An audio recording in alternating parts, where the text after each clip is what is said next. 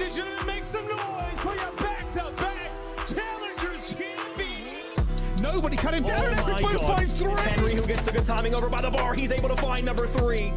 Oh, good movement from Mamba. Keeps the killing spree alive. Down low. Whoa, whoa, whoa. Lost for a minute, but I'm back. Now I'm at the top and baby at where I'm at. Ladies and gentlemen, hello and welcome. This is Challengers Elite in the EMEA region, and we are ready for our playoffs. 8 teams remain. We'll whittle that down today and find out how everyone's been getting on, Ton. It's been a tumultuous time in the group stages, hasn't it? It was a little bit more interesting than it typically has been. We've seen some teams slip up. We've seen some teams just about make it. We've seen some teams dominate who we really didn't think would. It's going to be interesting heading into playoffs to see how it all does shake out, Brycey, but we have 8 teams remaining. We'll be down to 4 pretty quickly by the time we finish today, I think. Was it? Did we get rid of 4 teams today? It might be next week. Either way, we've got 1 champion to crown. We have 8 teams to try and decide who's that going to be. Yeah, fortunately, we have 3 blocks of games in which to do it, but this is how the schedule is going to look for today. So, our first 4 games, Project 7 versus Exceptional Gaming, will slot into Alpha. That is the game we'll be covering from start to finish. Then on Bravo, another good game, OMiT versus Team France. And well, on Charlie, you'll have to guess as well. That's a good game. Ask Esport versus Orgless. And last but definitely not least, Rock Esports versus BTD Esports. And I don't mind telling you, we had a hard time picking the Alpha game for this one. And then we will continue with the Alpha and Bravo elimination games to continue because we've got the 3 slots a day, Ton. I knew it. We do lose teams today. I wasn't talking absolute rubbish as per usual. So, yes, that's what makes today very interesting to see who we are actually going to lose, who's going to advance on, and who's going to look good when it does come down to the playoffs. And you are right, it was a little bit more of a tough decision for Alpha today, but we went with Project 7 up against Exceptional. There's a couple of games there, honestly, I think will be relatively one-sided. There's one of them that some people might think would be one-sided, but I don't think it will be. I'll let you deduce which one that is actually going to be. But our game over in Alpha is going to be an absolute banger, no doubt. It should be as well. I mean, realistically, we talked about all of these teams coming through, and apart from maybe OMiT, who've looked kind of undauntingly strong all the way through, everybody else has shown a little bit of failure. I mean, still the Rock one that we talked about yesterday is still the craziest one. They've only lost to their academy team. No one can really work out why, because their academy team didn't make it into the playoffs. But maybe a little bit of a weird one winging its way, or just they've played each other too much and they got the better of them on the day. But all the rest of these teams will have a chance to redeem themselves. We spoke about this before. Challengers Elite is in 2 sections. You start with a group, and then you have to make it to this bracket. And the 8 teams that have done so are the best of the best. I mean, if you look at this bracket though, Bryce, the top side of it is heavy. My goodness me, I really couldn't tell you who's going to make it to the winners finals from that side of things. I think if anyone was a betting man, they probably would say Rock, but based on some of their performances, I wouldn't necessarily bet on that being the case. But for the bottom side, I would be quite shocked if OMiT don't make it to the winners finals from that side. They are no doubt the strongest team from that side of the bracket. So that should be interesting to see how things do kind of shake out. But I think still some difficult games to come through. Ask Esport looked pretty good across their group stage. I think that's going to be OMIT's biggest task. I would imagine they get by Team France pretty handedly, I would say. And then going up against Ask in the winners round 2 next week will be interesting. But for Rock up against BTD, I think that is one of those games where I'm not quite sure which way it's going to go. A lot of people will be saying, Chris, you're stupid. It's obviously going to be Rock. But BTD have surprised us on multiple occasions throughout their group stage. And Rock Esports, I mean, it's Rock Esports Online. We know what we are coming to expect over this year so far. It has been up and down, to say the least. They can be very streaky. They can lose maps that they shouldn't. That could be a bit of an awkward game for them up against BTD. But yeah, look, lots of good games going to formulate over this playoff bracket, and we're really excited to see how everything does start to shake out with our very first day. We've got 3 blocks today as well, Bryce. Excited to see how they're going to go down. I think you're right, really, with some of these teams. I mean, everybody is seen, I'm not going to say beatable, but less kind of cemented in their place, apart from OMiT, who, of course, you know, are maybe the exception to this rule, and there's a reason why they're now kind of the favorites in this competition. But before we get to those teams, this is a matchup that is exciting for all of the best reasons. Project 7 and Exceptional Gaming will go through Den, Raid, Den, Colossus, and Sake if we get there. But Project 7 have been darlings of EMEA for many of our Challengers Elites. And I tell you what, going up against Exceptional, who have looked better maybe this time than they have in previous stages. Yeah, no, Exceptional have looked a little bit better. I think, you know, you bring Mighty into this roster. You sort of asked the question, is that going to really change things up? What is really the problem for these guys? I mean, a problem for them is going to be Henry, because he found all three to kick things off. Incredible work down low. One player, of course, remaining in the sense of Mighty. But for Exceptional, yeah, it has been a problem for them all season long, realistically. Since that first stage win, they were absolutely fantastic throughout, but since then, they have looked pretty lackluster. Going up against the Project 7 team, who, for the most part, you know, we have seen some good things from them, but there's been a constant change of players. All right, the remaining core three have stayed exactly the same, but you've changed up every single season as far as one of your main SMGs go, and there's been no stability. Can they get something going here in this playoff stage? Let's find out. It's not been a bad start from Exceptional. They pick up the first 20. We're heading over towards P2 with Project 7 in control.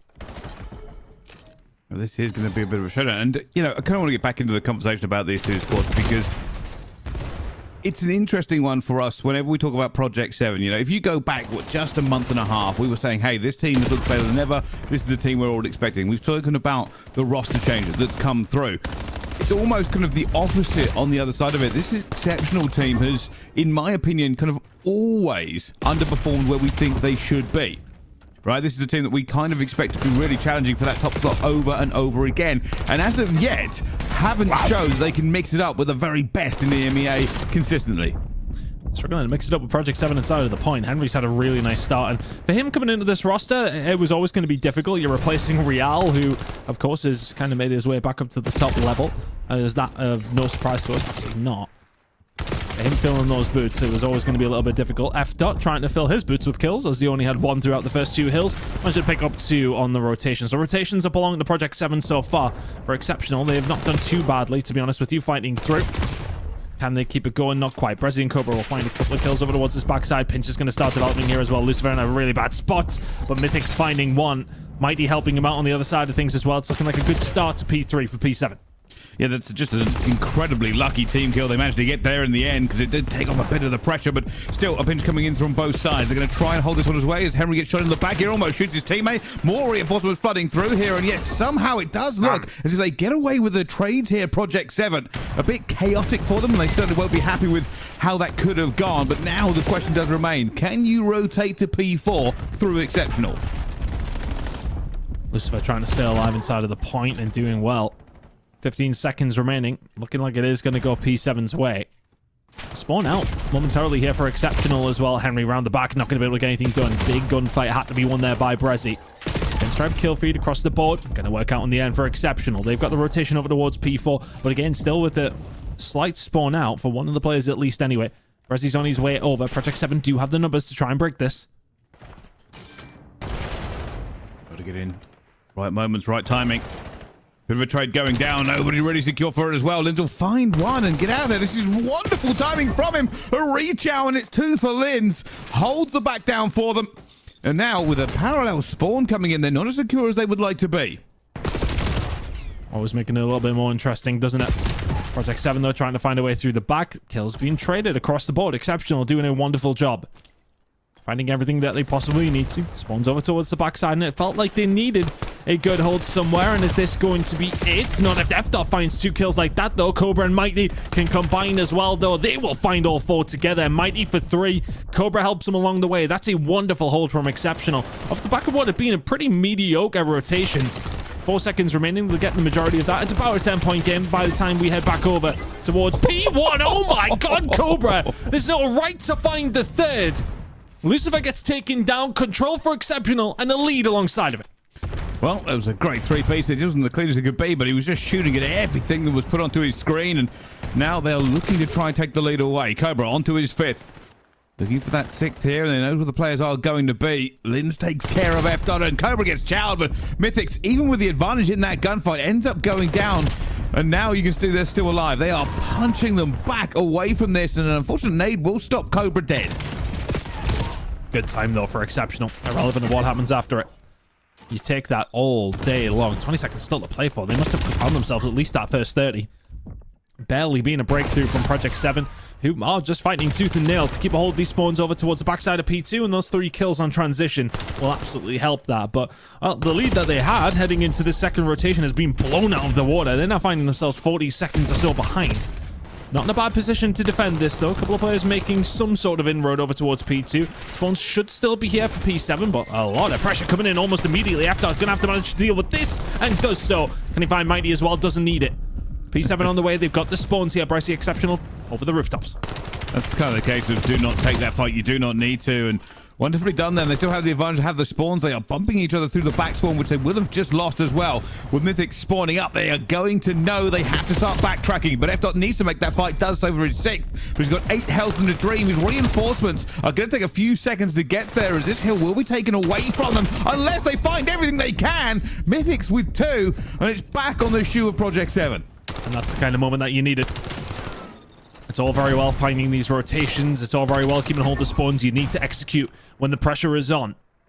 Mythic's with 4 in a row now. He's starting to heat up, and really he has not been an outlier, but he hasn't necessarily been putting up the biggest of stats that we typically have seen from Mythics. But honestly, this guy's a LAN player. I'm not too worried about his online stats, but because when it comes down to being face-to-face up against your opposition, you know what you're going to get from Mythics, and that is consistent, high-level gameplay. It's being on the forefront here over towards P2. Is it going to be there for P3 as well? 45 seconds remaining. Once again, P7, the first ones here. Feels like the fundies belong to them, but Exceptional have done well to drag it back with a couple of really good holds on occasional hills. F-Dot, of course, with the Hellstorm missile in his back pocket. He's having a great game. And Project 7 have a lead once more. Here comes the first push. Henry looking for 1. It's a little bit sloppy, and he'll go down because of it for the rest of the team, for the reinforcements, as Lucifer grabs 2, and it'll be a reset here for Exceptional. They did not get the push they wanted to. Even now, it looks like they might only be giving this a bit of a half-hearted attempt, trying to get over. Mighty is the player looking for this rotation. Mythics doing well at this moment in time, and that will help his team just rubber stamp that scrap time. Spawn out though for the side of Lucifer, so he's gonna have to make his way through as Exceptional starting a posture over towards this P4 hill. And this is where they brought themselves back into the game. They're gonna have to do that again because Project 7 have pretty much had their way ever since that P1 hole. But Mythic's now on a 3 spree. He's been really lighting it up, and that transition from Lucifer with the spawn out works out so perfectly. He finds the flank. Project 7 still in control with 40 to go. Mythic's going to go to Linz here. A little bit of a fight going in as you see the NPC trying to go to work, but F-Dot gets stunned before he can make a bit of a bigger chow here, and Exceptional will rip this one away, and Cobra makes sure Mythics cannot hold onto any spawn to keep it chaotic, and this should be Exceptional's time. Done really well to find a break back, to be honest with you. 4 very clean kills. Now can they defend as well for the final 15? Lucifer can have a little go of it out on the outside. I imagine that F-Dot is going to probably keep a hold of this Hellstorm for when we do head over towards P1. But that scrap time is going to go Project 7's way, so that'll soften the blow. Nice gunfight win coming in from Mythics. He's got a Hellstorm. F-Dot has a Hellstorm. You can all have a Hellstorm because Exceptional are going to have to really struggle to try and deal with them, you would like to think. P1 was a moneymaker last time for the French team, but that will be very, very difficult with missiles coming out of the sky. Yeah, we should probably see the first one start to impact any second now. There we go. Mythic's bringing in the rest of the team, waiting for the call. Where are they? Where do we need to go? Already, though, F-Dot has gone down. Henry has gone down. The Hellstorm is ready, just bringing reinforcements to do nothing. And maybe it's just saved them, but with all that stalling that ended up happening, they're calling in the second. 2 Hellstorms for no seconds yet here for either of these 2 teams. And, well, this last player should be able to survive for a little bit longer. They get back into cover. This is really just a bit of a band-aid. Yeah, that's one of those moments you'd like back if you are Project 7. But, I mean, the caveat is the silver lining. Yeah, okay, you might have used both your Hellstorms, but you kept Exceptional off it for the most part in positions that, well, weren't looking necessarily too good for you. And you're not maybe going to get the spawns over towards P2 now. Lucifer really having to fight, so can he manage to find a way through? Yes, you can. We'll find a kill down on the Linz. And the rest of this team on the way around. Oh my word, that spawn. Linz is going to spawn directly in front of him. Lucifer will keep a hold of it. 4 in a row from him, keeping that pressure on. Another player towards the back. Lucifer is doing it all on his own. Can the rest of the team pick up inside of the hill? Absolutely they can. Yes, okay, good job to the team inside of the hill, but Linz is getting farmed by Lucifer. It's 6 in a row from Harry. Cannot be overstated just how impactful a single play from Lucifer was there. Multiple kills, spawns ripped away, and Exceptional kept having to send people to try and body him. Hasn't worked out as he continues this reign of terror. Quiet in the first couple of hills, but no longer an 8 streak. Trophy going down. The reinforcements are slowly getting here for him as well. His health hasn't even come back yet. He's shooting his own teammates. Lucifer's still alive, but barely. 8 in a row. It won't be that many more because honestly, I think Exceptional have to find a rotation. But it feels as if Exceptional have been fighting off the back foot the majority of this game. He's not going to make it 9. Brezzy will find him through the middle of the map. But they have the tools to try and break over towards P3. But Lucifer, I mean, look, he literally rubber stamped that entire hill for Project 7 there. Finds the kills to keep the spawn, keeps finding those kills. The rest of the team have got an easy job to do, and he might make it easier with the transition over towards P3. This break has got to come through if they want to close the game out here. The space being created from this Hellstorm is going to allow them the free walk in. They're 10 seconds away from the win. Left up knows where the pressure's coming from as well. Going to try and stay alive. Get the reinforcement with his teammates coming into this one as well. And, well, Cobra manages to break in. They have broke it with 2. Still alive here for Exceptional. Mythic's going to try and find at least 1 on this rotation, but not going to get any more. 22 seconds left to go. Exceptional will have to hold this. They cannot afford to early rotate at all. Cobra's were massive inside of Dojo, though, so that's going to make things a little bit more difficult. 13 seconds to go here over towards P3. Exceptional, not too worried about it, honestly. They're thinking about the spawns and think about the big time that they got over towards P4. They are thinking about that once more. That big time might get them the game, but they need to find the kills on top of it. Mighty on the flank. He's went the long way around. How's he found the kill on the F-Dot? And all of a sudden, it's Exceptional inside of the point. They can just about win it here at P4. Huge kills coming in from Mighty. And the door is ever so slightly ajar. Project 7 need to find a way back through. Should have never got the second, but did. Now needs to find some more. Finds his fast. Not going to be any more from him, but the reinforcements are here. Brezzy into the hill, but there are kills from Mythics to shut this game down. You will not go to the ball, Exceptional. It's map 1 to P7. Got scary for a second. But a P7 performance where they controlled the majority of the game will get them the win on Den. That was scary. When you see the transition going on, you think to yourself, okay, well, yeah, they need 3 seconds. It's really not a lot. You don't expect Mighty to find 2 like that, maybe making it a bit questionable, but in the end, Project 7 will get a hold of map number 1. As I kind of mentioned throughout, it did feel as if the fundamentals were there a little bit more for them, and there was that takeover potential as well. For all that, Lucifer had a quiet game by his standards as far as 27 and 24 goes. That streak over towards the backside of P2 was the money maker. 8 in a row from him. Kept a hold of the spawns, pretty much gave his team that free time. Mythics is sitting in there with 2 minutes and 20 seconds inside of the hill, soaking it up all day long. 16 objective kills from him, as well as the streak from Lucifer, are really the gems for Project 7 throughout that hardpoint. Incredible performance. Map number 1 will go their way. Yeah, that was a bit more of a nail-biting end than we were expecting. Certainly, I mean, I still don't know how Mighty got that second kill, if I'm honest. I was convinced he was done.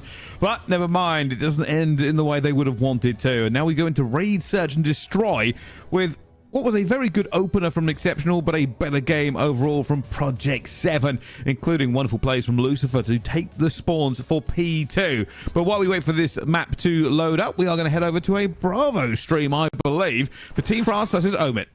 And this is... Okay, this is one of the reasons we didn't watch this game. We were expecting OMiT to be the better team, Ton. Yeah. And, you know, I think as well, not to discredit Team France by any stretch of the imagination, but it feels like OMiT have found another gear to me. I mean, it's always been hard to really understand where they really are at for the most part. I think they've lost 1 map through the group stages. But is it weird that I kind of expect that to a certain degree? They were absolutely fantastic at the major in Atlanta. For me, the real test is when they're going to be taking on a Rock or somebody along those lines. I mean, they lost to Rock, of course, in that best of 7 in stage 3. They'll be looking to try and avenge that. But for me, it looks like they've leveled up based on what we've seen. But I'm still looking forward to see what they look like up against the top teams. We haven't quite seen that yet. No, we have not. And for OMiT, this is just continuing to be almost a mythical story of how this team came to be. Individual shining players from across the breadth of EMEA came together to make something. And so far, they have only improved every time we have seen them. The major was good, but this stage is looking even better as they get the reps under their belt. For us, it's not a case of whether they'll go to final, but who they will be facing. We're all excited to see them at the major again. Yeah, the trip over to France will be a real interesting one for OMiT. They'll be looking to just make sure they get themselves a win here in stage 4 in EMEA. And I think, honestly, this team will be thinking about champs. They'll be thinking about EWC as well. They are very much up there with the best challengers teams on the planet. Just to bear in mind, and I know, look, it kind of became a bit of a running joke online that it was Ethan's very first LAN event. went all the way to a grand final up against a great Bush team who thoroughly deserved the win in the end. They went on such a long run throughout the losers bracket. But I think, you know, when experience starts to grow for this roster, they'll become a lot more dangerous. They'll be going into this, you know, not nervous about, you know... How dangerous they're going to get. Well, no, exactly. But at the same time, I mean, look, I don't want to read too much into this game up against Team France, respectfully. But I think for them, they now don't have to worry about that. Rushing it off for DK and Ethan, okay, early in your LAN career. You don't have to worry about that being a problem when you go over to Paris in a few weeks' time. No, you certainly don't. But, hey, this is one of those things that we always kind of point out, right? When the team starts to pass the eye test, and we know it, everybody else knows it. It's the worst-kept secret in the CDL that these players are on the desks of some of the GMs and teams looking for potential changes moving forward. Whether that will be EWC or whether it will be in the off-season, it's almost a guarantee that offers will start floating that way. I mean, this is a ridiculous scoreline. I know some of you at home would have... the game, nothing to commentate. Well, no, exactly. If anybody's complaining, I'm just trying to give you a little bit more backstory because they're currently winning by 170, lads. I mean, there's not much for me to say. Team France aren't a bad team. We've seen them be very good here, but this is... OMiT are just... well, like I said, we pick games where we kind of come into the day before to work out... I tell you what, while we've got some time, we'll talk you through the kind of the process here. It's who we haven't seen, who we think is going to be close, and who we think needs to be highlighted is kind of the criteria we end up using. Sometimes we don't always get to watch every single team onto Alpha, but with the new format, we do make sure that every team gets streamed. So a little bit of a relief on our side that we don't have to work out what games we can get in that are still competitive. But yeah, this is one of these teams that we thought was more heavily favored towards OMiT, so we didn't think it would be that close. Obviously, we didn't think it'd be like this, admittedly, and maybe the S&Ds will be a bit tighter as it goes through. But at the moment here, OMiT are showing what they are the heavy favorites to win this entire thing, with the only other two teams really that we've been talking about are probably P7 and Rock. Incredible performance from them here on this SCAR, though. And yeah, I think when I was alluding to one of the games that I think could be done pretty quickly, this was one of them. As you can see, 250 to 35. Apologies if anybody wanted me to get gassed over that, but OMiT just do what OMiT do. Frankly, that is disgraceful. Yeah. I mean, what do we say? Well, we don't see a great deal, mate. We talk about the general idea of what we think they're going to look like at potentially winning LAN events. That's how good it is. I think that's respectfully us. I want to say translating the gameplay into, yeah, okay, yeah, these boys are good. We know that. We know that. We don't need to talk about that too much. Aspect. Incredible work from him. And honestly, he's kind of a player I do want to talk about on this OMiT roster a little bit, because honestly, this year, I've kind of been up and down on Aspect to a certain degree. He has been brilliant in that OMiT roster, and it's really nice to see. But back into this alpha game, Project 7 up against Exceptional, and P7 in the lead here, looking to try and find a raid search. Will be, and I'm glad we kind of got away from that game before you had a dumb opportunity called Denzerold again. But we'll see how these two teams get on into this one. And Mythics might have a first blood here as well. Catches Lins before he can do much more on the flank.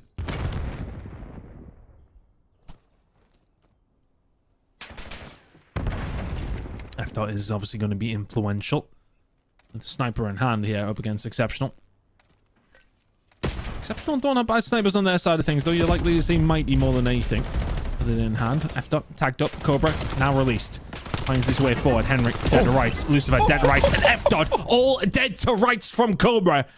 Mythics makes it a 1 versus 2, but Cobra taking over towards the statue, and that is the kind of moment that he can produce. He'll have to produce a couple more for Exceptional want to get themselves back into this series.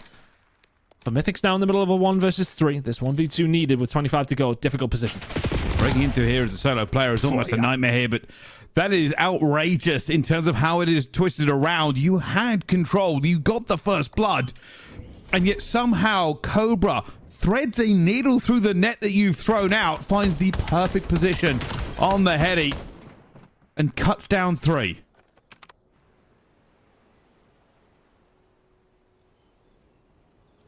Mad work from Cobra. He's another one that we've talked about so often over the past couple of years. This has maybe not been his best year. I haven't necessarily seen the success as a roster that would maybe propel him up to a position where he, you know, would start being talked about. I mean, you think Gentlemates is a natural progression for him as a French player, something along those lines, if we're going to be obtuse about it. But hasn't quite happened for him, honestly. I think his moment was maybe a couple of years ago. Linz's moment will not be in the rest of this round. Mythics, that is a hell of a lucky stick to a certain degree. 3 versus 3 in the end. Project 7 still trying to defend here. Exceptional looking to get the bomb down over towards A. So it's going to have to try and get out of this, but they're going to hunt him down. They know he's weak here. Lucifer trying to get a bit of cover going through. Henry, that's a massive kill to make. More flying at him. He's got so many players against him. The NPC's out of bullets. His pistol's good, though. That is outrageous holding in the end. I think he got some help on that last kill. It looks that way. I'm not too sure if he was the one that picked it up. No, it was Lucifer in the end. You got to give Henry his flowers for that one. Harry on his way over to help out his teammate for his first kill and round of the game. We'll keep this one moving into round number 3. Interesting one so far. Both these two teams not necessarily putting loads of pressure down to actually get that bomb down and extending through Laundry. It has been a case of just fighting through the mid-map. Who can find those 50-50 gunfights? And, well, right now we are 50-50. Both teams with a round apiece. Bit of a back off here. A lot of control for Project 7. They're waiting for the pressure. It's going to be F-Dot versus Linz, and he will be spotted here. He'll be caught out as well in case his teammate's vulnerable, but they've lost Mythics on the other side. This defense, this hold, this position is crumbling a little bit here as they lose players and position. Down to a 2 versus 3. If a Project 7, what was a good defensive position here now is feeling a little bit like a trap. F-Dot finding one back, though. This plausible. Linz on his way through. Freebie onto F-Dot. Lucifer, though, he'll find one. Has location on Linz and has an M15 with the headies over towards AS&D. The statue is going to be his playground. Linz will have to close that gap somehow, some way, eventually. Harry might just create a little bit more room for himself here. He did know where Linz was, but time has passed that he could be anywhere. Linz is just going to bide his time here. I don't know if he'll really make too much of a move in the end. He is going to. 15 seconds. There he goes. He has. Oh, perfect. In the end, absolutely perfect. Was only going to check one. Waited for it for the longest time. And I think we said that Tom was right. Realistically, neither player had a good idea where the other would be. For Linz, even now, this was just, right, I'm just going to check it. If it's not here, I can either wait in the corner for the actual plant or go to the other one. But yeah, for Lucifer, he had no idea where that player had gone. You saw him even checking the other spawn.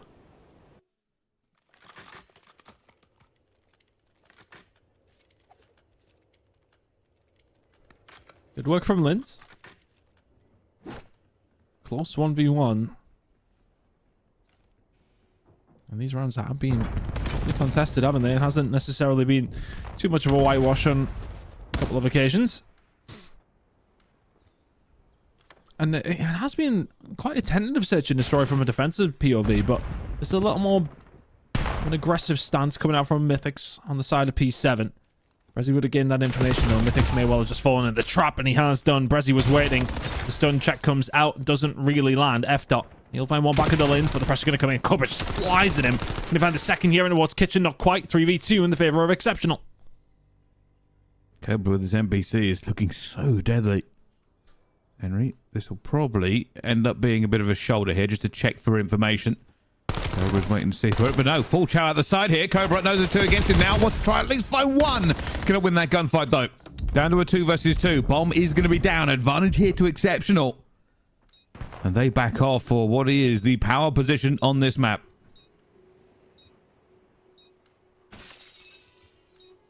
Difficult to get Mighty out of this spot. Henry picking away, but they've got nobody on the flank. They're running out of time. You got to make a move right now if you're Project 7.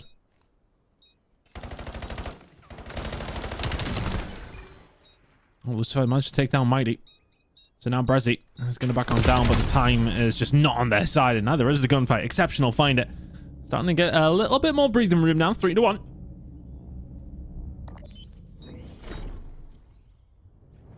These teams just obviously had a week to prepare for this as well, John. That's the crazy thing when you think about it. A full week to prep every single break, every single map that you know is coming, because you know where your bans are going to be, and you can have a pretty good guess of what most other teams are going to. So it's always interesting on S&D, I think, is that you're going to have so many kind of counter plays and breaks ready for what you've seen the other team do. Not just because, obviously, you should know at this level of Call of Duty, but there's so much VOD now, considering how many games gone to stream.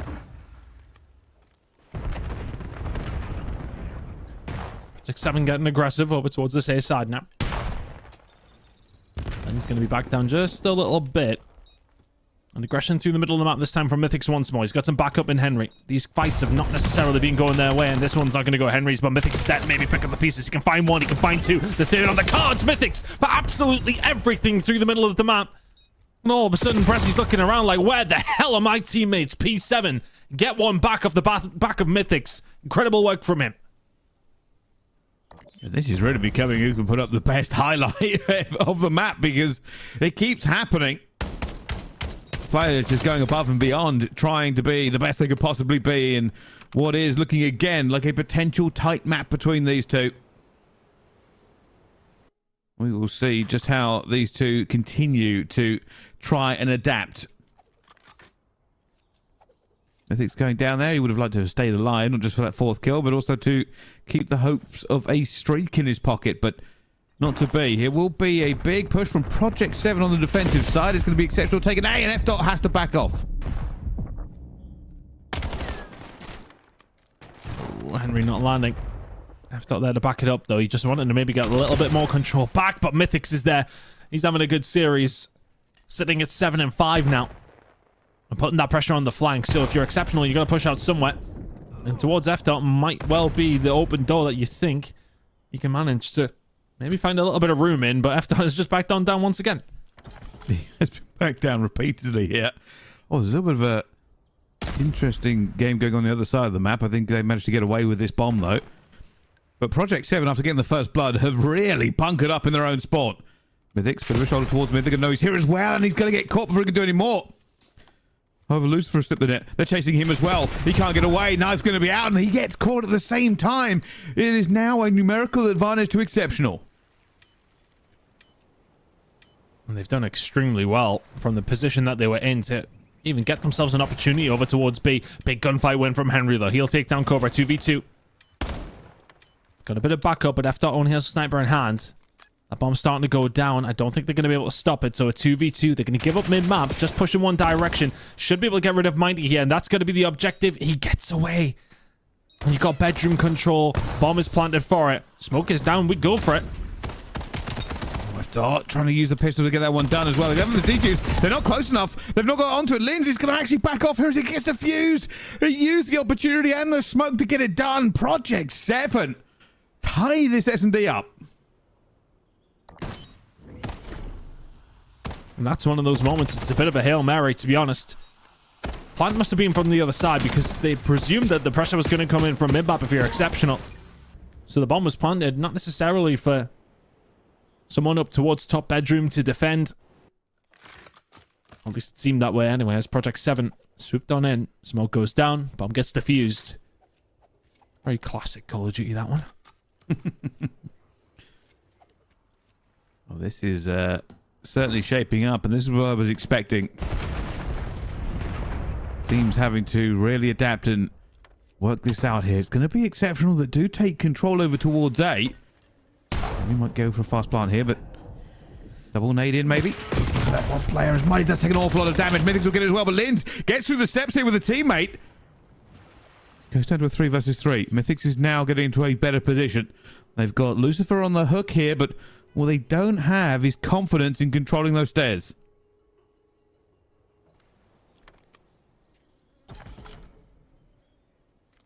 This bomb's going to go down. Got Mythics inside of Tiki.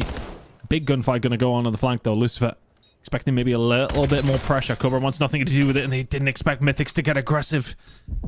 He caught out over towards basketball. I've got now in a bit of a difficult situation as well, but the number's still with P7, if only momentarily. Now a 2v2. Oh, Cobra does find one, though. Does he know where he's going to be? No, down he goes into the water. Into the depths. Finds one. You'll see the second come through as well, and he gets chowed. And that is a wonderful win, a wonderful clutch from Lucifer. Water wings, keeping him alive. Incredible work from Lucifer once more. P7 making life extremely difficult for themselves, considering the situation they were in. But steady is the hand from Harry. Big work coming out from him over towards the backside to keep Cobra at bay, and then transitions over towards the site and locks it down. Project 7 4-3 to the gun. Mighty having a poor game by his standards as far as search and destroy is concerned as well. Hasn't been able to get anything going here, but if he does, then all of a sudden, we're back into the mix. But Lucifer, he'll open things up with the help of Henry. First blood to P7 once more, 4v3. Henry going for this one as well against Cobra. The movement doesn't get him out of here, but it will be traded. Still, advantage to Project 7. They have a good amount of control here. Milik's now backing off. F-Dot finds where Mighty's going to be, but Mighty moves before he can get him. And now for Exceptional, they've got to try and work out how to approach this. This might be for Brezzy. Is that timing? This might be timing. Brezzy's seen it as well. He's looking for Mythics. Grabs it down on 2 versus 2. Still not stopping. Not going for the plant. He's taking map control. Ooh, that was bold. Nelly gets caught out. 11 HP is all that saves him from, well, dropping the bomb in the worst place possible. Gets away with it. Position of Mighty is going to be absolutely massive here. F-Dot can't pick up the pieces. Expecting pressure to come in from the bedroom side. Now he's stuck in no man's land. Who's the other player, though, on the side of P7? It's Lucifer. He gets taken down. Got to find her. If you F-Dot, you can't. Exceptional do extremely well to find that round. For a piece now. Very back and forth, this search and destroy. Nobody really getting in, so wiggle room, to be honest, Bryce. Just never know. These teams are so talented and the players so good that just when you think a team has the numbers to trade it out, somebody finds something somewhere else. 4-4, and this could very well go to round 11. There is, as far as you can tell, no real difference in the capability of these two squads.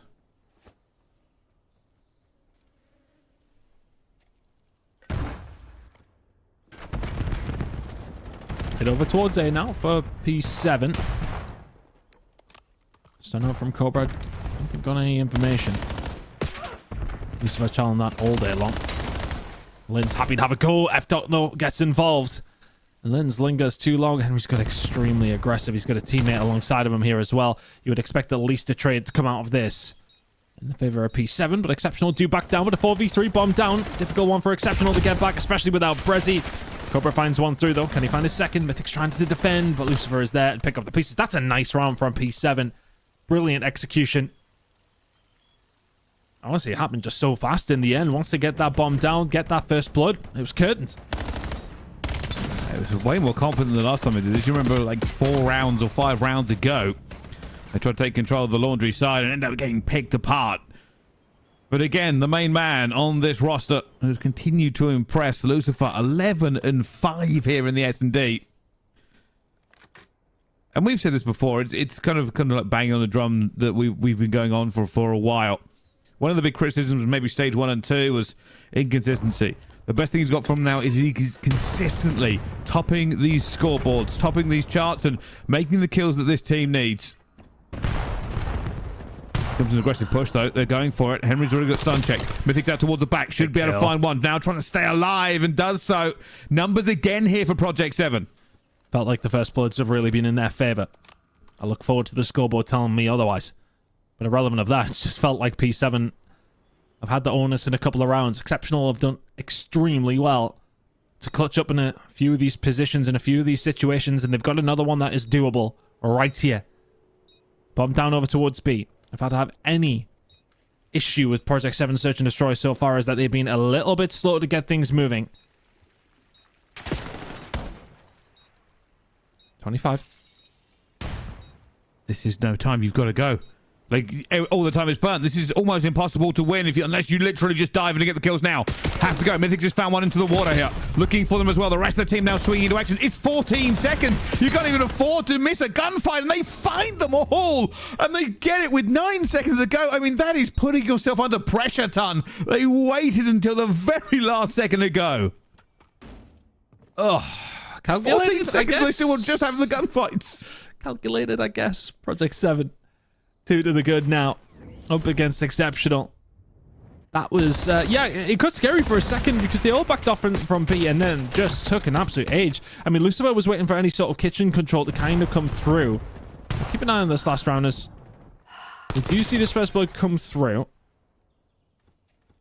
And you can see as well, okay, completely free for the side of Exceptional, and Project 7 just back on down entirely, thinking that Exceptional maybe not quite as advanced as they were. Yeah, so they've seen the cutoffs over towards B. They got the cutoff over towards B from Mythic, so I think they thought they'd forced Exceptional to go over towards A. In the end, though, they will find the gunfights, but I mean, there was merely 1.5 seconds left before the defuse would not have landed. Project 7 leaving it till the very last second, to say the least, pricey, but find themselves 2-0 up nonetheless. Yeah, I think the first kill went down at what, 13, 14 Yeah, seconds? Maybe might have 14. been just below that, but you've given yourself like 6.5 seconds to get to the bomb after getting into the gunfight. So yeah, if they had lost one, if one had gone the wrong way, obviously they lost the very first down to a 3 versus 3, but if one more of those trades had gone the wrong way, they probably would have gone to around 11 because there was no margin for error. And those first bloods, yep, definitely did feel as if they were going towards Project 7. Most of them went over towards Mythics. He finds more than everybody else on the side of Exceptional. And just about Project 7 combined. Nearly. Den Overload is incoming. Big game for P7 to find that. Really close considering how many first bloods they were actually able to find. I think 1 or 2 of them from the side of Exceptional were actually in the very first 2 rounds. So Den Overload is going to be coming up on Alpha very, very shortly between Project 7 and Exceptional. But we moved over towards Delta. And the slowest game that has been going through. We will be blaming Steed every... It's every week. Taking the time with the... it's all right, though. It's fine. We'll allow it. Yeah, no, it's fine. It's real fine. It's pretty cool and sweet. Rock, hey, slow to get into games, but the games are always good, I suppose, is the silver lining there. They are down, but this bomb will be for them, and we have numbers. We're going down at 2 versus 3. Clocks holding on the outside here. It's just clutching a 1 versus 3 now, and well, Dom will take it down. And Rock Esports will tie up the S&D here. And I'll tell you something, I always am a big fan of Rock's S&D, and it has been one of the kind of jewels in their crown. Yeah, absolutely. I think, you know, they've massively developed since the very first stage as far as their S&D goes. Won that first map 250 to 101, so quite comfortably. I mean, extremely comfortably. Nearly 100 point clubbed them. Let's bear in mind, though, that's... I suppose hosts will have an inkling on how this series will go. And I imagine they're having a good say in this 2-2 so far as well. We've got to keep an eye on Domex and the search and destroy, haven't we? But nobody heading his way. Thankfully for BTD, they'll keep themselves as far away as possible from the scope of what many deem to be the best sniper in the game. Clutch, though, not worried about clocks. You'll find that gunfight 3v3. I was hoping for a pick here is Domex, and wow, that's just a pixel. Unfortunately, if you can see them, they can see you. No has back down. This is still going to be very much about Domex. Close to the sniper. They're going to work it out, though, as well, and he can't get away. And they have the numbers and bomb down. Tough one now for Rock. Kicks and Dom going to have to find a way through, both on a 3 spree. Dom makes it 4, 2v2. Catch Scythe off guard as he was trying to get out. Kicks, he's the one that maybe has to try and break things open and then give Dom a little bit of leeway. He's putting the shots down. Clutch and Rush going to have to be backed on down, and Dom's going to have to start moving, but he picks up the M15, cannot help, and BTD hold it down. Just really making sure with that post plant with numbers wasn't going against them. That's a big chow from Dom. I mean, you have to basically have perfect centering to win that against a M15 that's set up. Still, this is early doors for an S&D. 3-2 advantage to BTD as they look to try and even the score here after what was a pretty powerful hard point from Rock Esports.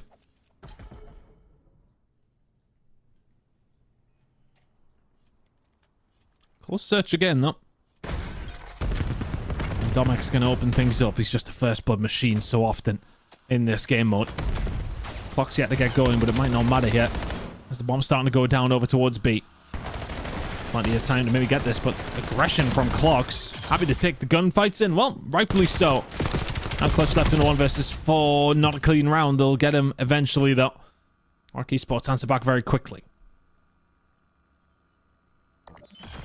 And you're all right. I think, I mean, I'll be honest with you, Ton. It's been a year of saying this, and it's only gotten more true as time has gone on.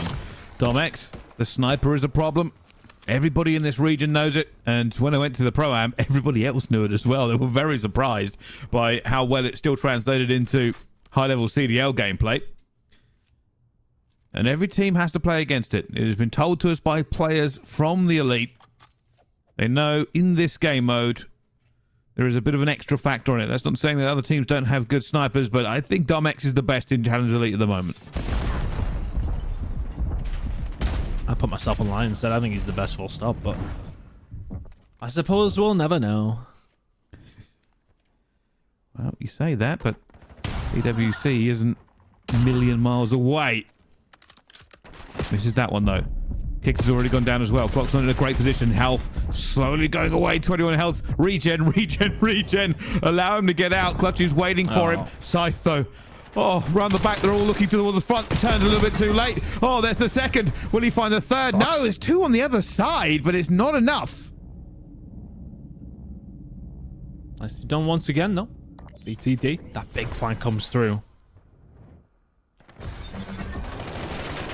Makes a big difference, that one, though, doesn't it? So much pressure was put down that Rockwood just kind of stuck between a rock and a hard place. And in the end, it works out extremely well. 4-3 BTD now. So back and forth, this one. Keep an eye on some of the other games as well. OMiT 2-0 up. Ask Esport 2-0 up against Orgless. P7, of course, we're 2-0 up against Exceptional when we just left them. We'll be going back over to that game shortly. Esports finding themselves ever so slightly behind in this search and destroy. Heavy pressure going through here. BTD, no. Repositioning. Dom will play late here, and he might get a bit of timing. One down here, they will be looking towards them. Will Dom strike into action? No, the rest of the team go through the front here already. BTD striking in. Already gone down for some trades, but there's going to be two here for Rock Esports. And now they're looking for more. It's gone down to it as well. A 2 versus 2. Dom needs to get into the fight. He is late for this one from the outside. Domex is going to be here as well. They're looking for him. Dom gets in but goes down. Domex finds one more. Running. Desperate to stay alive. 27 seconds. Health coming back as he already finds a player into it. UH is desperate to get away himself now. 19 seconds in a dream. One more gunfight will determine this. And nobody knows where. Domex will just check one more time. He's just played the clock beautifully by staying alive for so long. Nobody there. UH looks for him as well, and Dom says, I'll take the kill and the round. Thank you very much. Chaos. Utter chaos. How Domex actually managed to get away. UH needed to be more aggressive in that, Charles, to be honest with you. That was one of those send it moments. Relevant of that, though. Rock Esports still get the round. 10-5 out of Domex. Insane work from him. Let's see if they can keep this one rolling. It's that moment of panic whether or not Dom would get into the fight in time. But this one is continuing 4-4 between these two. Hit to A for them, but we have our alpha game ready to rumble. This one will continue on Delta. If you want to keep up with it, just pop it out in a tab and we will jump back whenever we can. But we have other games ongoing. OMiT, by the way, are about to end their game 3-0. They have pretty much decimated Team France. I saw some of the search. I think it was 6-1. So, yeah, they haven't really stopped. Haven't slowed down at all. Speaking of not slowing down, Project 7 will be looking to try and do the same to Exceptional. 3-0 win would go a long way to helping their confidence. That was maybe like a poor group stage, to be honest with you. Well, that's a good start. Batted down Exceptional, who were the first to pick up the EMP. Lins can't quite finish his thing now. That's one of those moments you need to get a hold of that. And now an opportunity possibly for Project 7 to get things rolling. Mighty with a big gunfight over towards the middle of the map should pretty much result in a bit of a stalemate through mid. All about who gets control from here.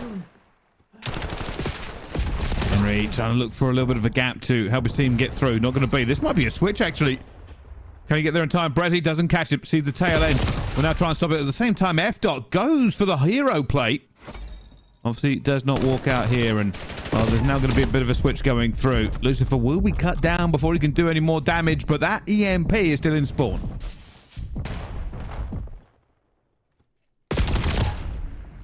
Big win from Henry. Up and down because you just do not want to let a player get on the flank from that kind of position. They've lost another man here as well. Have exceptional. They've lost a few. Absolutely everybody falling at the wrong time there. Brezzy needed to find that gunfight and did so. F. though, can he get this one over the line? Yes, he can. Slams it home. Cobra's nade is not going to do anything apart from just kill their own teammates. And now all of a sudden the setup could be here for the back-to-back. Looking for the relay if you're Henry and Co. If you could have found that gunfight, you may well have been able to set it up. But good work from P7 either way. Go for it one more time, but a lot of players in the way here. As if finds one, stays alive. Needs a little bit of reinforcements for that health to come back. Players now pushing in from both angles. Nade's taking them down here. Henry looking for it at the same time. Mythics is going to be with him, and this might be another push. They've got it done, and the reset is grabbed. They're now on the way here. F. desperate, trying to stay alive, trying to slide it through. Stopped on the goal line, and Brezzy finds two. Yeah, it was Mighty on the flank. He's the one that's pretty much shut this one down. Find more gunfights in the middle of the map here as well. Mighty is leading the charge to maybe get one back over the line. Can they tie this one up? Gunfights in the middle of the map working out in their favor. Brezzy trying to get this one home. Can't quite get it to land, but Linz will. Nicely done from Exceptional. Huge gunfights coming through, and it's all down to Brezzy, who finds that flank and sets up the play. One apiece for 2.5 minutes to go. Brezzy finds it. Still trying to stay alive into this one, as we do know that this spawn is a literal grind. It is just headbutt after headbutt. It is pushed through and try to make the kills in succession. After finding two, and he just said, hey, I'm not going to run this. I refuse, but this is a bad time. Oh, no, Brezzy's grabbed it from the back, and oh, it's going in. That is just heartbreaking. Project 7 said we don't want to go for the rooftop run, not knowing an exceptional player had got away. How on earth can you let that happen? One players come through. And the difference is made by Brezzy. And now you have to regain some sort of control here at Project 7. You've been in the driving seat for, I would say, 70% of this half so far. But you haven't been able to make it count. Linz playing awkward. Mythics more than aware of what's going on here. Trying to get a little bit of control. You can see the flank coming through from F. though, over towards the P3 side. Far too stagnant for Exceptional. And Project 7 may well get this one home.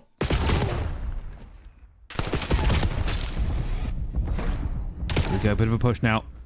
Brezzy, that's a big kill. There's a bit of doubt in the mind, and that's a huge second with the nade. Brezzy is everything here on the defense. That's the second time he's done that. And he made that play to get the attack earlier on. He wins it with the EMP. 12 and 10 does not show you how well he is playing. He's found so many clutch moments. Cobra trying to find a way through himself. Will eventually get shut down, though. 3 in a row from Mythics. He's had a really good series too, but now Cobra on this flank is, well, maybe a little bit at sea.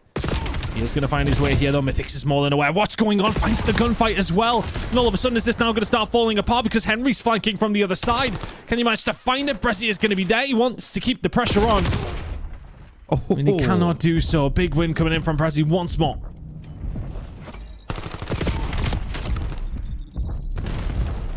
A little bit left in this half. Looking for it at the same time. A lot of kills going down, though. And now Linz will have to try and deflect. He knows there's going to be a player challenging him straight away, and he loses that gunfight. Opportunities in abundance here, but they will have to get their next set of kills. Lucifer not going to get that one. The stun slows him down just enough, and well, this free play might actually go the way of Exceptional, and they have a free run at it. Close spawn's going to come through for Project 7. They need one kill on the Cobra, and that is it.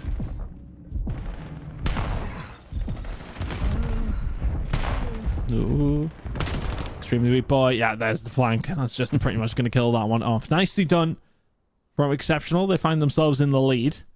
A couple of counter plays here and there is what makes the difference. I feel like they're very stagnant when they want to attack, but on the defensive end, they're moving players around in so many different directions, sending off flanks consistently. Yeah, attacking side is a little bit more rigid, and it's hurting them when they're having their opportunities.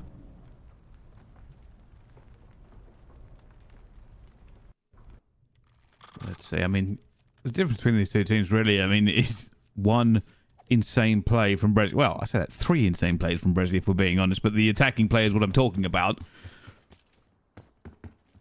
On the other side of it, though, we'll see if Project 7 can adapt and overcome. But this is, again, looking like a close one. And we spoke about this pretty much every day now, as Overload has evolved as time has gone on. Not just with the NPC meta, as we all know, but teams are so good at defense now on basically every map that it becomes a massive war of attrition. It's not that common that you see high-scoring games against 2 equal teams. Oh, I could have done with finding that. I think if you're Project 7, you still feel confident that you can come back into this game and probably go on to win it. There has been moments for them. As you say, for Exceptional, the moment that has made the difference, the moment that had brought them that lead, is pretty much all being down to Brezzy on both accounts, to be honest with you. F-Dog, he can find 2. Can the rest of his team find anything else? Not quite. Brezzy and Mighty, who combine well for the defensive side of things, and Exceptional can get this one out.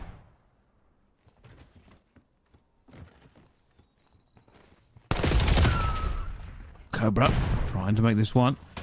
The F-Dot's going to be here. They do, and they turn him. They're looking for this. They have the numbers. Basically, this is all on Henry now. He's going to be the first of the fight. Looking for Cobra, looking for the players on the outside. More players coming through. Mighty will be able to get this one. 3-1 to Exceptional. Every gunfight they needed going their way. Mighty still alive on 6. Going to try and hit this flank. Nobody has turned for him yet. They're going to know he's here. F-Dot's going to try and get away, but that is a pistol fight, and the guns are so good with the pistol. It makes me very jealous. Ethic's finding one as well. He's looking to try and find a 3rd. Cobra the last one. Is he dealing with them all? Not quite, Lucifer. Oh! Didn't pick it up in time. Thought he might have been there for it. He should be able to find one and can, but again, Cobra coming up with the defensive clutches. Feels as if Project 7 are just getting the door slammed on them on multiple different occasions. Henry nearly snapping on the 2nd. Can they manage to reset this one? Not quite.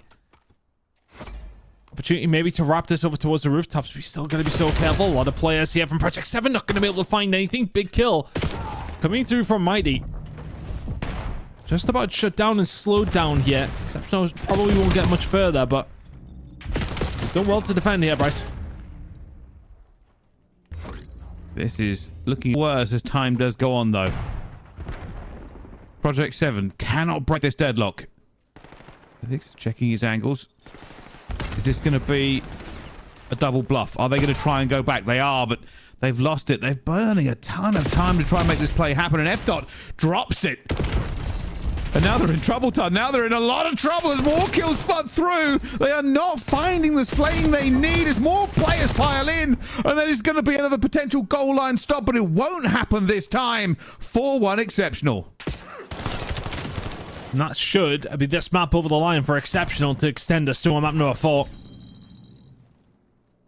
Massive amounts of work done from them throughout this overload. And yeah, I mean, I just want to say that it has been down to more so a couple of individual players that have made the difference. No more so than Brezzy and what he's been able to do across this entire map. They're going to rewrap this one back around. Exceptional can take their time. They've got drone control. They are big chilling. You don't really see this going against them now. I mean, continuous pressure, continuous decimation of the lines that Project 7 try and draw, but they have been stopped so many times. And even with the cheeky Brezzy play, they would still be very much into the lead here as they continue to punish Project 7. We're now playing TDM over an EMP that will reset eventually.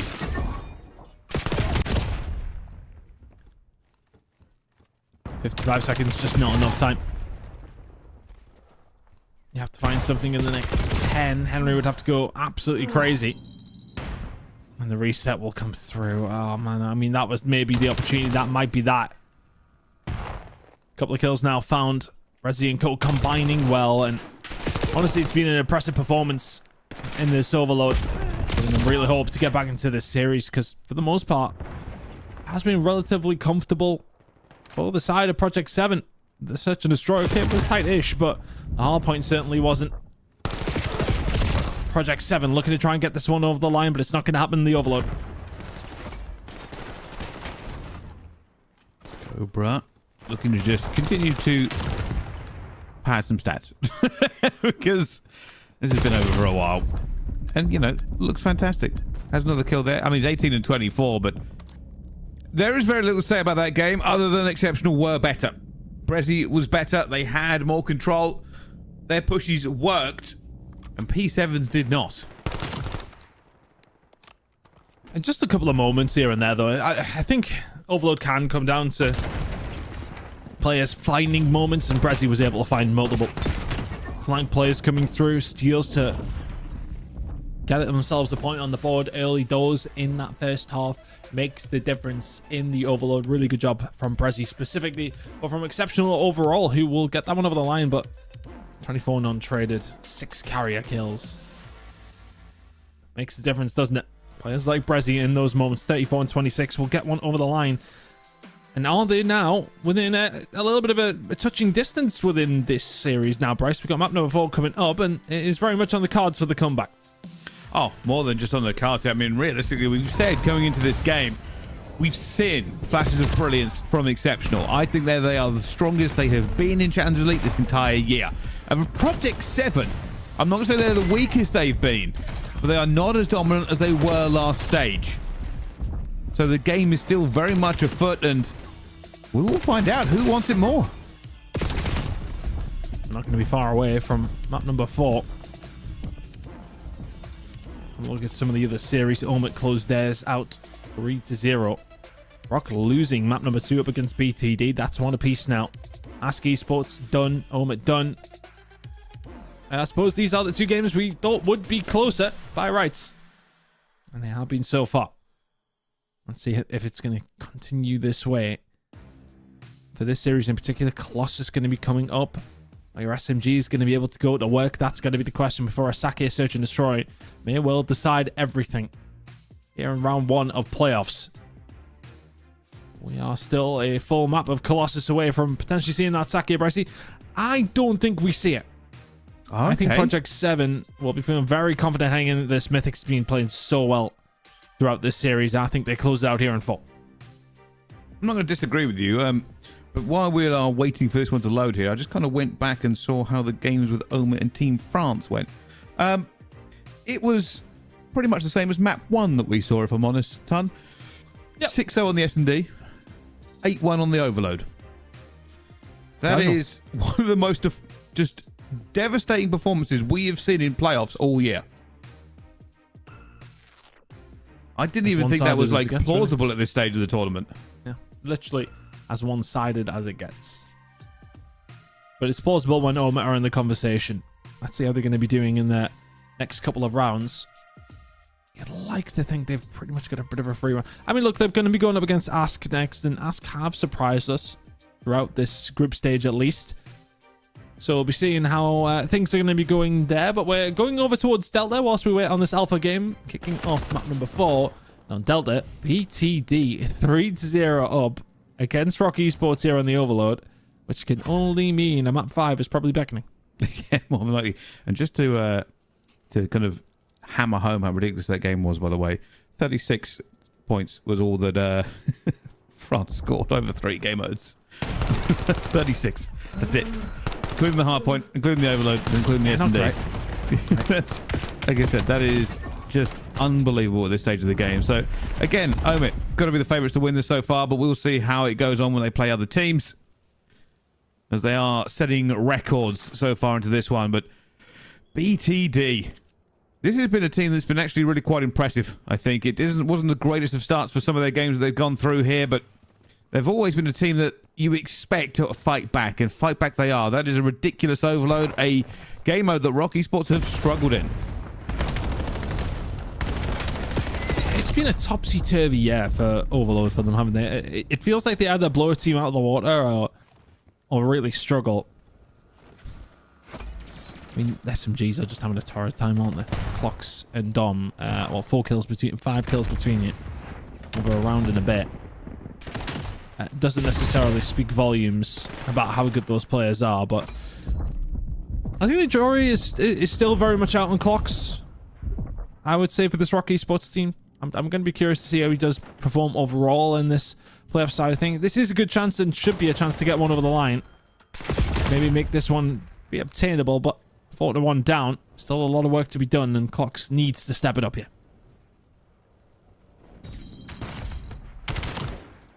OUH just delaying this push out of it as well. They grab the EMP. They're now moving.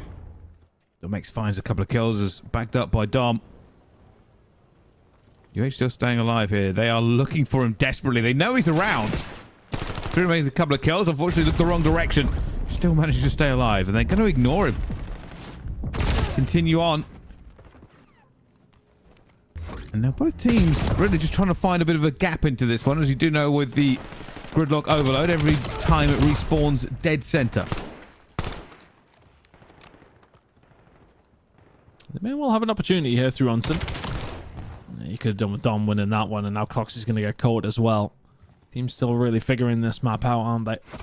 I'd like to think they have it under lock and key by now, but BTD seem to have their shooting boots on. Scythe will find another, and they should be able to get this one over the line. It's looking good for BTD over on Delta, the only other game that's still ongoing. We're going over towards Alpha to see how this one is potentially going to conclude in map number 4. This one looks like it's heading into a map number 4 with the BTD leads. But over to Alpha we go. On to Colossus. I think Project 7 closed it out here, but Exceptional proved me wrong a couple of times already this stage, Bryce. Let's see how it plays. Here we go. Well, it's a big opening gunfights there for them as well as they clean everybody. Wasn't able Henry. You can see that the score was just a little bit messed up. We've got 3 players playing under 5, so that's going to be a bit difficult to decipher if we take you through it. But at the moment, both teams still fighting for positioning around P1 will eventually go towards Exceptional as they now try and solve the Rubik's Cube. That is, how do we get to P2? Lynn's trying to find a way through. The door very much shut. P2, well, not quite under lock and key, thanks to Cobra and Mighty combining very, very well. Pressure now coming in, the spawn out for Henry as well. This is a bit of a different one on the Codcaster, isn't it? I've seen this one before, but 5556 on Project 7 side of things. And they're going to collapse here over now towards this P2 side. And that should be some good time on offer, but Exceptional, not a bad start here over towards P1. Can they find a break, though? Not find one, not going to find any more. More pushes coming through here. This is a big hit there from Exceptional. They get the spawn out. Actually, a little bit of a parallel. As you can see, Linz did spawn out as well. Especially trying to find these fights out towards the back here, but it is Exceptional that have the better position. And now sucking up all the points they can. Another big fight here as Pretty does take it down. A headbutt for Project 7. Trying to find a way through if you're Project 7 after what was seemingly a nice lockdown about to head their way. 15 seconds to go, though, and the spawns are very, very much flipped. And the break came on the back of 3 kills from Brezzy, 3 from Cobra. Wonderful combinations to get this one unlocked. And P3 transition looking so good as well. Brezzy is shooting extremely straight now. 40-point lead heading to P3, and they have it under complete control if you're Exceptional. Bit of a push going on underneath, you can see. Henry looking for one. They're going to have to turn to face him eventually. They're going to know he's going to be here, but Henry already finds one to give him the side. And looking for some more. Linz is trying to keep them at bay. But maybe a little bit of redemption here for Project 7 if they can get in. A stack here from Exceptional will try and deny them. Exceptional need to find a way through. You cannot let yourself get this far behind this early on. Kills being traded in their favor. Cobra buttoned up, and Mythics for 2. A bit of a slow start to this map number 4 from Project 7, but these 20 seconds are going to help to steady the ship. And Henry finding a couple on the flank here, that's going to help out as well. Mythics for 2. This is a big moment. Linz will shut him down. That was a big possible kill that would have fell through there for the side of Mythics. But the pressure is now being put on. Project 7 get that final 20. May get something over towards P4 as well. Oh, Linz still holding this one at bay here. And it's not been plain sailing for Project 7 so far onto this one. Mighty is tucked. All he wants is a trade here. If somebody pushes past him, they will go down. He looks the wrong way for a second, but grabs it regardless. Looking for one. Not going to get the second, though, either. More kills out towards the back here. Cobra trying to stem the tide. They have spawned out. It is a rip away here for Project 7 that will put them firmly back in this game. And that's the kind of moment that they needed. That break over towards P2, it seems like they've been reeling from it since. But that break over towards P4, this can be a money maker. F-Dot doing well to survive, doing even better. to help his teammate find that kill. Mighty's the only one who can answer back. Mythics will be taken down as well, though. Back spawns are going to be there. Exceptional fault for them. They got them, and those final 10 seconds will go their way. That's a nice swing for them to get. Probably looking nearly a tie game by the time we head back over towards P1 if they don't get that, but they do. And all of a sudden, it's a 23-point game as we head into a second rotation. Exceptional on the right side of things, and Linz finding kills. How's he found all 3? It's 6 in a row from Linz. And Exceptional is going to start running this one up. P1 time is there, P2 control as well. And 45 seconds remaining on this hill. This is some good time for Exceptional off the back of an exceptional play from Linz. Speaking of which, there's 7. There's 8. Never hesitating, never taking the foot off the gas. He's going to go for a long flank again. He's going to do the exact same thing. Wait, no, bit of hesitation. Doesn't want to flip the spawn quite yet. Looking for more players to come through. Does take a bit of a beating. Going to be double chowed here. Does have a bit of support. 9 now for Linz. Not going to be 10. Still denied. Play going to be underneath. Linz is continuing. I can't remember the biggest score we've seen, but he's going to go down before he gets to fulfill our dreams, Ton. But even on the back of all that, though, you look at what the lead is. They only managed to get around 30 seconds from that hill. They've lost out on the spawns over towards P2 as well, so it's all very well. Linz going absolutely berserk. And it's going to help him get a hold of this Hellstorm, though, but not the easiest one to bend round. Someone's got a really big building in the way. Oh, it does try to get a little bit of pressure going through. It's Mighty out towards the back. That's a massive 2. Do they get the spawn? I think they do. And they just bury them out of this hill completely. The Hellstorm goes down and Mighty says, hey, I'm better than that missile. A complete flip and rip. I mean, that's the thing as well. They find absolutely nothing with the Hellstorm, and then Mighty finding 2 over towards the backside. Big moment. Can't find the second there. Linz finding his way around. Big gunfights across the board. Here over towards P2. Gunfights that you're going to come out on the better end of if you're Project 7. That's going to get you around 15 seconds. Are going to be able to hold this last moment. That's going to help the transition over towards P3 as well. F dot and P7. First ones here. Rogue spawn from Brezzy over towards this backside. I'm not too sure. Can he find anything for it? Yes, he can. Look for the second side of the point. He's done extremely well. Honestly, just to break that open. Exceptional should be here in numbers now. There are no pressure's going to be mounting here. They've got a few coming through the outside. Going to challenge it. Cobra. Absolutely no fear in these towers coming in. And they are just cementing it as well. They are finding more and more kills. Exceptional. Starting to run away with the lead here as it goes over 60 points. And then it's continuing to be a problem. Henry goes for a chow. Great movement there to take it down eventually, but still a long way to go. Mighty's going to fall as well here, and Cobra has his go at it and holds off 1. They're going to know he's here at the same time. There's the 5 streak from Cobra. 6 streak from Cobra. Well, Cobra wants more. Cobra wants more. Will eventually fall, but damage has been done, Ton, and they are getting very close to winning this hard point and taking this to a map 5.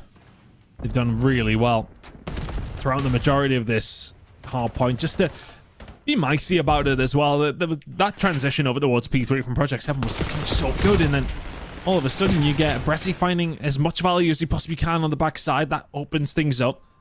Speaking of openings, 50 seconds to play for here. Project 7 have complete control. It's going to be at least another 10 or 15 seconds before you're really going to see Exceptional anywhere near. Project 7 have spread out so wide. You can hear it coming through. Cobra threading the needle. Gets Henry as well. I think he's going to try and hold this spawn up towards the back. They're going to know he's here at the same time, but turns the wrong direction. They're going to lose spawn. Henry will now be fighting alone. You can see already on the minimap, completely outnumbered. He's going to be gunned. And they are having such a troubling time. Exceptional. Every time you think that maybe the break is completely theirs, there is just another big kill on the other side. Exceptional have just had their moments, haven't they? Project 7 have not been able to keep pace with Cobra and Linz. Cobra doesn't find that one. In the end, it was his teammate alongside of him. But it just felt as if the slaying power has very much been there. It's not necessarily been about the rotations because Project 7 have been in better spots. This one's not done, though. It's still about a 60-point game. It just feels like the inevitable, though. Exceptional. They've been doing extremely well every single time they've had an opportunity. They've made the most of it. For as well, gonna get some more kills going in, but just again, when you think one team has got control, another 2-piece pops and they're already out of it. This is gonna try and stay alive. Henry gonna cover his flank. F dot as well, just starting to farm. but the way back is very, very long. This will have to be a P1 to 2. Perfect.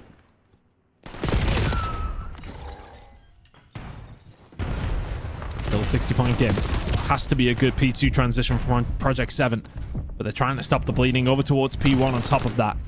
Spawns should be theirs. No, they're going to spawn out here as well. So the pressure is on. Got to find these gunfights. Trade's going to come through for them. A couple of kills fallen either way. I'm not too sure who's managed to find them, but Mythics needs to go big. You got Henry for company. They find the kills and they hold it down. Now, this is a massive 50 seconds. If they can get it, they're in touching distance. If they lose out, though, Exceptional can win it here over towards P2. Exceptional taking a half breath. Need to find a way through. They got one in the front, two already up top as well. As F-Dot tries to push the lane out, hasn't worked. 4 now, could be hitting the front. Nades are starting to fly. Mythics needs to help back his teammate up, but the kills all flow towards them. Combining into this one, one player from Exceptional staying alive. Project 7 are rallying here in the Colossus. Lucifer going crazy, 4 in a row from him. Henry finding something over towards the mid-map as well. This transition looking like it's going to work out here for Project 7. It's felt like Exceptional are not going to be too far away, and those 8 seconds are going to help.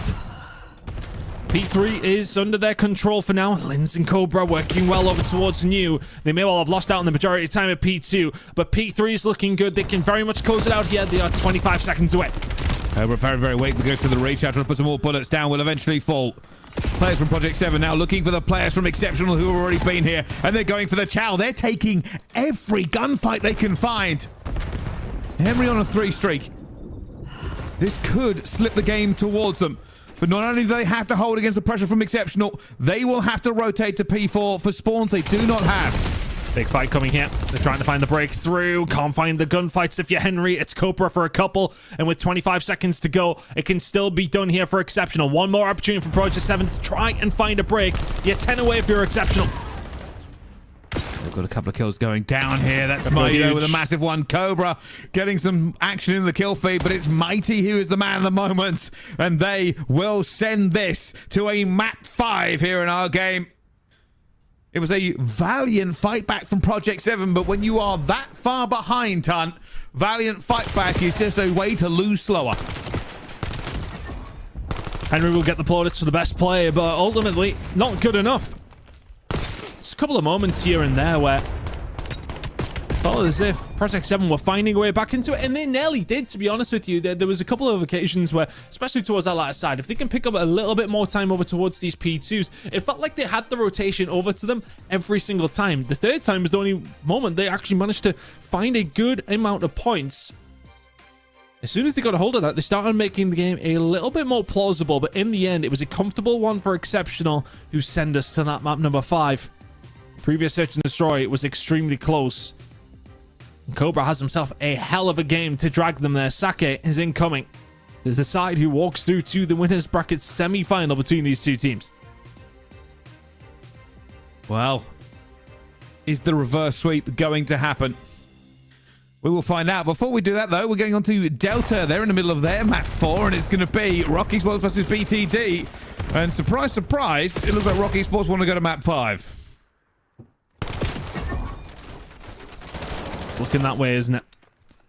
Rock having their way over the Scar, which has typically always been a very good map for them, but God's trying his best. Off the back of what was it, a 54 bomb yesterday? Trying to get things rolling here up against Rock. I think he'll need something of that kind of level if they want to try and complete this comeback. Now finding themselves about 70 or 80 down.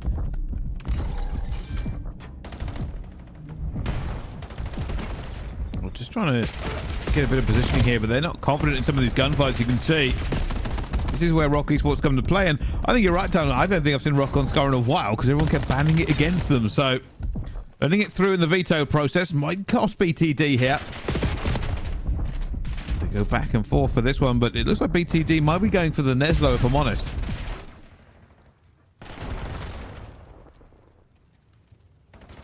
Search and Destroy will be coming very, very quickly if things keep up at this pace. 100-point difference now. Rock don't really have much control over towards P2, so BTT can maybe get some decent time on the board here. Incredible shots from UH, to be honest with you. I want to hope that Dominics is maybe a little bit weak, but yeah, Motel control is there for the side of BTD, and potentially some good time on offer with 50 to go. Going up top, only players down below, and Well, they managed to get into that very, very simply as they can't take care of all the players who just piled in. Rock Esports just took control of P2 and took no prisoners.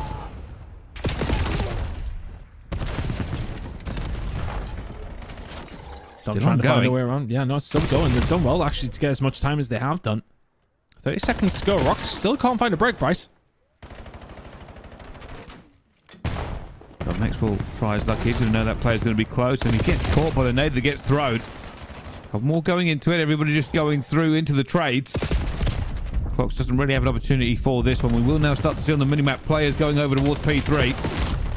10 seconds is good enough to rip them off here, and that's 10 seconds the BTD really, really needed. We're going to have to hope that with all the eggs in one basket, P3 is a moneymaker. So they put it back into the realms of possibility, at least. BTD, still going to be a little bit of a struggle for them to get it over the line at this stage. Still about a 100-point difference. Find a couple of kills, though, over towards P3, and maybe this is going to be the route in.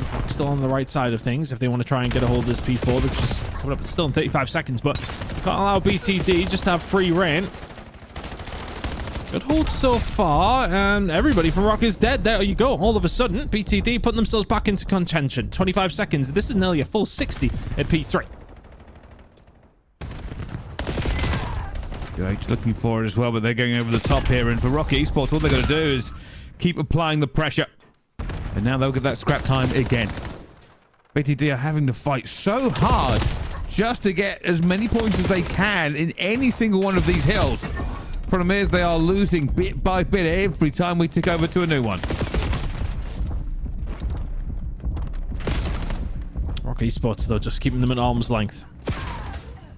A little bit easier for them to do so when you've got a 100-point lead, of course. And there you go. That could be a moment that really does just split this game wide open. BTD trying to find a way back in. A couple of kills will fall their way. Clock's now on his own, having a good game here.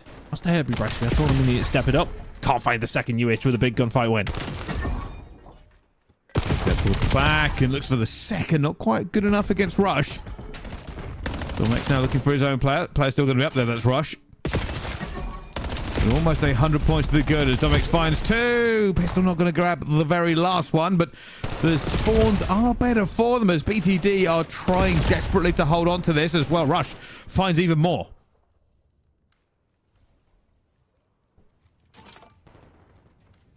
Domex now just trying to transition over towards P5. Should be getting Alpha up and running very, very shortly. Standard break between what is now going to be a very, very important map number 5. This one looking more and more likely that it's heading there as well. So it's trying to stay alive over towards this backside. BTT are threatening a comeback here, Brycey. That lead that was 100 is now down to around 65 or so. Well, they were threatening it right until they lost every single gunfight apart from one.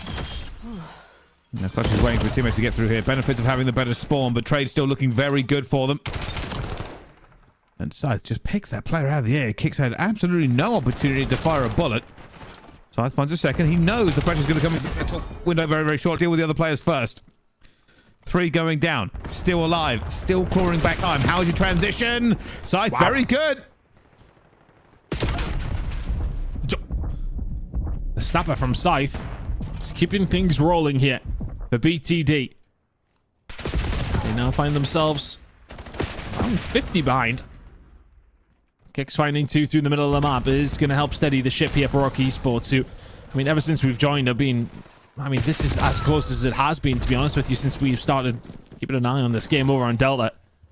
Rock Esports were comfortably in the lead, up to 100 points at one stage, and we'll find those gunfights, and we'll have the opportunity to potentially finish things off here over towards P1. 35 on offer. Need to find some gunfights, though, and they are doing so. Holding it down, and this is easy right now for Dom inside of the hill. 3 going to stack it. They're going to go for them at the same time. Dom just dumping the mag. They are just slowly but surely crawling towards the conclusion of this game. BTD had a fight back, but this P1 has been not good enough. And I think they might lose it here. In fact, I am convinced that's exactly is what's going to happen. Rock Esports just walk it over the line on P1. Map 5 we go. Rock eventually get it over the line. A little bit torrid at times, I suppose, considering the lead that they did have, but ultimately will force the map number 5 because, of course, it is Rock, and, of course, online Call of Duty usually results in them doing something like this. So there you go. Rock will send it to map number 5 in the other game. We've got a map number 5 over on Alpha coming up very, very shortly as well. Some really good games to kick things off in the playoffs, Bryce. No, 100%. And like I said, here's the thing. We kind of knew that Rock would go 5 because they do it every single week, every single game. But we were more curious about the other game, P7 versus Exceptional. Clocks, by the way, you said you had some doubts about him. 38 and 24 in that one, Ton. Yep. I mean, he was 1 and 5 when I said that through 2 rounds of overloads. I think that's fair. But no, that's a lot better. 12,400 damage, 27 non-traded. There's an SMG on score. That is not bad work by any stretch of the imagination. Nicely done. Kind of kept a player like Clutch very, very quiet. And that's all you got to do up against BTD. Let's have a look how things have ultimately played out, though. Get everybody over towards this top side. We said that they were going to be very close games. We said that it was going to be difficult to really understand how things are going to play out. And, well, double map 5 Bryce incoming. 3-0 on both sides on the other side of things. Sounds like we know what we're talking about every now and then.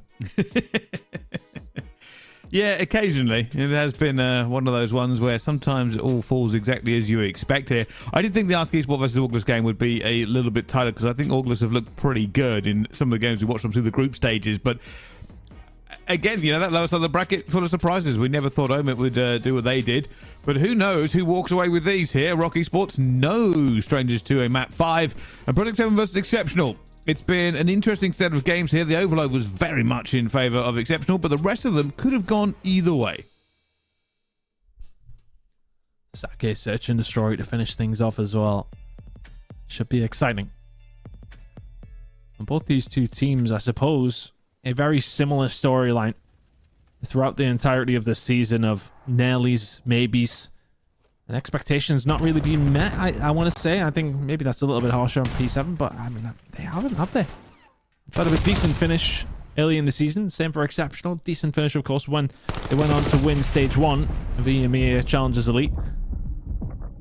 But other than that, hasn't been a lot to write home about for both these two teams, so let's see if they can get something going.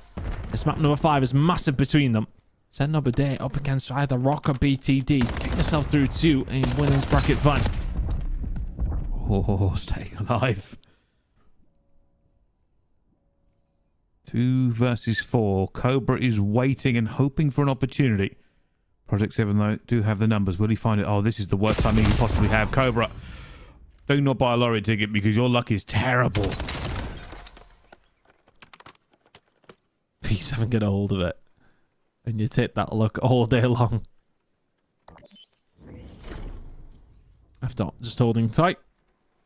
Up towards the garden. That's a nice little angle for him to find. And keep an eye on the window. Mid-map push, that'll come through on the outside lane as well. Nicely done from F.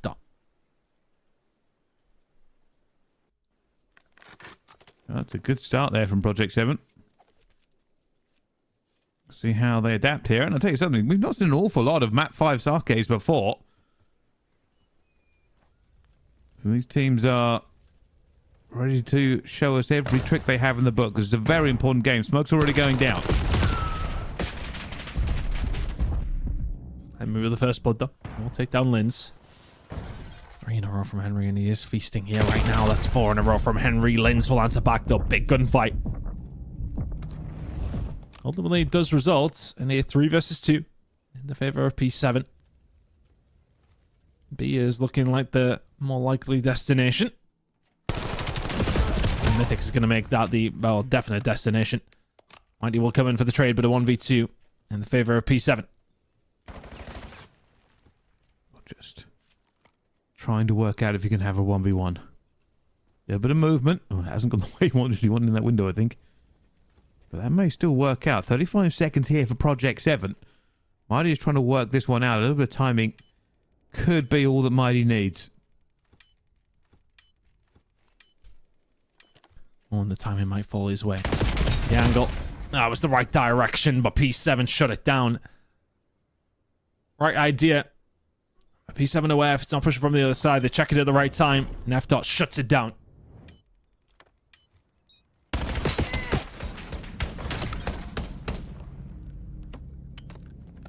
Wonderful bit of movement by F. Dot.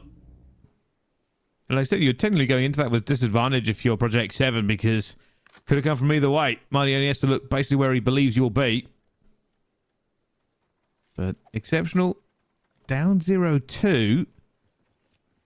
How do they work this one out? Last time they allowed themselves to get picked apart a little bit from some of the gunfights. Up here once again. Lin's this time going straight at them. And the Opening Blood actually found from Cobra. That's his first kill of the game. Project 7 have managed this well up until this point. Now Exceptional just swarming around the map looking to find picks, and oh, they should find another one here from Mighty. Yeah, gets a little bit of a hand. Now Henry on a 4 spree. Can he make it a 5? Yes, he can. Surviving, if only momentarily. Now just going to be put under pressure. Finds another, makes it 6. There's just no way he should make it 7 or survive. He's done the ladder. 2v2. Oh, it might be caught out here, but the timing goes against him, and well, that ends that saga. For Exceptional, though, they desperately needed to shut him down. As it will be Lucifer in a 1 versus 2. So implies as the last one. Wants a bit of good timing, wants to work out where to put it. Not a lot of time here for Exceptional. They're going to have to commit to a bomb site. It's feeling like B. Just can't be a bit wide open, can't it? But yeah, Lucifer is not going to be here to stop this. But is he going to be able to prevent the round win? Just not ideal to try and retake control of that site, and all of a sudden, yeah, Cobra are going to ring a couple of bullets down, but you don't want to be challenging Lucifer at all in these situations. But now he gets a bit of backup. Lucifer dead to rights. Exceptional get their first round on the board. Good, playing the numbers, keeping it down where they needed to. And you thought with how well Henry was playing there that they were right on track for getting another round under their belts, but just didn't have the numbers to get it over the line in the end. And now if you're Exceptional, there is a little bit of light at the end of the tunnel.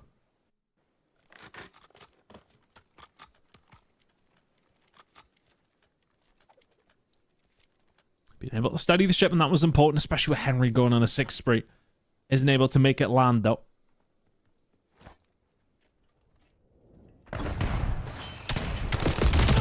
And they managed to turn it around here with a big hit through the middle of the map. Project 7 find the Opening Blood. Nothing's to take it down. Cobra can't change it. F-Dot with a big gunfight win. The headshot multiplier working out well, and Project 7 answering back in the best way possible. Mythics was taking no prisoners, determined to chase that player down with a pistol. Unless he's been found as well, and down they go. You are right, Project 7. Pedal to the metal, taking it in pretty dominating fashion as we go into the next round. They are looking at the stronger team here so far in this S&D, but that is, as we've seen in previous ones, deceptive. Very easy for a couple of rounds to slip the other way.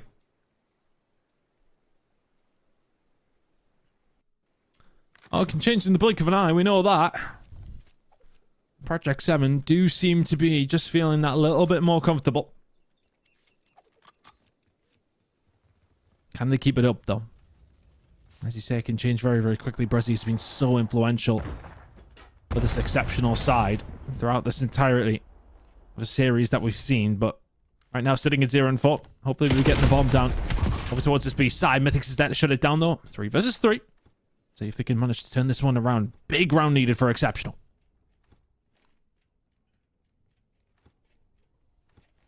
Oh, they're checking every angle. That's one of the issues with this map. A lot of corners, a lot of cover. F-Dot didn't get the information he was hoping for there, but I think Henry did. Now they're backing off. Bit of a twitchy chess game going on as everybody tries to work out what the next move of their opponent is.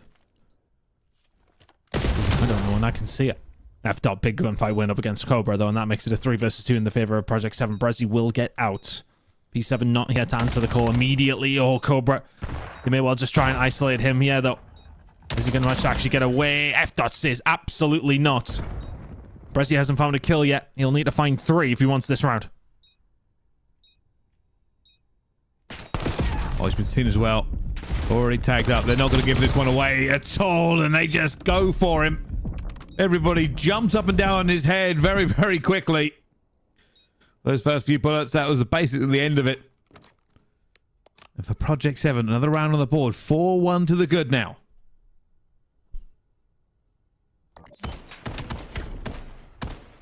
Cruise control at this moment in time, isn't it really?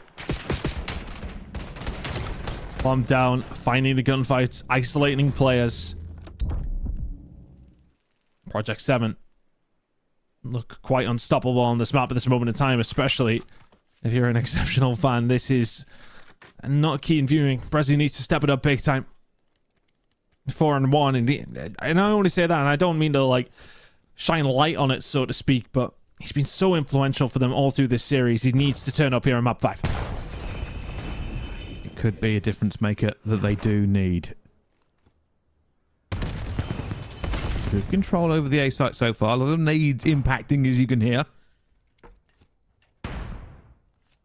For Project 7, they've decided against it. It's a rotation going through, and it looks like they might end up going through rocks. Just for map control. Press trying to keep them at bay. Look at this aggression that's come through from Exceptional on the other side. Brezzy would have been calling out. The pressure is here. Needs some help. Gets it. Mythic's now to trade that one out. Can he find the second? He doesn't need to. It's Henry. He can do it. Now a 3 versus 2 in the favor of Project 7. They just always seem to have the numbers. And they're nearly at the 6 that they need in terms of rounds. It's 5-1 to P7. Locking it down. And for Exceptional, who were really hoping for the reverse sweep. That has dwindled down to just a speck of potential. They would have to do something we call the half sale, which is when a team already has 1 and the other team has 5. To perform a reverse sweep against Project 7. And when you say it like that, it sounds kind of insane. Can they find a first blood? That seems to be a bit of a problem. Oh, they've just been dealt with time and time again. They've been hitting the middle of the map, and it's very rare that they've actually got away with it. There was one round that it worked. That's the only round they managed to find. And Cobra now left in a 1 versus 4. Shut down. Project 7 run away with the series in the end. It's a 3-2 victory and a 6-1 win in map number 5. Not even close, baby, as they just put them to the sword. Project 7 will march forward in the upper half of the bracket. They were slightly favoured coming into this, but Exceptional, as we've been saying, have looked better now than they have before in the rest of the year. But unfortunately, still not good enough. They will get another opportunity. In fact, we will see them not too long away as they go to the lower half. But yeah, massive plays by Mythics. He was dancing all over. Henry barely died. F-Dot had 2. I mean, just wondrous there from Project 7. Incredible work. I think just the hits through the middle map just didn't work out.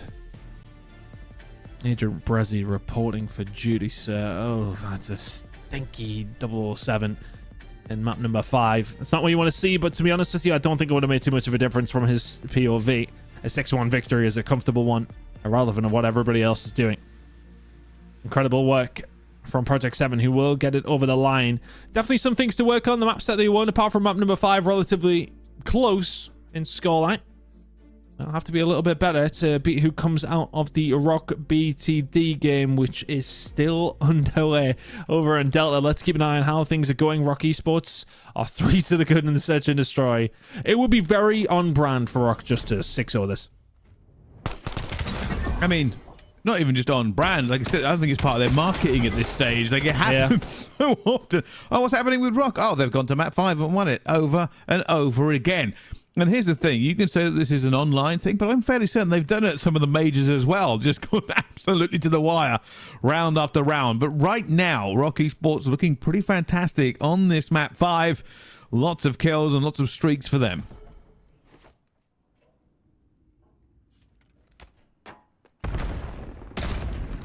Oh, Dominic's trying to find the big there. A rare miss from his POV. Clock's up. Getting things rolling is Dominic's just ringing out shots to try and make it a little bit easier. Put that pressure on. Clock's actually going to back down now, so BTD really don't know exactly where Rock Esports are. And they've had to give up a little bit of room over towards this B side. Rock Esports will probably fill that gap and get this bomb down. Checking the angle, checking the corners. Oh, Dom. Come under a little bit of fire, but actually walked away unscathed somehow. With the information. They know where the players are likely to be, but they have so many numbers here. Domex is going to be watching this window. I think he does have a bit of a bead on it. Towards the back. Are they going to triple stack the back? They're going to headbutt this. I mean, it is a very tight angle. Oh no. Clutcher decided to go the other way. Side. Cutting the cheese as it's called, and looking for one as everybody's getting into a gunfight, but nobody's actually going down. It will be one more though for Rock Esports. Rush gets one back. Goes down to a 2 versus 3. Clutch just trying to find something. Nothing there in the end as Rush will find one, but it is a consolation kill as Rock lock it down again. Yep. Cruise control. It was always going to be difficult with a hit from the backside, to be honest with you, but it was bold. Unfortunately, usually favors that. Not this time out, though. Rock already with the numbers. A solid lead in this search and destroy as well. They do well to throw this one away from this position, wouldn't it? 4-0 up. 3 spree for Dom, 3 spree for Clocks. Everybody doing what they need to do. And your Talisman on BTD and Clutch not able to get things going.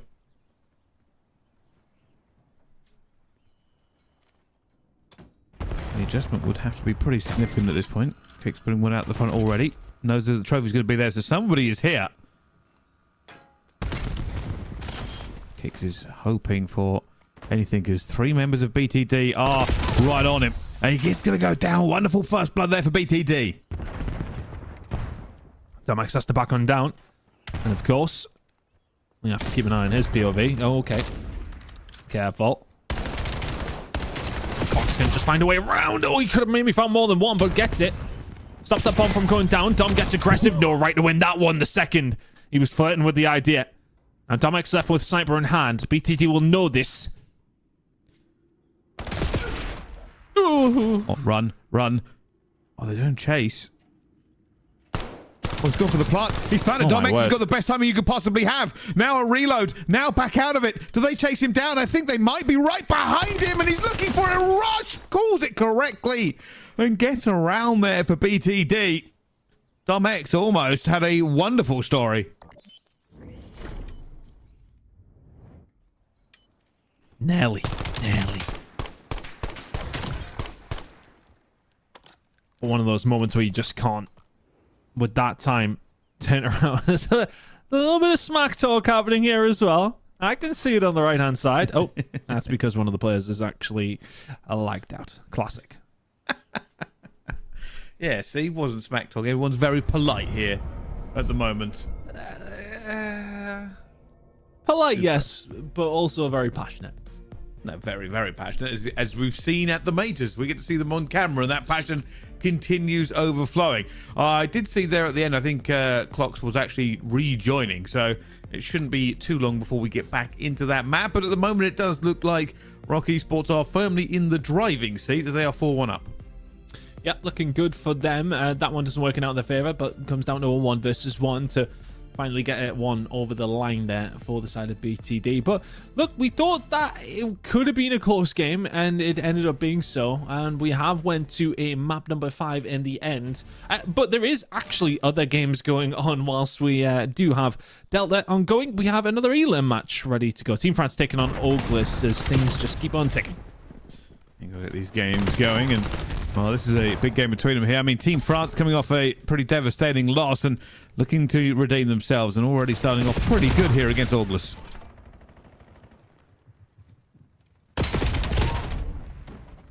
More kills going down here. Orgless will retake P1 control completely, and almost a perfect spawn situation. If they spawned on P5, they would be laughing, but this is almost good enough.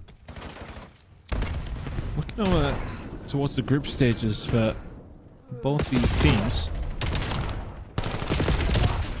Of course, on other side of from each other. I was just double checking that I didn't forget that. Orgless going through just by the skin of their teeth last night at 3-2 record. Good up against Team France, who ended up 2-3. I think it's a hard one to really judge, to be honest with you. I think it's going to be a very close game between these two. Adox, Danny Legend, and Blade going up against Whalers, Mercure, Early, and Caliph. Been impressed with Team France, but I mean, they've just come off the back of, well, they've both come off the back of quite a hefty beating, so Who bounces back quicker and better? That's what we're going to have to find out. Well, for the moment, Orgless is doing a very good job of it, and I've been saying, I think the Whalers has been having the best time in this stage that we've seen of him all year. I actually spoke to Marky B last night. He goes, this is the guy that retired me 8 years ago, and he's still going. He must be nearly as old as us, honestly. Significantly better hair. He's always had a good head of hair on him. He's probably just wouldn't even know that I've said that. I don't know if I've actually even ever spoken to him, to be honest with you.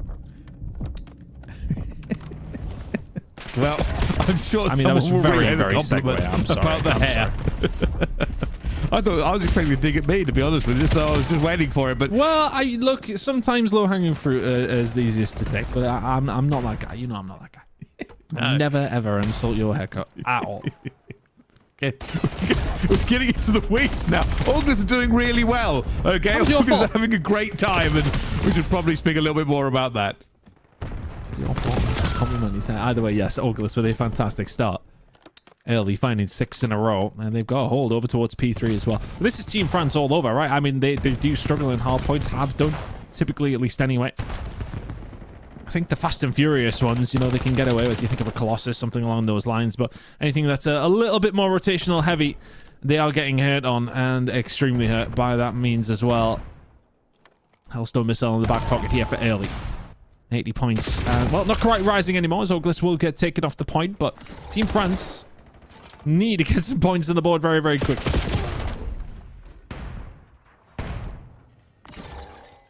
This has not been a great day for them. Goes on the 4. Not going to get the 5, though. Will be shut down here as Team France. Hey, just one hard point, one solid hold will bring them right back into it, and this could be a bit of a potentially that situation. Keeping them at bay. Good pushes here from now, Team France. We're still keeping the pressure up, though. You can see them trying to get this back spawn. I'm trying to stay alive. Can do. Gets a little bit of help from his teammates as well, if he possibly can. This Team France trying to get something on the board here. Blade will eventually get shut down. Now Lux is there to pick up the pieces, though, and this is a little bit more like it. Spawns over towards the backside here for Orgless with a slight spawn out for Miracle, who's going to have a lot of work to do. Final 10 or so are going to go the way of Orgless unless Danny can shut it down. He can do momentarily. A few more seconds will fall the way of Orgless there, but the spawn out here still for the side of Team France. That's unfortunate for them. Miracle finding a big gunfight over towards the back of P5 will put them in a better position. 55 seconds remaining here over towards green, and they're looking to lock this one down. More pressure out towards the back here. Team France have an opportunity to take this one away here, as Orgless really haven't reacted to it. Didn't try and lock down that back spawn at all after that first player lost the gunfight, and, well, it's punishing for them. They will now lose that and lose the hill, and that is definitely a misplay by Orgless. Now an opportunity for Team France to get themselves back into this game. They have been feeding on scraps, to be honest with you. But this is the problem. Early had a very good start to the game. Probably one of the worst Hellstone missiles I've ever seen, but irrelevant of that, will keep Team France off momentarily, but not put Orgless in a position to really do a great deal about it. Caliph can find one at a legend, maybe a break back for the final 5 or so, but Team France, considering you didn't spawn here, one really didn't work in their favor, to be honest with you, from P4 onwards. Still get a good amount of time. 40-point game, considering it was a 70-point one at one stage. Not a bad rotation in the end. Oh, they're set up. Keep them at bay for as long as possible. The Miracle does go down very, very quickly.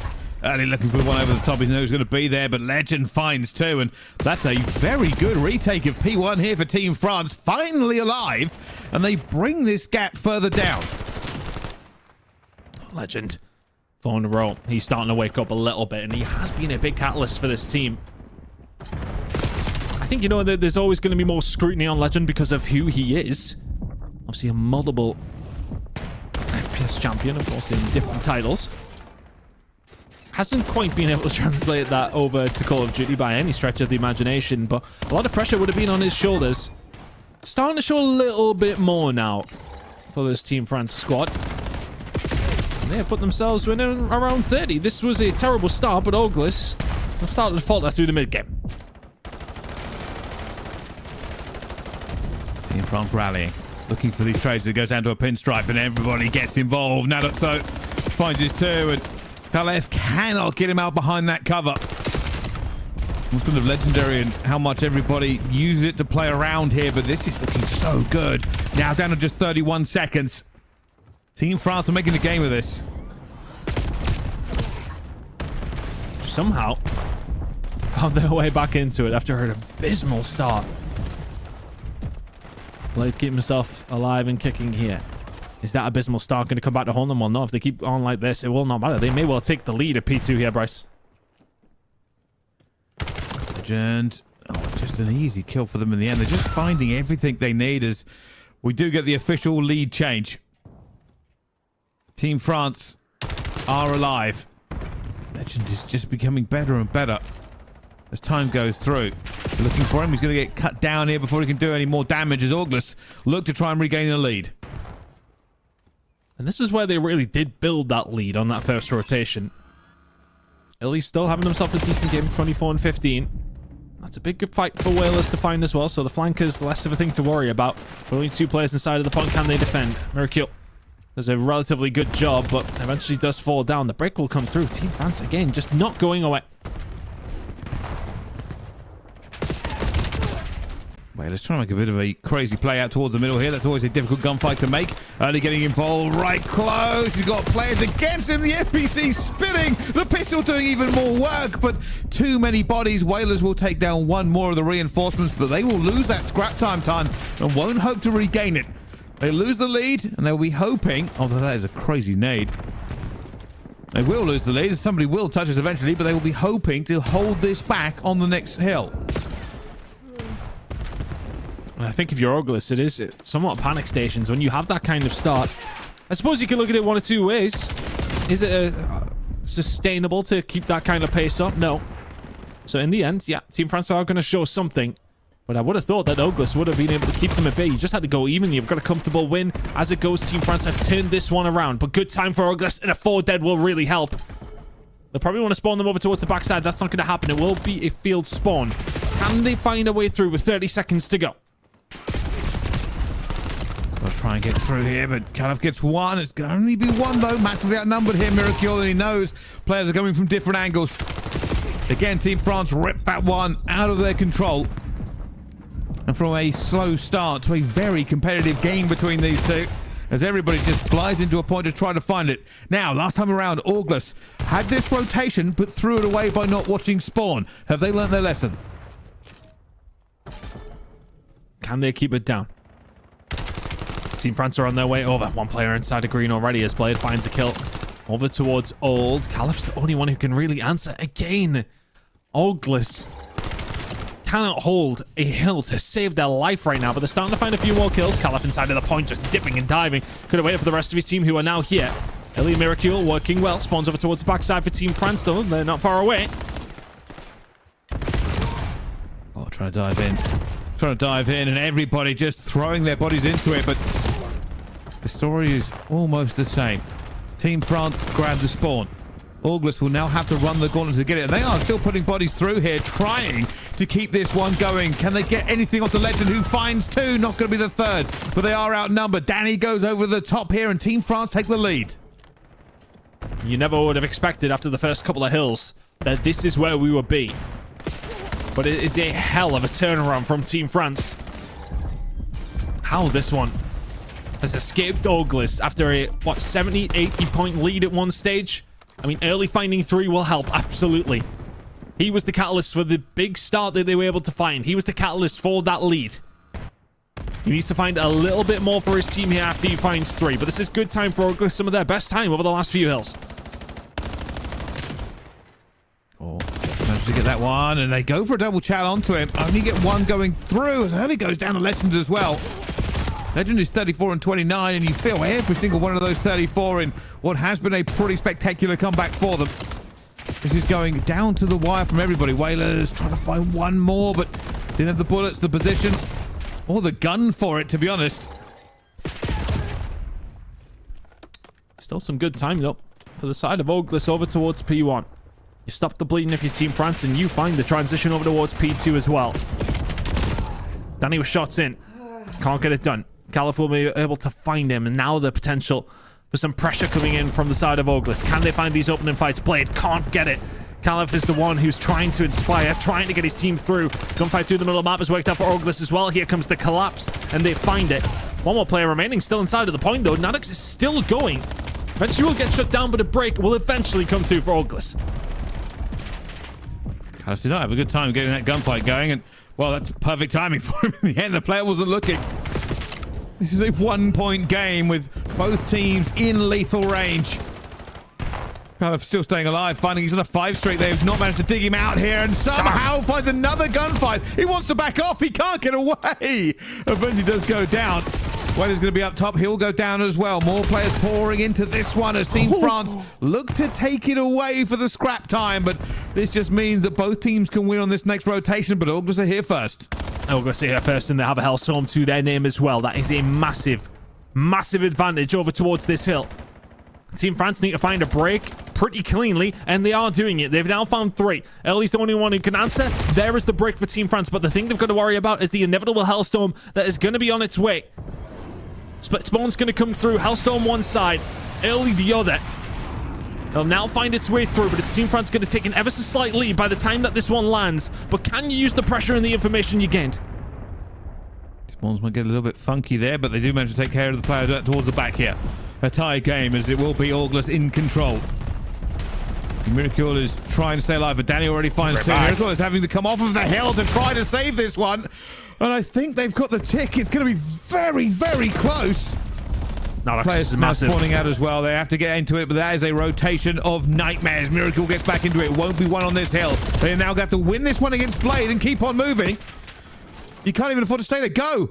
You've got to go. It's only 11 seconds and you're halfway across the map. Team France in the driving position. This is theirs to lose. More players coming into it, but that is a kill feed full of Orgless players, and they are all falling. Miracle gets 1. Not there in time, and Team France take map number 1, Ton. They're taking map number 1 when you're 70 or 80 behind after 2 or 3 hills. Incredible turnaround. And hardpoint has been their problem, to be honest with you, but it was just a bit of a slow start.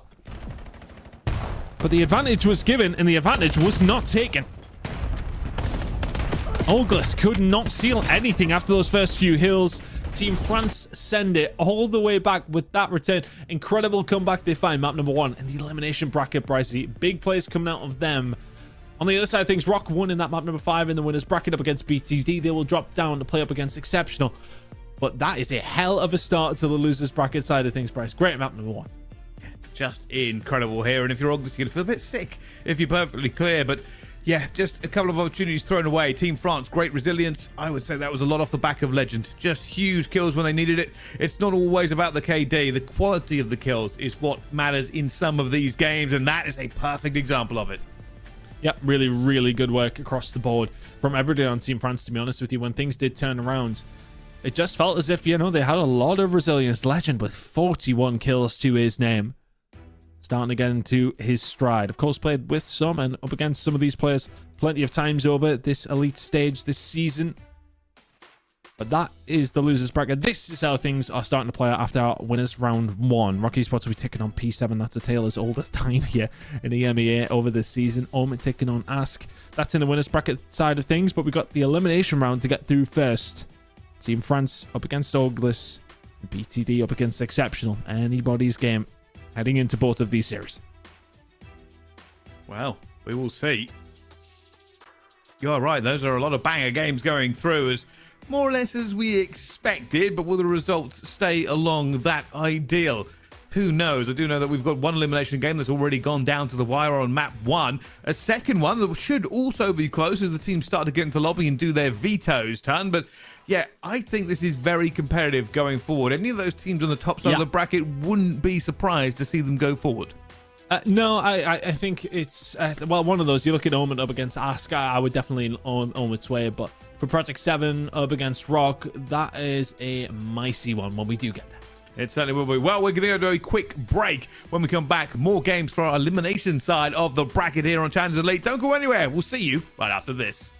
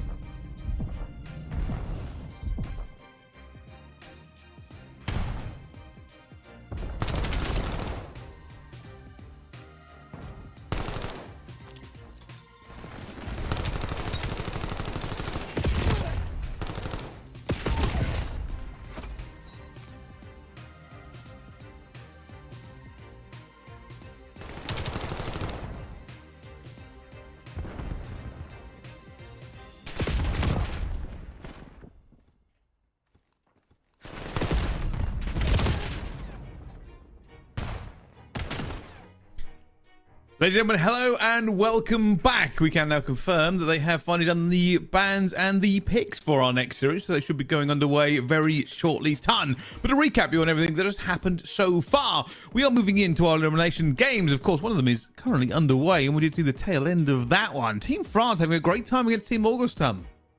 Bans and picks was a rogue one. That actually made me feel sick when you said that. It's picks and right. Anyway, irrelevant of that. Here we are. Yes, the elimination round one. Team France are looking good in their series up against Orgless after that wonderful turnaround in map number 1. The other one hasn't even started yet. We'll be getting things rolling. Of course, 2 games go to map number 5. 2 games straight to this area. You get this little disparity, but irrelevant of that, we are nearly ready to go for BTD taking on Exceptional. This should be a really, really good matchup, I think. BTD have looked pretty strong throughout. They've kind of been pitching away and doing reasonably well, I want to say, but without a couple of results here and there that they would have really liked. But they are a strong team. And frankly, I think Exceptional might have their work cut out for them, but it's really difficult one to say. I think everyone who Exceptional is going to be going up against in this kind of bracket is going to be a tough game for them, no doubt. Scar Hard Point, Den, Search and Destroy, good luck, Overload incoming. If we need to see, it'll be Colossus and Raid to close us out. I do fancy BTD here, though, honestly. I think, you know, they went the distance up against Rock. Exceptional losing their game in a very tight fashion as well. Let's see how things are going to go down between these two. Yeah, this should be a good one moving into it realistically. And hey, I'm looking forward to seeing how far either of these two teams do actually go into our bracket if they get another chance to take it all the way. Of course, there will be a bit more of a grueling aspect if they had won their first game, but they certainly won't mind the practice going into it. But this will be their last game of today, of course.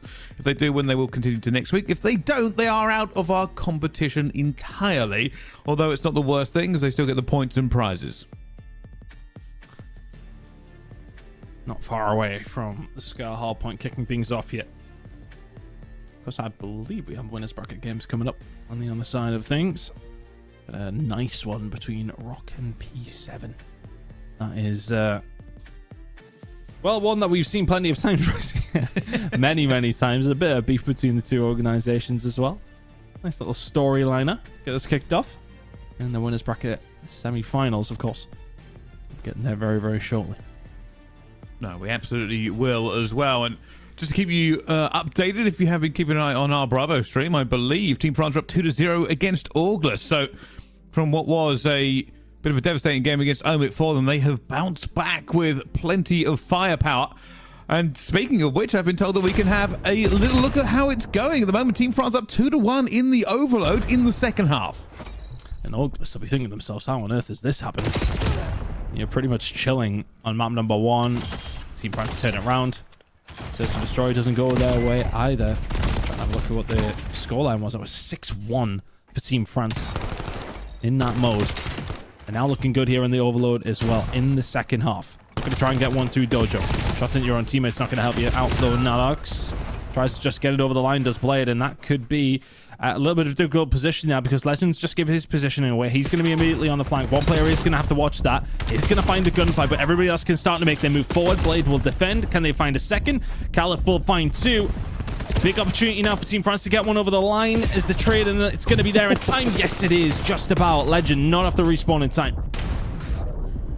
Well, that brings it down to a 2-2 with 3 minutes 50 to go, but we will leave this one to the Bravo stream. Alpha is ready to rumble. And we will jump over and see how this one kicks off. Exceptional versus BTD. 2 good teams, but which is greater? Let's see what happens between these two. Honestly, I really liked what I've seen from BTD. You know, they're a squad who semi-kind of thrown together. A few players who are on the come-up clutch, obviously. MC played, I believe, with DK and one of his teams, and well, has been putting up some big numbers when we have been keeping an eye on it. Exceptional. Let's see. They are a team with more experience. They're a more storied squad, no doubt. But BTD do have plenty of talent. They don't have a point yet, but I promise it will happen. It's a pretty safe promise to make as well, to be honest with you. But so far, so good for Exceptional. Difficult game for them that we just saw a little while ago, but this time Lynn starting off with a 4. BTD yet to really get onto the scoreboard. They're still hanging around here looking for an opportunity to get into P2. Really good stuff from Exceptional. We're coming into this one, maybe with a bit of vengeance after that map 5 loss to P7. Lin's finding a few along the way as well. He's had a cracking start, sitting at 8-2. Didn't have a bad series against P7 at all. Just very hard to get it over the line, wasn't it? And Linz and Cobra are just combining so well. This is a smoke show so far. I did say BTD would get points. I think they will. Yeah, they haven't got them yet. Lin's on another streak here. We saw him just a few minutes ago and almost got away there. That is egregious. I mean, this is definitely going to go to BTD. They've got too many bodies to get through as Muddy tries to hold them at bay. And there isn't the first point. Still not onto it. Somehow Mighty has held off 3 players for the longest time. Still don't have a point. Lin's picking it up here. Can they get away through? Yes, they can. UH does extremely well. It's actually Scythe who picks up 3 kills. Sorry. Broadcaster bug just as prevalent as ever. As we move over towards P3. Exceptional. Well, we've seen this kind of start before, haven't we, Brycey? Let's not get it twisted. Orgless had a wonderful start up against Team France in this same way. Yet still wanted to lose the map. Exceptional, though. You'd like to think they have the stones to hold on to this one, but BTD eventually getting themselves on the board. UH now holding. Done a very good job here so far. We're looking to do it one more time, but Linz takes him down. Linz not getting the second, though. Teammates trying to reinforce. At the moment, BTD just grabbing all of the time that they are being allowed to. And this is a very good comeback from them already. 29 seconds on the board. They won't get the scrap time, but Scythe has slipped the net here. Oh, doesn't find Cobra and falls. A little bit unlucky. Yeah, now a really good opportunity for Exceptional to find that lead once more. Bit of scrap time. Kills around the outside. Brezzy getting things up and rolling here as well. And it's been about Linz and Cobra to kick things off, though. Cobra sitting inside the point as Brezzy is trying to farm as best as he can. Holding this one down. Brezzy's done a really good job, honestly, to keep BTD away as long as he possibly could have done. But 20 seconds gone on this hill, and BTD have barely touched it. Got the shots from Cobra. Finds his second, and Scythe almost lines up for him. Will eventually go down, but Exceptional back into this one for the time. They are losing a couple of bodies. Flowing over the wall now. BTD. Gonna try and get into this position. You can already tell the Linz is spawning out. Brezzy goes down as well. And they're trying to get the reinforcement through, but BTD done a very good job of getting back into this. The scrap time that they gain may be paid for, though, on the rotation. Brezzy surviving. Throughout the middle of the map just to try and slow this rotation for BTD down. I mean, it's got a lot better reading than 68-0, of course, but still quite a substantial lead for Exceptional. Kept them at arm's length since that lead that they managed to get a hold of. Might be finding a good gunfight there as well.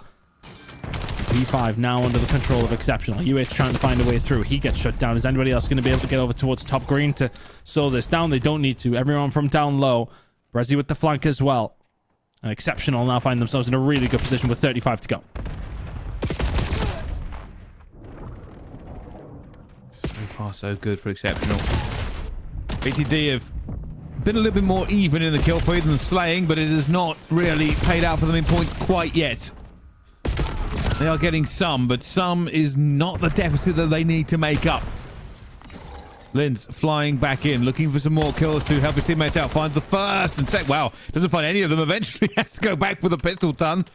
6 seconds of scrap. And this will almost be a 100-point difference into the next rotation. That's a little bit more like it for Exceptional, re-establishing that dominance. Wonderful start for them to... I mean, would it be an answer back to a very, very difficult loss in that map number 5?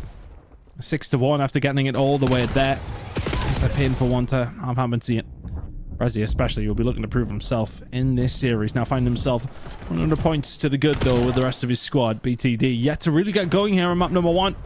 How do you find a way through? Looking towards it. I mean, the slaying department's not that bad, is it? Like, okay, you're behind on that aspect, but realistically, it's not a great deal. It's certainly not 100 points worth. More fights around P1. This is always a bit of a difficult one, Mighty. That is a wonderful fight to take. Oh, my goodness. Just snapping on everybody who even looked at him. And again, this is the perfect setup you want for P1. It helps P2 a little bit here, but the spawns do change once it pops. They're trying to hold every single angle on the outside. So far, losing a couple of gunfights. BTD breathing down the necks now. And Mighty, who is on a 4-streak, has found himself alone without reinforcements.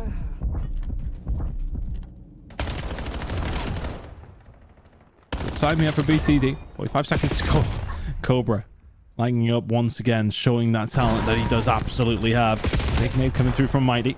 Finds a gunfight as well. Has his teammates helping him out as well. How many different directions can you shoot if you rush? The answer was just one. Keeping them at bay, though. Not doing too badly here, BTD, but we're saying that. They're not doing too badly. They're keeping the gap the same, and that gap is still 100. Yeah, and that's the issue, because it doesn't seem as bad at the start of the game. You know you can kind of come back for it as well, but when you get a little bit later, it means all the scrap time has to go your way. It means all the rotations have to go your way, and it makes your life much more difficult. The Mighty still staying alive in that big gunfight with the reinforcements he has here. The health will not get back in time. BT2 do grab this point to begin with, but even if they do get it, they'll still be 60 back. It's so difficult to try and come back from this kind of scenario, because if you're exceptional, or you can just pick up the pieces on so many different occasions, scrap time is good time. 40 seconds to go. Big win from Linz. Now the rest of the team are here to back him up as well. Mighty will find one, and this could be one of the nails in the coffin with 30 seconds to go here over towards P3. It's just a nice setup for him. Exceptional. Trying to thread the needle, but not going to be quite good enough, as it will be a hold off by BTD. And for Exceptional, this really isn't about doing too much here, but trying to make these kills and push straight through. Every single player trying to get a little bit closer here. BTD holding on by the fingertips as they continue to put a bit of pressure onto this point, because they can't really afford to give it away. And Cobra threads one needle for one more, but rotation good for BTD. Yeah, Nelly, a really nice transfer from Scythe, to be honest with you. UH just had a couple of moments here as well, but one of those moments will be getting stuck on the box. Let's try and find a transition to help your teammates out. Should spawn with them either way. All the BTD players over towards his backside. Exceptional. Posturing to try and find a way through. Gunfights are falling their way. 2 for Brezzy to find a break on through. Spawns over towards the backside for Exceptional. They wait for the numbers to come back up. Mid-map cuts, not going to work out for them. BTD are on their way in. It's going to be an all-out fist fight inside of P3, or inside of P4, I should say. It's Mighty holding down over towards the back. BTD can't get away through. Nice break from Exceptional. Oh, Mighty just still holding. There is no way through. More points for them. Brings them closer towards the conclusion of this map that they have fought very, very hard for. And you're right, Tyler. It does feel like BTD are getting a bit more equal with it, but the gap remains. Nothing they are doing is closing it. And Linz finds 2. That is devastating. Ugh.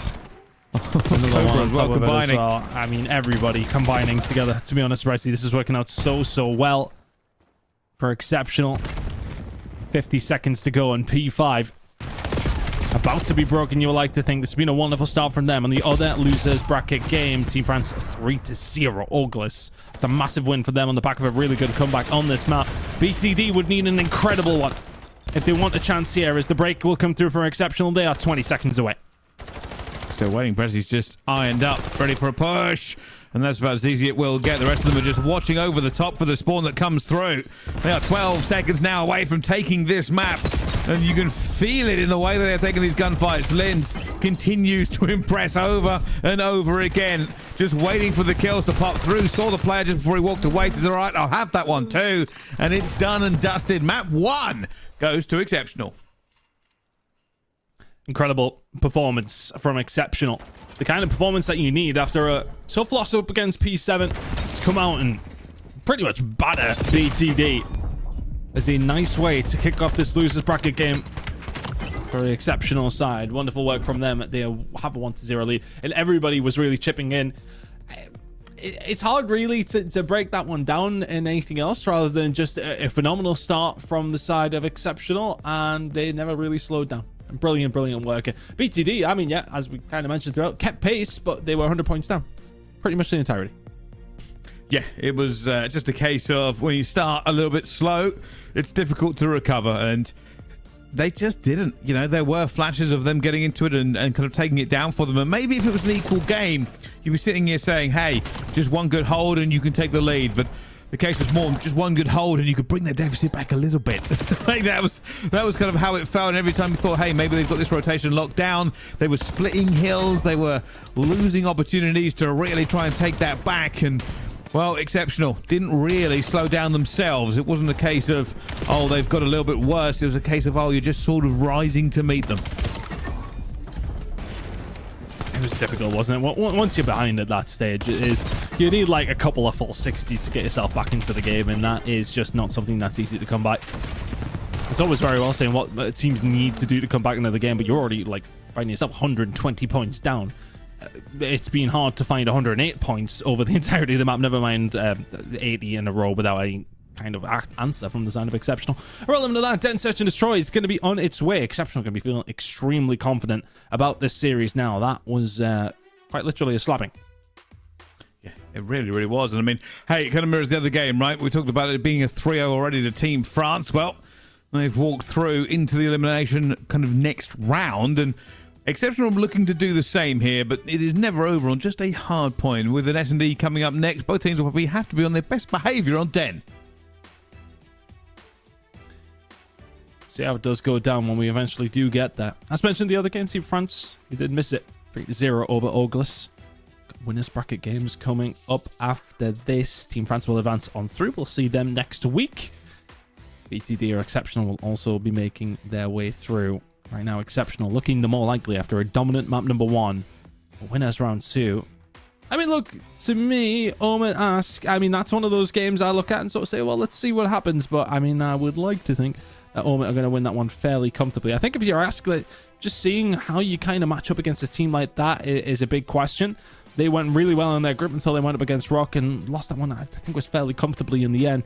So, for them, a tall order up against OMiT, just seeing how well they can hang. But the one that we will be watching on Alpha is Rock Esports up against Project 7. Absolute banger incoming there, no doubt. There's a part of me that wants to watch OMiT, but they've been making these games so one-sided that we're kind of waiting till later in the tournament to catch them. We'll have to see who eventually kind of stops their dominant run that they've been on, because it's only been devastating for everyone they've played recently. It's going to be interesting to see how it does play out, but it kind of feels like we're going in one direction. That game is actually being set up on Bravo very, very shortly, so we'll be keeping an eye on how things are going to be going over on there. But over on Alpha, we still got elimination round 1 to keep things rolling. Then Search and Destroy incoming. Gridlock Overload will follow. For Exceptional, looking for the bounce back here. I genuinely think that BTD do have a chance in this series, but if that first map's anything to go by, I'm going to have egg on my face by the end of this one, Bryce, because Exceptional, wonderful, wonderful start. Has been superb. We will see if that continues as we do get into this map. How do these two teams play it? I just always feel like S&D is such a reset map for every team going through because of the nature of it. Round by round, breaks and counters. Pressure applied all over the map. Of course, P1 being special with no trophy systems either. It looks like an aggressive push here for Exceptional. They're going all the way through P2 already. Ooh, gets away. Wow. Scythe trying to help out here, not going to be able to. Look at this aggression coming out from Exceptional. Oh my word. I mean, it works out in their favor, and all of a sudden Clutch is left in a 1 versus 3. Ace! And just like that from Exceptional.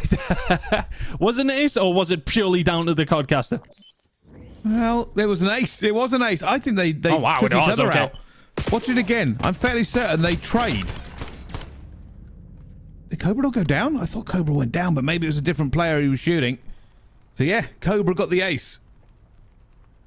Well, that's a way to open it up, I suppose. That's my bad for not spotting that. I didn't even notice that the Codcaster wasn't broken. That says a lot. So used to it.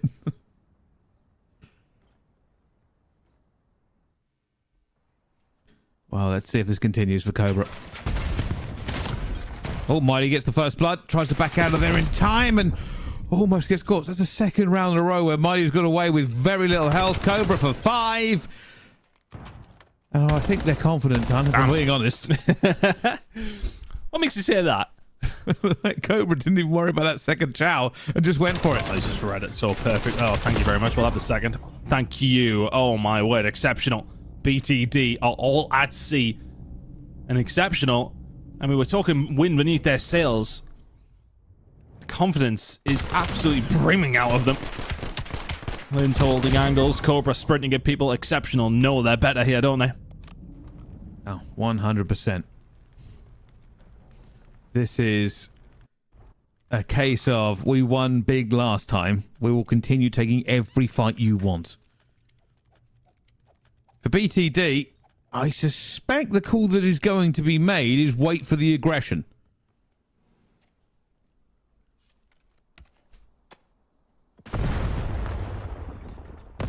ID. Waiting for sniper play to come through. Doesn't quite work its way, but again, look, Exceptional being aggressive again, but on the other side of the map this time. Cobra finding a way around on a 5 spree. You ain't shelling that. Stun's probably not going to help you either. Could probably do with the hand if he wants to try and find it. And the hand is here. Linz. I'll take Scythe down. Information gained. Doesn't take down clutch. I mean, this is a walk in the park so far for sign of Exceptional. Rushing out. Left in a 1v4. My word. You'd be furious. You saw a player bouncing walls and the double chow appears. What do you do? How do you react here? They even left the player onto the hook, but it was still outnumbered onto the flank here. I mean, I don't think Exceptional can do that for a third defending round in a row. But it does mean that, realistically, BTD will have to kind of put 2 players back there anyway. It's been difficult, to say the least, for BTD. Exceptional look like the Exceptional of stage 1 in this matchup. That's the difference. But surely there's an answer at some stage. But every single time you think a gunfight is gonna follow the opposite direction, somebody from Exceptional just gets out.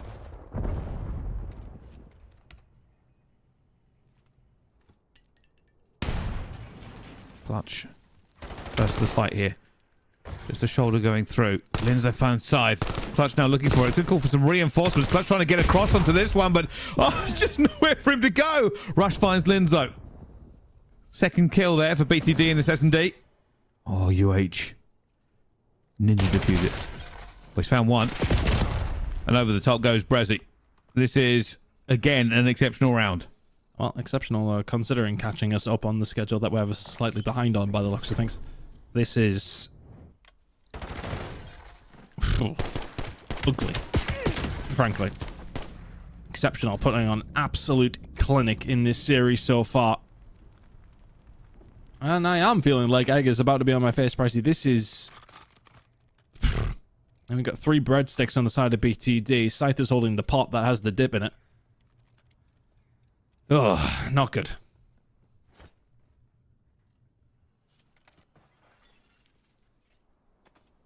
That's a Cobra being aggressive. He has got through. Do they flank here again, or do they wait this one out? Well, Brezzy finds Scythe.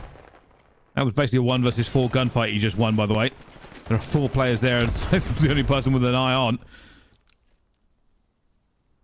Cobra, close corner, almost finds 2. Did he get it? Oof. Brezzy did. And Linz cleans it up. This is right. Very fast. Are you secretly playing for BTD on the other side of the Wasp Gaming here? Or what do we do? I just... Like I said, that first blood, by the way, was 1 versus 4. There were 4 players of BTD aiming that direction, and they still lost it. We've seen a lot of 6-0s recently in S&D. I mean, sometimes when you're feeling it, you're feeling it. I'm going to call this one the going A with numbers. Hellstorm in the back pocket. Maybe they just choose to use it just to get it done. And that's just Brezzy. Did Cobra get his? I'm not 100% sure. No, he did not. But Brezzy's has landed because of the plant. Well, it hasn't landed yet. I mean, Cobra's just skating around mid-map with a pistol in his hand. This is an awkward gunfight for Liz to try and deal with. And apparently UH has turned into Jesus because he's found all 3. Brezzy now left all on his own in a 1v4. And with the way that this game's been going, I wouldn't count this out. Hold on a second. Oh, no. Oh, no. No, no, no, no, no, no, no.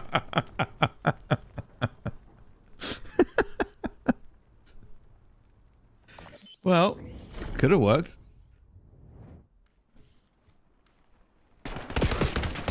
They were probably like, where on earth has he come from? How's he got into that position? But give credit. BTD get one. UH gets in there and disrupts the lines.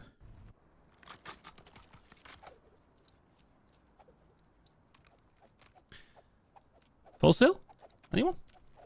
Oh, that would be a very impressive thing to watch. Feels improbable, doesn't it? But BTD now on the attack. I'd expect to not see anything from Exceptional as far as the Hellstorm missiles go here, but another first blood is going to fall in the way of Exceptional. Scythe may well be leaving Den without finding a kill to his name. Cobra is going to get baited, to be honest with you. Rush will take him down. 3 versus 3. They are backing up, but Exceptional do still have that map control. They've got Brezzy over by the B bomb site.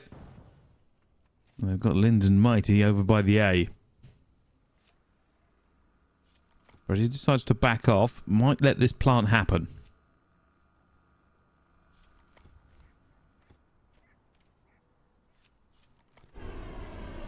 Oh, well, here we go. So that's going to force you to get away from B, so it's information about to be gained here for Exceptional. Oh, glad. Are you able to catch anything here? Nope, not able to bend around, but slows them down. Information gain. Exceptional are going to be here in numbers.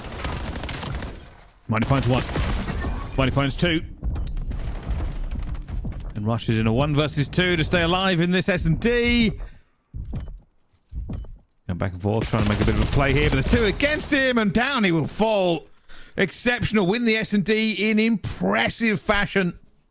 2-0 up now in this series, and we might be winging our way to the winner's bracket quicker than we thought. It's a 10-1 game out of Brezzy, which, well, he would have loved that to be in the Sake up against P7, frankly. But irrelevant of that, he gets it done here in map number 2 between these two teams, and that is... I mean, I genuinely thought this was going to be a close game. I really did think it would be, but nearly 100-point club to map number 1. 6-1 victory for Exceptional on map number 2. I mean, 78 damage. Scythe is better than that. First deaths, 5. Blender. Absolute blender. He'll do well to recover from that into a gridlock overload, to be honest with you. Colossus Hardpoint, Raid, Search and Destroy. I don't think we're seeing it.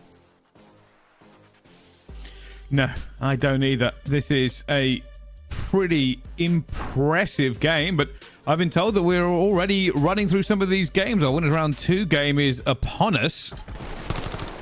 We see that OMiT vs Ask Esport is starting off pretty quickly. Ask Esport, though, do get a couple of kills here as they look to try to get some more time done. Standard OMiT scoreline after a few hills, really, isn't it, at this stage? But as you say, Ask still very much in this one. I'm really curious to how OMiT are going to look come the major. Again, I mean, they're going up against a team who went 4-1 in their group here, by the way. This is very convincing from OMiT so far. Real test for me for OMiT comes when we get to the winners bracket final, though, and the grand finals, of course. If they do get there.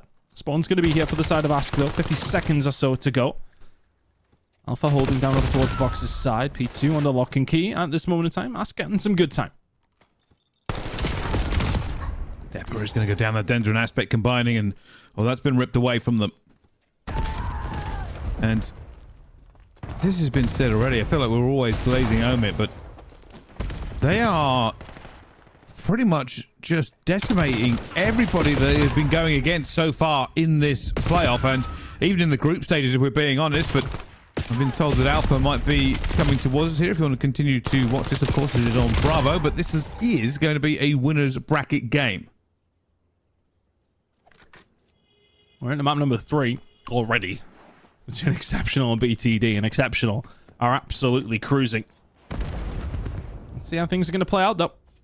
By the time we do get into these first gunfights, Exceptional are going to be feeling absurdly confident. BTD have had 0 answer. Great, though, this time. Looking good. They're waiting for the flank as well. You can see here they're just waiting for him to clutch, gives a bit of timing. Stays alive. This is looking way better from BTD. Now, the EMP still yet to move, though. Cobra trying to slow the tide down. Nobody's got it. 3 players going forward as blockers here. Eventually, they will now move the EMP. Mighty finds 2. Scythe still alive. Gets his second. That's going home. Should be going home. Oh, shut down by Cobra. Oh, just when you think they're getting into the series, Cobra taketh away. Prezi now finding a little bit of control down the street side. Oh, they're going to start moving this towards 18-wheeler. Mighty's going to be pinching from the other side here as well. This is nightmare fuel for BTD on the defensive side. Oh, Linz. There's one. Rush. Rush done well. Do a ton more here, but this is a case again of both teams pulling out all the stops, but EMP moving is what we're looking for. Rush, we're going to see if anybody's feet look good through there. Nobody, no shadows thrown, but Prezi finds 3, and now everybody moving forward. Linz looking for this last player, back and forth. Again, EMP moving, but players spawning. Cobra slowed it down. Does he think he's going to be able to get there on his own? Yes, he can. Using the boardwalk just to give himself a little bit more cover. And nicely done. Maybe they can keep this pressure on. Good fight in the middle of the maps. Went their way as well. Prezi with a big win. They could go either way with this. They've got control either side. I think it's about seeing who does find the kills, who can find the pressure. Prezi's going to actually wrap this back around towards 18-wheeler, but they are wide open towards this B side. Didn't find any of the gunfights, though. Cobra will not find much more of an inroad. Exceptional. Still only one to the good. This might be a good play here. Rush in a position to take the blocking angle. Nobody's in the position to stop them, though. They're going to try and get here before that player gets through house. Cobra out towards the back. We'll just wait this one for any push that comes through. There's one. Knows where the second player will be, but they are not making a push without bodies to help them out. Big gunfight wins. So taking down Cobra, keeps that pressure on, and yeah, Clutch just waiting for his moment here. Needs his team to maybe just formulate something. Linz deleted. And is that now going to offer an opening? Mighty's just in prime spot, though, to shut this down. As long as he has another teammate surviving around him, it's just a hard push for BTD. Well, they're still trying to get this one into the position. Clutch, though, cannot do any more. A lot of time burnt. You can give him that credit. He's now trying to push through it. Sees UH, sees Scythe as well. We're calling that one out. Can we get over to the other side? Money stood out as well, but doesn't see the player beside him. Cobra now in an awful lot of trouble. Down they go. There's a lot of bodies here. There's a lot of opportunity for them to get this one home again. EMP will be moving, but Prezi in the way. And 2 players dive at his head. And you can see that they are now scrambling a little bit. Mighty knows they're coming from over top. Easy one to shut down. Are his teammates there to pick up the pieces? Yes, they are. Good defense from Exceptional. It's scary for a second. Now they can run this down mid-map, and Linz has set himself up over towards this side. Do they juke it? If they can get underneath Broken, they can maybe find another way through.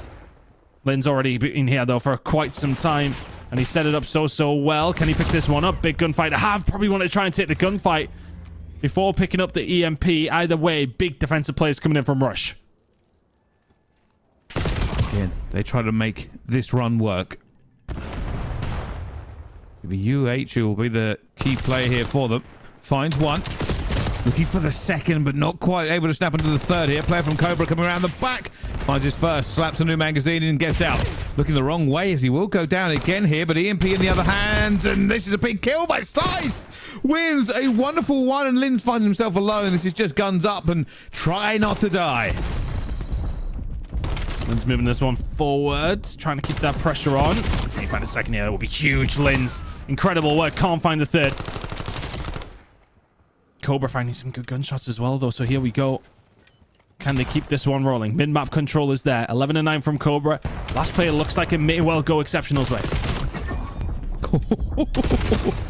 Cobra trying to just punch a hole big enough to allow his teammate to walk through, but unfortunately nobody else helps him out. Cobra now in the backfield. Players trying to take him down here, but Clutch falls as well. Exceptional need to grab this and move. I mean, here we go. Wide open. Free play. Couple of players going to try and get this one. Cobra, though, going to be standing resolute one more time, but he falls. It will go in for the half-time. And eventually, Cobra does enough here to just blow that defense wide open. And that is the player that was kind of set up by Linz when he initially had that control. This was nice from Rush. This would have prevented, sorry, I should say the third from Exceptional.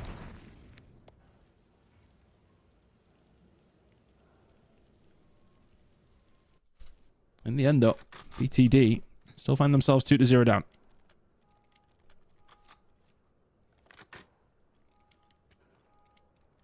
Well. BTD look pretty good, but not good enough. Comes the fight.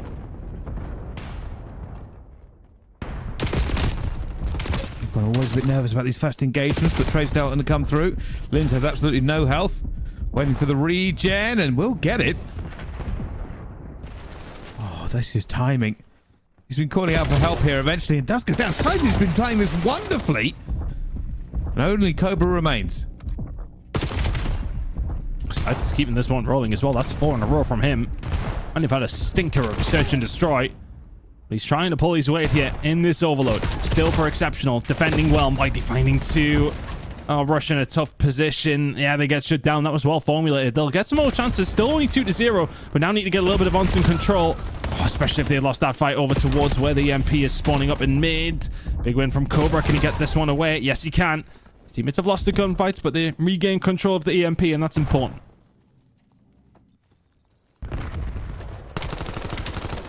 Linz just trying to stay alive.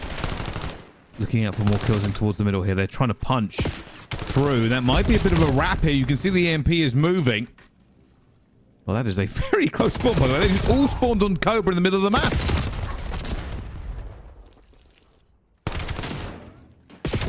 Now Cobra not able to do much about that pressure. Is there potentially something over the line here for UH? He chooses to be passive with this one. Doesn't want to try and take on 4 members of Exception with his pistol in his hand, which is probably wise. 3 minutes and 18 seconds to go, though, for BTD to save their elite season. Cobra finds UH. Shutting him down rather quickly. Mighty doing a good job on the scythe as well.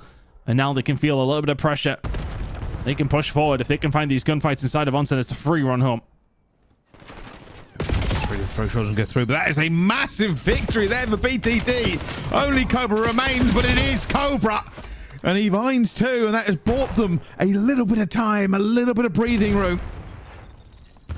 The 2 versus 4 technically going through here. Scythe is going to try and make the hero play. Can he get into it as well? No, will not get the slide off. Oh, you could have done with maybe waiting for the reset here, because this is now very, very dangerous. Oh, that player needs to be killed very quickly. Cobra will eventually take him down. And this one can wrap through 18-wheeler. This is next gunfight is absolutely massive. Linz just gets that advantage from the height side of things, and now he can keep things rolling. UH will shut him down, but this has been turned on its head rather quickly from Exceptional. Mighty trying to help his teammate out. Brezzy dipping and diving, just confusing BTD, to be honest. But as long as he keeps a hold of it, and he can't do so, could have wasted some time. Exceptional. Still keeping that pressure on, as they have done throughout the entirety of this game. Cobra is having a phenomenal run, by the way. He's 27-14. Single-handedly, one of the main reasons they're into this one. He just keeps finding kill after kill. Damn. And then the EMP is stopped again. 1 minute 50 onto the clock here. For Exceptional, it is do not give away anything. If you can hold off even the first cap for as long as possible, you can play the clock. Linz. Again, cut down BTD. He's putting himself in those positions. Just play that advanced spot, right? He's trying to play make for his team by pushing forward, finding those kills, farming them off the respawn, and creating openings. Needs the rest of his team to hold up their end of the bargain, though. He will eventually fall. So then to be asking, can we get out of the spawn? I'm finding multiple kills. And now the rest of his team are following suit as well. 1 minute to go here. And BTD still have a chance. They have had opportunities, just haven't been able to find those last couple of kills. Is this maybe another one of them? Mighty 3 in a row from him. He's having a good game at 27-19. Make it 4 in a row from Mighty. The trenches are being dug. The guns are up. And BTD are struggling to get this one over the line. It has just become a shooting gallery. You just can't go through anybody. 47 seconds. BTD need a miracle. Brezzy out towards the back here. Lose that gunfight. This EMP has got to move, and it's got to move now. BTD need the time to get a reset. They're all in towards the middle of the map here. The trades are still going. Lin's trying to stay alive as well. UH gets a big kill. They've got to punch this through. They're now looking for it. All the way over the top goes Rush. Teammates getting for it at the same time. He gets round the corner, and it's going. Oh, it's inches. It's millimeters. It's less than a meter, and somehow they do not make the play. It will not be Destiny that rewrites itself. It will be Exceptional that move forward into our bracket. BTD, we will say goodbye in the last elite of the year. A valiant last try, but trying is not winning. Exceptional. Finding the win in record-breaking time. A 3-0 scoreline in the series. and an incredible performance. Honestly, I thought BTD were going to have enough in this series. I've seen enough from them over this stage to think they will be able to go more than toe-to-toe up against Exceptional. They got battered in the first 2 maps. Map number 3, relatively close, but not close enough, and that will be the series done and dusted. That was a quick one, Brycey. Exceptional advance on to next week. Yeah, they really do. And I've been saying, I think Exceptional have been looking better than they ever have.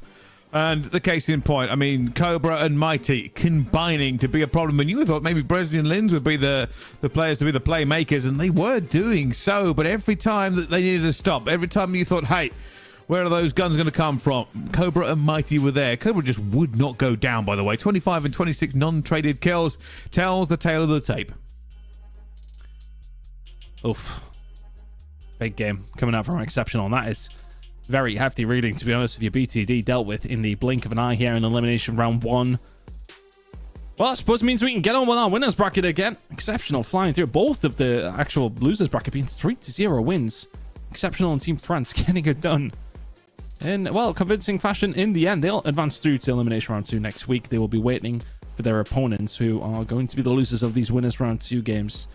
Ask Esports are already finding themselves behind, which is not too much of a surprise to anybody. They lost 250 to 173 on Sake, so not a disgusting loss by any stretch of the imagination, but comfortable for OMiT. Search and Destroy Fringe is currently ongoing, but we're going to start teeing up Rock and Project 7 very, very shortly. That should be a banger in winners round 2. Well, we will see. I mean, every single game is just getting better and better. Tell me, we are seeing some 3-0s, but that will soon wave goodbye, because as these teams get deeper into the bracket, the competition becomes more intense. And some of the big teams that we've been waiting to match up, well, they've been eyeing each other from across the groups, and now they're finally starting to get a chance to go head-to-head. But while we wait for these teams to get into the lobby and rock and roll, we're going to do a quick break. Don't go anywhere. We'll see you right after this.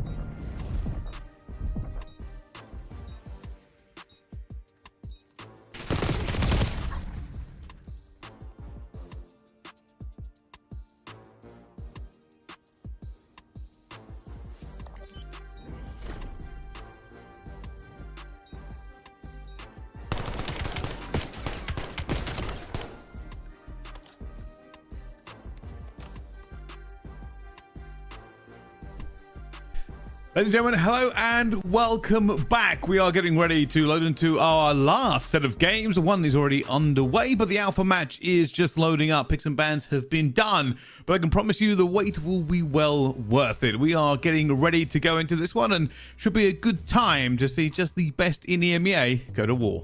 Yeah, Rock taking on P7. This should be an absolute banger, but let's have a look at how these teams got there. Rock finishing top of their group, got them a game up against BTD, which they did not make easy work of. 3-2 victory for them. Project 7, again, having to go the distance as well. A 3-2 win up against Exceptional. A setup this day that has been seen many, many times before. Rock taking on Project 7 over this year has usually been a really interesting affair. Rock just about getting the better of them more recently, though, and they will be looking to do the same here to probably have a date up against OMiT. They are looking to go 2-0 up against Esport. They're still in their search and destroy, as you've probably seen on our screen whilst we were not here with you. But irrelevant of that, it is going to be a really interesting game between Rock and P7. One that is very, very difficult to predict, to be honest with you. But one thing I absolutely hate to see all the time for Rock Esports, or typically used to, will be Colossus Hardpoint. Project 7 will be happy to see that for map number 1.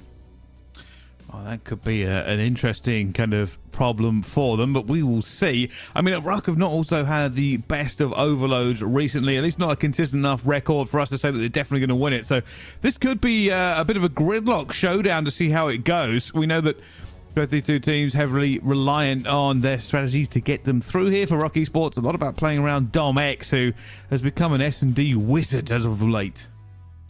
As of late? Yeah, well, yeah, okay, this year. Now the guy has actually been insane. It is a little bit of a cheat code for Rock to have him on the roster. When it's going to come down to gridlock, though, where does he find his success?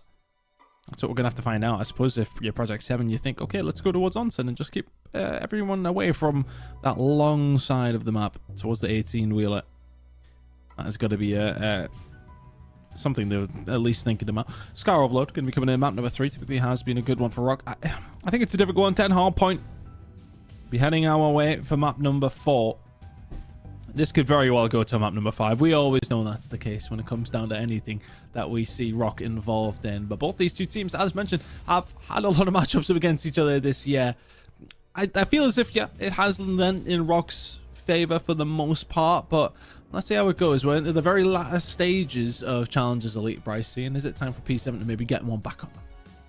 Well, we'll have to find out who's got too big for their boots and which one can really rise to the occasion. It's going to be a case of maybe we find the winner of the entire EMEA region, or, let's be honest here, who's going up against OMiT.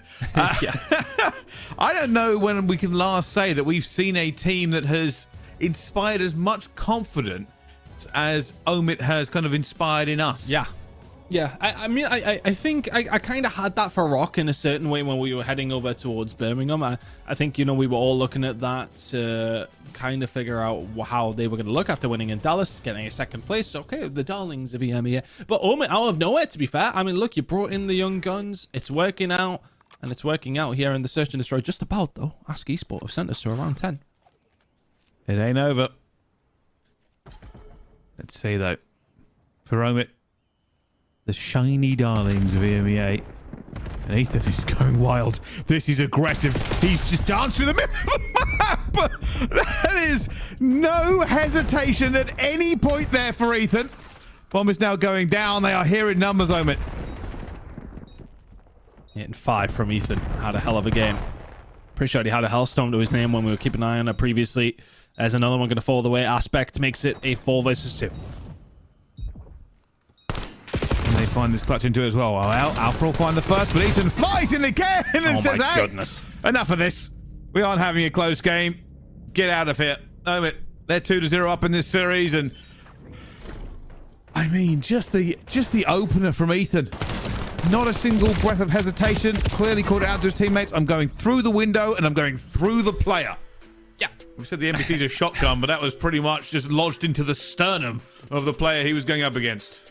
And big reasons as to why we have heard the chatter about him and teams being interested. Again, I think if Ethan was North America based, he'd be in the CDL right this second. There's just no question for me. Kid's an absolute freak. 10-5. In a cool way, though. In a good way.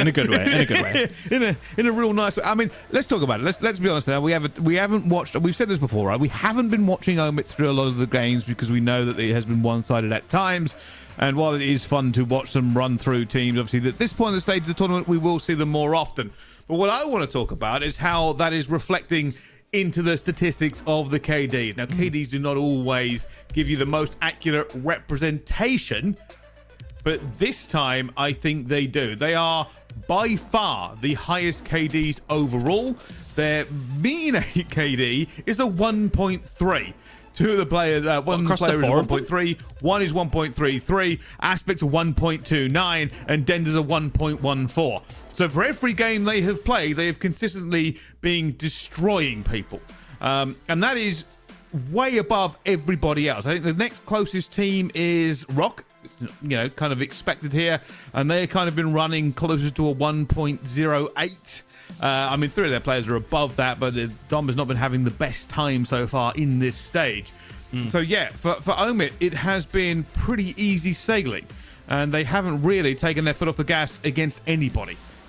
I think that would be my only wariness about them towards the last stages of this tournament. If they start going up against Rock, who have obviously beat them before in Stage 3 finals, the Giga reverse sweep that we called it, that is potentially something to keep an eye on, because they've only ever went up against opposition that they've been pretty much bodying. That's as close as a map as we've seen. I mean, of course, they would have had P7 in their group. I think it was a pretty decent 3-1 win for them, so they have lost. I think they only lost 1 map in their group stages, right? I think something along those lines. But at the same time, it's coming down to the fact that they are finding easy wins up against teams. Sometimes when you then come up against the tougher opposition, are you ready for that grueling fight? I may be grasping at straws there, in absolute fairness, but something to think about. If things are being maybe a little bit too easy when the going gets tough, are you going to be able to follow it? Yeah, I mean, it's just...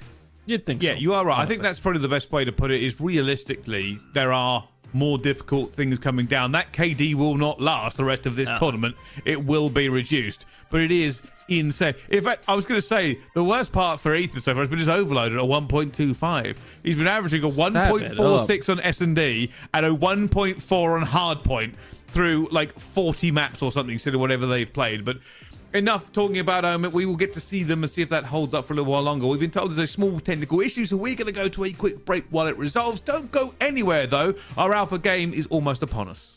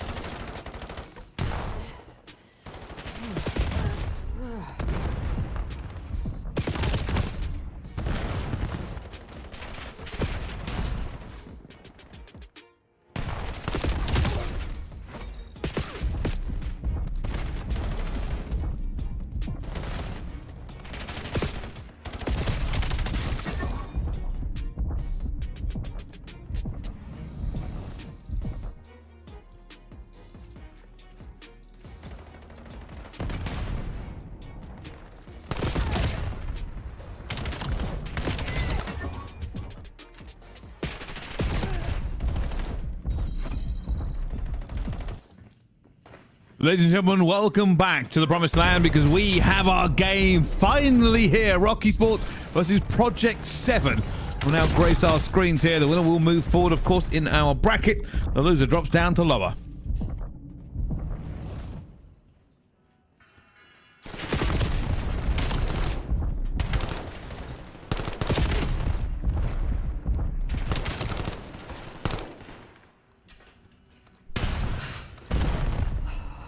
Into map number one we go.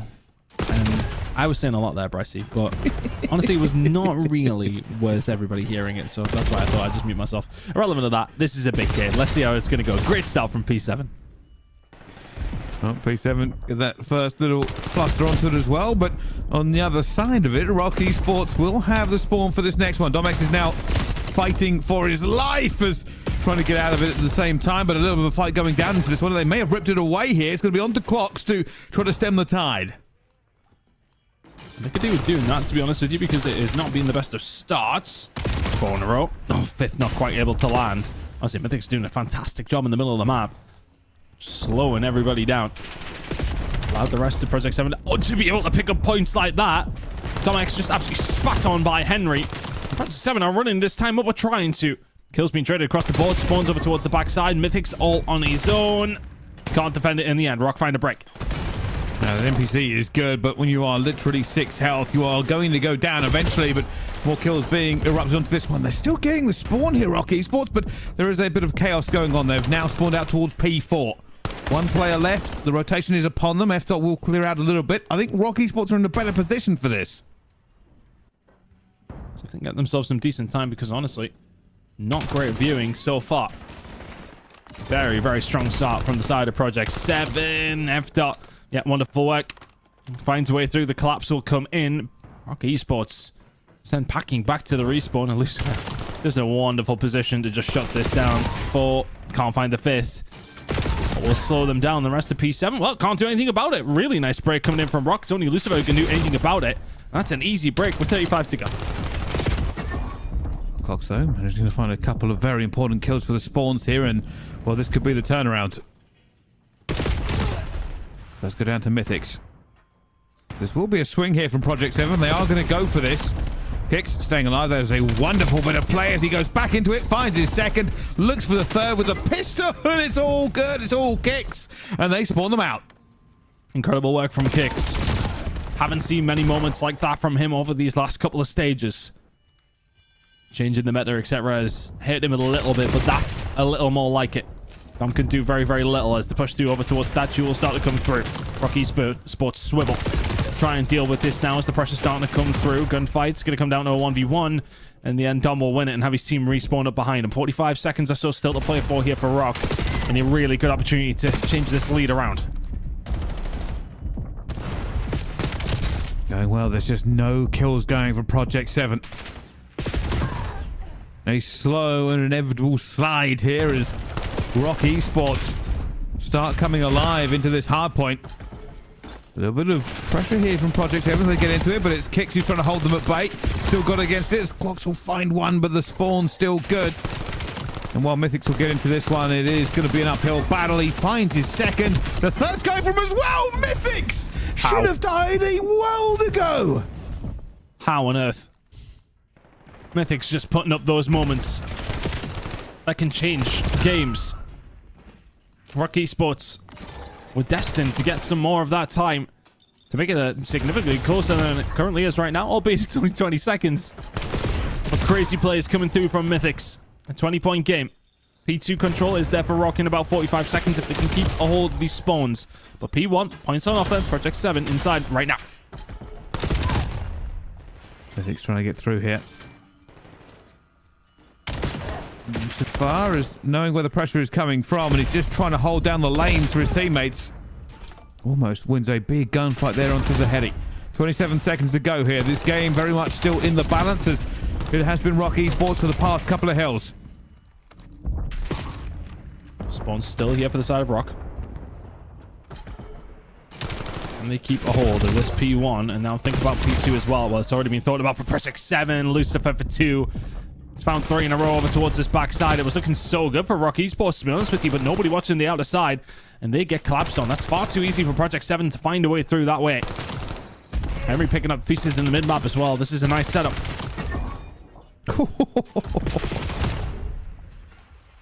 Big fight there from Lucifer, who's on a 5 streak, and he's actually going to try and get around. Surely not a turn and burn. It won't be.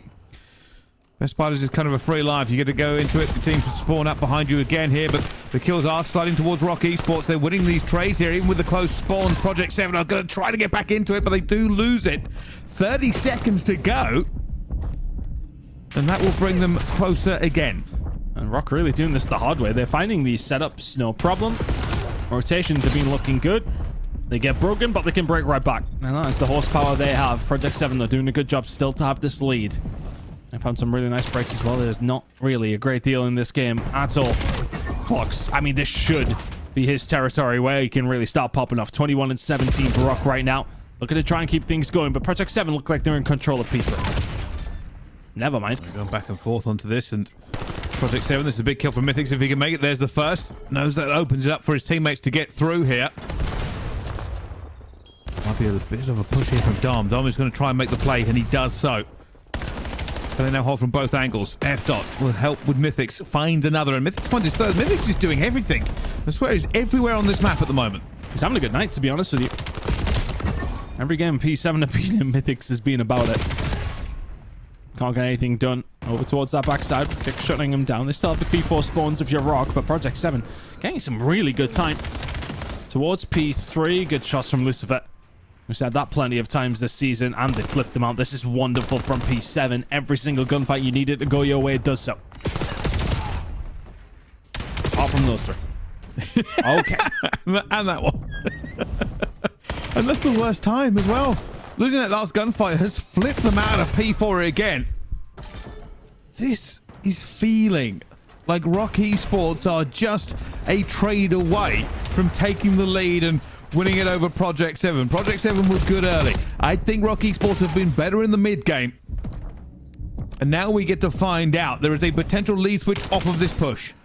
Still trying to get himself involved. And does he not? 2 in a row from him. Is that going to be the straw that breaks the camel's back? Absolutely. Rock Esports are forced away. Project 7 now in control. Both these two teams have found some monumental breaks. Project 7, that might be a big one to find. 25 seconds still to play for. 20-point lead. Henry trying to feast through the middle of the map. See one player trying to find a way around. Mythic shuts it down. Doesn't find the second. Weird gunfight up against Storm, but the pieces are there to be picked up by the rest of Project 7. They are keeping Rock Esports so far away from this P4.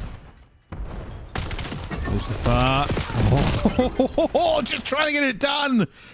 And this is a very resurgence Project 7. 41 points to the good. Now P1 is upon us.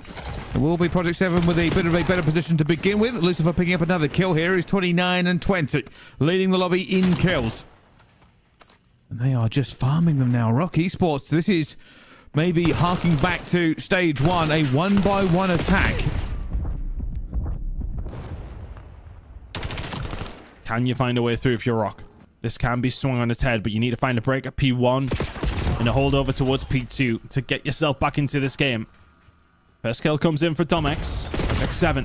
They've led the way all the way through this game and would not like to leave this one behind without the dub. Mythics looking for number 3. It's F-Dot to pick up the pieces. Project 7 can't quite win it at P1, but P2 spawns are pretty much confirmed, and they are shooting lasers out of their MPCs. MSMC, we're a while ago there, right? It looks like it. It looks like they just changed the name. I'll let you off for that one. Yeah, but looks like we're trying to hold this one down. It's going to be pushed back for just a few seconds, but this is a dynamite push here from Rock Esports. They desperately needed to rip this one away. Out towards the back here, Lucifer and Mythics will be fighting for the spawns to get back into it. Mythics somehow still alive. He's been the main man in a lot of these rotations. Lucifer now dives in. NPC not good enough. And F-Dot will find 2, but it's still going to be all about whether or not Rock have the spawn. No, it's a double parallel spawn out. All spawned out was the push from F-Dot. He finds 2 inside of the hill, pushes towards the back, keeps the spawns there. Away from Rock Esports, but gunfight starting to go their way now. Mythics, Henry can combine well. Oh, they're killing everybody. Henry takes down his teammate and 2 others on the side of Rock, and that might be game. Oh, Henry decided he'd just shoot everybody. NPC looked amazing there. He just sort of glanced at people and they died. But this is still going down to the moment. Project 7 looking to get this map one over the line. It's going to be Rockies once you have the better spawn. But that better spawn is just allowing them to survive here. They are down and almost out. 3 seconds is all they need for Project 7 to win this game. Barely anything needed to get this one over the line. And Lucifer has got the Arsenal behind him. Storm on into it. 32 and 26. You like to think he's going to add to this. Rock are going to have to get off this momentarily, even though they've been able to find a couple of gunfights. Mythics. Oh, he's found 2 through the middle of the map. They're into the point. Project 7. What a performance in map number 1. Colossus will go their way. And they will go 1-0 up. Incredible work. Well, just when you thought Rock Esports was starting to grab the momentum of that hard point, it was not let go. That was an unbelievable kill there from Kicks. We spoke about this one. It could have been a bit of a game changer as we look at the best play, but Project 7. Massive plays out of Mythics, massive plays out of Lucifer, and the rest of the team did their job. Yeah, really, really good game out of them, to be honest with you. It felt like on so many occasions that you would see Rock with a potential to come back into the game. Maybe a moment here and there where they were able to get some sort of control, and then just couldn't solidify because Project 7 were in their face. Mythics with a massive game. 39-26. Good way to start things off from him.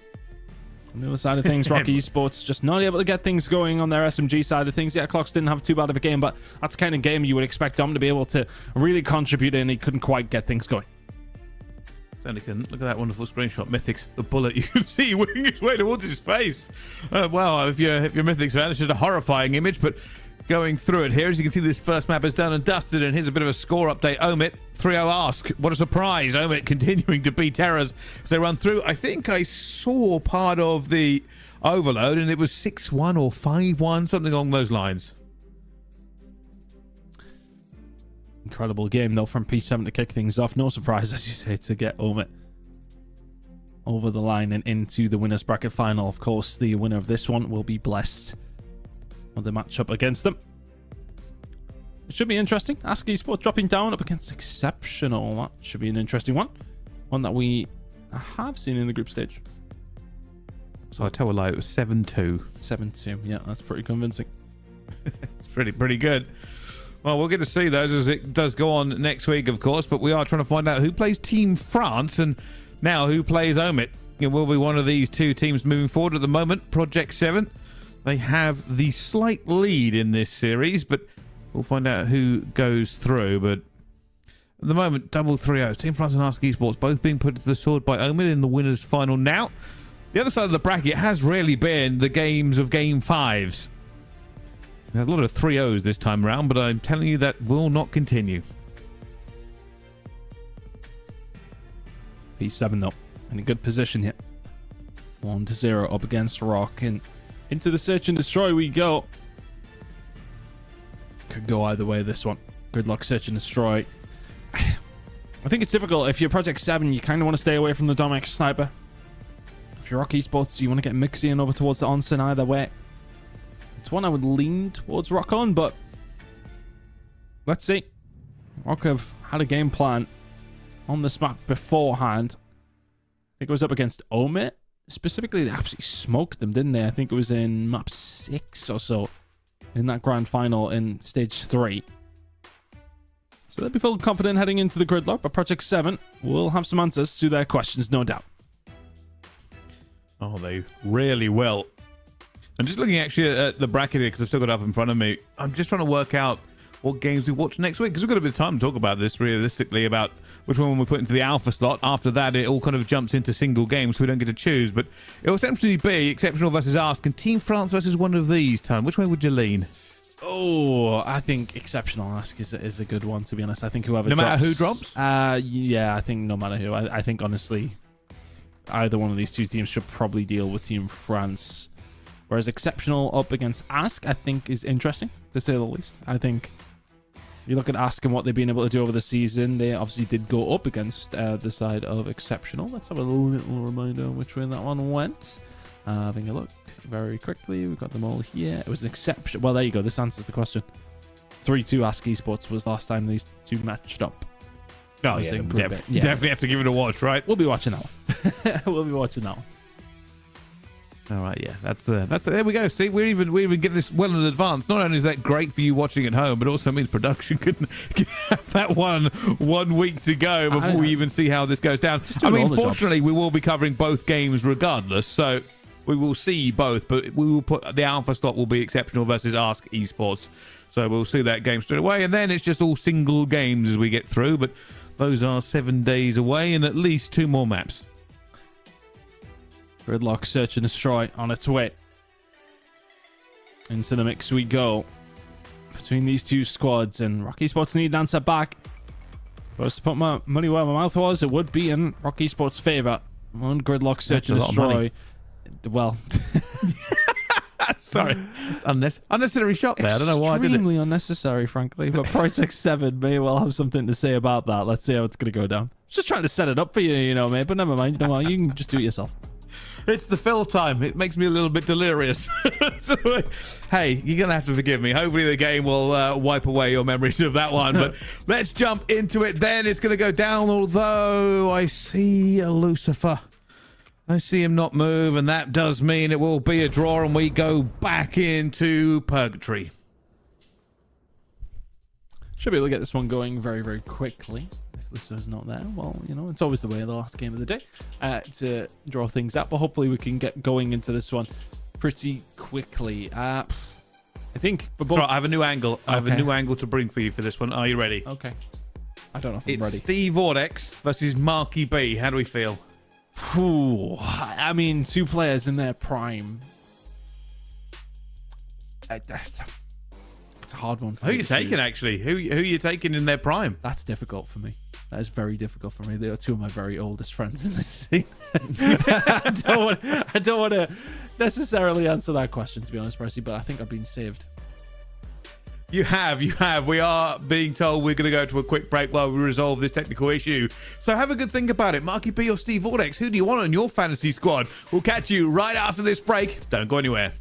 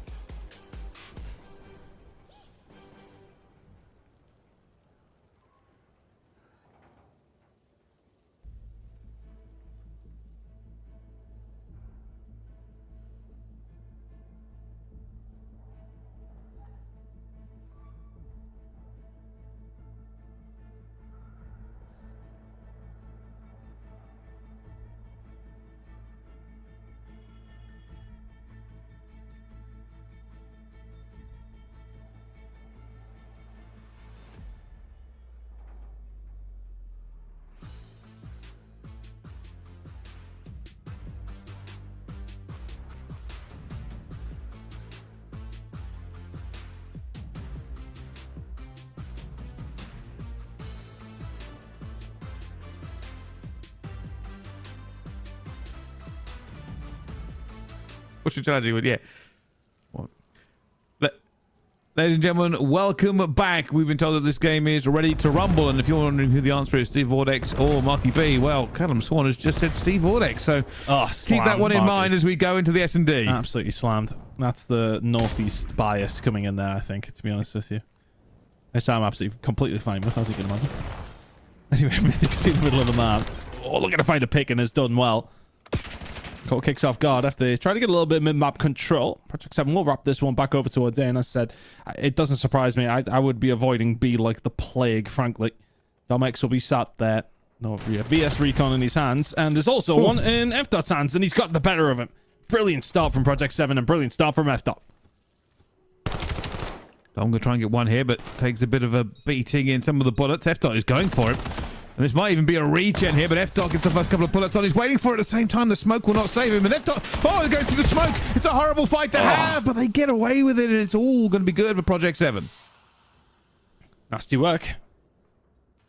Find the opening pick. Kicks gets taken down after trying to establish a little bit of mid-map control. From there on out, just really good, meticulous work from Project 7 over towards the Huntsmen side of the map. Nicely done. First round goes their way. Rock are going to have to stop the bleeding here. That's a very clean round from Project 7. Not necessarily the start you want after a map 1 loss.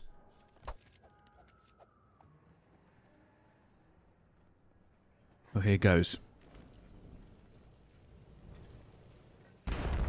Everything flying out here. Rocky Sports are going to go down. That's a quick nade, and it's first blood here for Project 7. Does this mean the rest of the players move over? No. I'll tell you something. Project 7 are backing out until they can use their numbers to their advantage.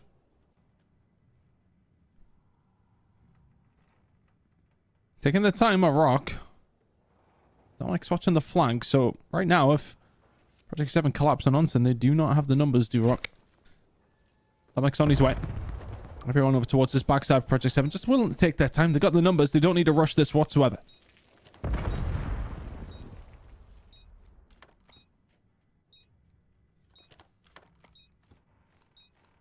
Slowly but surely taking space, checking the gaps. Kicks will call this one out very, very quickly, and they are backing off. This is a bold call. F.Dot watching the flank here. Wins his kill against Clocks. Well, they're going to go for the jump outside. That's what they're playing. Mythics finds one. It's now a 3 versus 1, and Kicks it chowed, and he's found 2, but the bomb's being defused. He can't do the jump. He can't get there in time, and Kicks almost makes magic happen. Close, but not close enough. Kicks does so well to find the gunfights, but you're right, it just puts him in a position where you cannot stop it from happening. Time was not on his side. I think either way, look in that 1v3 scenario, you either send all 3 players there to go for it, or you keep one on the bomb and do exactly what Project 7 did. 2-0 up now in the search and destroy. Tuffy. P7 looking very, very solid so far.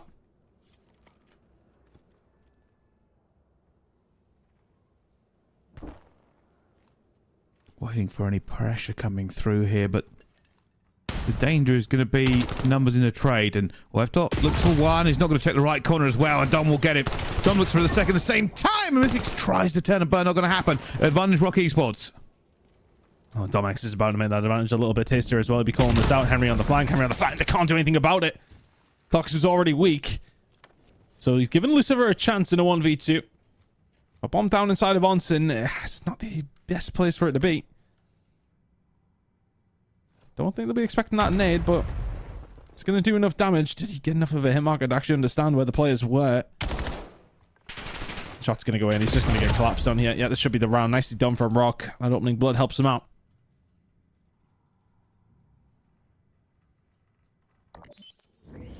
That's good for Rock here. I mean, we've been talking about their S&D for quite some time. And they do rely on it. It is one of the strongest points of their game. Hardpoint can go either way between them, and their overload, I would say, is still good, but it's not up there with the very best teams, and certainly not something they can rely on.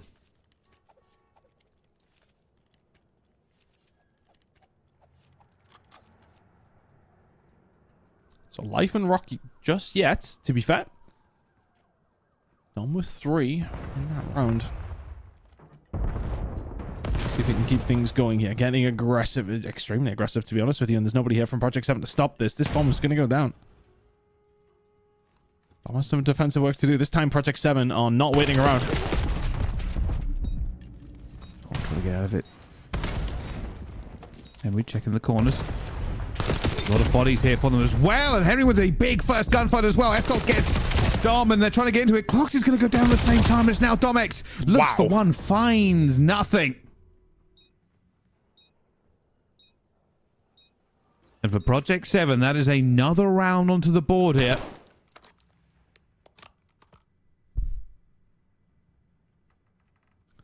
Nicely done. It's very, very different to what we've seen in one of their previous retakes when they had numbers and things got scary. Didn't take their time here. As soon as they didn't send anybody over towards this site, they chose to retake it with impunity, to be honest with you. Incredible work. They just rushed themselves through. And not a great deal that Rock Esports could do about that one. 3-1 to Project 7 to re-establish this 2-round lead. Still in a comfortable spot.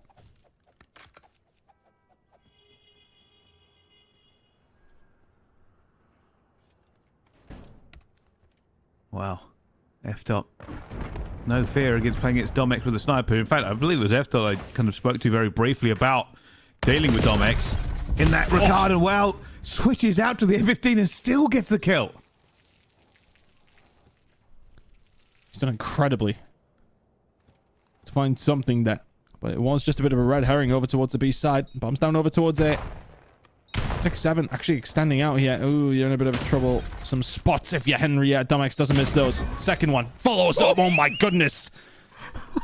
What are these flicks? This is man playing mouse to keep he's killing his own teammates as well.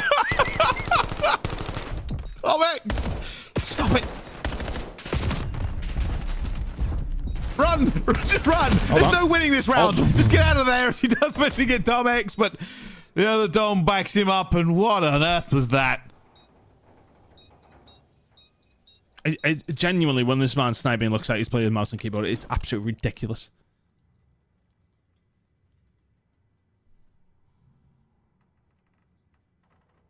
It's just such a benefit for them in the search and destroys. It's not saying like you're already a couple of rounds up. You just know what threat he offers. And the fact is that he offers that threat. We know he's going to produce as well. But the threat kind of just deters teams from kind of going towards him. Everyone will have a good read on where Domex is going to play. He's going to play that B side, right? Well, I mean...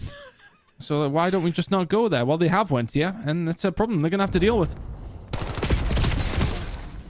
Big Wings gets one, but it will be a trade ton, and F-Dot now trying to thread a needle himself, and he sees the players come through, but isn't quick enough to get out. Domex now on flank patrol. Henry trying to find the way through. Lucifer's done extremely well. The takedown kicks, though. Now Henry's hunting down. Yeah, he'll be calling it out. Clock's on the outside. Thank you very much. That's a big pick, and Domex now left in 1v2. It's the first. He really is their X factor in S&D.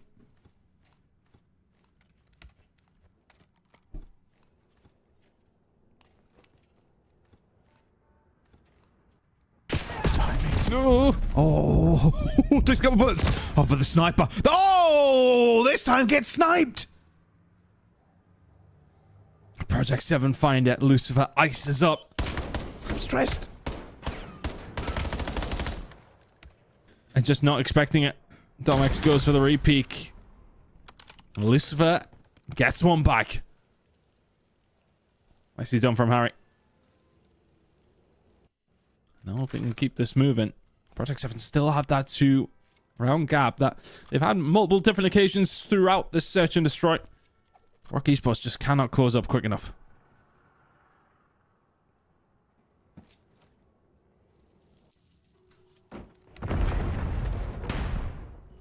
Domex. Oh, bit of timing goes against him. Still backing off here. Decides discretion is the better part of valor. Again, every time you see him, you just think he's going to make the kill. I like the fact that the observer there turned off the X-ray for a second. That's a nice trick.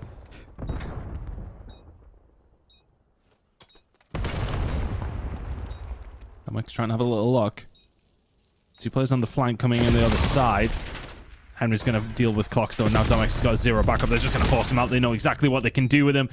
When he's got the sniper in hand, forcing the issue. His kicks now makes it somewhat doable, but just far too weak. Rock Esports will lose another one. And Project 7 are 1 round away from going 2-0 up.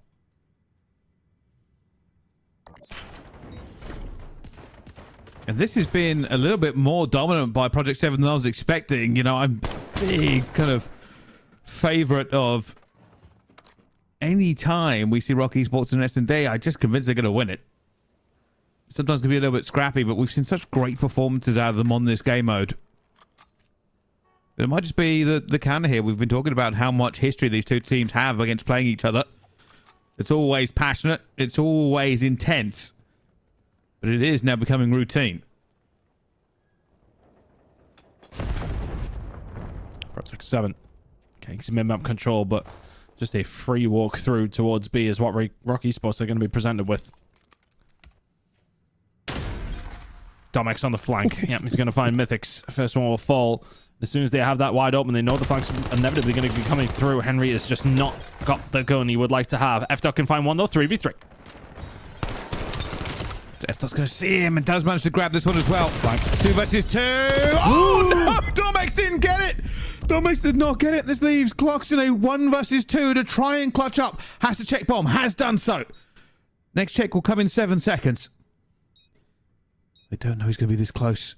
Next check. Right, one more. If they don't find him in the next couple of seconds, he is going to win this round. And they've walked in the wrong direction. They found him as well, but is anybody on it? I don't think they were. They've got away with it, and that is a clutch by Clocks. Clocks just runs the time down. Incredible work. Just to be so patient. But miraculous that they're not checking it. They check everywhere but the doorway. Everywhere but literally the doorway. That's like right next to it.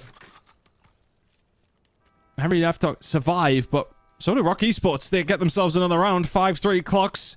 As mentioned, just kind of clutches that one up.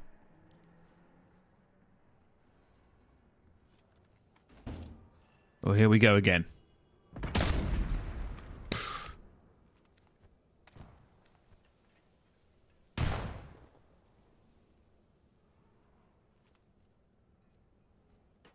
Nervy. Rock Esports know they need to find themselves around here. They need to find 3, frankly. 2-0 down against Project 7 is not a place you want to be.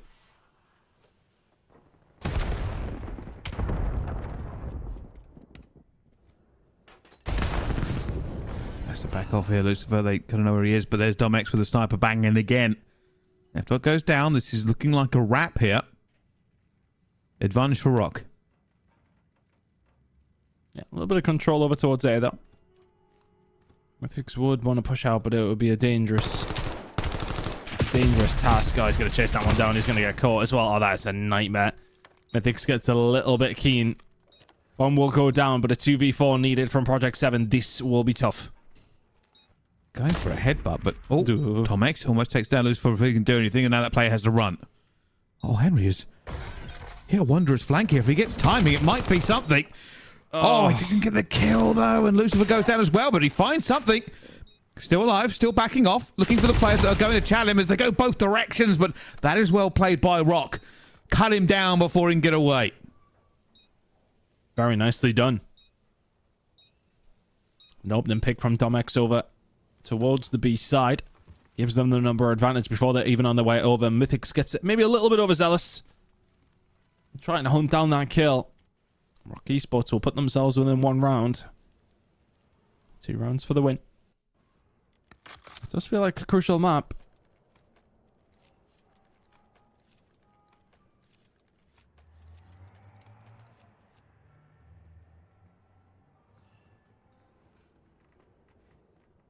Well, here goes. Rock Esports resurgence here. Heavy numbers going through. Henry might be in a bit of trouble. He's going to go down again. First blood, second blood, third blood for Dom. And this is going round 11. F-Dot is good, but I don't know if he's 4 players good. Good 1 versus 2. Hold on. Problem is that he needs to defuse this bomb as well, but he has a lot of time. Oh, time is not on his side. And neither is his health. Choose not to go for it. The stun up, though. Giving him an opportunity. 1 versus 3. Into the 1 versus 1. 20 seconds to go. Clocks is now going to stop. A devastating 1 versus 4.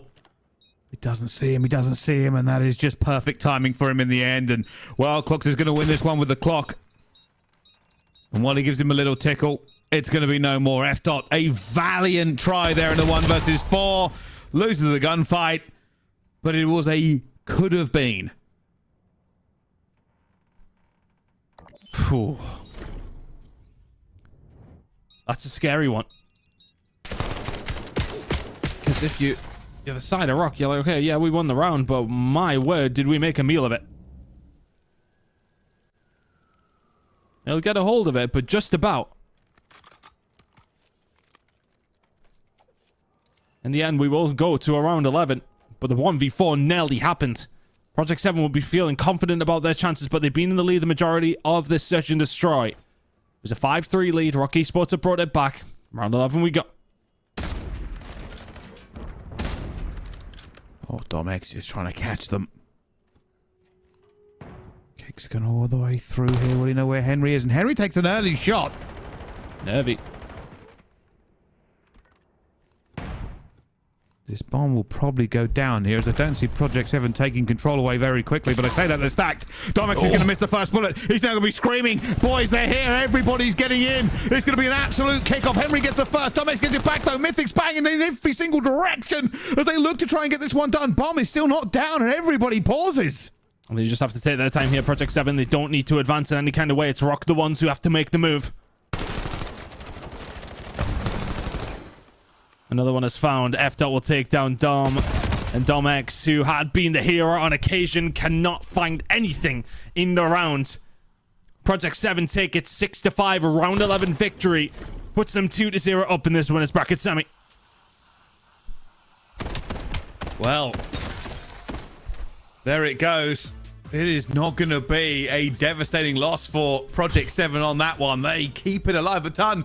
You were every bit as nervous as I was. I just thought the Rock had control of that site. It happened on a couple of occasions, actually, over towards that site specifically when Rock were attacking. First time around, Project 7 took their time at trying to find a way back through. But the previous 2 times, they got aggressive very, very quickly. And Rock Esports just didn't have enough control over towards the pillar side. They actually were planting the bomb when every single one of Project 7 were finding their way through. 3v4, technically, in that scenario, is difficult to deal with. Big games out of Henry and F-Dot, in all honesty, though. I mean, what, 10 non-traded kills for F-Dot is massive. 3 of them would have been, of course, in that 1 versus 3. Or 4, I should say. That was potentially on the cards, but the first bloods did belong to Henry, having a really good game with the SMG in hand. Look, I mean, it's kind of what we said, though. Sorry, but we said they were trying to avoid Dom X, and I suppose that shows that, you know, Henry with the first bloods, he's getting up close and personal. Takes the sniper out of the equation somewhat. Yeah, no, I agree. I mean, this is the case, right? You got to play around it. You just know that he's very, very good. I mean, F-Dot obviously had his own sniping kind of work out there as well. One of the things I was going to point out while we were looking at the stats was Lucifer, 5 and 8. Lowest kills on the team, but almost matching up with damage with some of the big shooters, right? Still had a 1,200 damage, which shows that he was just kind of contributing to a lot of these fights where he could. Second game of Search, though. Really interesting between those two all the way through. How are things going to play out in the rest of the series? Again, whenever it comes down to a Rock Esports series, you never know. A reverse sweep could be on the cards. I mean, they completed what was the monumental one in last season's grand finals. So they could definitely do this up against Project 7, but this is the tale of how things have went so far. Comfortable map number 1 for Project 7. It was comfortable throughout the majority of that Search and Destroy. Rock found a couple of rounds in a row to make it nervy. But P7 ultimately, the victors there as Scar Overload is now heading our way. Well, does this go to a 3-0? Something we were not expecting at all when we came into this one. Overload has just not been a strong suit for Rock, but it's not like it's a big weakness for them either. I just don't feel they're as consistently good on it as some of the other teams.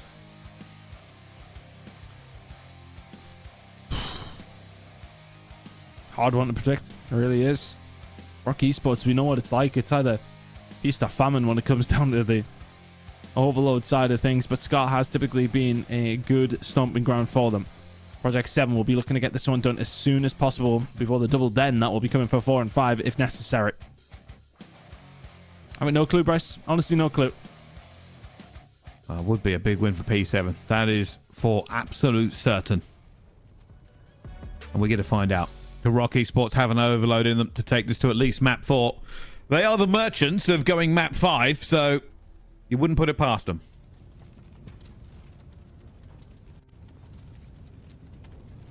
Well, here we are then. Rock Esports needing to find something to get themselves back into this game. Project 7, can they get this one over the line in a 3-0 fashion? It'll give them so much confidence heading into next week. Almost a good snap there from F-Dot. Not quite able to nail it down. He's on the other side. He's trying to set up for a push. It hasn't quite happened either there yet. MP won't be moving until one team feels secure.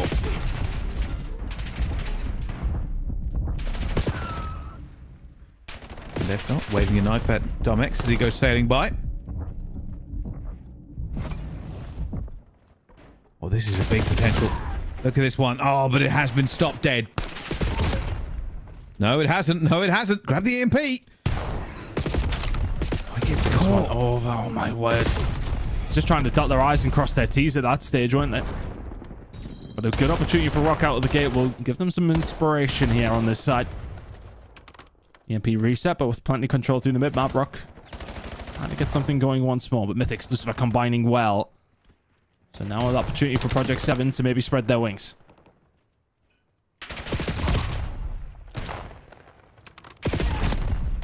EMP is still going to be stuck here in the middle until they can get this massive kind of numerical advantage, because you've got to make successive kills to get it through. 2 for Lucifer. EMP can move here, but Domex is in a really good position to let that player go as well. That's so smart from him. Everybody pinstriping on the kill feed. Domex goes down, Mythics goes down, and EMP will be in no man's land though, because if you're Mythics, you don't want to take it. He continues to get some more kills. If he can find the second one, it's game on. Cannot do it. P7 keeping the pressure on though. Lucifer trying to even the odds because, oh, that was feeling like a cap, but the spawn's over towards the B side. Working out. Can Mythics get around the corner? If he can do so, then this one might have been a cap, but you can't get it there. Lucifer is trying to lead the way. He's found a couple. Pressure still on, though. Need to find something for Domex. You've done brilliantly. F-Dot is here, but without many friends, and Rock Esports will survive. Really just nailing them down here, and when that player grabbed the EMP, he just couldn't get the gun out in time, and oh, everybody's just fighting for it.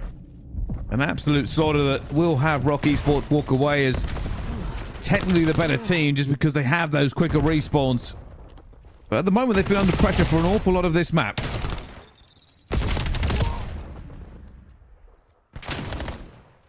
P7 keeping that pressure on. Have to be careful, though, because they don't want to give away these gunfights in the middle of the map, and they didn't manage to do so. Project 7 can get a little bit more control, wrap this one back around field. They'd probably like to get some caps for all of this pressure that they've been able to bring in, though. Shooting extremely straight here, by the way. Hard for Rock Esports to deal with, but the nades over the top from Clocks gonna work out. They'll get a chance to rebuke this.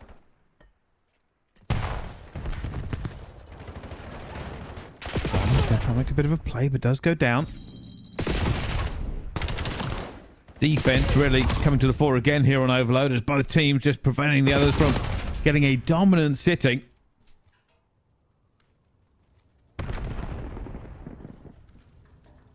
Again, this posturing for position in the middle.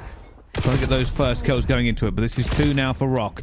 Project 7 have got Henry. Henry stops 1, not the second. Some advantages. Lucifer is on Overwatch. Nobody shut him down yet here, but again, this is just a grind, a gristle and bone situation where teams are trying to punch through. I'm really struggling at this moment in time, but Rock Esports are set up.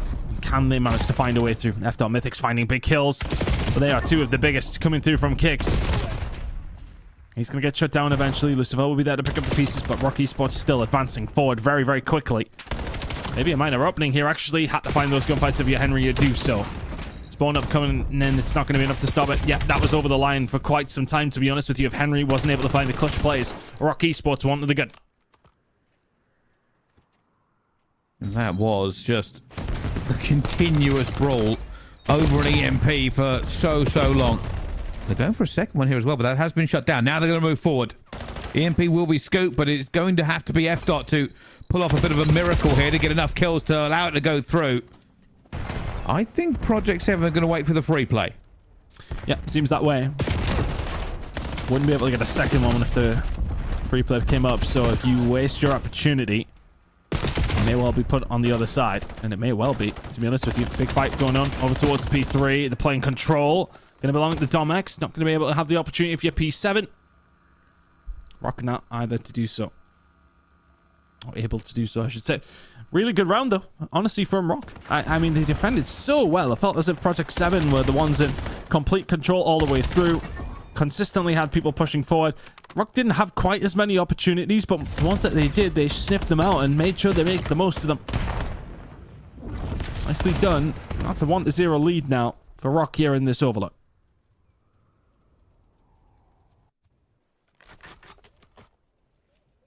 A very, very close game.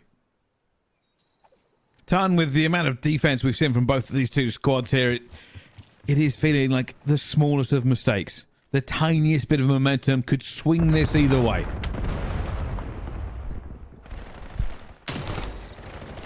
There's not much in it, is there? I mean, this could be swung on its head by Project 7 very, very quickly, and one of those moments could be right this second. Henry advancing forward. I think if you're Rock, you know he's going to be here. If he can find one, yeah, okay, that's fair enough. Par for the course. F. will get this one over the line. And that has happened in the blink of an eye. And now he finds the next, but as Mythics to pick up the pieces. Spawning over towards the Motel now. And that's with the spawn of the EMP over towards the field. I mean, there was potentially something on the cards there, Project 7. Mythics could not keep the spawns over towards Motel.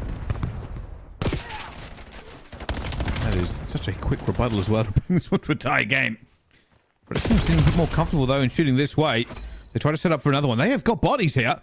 Rock Esports, though, have 4 guns aiming at this entrance. It is certainly not for the faint-of-hearted. Lucifer, is he going to try and bait it out? I think he's going to try and go through, and he does! He uses that delay in the radar that shows where the player is going to be to throw off Rock Esports for a half second.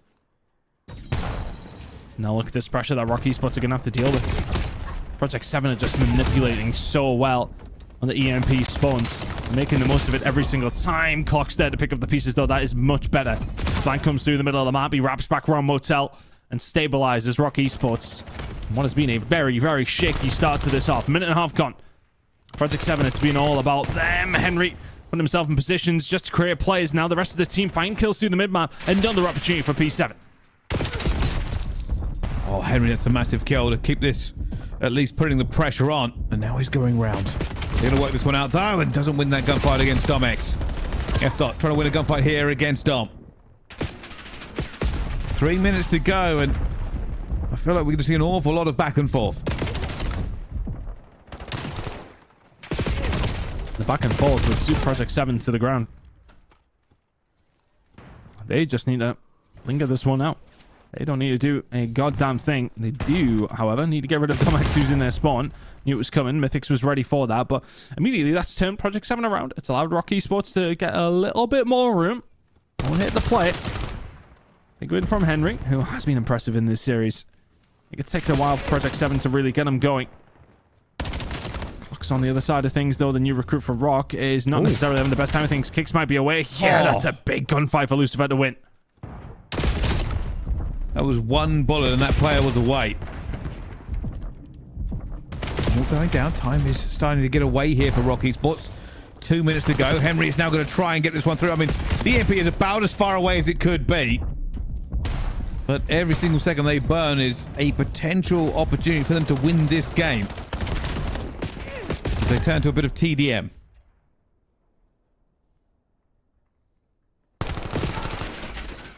Trying to find a way out. Project 7 starting to play a little bit more awkwardly.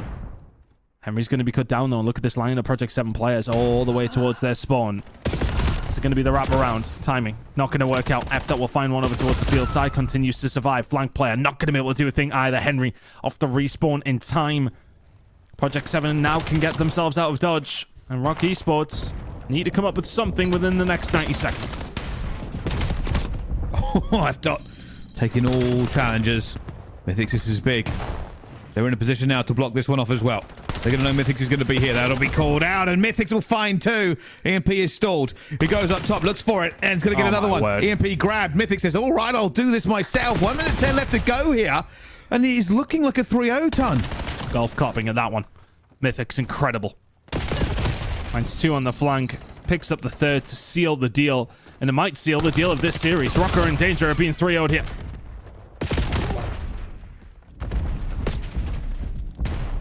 Colt's hoping for some miracle. I mean, if they can smash it home now, Rock Esports, it's very much game on.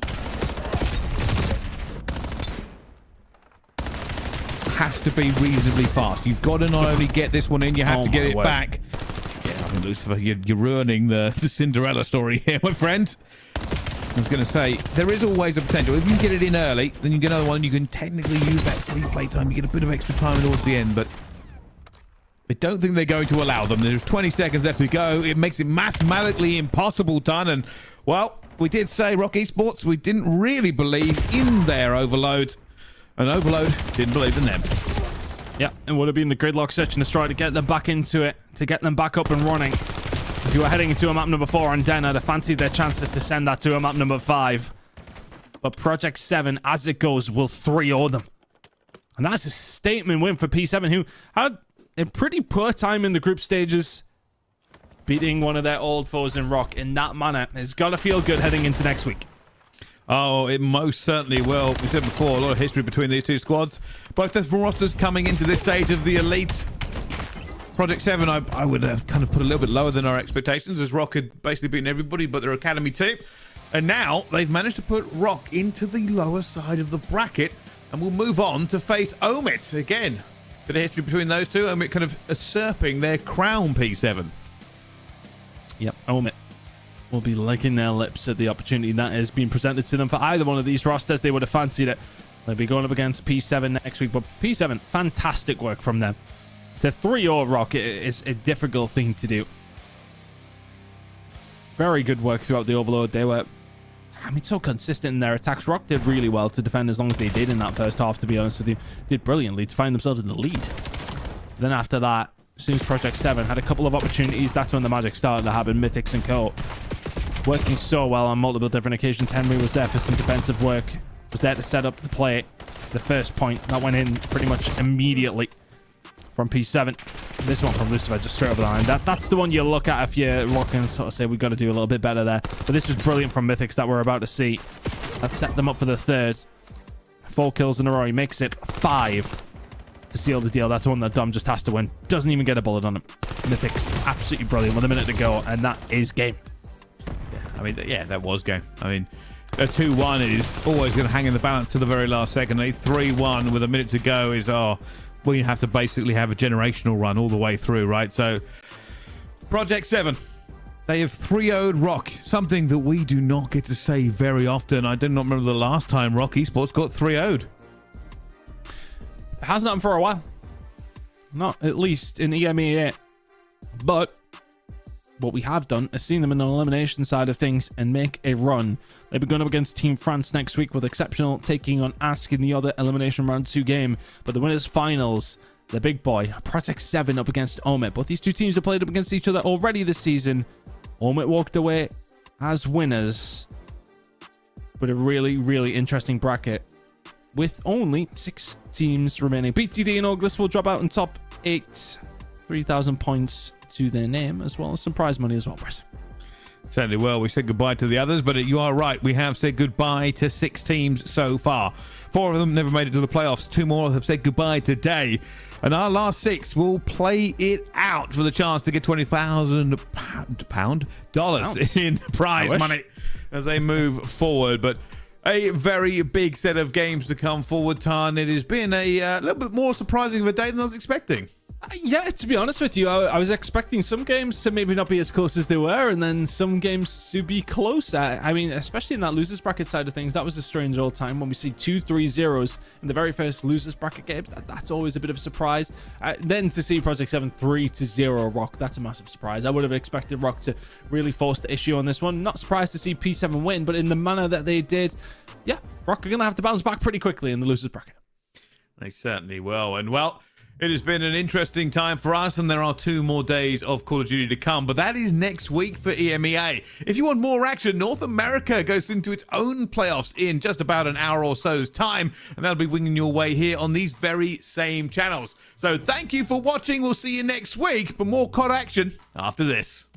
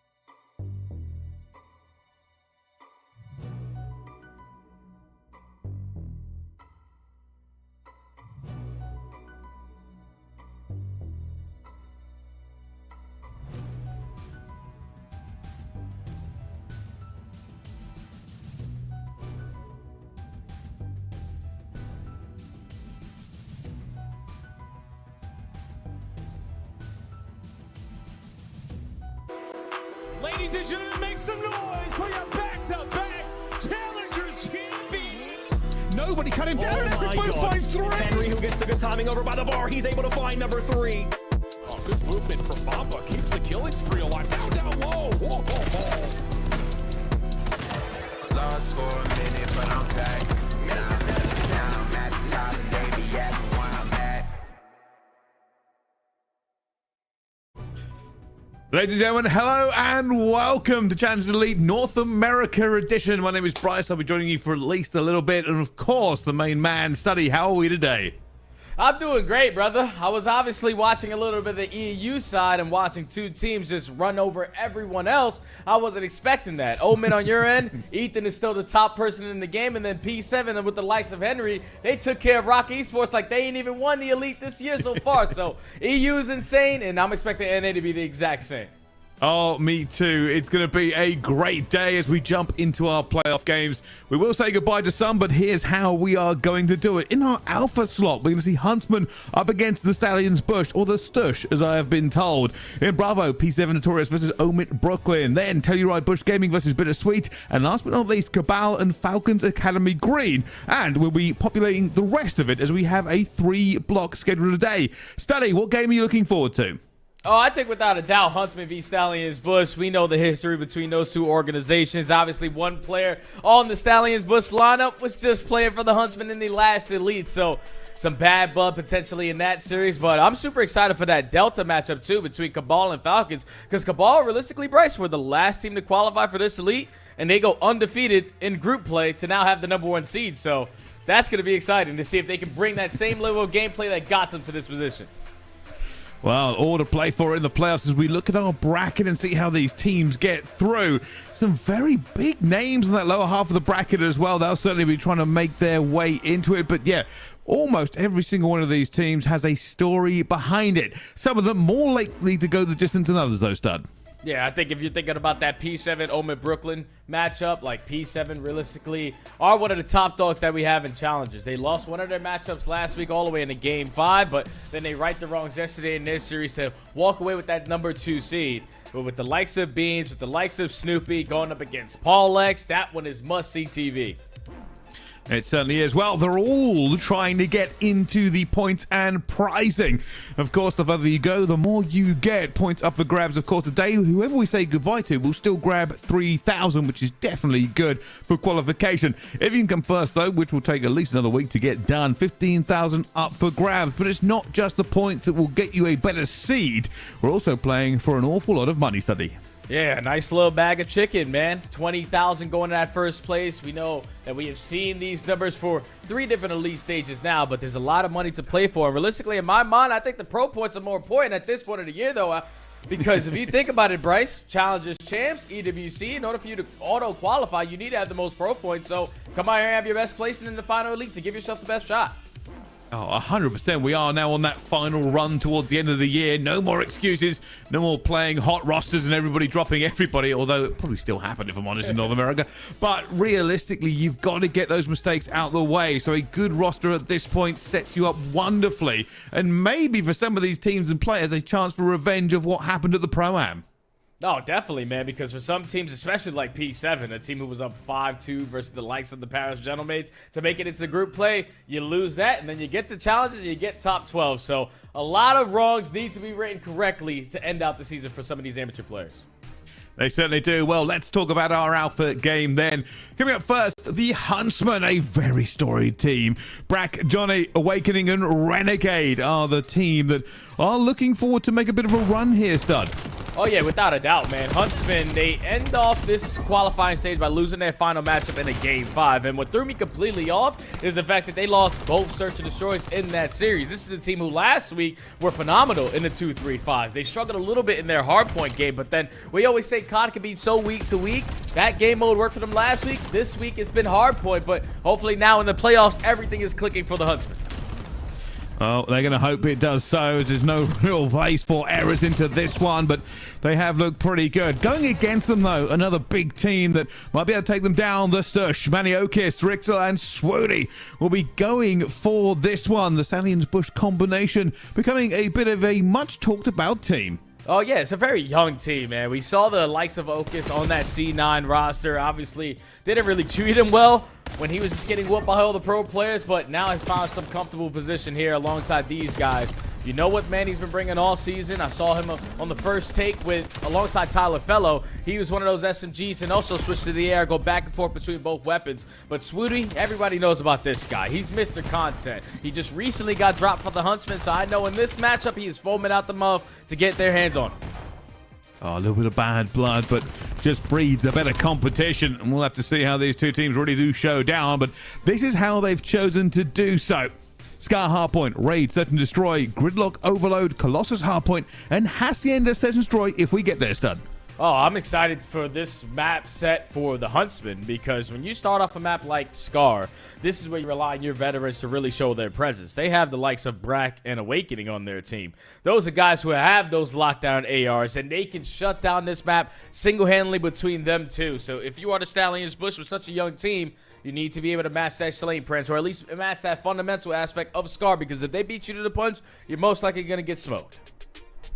Well, we're going to find out. Of course, these two have had a week to prepare. Well, sorry, yesterday to prepare from this one. But while this game we are getting into, we are, of course, going to go over to one of our other wonderful streams that is open and operating. Charlie shall now be gracing our screen, and we'll see how they get on. The Bush versus BitterSweet. Oh, I'm excited to see this matchup. BitterSweet on day one started off flawless, 6-1 map count. Day two, they lose both their matchups and only win one map. But day three, they right the wrongs and walk away with that AC, now going up against the Bush. It's a very young team with some good leadership in Tyler Fellow, but between Proda, Nate, and Pill, I think it's like less than a year of experience, but they somehow, some way found themselves in this position. Sometimes that means you don't have any bad habits built up, and at the moment here, this comes down to a big rotational fight. Trake's going all the way around, looking for some kills, and will help out the teammate potentially here, but they haven't found everything they're looking for as Peel out towards the back finds two. Oh, that's a wonderful kill for control of the spawn. Yeah, it's a big double off the rotation, and now Capsule trying to make up for it, just to value his life over towards this couch's area, but he's already going to be spotted. Now you're just hoping that your teammates can cause the distraction to try to keep you alive, but he's going to decide to make the play by his damn self. You cannot allow him to get loose like this, because Capsule has now blocked the spawns and has made it somewhat mixy, but BitterSweet still hold on. Those spawns definitely paying out here as well. We talk about the rotational fights, meaning points. And this is what is happening, even with a little bit of a trade going on towards the hill. You can reinforce faster, you get into the better choke points. And now this is already a pretty big lead going over towards it. Telluride Bush Gaming will have to recover at P3. No, this is textbooks. It doesn't get any better than this if you are BitterSweet. If you wanted to have that momentum early on for your great day of Call of Duty ahead of you, you chain the P once at the P2, and you're already up by 60. Now trying to contest for the rotation. Fellow finds it, flies in for the first kill, but it's Cammy and Capsule to combine in for 3. Bush stabilize off the roto. They desperately need time now. Peel doesn't have anyone to trade from quite yet, so he's going to play this a bit cautious. I say that, but he goes for it. Funny though, manages to get Cammy. A little bit of opportunity opening up for these two teams. They're probably trying to get into here for the trades, but it's good from Nate, and they're in. Yeah, it can't be that easy if you are BitterSweet. Bush, you had all the kills, you had the space that you wanted, but just not the crossfires and the teamwork on display.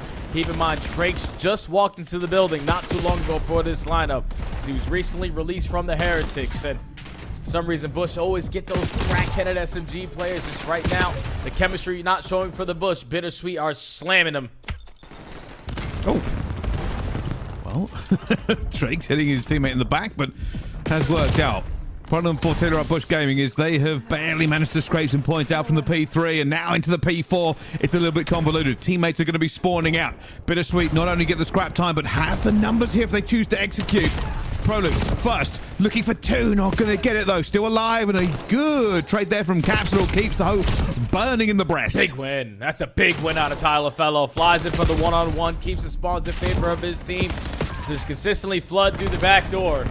These guys are just ready for all the gunfights, and they continuously are just pushing Bush back from rooftop side. 35 seconds left. You want to continue to watch this matchup, because I'm telling you, this is must-see TV. Bush are not expected to be getting ran over like this, but this is going to be on Charlie. Our alpha matchup is ready to go, Brycey, and BitterSweet. Oh, my God. Well, there's a whooping going on over on Charlie. The rest of the games are kicking over, of course. CABAL, good lead against Falcon Academy. P7 Notorious, narrow lead up against OMiT Brooklyn, but Alpha's the one we've come to watch. The Stallions Bush against Huntsmen will kick off onto this P1. It's all about positioning and posturing. Oh, and Huntsmen right off the rip, starting on the bad side. Get every single kill for free without anyone falling. Johnny's able to locate 3. And for now, you're thinking if you're the Huntsmen, we got those blue spawns blocked, and they should be ISO towards this green side of the map, but still managing great is going to be Johnny on 4.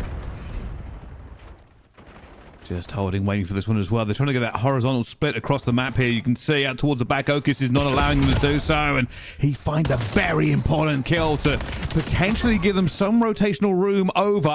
Still hasn't paid out for them quite yet. Man, Johnny's still alive. He's at 6-0. He just stayed alive in towards Delhi, causing problem after problem, but now off the rotation. Stallions Bush is just going to be late. Johnny's not able to earn himself that hell, so but 30 seconds off of P1, and you have early positionings over towards the motel. You will absolutely take it if you're the Huntsman. Johnny just having a lightning game, 8-1. Renegade out towards the middle of the map here. They are just not finding the kills they need to make this a bit of a trouble. And this is the main man at the moment. Orgless goes down. Johnny's still alive, 11 health, but the teammates will back him up. That nade lands in his mouth. Skill will get 1, but 1 is not enough to break. Oh yeah, and there's still 30 seconds to play with here if you are the Huntsman. Awakening, your job to now hold down the top position. He's only able to get 1, but gives all the comms to his teammates, who have everybody running an M15 crossfire set up to perfection. Huntsmen come out the gates 80, maybe 85, 90 to 1. Stallions Bush, you better wake the hell up. Well, they need this. The rotation is good, and you can get a lot of time off of this one. That's what they'll be paying for. They've got both sides pushed out. They're looking for the spawn as well. Manny is making sure that nobody cuts across in a bad position. They win a couple of gunfights. They should get a lot of time here. Yeah, they desperately need this time, too. And I'm curious if Huntsmen potentially have a hell something they want to try to call in here. I don't think they're potentially able to earn one, and that's allowing Bush somewhat be really good on their setup here at the P3. But Brack gets the better of one player towards mid-cut. And now all that does is start the sequence for Huntsmen and start to push forward. Oh, my. Johnny trying to turn the tide there by himself, but a couple more kills going down. It's not been that easy for the Stallions Bush. They've only got 15 seconds really out of this. And now staying alive, he knows the pressure's still coming on. Huntsman, the best part of this for them is they haven't given it away clean, and they've so far managed to hold on to the spawns, but 3 down could very much be a problem. Oh, They spawned out. Yeah, it's a big moment here for Stallions Bush. You've already been able to manage the instant gun punch off of the first 2 HPs, but now in control of the rotation over towards P4. Oak is creating that extra space, just keeping them away from mid-map, and this is going to allow Stallions Bush at least 15 seconds uncontested, Bryce. This is all about the first few rotational kills, and they're doing a very good job at it. Keeping them out of the backfield here. Skill trying to stay alive. We'll go down to Johnny, but Oak is flying in for reinforcements. Manny will help him out at the same time as Smoothie. And so far, so good here. The Stallions Bush fighting back on this point. No, this is big magnificent. The Stallions Bush. Oak is on 5 in a row. Eventually does get shut down. But if you were looking for an answer to get yourself in the game, or at least keep yourself in the mix, you find a little bit here at the P4 HP. Still 20 seconds left. Huntsman able to flip the spawns off with every single kill that they found in defeat. So they're still going to keep that 60 to 70 point lead. But Stallions Bush, this is where you need to cut your losses. Start thinking about that rotation, because now if you die off the rotation, you're going to spawn at all. Well, they're trying to throw that line up. They've got players already pushing out as well. We know pressure is going to come out towards the back here. Skill will be a million miles away. Swooty with a big 2. Brack, though, going for the spawns out towards the back as he flies through the air with the greatest of ease. And, well, for Huntsman, that's basically a textbook rotation for them, something the Stallions Bush should not have let go. Yeah, that's exactly what we said before this series started. Like, when you're talking about maps like Scar, if they're going to beat you in a fundamental aspect, especially early into the game, you just need to give them that leader's advantage that gives them the freedom to do whatever the hell they want for the rest of the game. But Bush, at least for now, break in and controlling the map as much as they possibly can. But as long as you stay alive, just the way that Brack is, you're going to have one player spawn right next to you, so Renegade's just going to wait, and the break is about to come in front. Awakening, big kill to try and get a bit of pressure back onto this point here, but Orgless will get his own 2 at the same time. Brack up top, Orgless! That is a pixel shot with a pistol.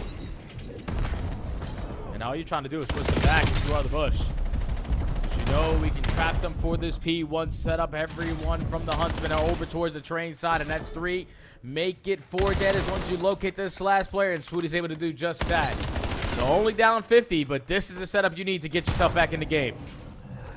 Swooty just trying to do a little bit of damage here to keep that spawn all the way back. Still not a million miles away. Okis is going to come off of that 5 spree and look to see if he can get a Hellstorm. They are clawing back points. It is now really just a 25-point game. Oh, yeah, and Okis is playing at a different level right now. I didn't see this in Okis all throughout his C9 career, but down here in challenges, you get put in this position, you usually come out of the gate swinging. He's had 2 different 5 sprees, and now looking for kill number 6, but he gets gunned down by Awakening. And now this is where the Huntsmen can sort of control the map, but thankfully Bush have 2 players spawning over towards blue to contest that side. And Bush now can surround this final player at the rotation anew. Renegade gonna find at least one. A second will be massive for him. He does manage to get it here, but unfortunately the teammates not as close. They lose. The gun punch on the other side as Brat goes high. It's no good, and we're gonna see a lead change as it will be the Stallions Bush first onto this point. And there it is. Now pressure mounting. Oh yeah, the Stush is going crazy right now, Bryce. Like, this is one hell of a comeback, and now you're blowing the game wide open. Because you have yet to flip these spawns. You were consistently keeping Huntsman trapped over towards green. And finally, they're able to get an opening kill, but a team kill isn't going to help you. You're forced again to slow down, and this is going to allow Stallions Bush to reinforce. This just absolutely holding the angle for it at the same time. And under a little bit of pressure, but Overwatch is going to be there. Skill, making sure he's got his players back as they continue to increase this lead on a P2 that has been paying for them. The Huntsman all through the front trying to get into it, but Okus has already got into that mid-map control and is cutting them down as they look. Yeah, and that's the final 10 seconds of the P2, and already Huntsman not in the position they did want to be for the next HP. But thankfully, Johnny gets that kill onto Okus. Now you have the numbers to try to isolate onto Skill, who's knocked down to 2 HP in the Dream. No trophy systems. You're just going to fly on in and execute that final kill. Huntsman technically win the rotation over towards P3, but for how long? Because Bush are applying pressure from both angles. Here comes a big push as well, up towards the top of the Okus. He's looking for as many as he can get here, but he's got reinforcements against him. Okus, though, finds Renegade, keeps this line open. Brack is peppering through. Eventually, he manages to get him, but that has opened the door for Swooty to kick it in. And now they're back on the point. They're still in the lead, and they have the spawn for next. Yeah, but as Johnny flies through mid, cut bot to double. So now you have the numbers to push them back off for this final 20 seconds, and with the aggression, you could potentially spawn 2 players behind you. And that's exactly what's going to happen. If you are Brack, you got to be aware of it. He's at least aware for the first kill and can't find the execution for the second. But the rotation gunfight is the biggest. Manny, you have to play your life. Renegade looking for these players on the rotation himself. Manny out towards the back. He's going to go down here at the same time. And right now, Huntsmen have an opportunity. The lead is calling back towards them. They have the players out front. Awakening is very, very weak, but nobody's looking his way as he picks up a second. And now the Stallions Bush are running in a little bit piecemeal. Yeah, that's first wave already shut down. Second wave on us right in front of us, and it's Brack and Johnny combining for 2 already. So this is only going to slow down the remaining players on the side of the Bush, but thankfully Okus, still shooting straight as ever, wins another one-on-one gunfight. Now you have the numbers for a break. And Renegade doesn't know where to look. He just knows the pressure's coming, and players get into the front and the back, and everybody going down. It will be the Stallions Bush who wrest control away here from the Huntsman once again. One player out towards the back. Okus will clean that one up, and we're heading to P5. Yeah, Bush are going to have a lead. A slight lead going into the P5, and every kill that Swooty can find off the rotation is a big one. But he instantly gets traded out. Huntsmen have 1 player spawning at that old time, so Stallions, if you start to put the pedal to the metal, you can cast them off guard for a quick break opportunity, and that's exactly what happens. Manny just flies to them with the NPC. Now they're contesting for the spawns, and they've already flipped. Bracker's like, I've been holding the front. Nobody's been coming here, and who has? I've taken down, but you are right. Swooty in. Swooty holding. The rest of the team now, they know they're back into the lead. There's a little bit of time remaining onto this one as Okus goes on a 5 spree one more time. Between him versus Johnny for who can put up the better individual performance. And right now, it's the Stallions Bush. They are the team into the lead as they say this. Huntsman, they strike back.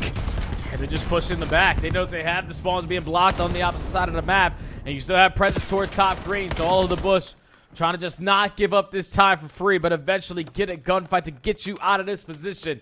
The final 10 is going to go in favor of the Huntsmen. Johnny wins another insane gunfight. That time on the Swooty. But it's everybody over already. That 200-point mark is a battle for mid-map, and Huntsmen got the numbers. A 5-point game.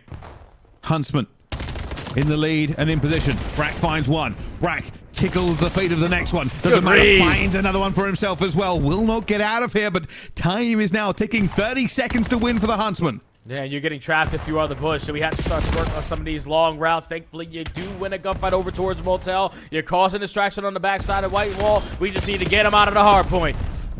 Oh, Brack is trying to just hold them at bay. He knows they're going to be there as well. Reinforcements trying to help him out. Okis and Skill, though, going into work. Manny finds one. They're trying to get them off for this point here as everybody gets into the kill feed, but it's Huntsmen who come out on top. Problem is, P2 is calling, and both teams don't want to give it up. Huntsmen can win in 10 seconds. The rest of the Stallions push right into action to stop this one happening, and we're going to a P2. Yeah, they're going to stop them, man, and now this is where you got to be able to stop these long routes from developing.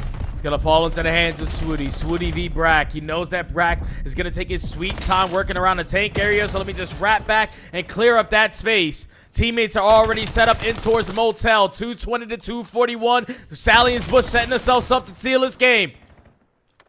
Somebody is going to win here. But which team will it be at the moment? That is ticking after Watson, but 3 down. Oh, just going to be Manny left alive. Everybody's throwing bullets at him, and out he falls. 9 seconds. The Stallions Bush will have to go. There is no need to finesse it. He's guns up, funds up. Okis finds 2, of burning into the hard points as they look for it, but Brack fires back with 3, and it's good. And it's the Huntsman for map 1. Woo! What a game to start the day for the NA side there, Brycey.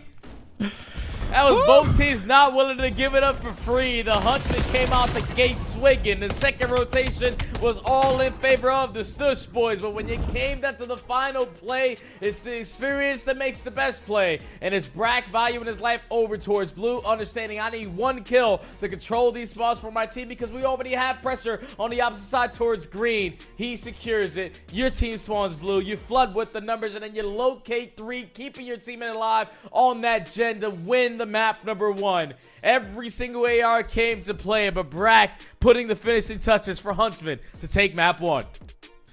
Oh, it was close. If they chowed him instead of going for the player on the point, maybe they would have got away with it. Yep.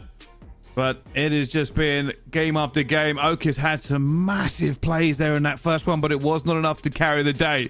Little shout out to Johnny as well for a long time of that one. The shoulders were like boulders. The carry was very much on, but what a way to open as we head towards Raid Search and Destroy.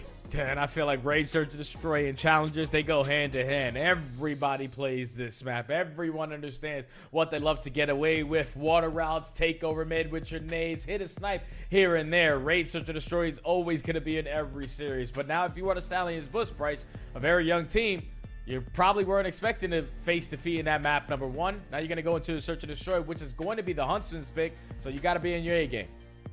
Well, we'll see how that one plays out. Before we do that, though, we are going to go to a quick break, so don't go anywhere. We'll see you right after this.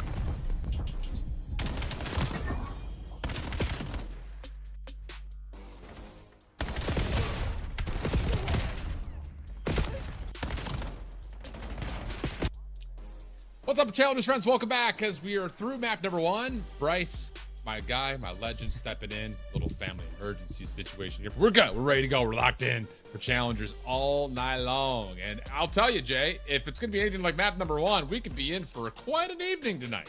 Oh, yeah, brother, because that map number 1 was everything that I wanted it to be between Bush and the Huntsmen. Obviously, Huntsmen come out the gate swinging. Bush come out second rotation, dominate the P1 to P2. And then when you get to the later half of the game, Huntsmen just ice up with a little bit of that experience. Great plays out of Brack. But when I saw, like, the rest of the scores, believe it or not, BitterSweet are up 1-0 versus Bush. CABAL are down 0-1 versus Falcons. And P7 are down 0-1 versus OMiT. So all the results are going opposite from what I was expecting today. I've told you, my friend, you give some of these experienced teams an extra week, they show up a little different today. Skill, nice opening first blood, and finds a second. Manny trying to follow behind that. Awakening's able to shut that down, keeping it in a manageable 2v3, but the bomb is down, and Stallions Bush will have to try to find a recover, and that will help out. Orgless will shut down Awakening, and it's all on to Brack, and whoa, hold on a second here. That's great timing. He's going to get one for free, and he gets away for the 1v2. He has info onto both players as well, so it's all about the timing he decides to take, and now he might get trapped between a rock and a hard place. Just a little bit too quick to potentially catch the next guy going for the bomb plant, but Bush dominate the opening round, take all-out pressure through that B streak, and then once Skill puts himself in a position towards Tiki, he activated a little bit of that 2 real hot zone area. He finds 3 in the opening. Yes, sir. Yeah, I mean, it's one of those things, like, I remember, you know, from the teeth of the group stage, watching the Stallions Bush team, and they play with the level of vigor that you don't often see with the more experienced squads. And that's not really a pro nor a con. It just kind of is what it is. You know, if the Stallions can catch you off guard, they'll be in a position to get early numbers, but they have a tendency of finding first bloods and then continuing to run and getting picked in return. So we'll kind of see if they can become a little bit more measured here as we jump into Smoothie's POV. Shots up to a bedroom. Able to see Awakening for a moment, but the hit has really kind of stalled out, looking towards A now. Yeah, Awakening's just trying to gather more information on this side of the map of where Smoothie is playing. Usually loves to have that sniper in hand, but hit the class switch just at the right time. It's already been 35 seconds gone away from the Huntsmen on their attack, and now they're just going to commit over towards the A site because they're backing these players down in towards Laundry, but Skill still finds the first kill. Yeah, Johnny thought he had the beat onto Skill right there, but he gives the right amount of separation, finds the first blood. Orgless in some trouble. Skill following up for 1, make it 2. Oh! Okay. 6-0 start for Skill. Smoothie finds the final through mid-map. Yeah, that'll work. Good stuff from Skill to start. Okay, this is a new up-and-comer right here. I just turned 18 not too long ago and got his first opportunity along the Stallions.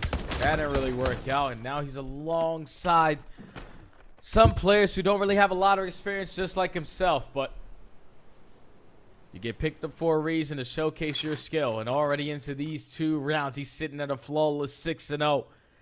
Very close to earning himself the Hellstorm. The only thing I know about this kid is that he was playing with Havoc in Ranked. That was it. Other than that, this is brand new to me, so continue to show me your skill. Ah, that's what you did there. Easy wordplay. Little double hit for Huntsman's defense down through mid. Going to get control of pillars. And they're looking for more. Smoothie in some trouble here. Decides to stand his ground and try to take the battle, but that's where he will fall. Orgless also to drop. Gives us a 4v2 for the Huntsman. And if you're a Skill, realistically, this round is probably already chalked unless you can continue to find all these isolated kills. Man, he's able to find one and still make it more manageable with 55 seconds left. Just how can we set up Skill for one of these kills? Just needs to earn 1 to earn himself that Hellstorm and potentially the bomb plant, but just going to hit the water out and try to sneak on through. I like it a lot. Play towards top window would be the only defense over this B site for now. Brack hasn't seen anything, though. And as he tallies back, now there's an opportunity. Yeah, there's the assist. Coming through. Skills able to get themselves the Hellstorm. We're not done here yet either. Awakening finds 1 through cutout. Shoulders from Skill. Wants to try to find the proper angle, but will not find the gap to do so. Yeah, I mean, it's a good save moment right there, though, for Stallions Bush to at least find the assist, get the Hellstorm. And for Huntsman, kind of the same thing on the other side. Like, Johnny overextends to the 2nd straight round, gets punished, but Huntsman pick it up. Yeah, Huntsman just quickly say, screw this, slow and steady wins the race. We're going to take the map to you. And have 2 players running through the little map with the SMGs, go through pillars and find both kills very easily. And just force Stallions Bush to be uncomfortable. But like you said, a little bit of a win there, even though you took a loss. Now that you have that Hellstone going forward into the rest of this game, because I don't know if Huntsmen are going to have the indication that he picked that up, but Skill knows that's going to be a difference maker. Absolutely. We'll dive in towards money, looking for information. Stuns will come across over to pillars. Okus able to get the read that the attack is on. Swooty able to find one that actually opens up space for Manny to work with, and he'll take on a second and third in the round quickly for Stallions Bush. Last one left is Brack, and he's been seen. Not much you can do here besides just play with your food. Lots of damage, but no kills. Yeah, still in a 1v4. Bush not willing to give him anything for free. No one committed on the one-on-one gunfight until now. You got your teammates in the vicinity, and that's going to be the Bush. Starting to pull away now in this search and destroy. Great first blood out of Swooty. Great response also by Okus on instant kill number 2. And then once it turns into a 1v4, Brack is just trapped. So much map control secured very early on for the Stush. They're up 3-1. Okay. I like the tempo I'm seeing right now, too. It's not even just the fact that you're getting this early aggression for the first blood battle, but you're taking away so much of the map so quickly, it doesn't really give Huntsman a chance to adapt or adjust at all, outside of maybe a counter kill or 2 at best. So, do you fight fire with fire here if you're Huntsman? Sure looks like they want to. Same hit. Awakening initially able to help out over towards cutout, and now you've got a double hit over through mid, but here comes the follow-up through water steps. Johnny's able to get the first blood. Swooty in some trouble, but responds. 3v3. Oh, Johnny must have been knocked down to 1 HP in the dream. That's why he doesn't commit with Renegade, but still gonna walk away with the engagement in a 2v2. A minute left to go. Both players from the Stush on complete opposite sides of the map. And Huntsman, even though you have been map control, you know the play's not at A. We gotta start to work towards B. Well, this extra little bit of time that Swooty's using to clear things out through Benjamin's going to give him the information, but wow, clean shots from Brack. Shuts down Swooty immediately. That's your bomb down. So Manny's got 38 seconds to play the 1v2 and also has to collect the bomb, but at least he's got both weapons to play with. First contact. Goes a little bit awry. No one sees anybody, so now an opportunity for Manny, but there's the shoulder. Shots come through. You've got the last player relatively weak, but Manny's also down to 1 shot himself. Up and over. Straight over. How about it, Manny? Oh! He tiptoes the infinity edge of the pool and then finds himself right in the middle. Nowhere for Huntsman to go, and a beautiful 1v2 for Manny. Yeah, that doesn't get any better than that. Like, Huntsman had everything in front of them. 30 seconds left. Bomb down at top bedroom. All we have to do is just watch the front and the back, but both of the players get really bad COD timing. And that allows Manny to sneak up on him with an NPC, have both players weak, finish the second kill with ease, and then just knowing that that player has not gone far yet, jumps out with the confidence to secure that round for the Stush. He's on 5 right around. Keep my skills, still has a Hellstorm. Unreal, dude. Well, here we go. Opening shots coming through. No first blood, but Huntsman will get laundry and a little bit more. Renegade's going to actually push a little bit further. He's going to find the kill just before the Hellstorm comes through, so good timing on this push into laundry. Gives Huntsman a chance. Trying to bend it, will not find its way into the window. We'll stay 4v3. Huntsman looking for the Planet A. Yeah, if you're Huntsman, you are jumping with joy right now. We found the first blood. Hellstorm got nothing out of it, and this is looking like a guaranteed round for us on the attack.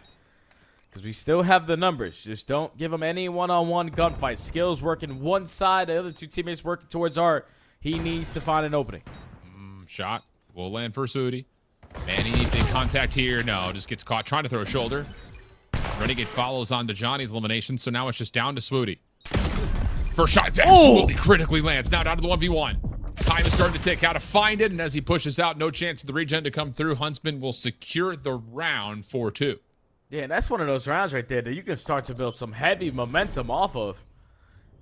Get nothing out of the Hellstorm. If you are the Stush, it seems like that was sort of like a panic streak there. Because you got no information through the middle of the map. You had no info towards B. The only one scouting at A was Okus, but by the time he calls that in, Okus is getting back down from laundry, and he also gets picked before you even get the missiles even close towards the ground. So now Huntsmen have a breath of fresh air. Even though you're down by 2 rounds, it still could be anyone's game because we're on defense. It's dominating mid-map again.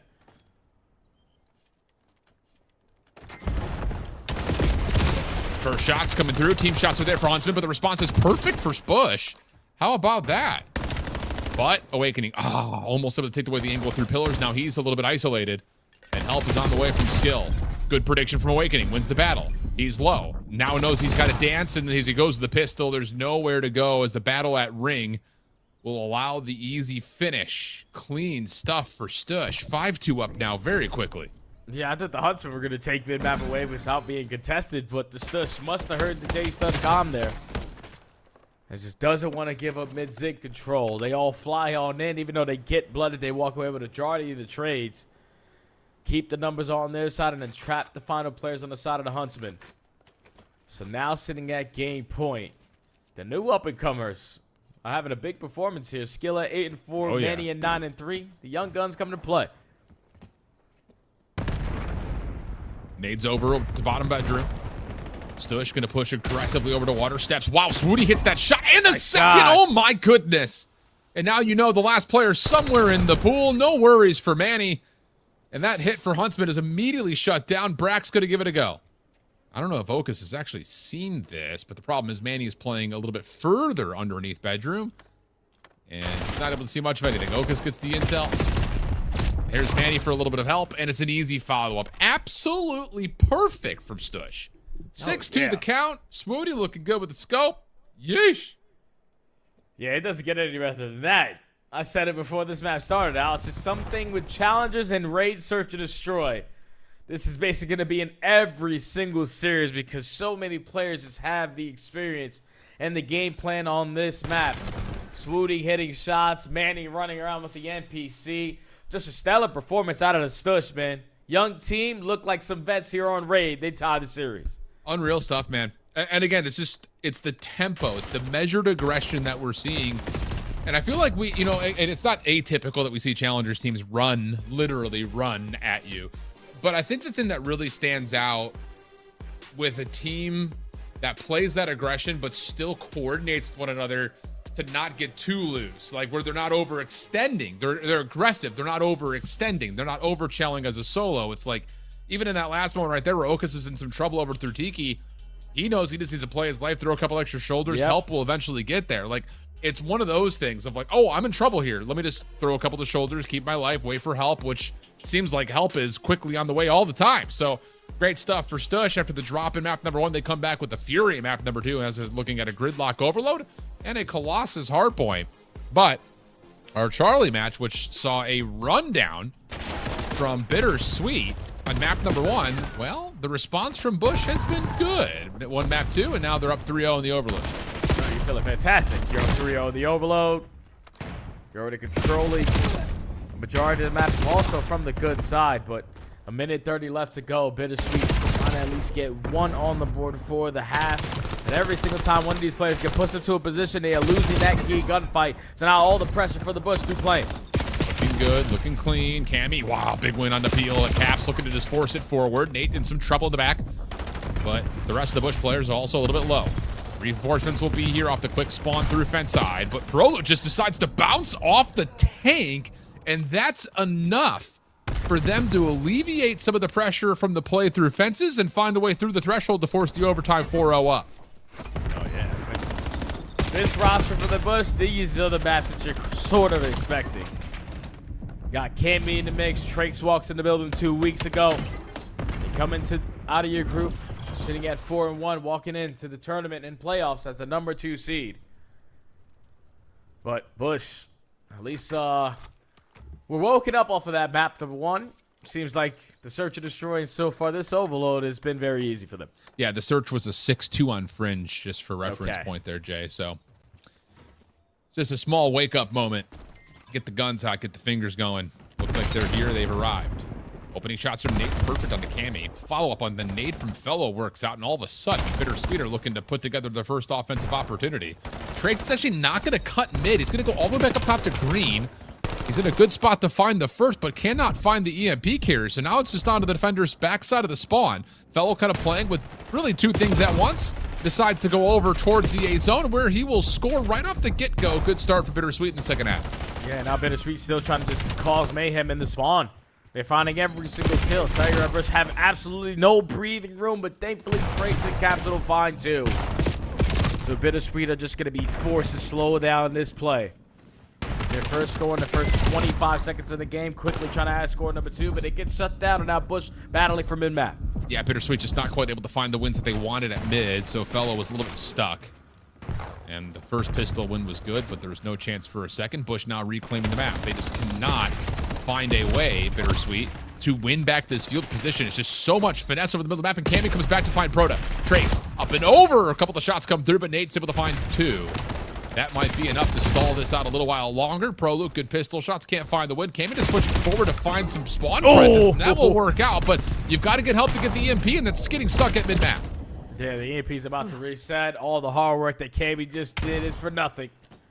Now that side of the map has already been retaken by BitterSweet, but used to have players in very good spots. Cap still towards top green, wins a one-on-one. Now if you are BitterSweet, you are holding on to try to shut down this play. They block those spawns for back green. We just need someone to grab the EMP because ProLu is creating that opening.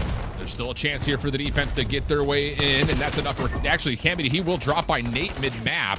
Problem is, last defender will fall. Fellow is the name of the defender, and that's an opportunity for Bush to get back up by 4. 2:50 on the clock. Back over towards our third position at Motel for the EMP, and Trakes is already through and around. Nice shots onto the opener. Follows up. The knife comes out quickly. What a switch from Trakes, and now Bush are controlling. Yeah, the guy's turn. 5 in a row. Trying to look for kill number 6. Able to find him with these. There goes 7. Looking for number 8. That's going to lead to the Hellstorm if he finds it. But he's just going to back down that player for now.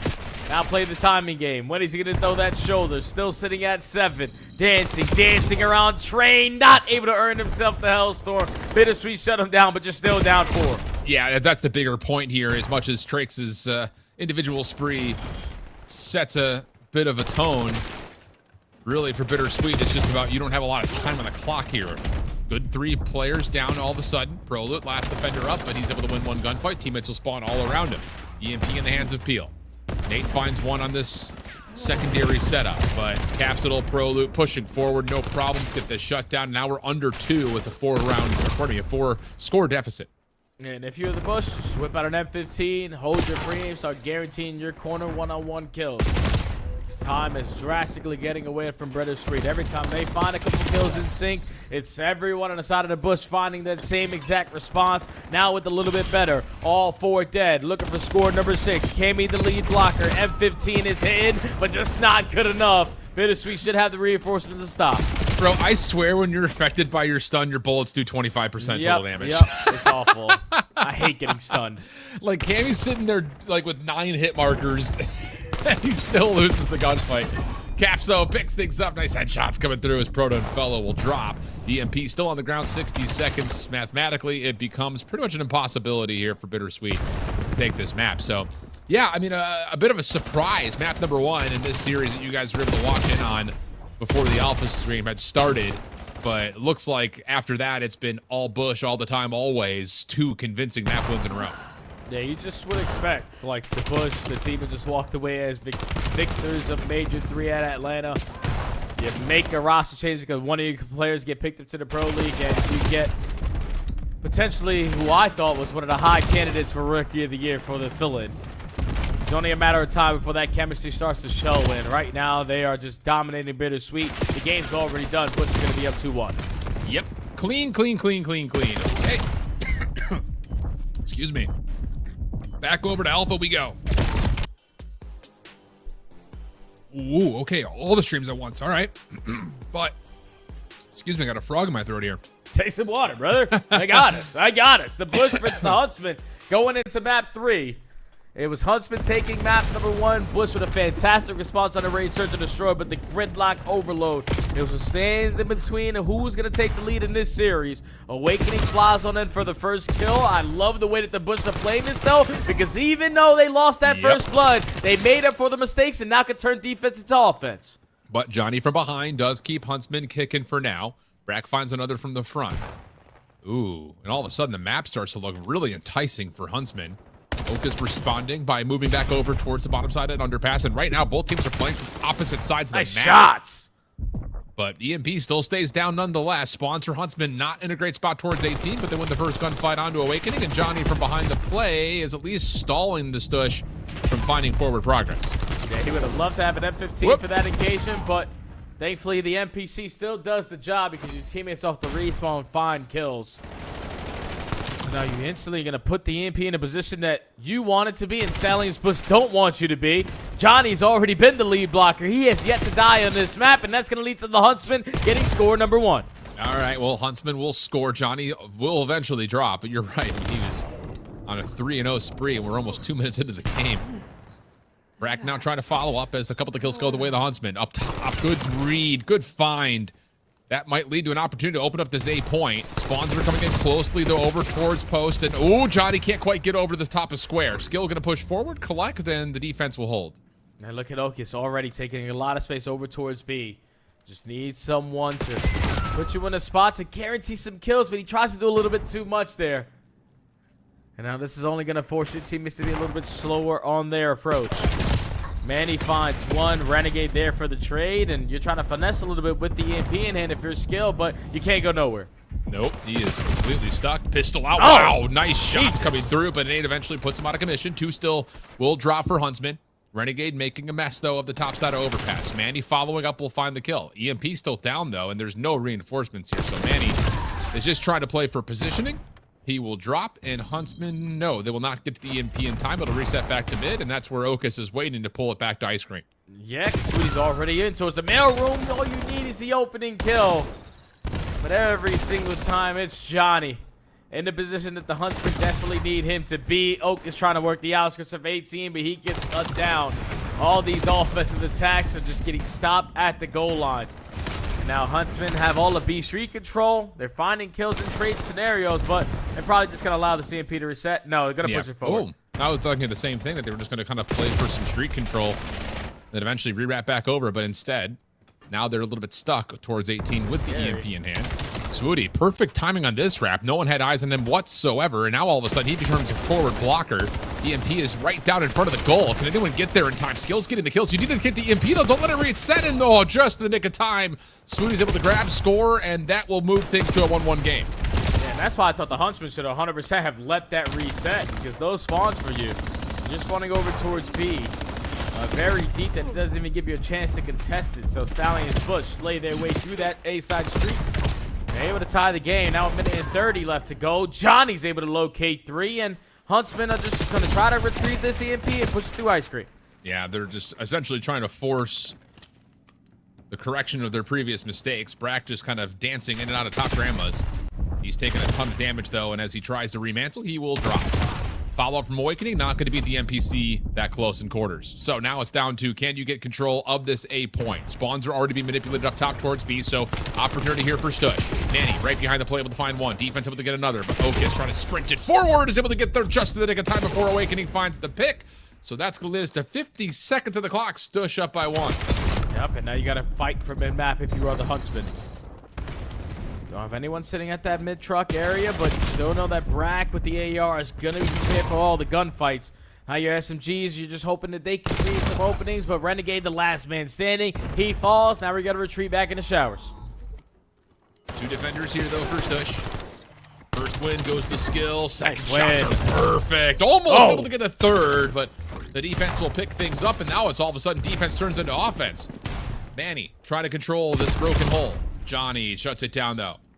And Okus, with 13 on the clock, will try to reset and reframe up a different attack, potentially down towards A. Yeah, I think if you're Swooty, just stall out time through the middle of the cut, because Hocus or Skill is leading the way through another A capture. He's waiting for his teammates to get close. Still, dude. Guns Awakening out of his socks. And now in the final 25 seconds, can you go quick enough before Renegade shoots you in the back? You are going to be surrounded if you're Okus, and you're going to end the half up by 1. But so beautifully played from the Stallions Bush boys, especially on their counter opportunities, because I thought Huntsmen, the way that they were slaying, they should have walked away with more than just 1 capture. But the Bush more effective in their slaying when it mattered, get 2 counters, and go up at a half by 1.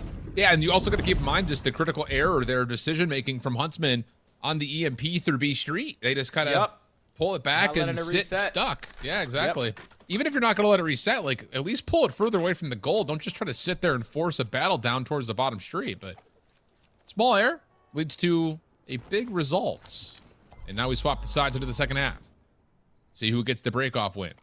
Going to be a 2-2 split here for the Huntsmen. And honestly, Stusher playing a little bit of passive defense right now, kind of allowing the map to be taken in order to play for some choke points. Smoody will get eyes on a Johnny who kills some noise, but is very patient, finds the first blood, and now all of a sudden, Stusher in some trouble. Yeah, but Stush, no need to worry about Johnny yet. Let's just keep the EMP safe and sound right dead center of the map. And eventually we'll put our focus on him. Manny's able to locate 2 with the AR, and now that's going to be all 4 dead in the feed, with your lead blocker already guaranteeing that they're spawning at that A point. So how long can Swooty be in this position? He's going to be in the position for good enough to allow this capture to come on in, because he's still slowing these guys down. Bush up 2. Unreal. I mean, between what we've seen out of Swooty and Skill in this map, they are frying.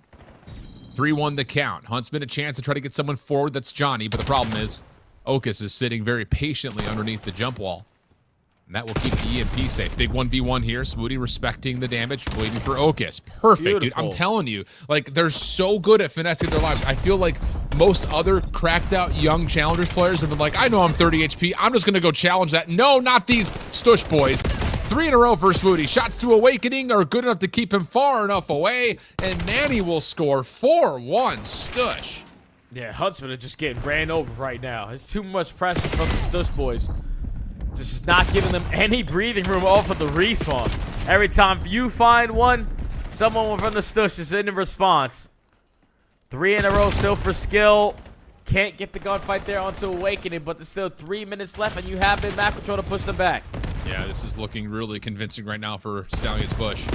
Renegade working on a route Nice over shots, towards man. the middle of the map. He's actually going to kind of slip by Manny for a moment, but Manny will come back, find the kill. Skill stays alive. So now map control starts to favor Stallions Bush. Swooty executes on this position from mid-cut, Oh my works his way goodness. for 2. And he knows there's a third somewhere up top, but can't quite find Awakening. May not make a difference, though. The EMP's been grabbed and is rotating over to their dojo. They might have forgot about Manny. How? Yeah, it seems like they forgot about Manny, but thankfully Awakening is still going to be ready with the gunny. Just doesn't get the better of Manny in that scenario. Now you're going to turn defense into offense. All on Skill to stop this. Oh, but he's able to find the EMP carrier. Is that enough to get this defensive flank back into play? The Nice middle! shots from Okus. Oh my, Renegade's stuck. He's got nowhere to go. EMP doesn't make it through that little cutout, and all of a sudden, Stallions Bush are able to put together a heroic hold. Yeah, Johnny decided to grab the EMP and run it through the middle of the map, where you know that those close spawns for the Stush are easily going to be able to pick up that angle. So now 2 minutes left. Huntsman looking a little bit out of sync. Thankfully, the EMP's right in front of you, and you're able to touch it before the reset happens, but still, the defense from the Stush, too much to handle. Now they're just going to push it out of their base. Exactly what they need to. Yep.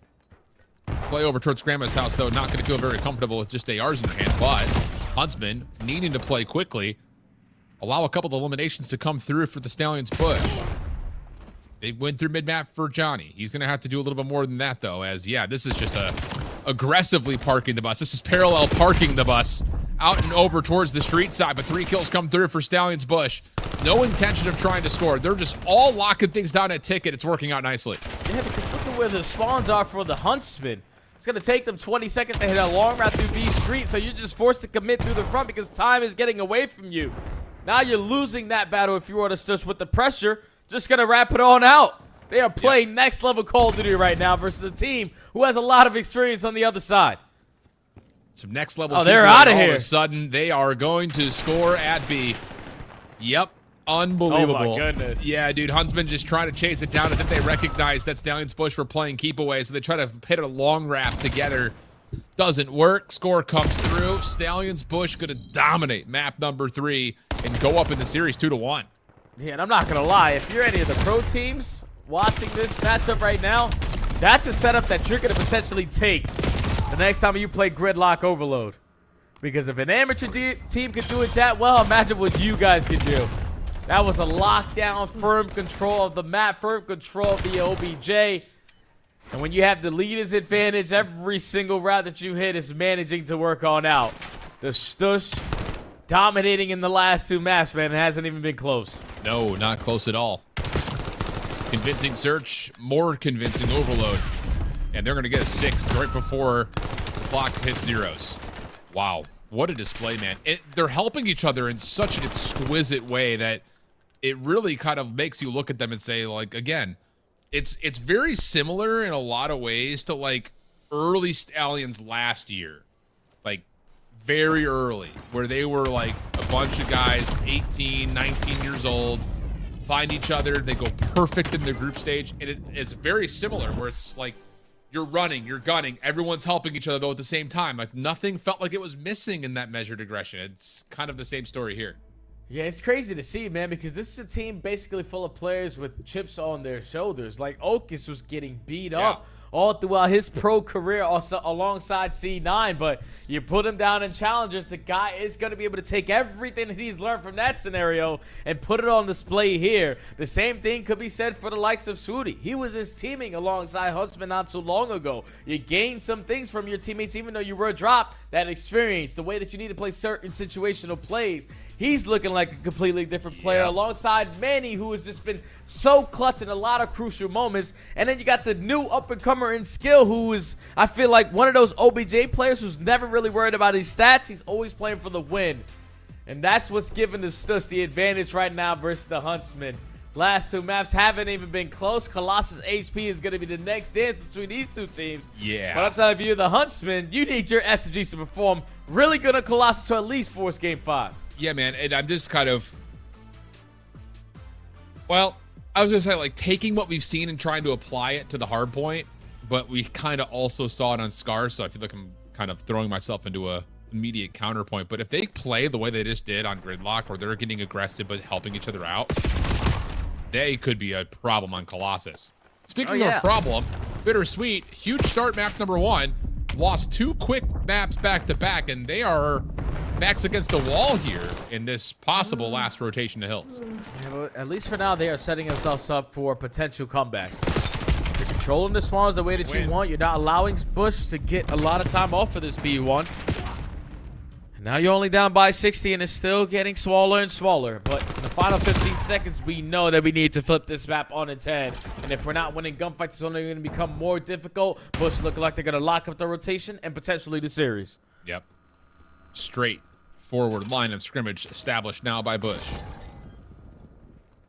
But are they a little bit feeble as the opening through the middle of the map comes into play? Allows Peel to jump on in. Can't quite find the secondary shots. Good discipline to take care of the trophy system. That Semtech slows down the play through the turn. Fellow over the top, good for 1. 236, 185. Got to win more than that, but Cammy and Prolo turn things back in favor of the Bush. Third one will drop. Last player to find is Peel. And yeah, this position, whoa, you thought was going to be enough to secure the kill. But you got to jump in, you got to touch. No one's going to be able to, and Bush will take 3 convincing maps in a row to advance to the winter semis. Yeah, so not the way that you wanted to start the series, but at least you finish it exactly what you wanted. 3 dominant maps out of the Bush. Even with the new addition in Trakes, only going 23 and 21. Just based off of the scoreline, you can tell that Bush dominated the rotations on a map like Hacienda. If you fall behind the 8 ball, especially for that P1 to P2 chain, then you're automatically down by 80 to 90 points in the game. So Bush, the number 1 or number 2 seed coming out of Group A, take care of business versus the number 8 seed in BitterSweet. They knocked them down to losers. Clean. At least the last 3 maps were very clean. Okay, so slow start, explosive finish for Telluride Bush Gaming. They'll hit the pause button on the evening for a touch while they wait for our upper semifinals to come through. Other results, at least as of where we are right now, Falcons are up on CABAL, but 2-1. CABAL took a pretty clean overload by the look of it. And wouldn't you look at it? Here's their hard point, map number 4, easy transitions. And this feels like a map that CABAL should really do well at, but I don't know if we've seen them play Sake. Yeah, I feel like when I look at this team on paper, I'm expecting them to be dominant at the SMG maps between Rispy, Vikram, and Nemi. All those that can fly and thrive with the NPCs. Flame's going to be the lockdown AR presence. And for CABAL, a team who went 5-0 in group play, you don't really want to find yourself that 2-1 in this series, so you got to fight it. So far, they're locking up P2. Yeah, they're looking good on this right now. Rotationally perfect, 30 seconds still to fight for, and Falcons will have to play this through the old time at P1. Not exactly where you want to be. Flames gets caught off guard, and that leaves Rispy by himself with no help. So he will try to leave the hard point strategically. Doesn't work. That's a pretty critical time right there for Falcons, especially considering that CABAL is still spawning behind the old time. Yeah, and there's 2 players from CABAL that are at least out for now. And Flames was able to give you a kill off the rotation, and Vikram also finds the other. So you're more than happy to give up that final 20 if you can get a full 16 response off the road, though, because they're going to be at least 10 to 15 seconds uncontested because all the layers that they have to the map and your hard block in the back. This is a perfect setup for CABAL. EMEA up top, gets the first, knows he's going to be challenged for a second, backs away, but Nox able to find the trade. That will lead to an opportunity for Falcons to get a setup for the break. Still 45 seconds to fight for Vic. Oh my gosh, what a chow. Not even at full HP, doesn't make a difference. Now on 3 in a row, and now he's at full health. No problems for the first. Good read on the second, but Aluka will eventually fall to Flames as they are. Back over to the middle of the map, nice shots. 8-2 start for Flames. Gets a read on King of Body in the window. Says, nope, not today, not interested. But the challenge still is trying to come through here for Falcons Green. Wins for CABAL all around the hard point. And this last 15 is dangerous all of a sudden as Falcons could potentially get strung on scrap to initial to new. Yeah, this is not good because now you're dying off the rotation, contesting that whole time. Flames is still thinking that this should be clear on out, but gonna fly on in a few rocks just to eliminate him from that position. And you still have presence over towards Dojo. So a massive moment here for Falcons because Aluka is taking the power spots away. Backspawn is now locked down. Falcons can get good time at P4 now. Yeah, that was extremely necessary.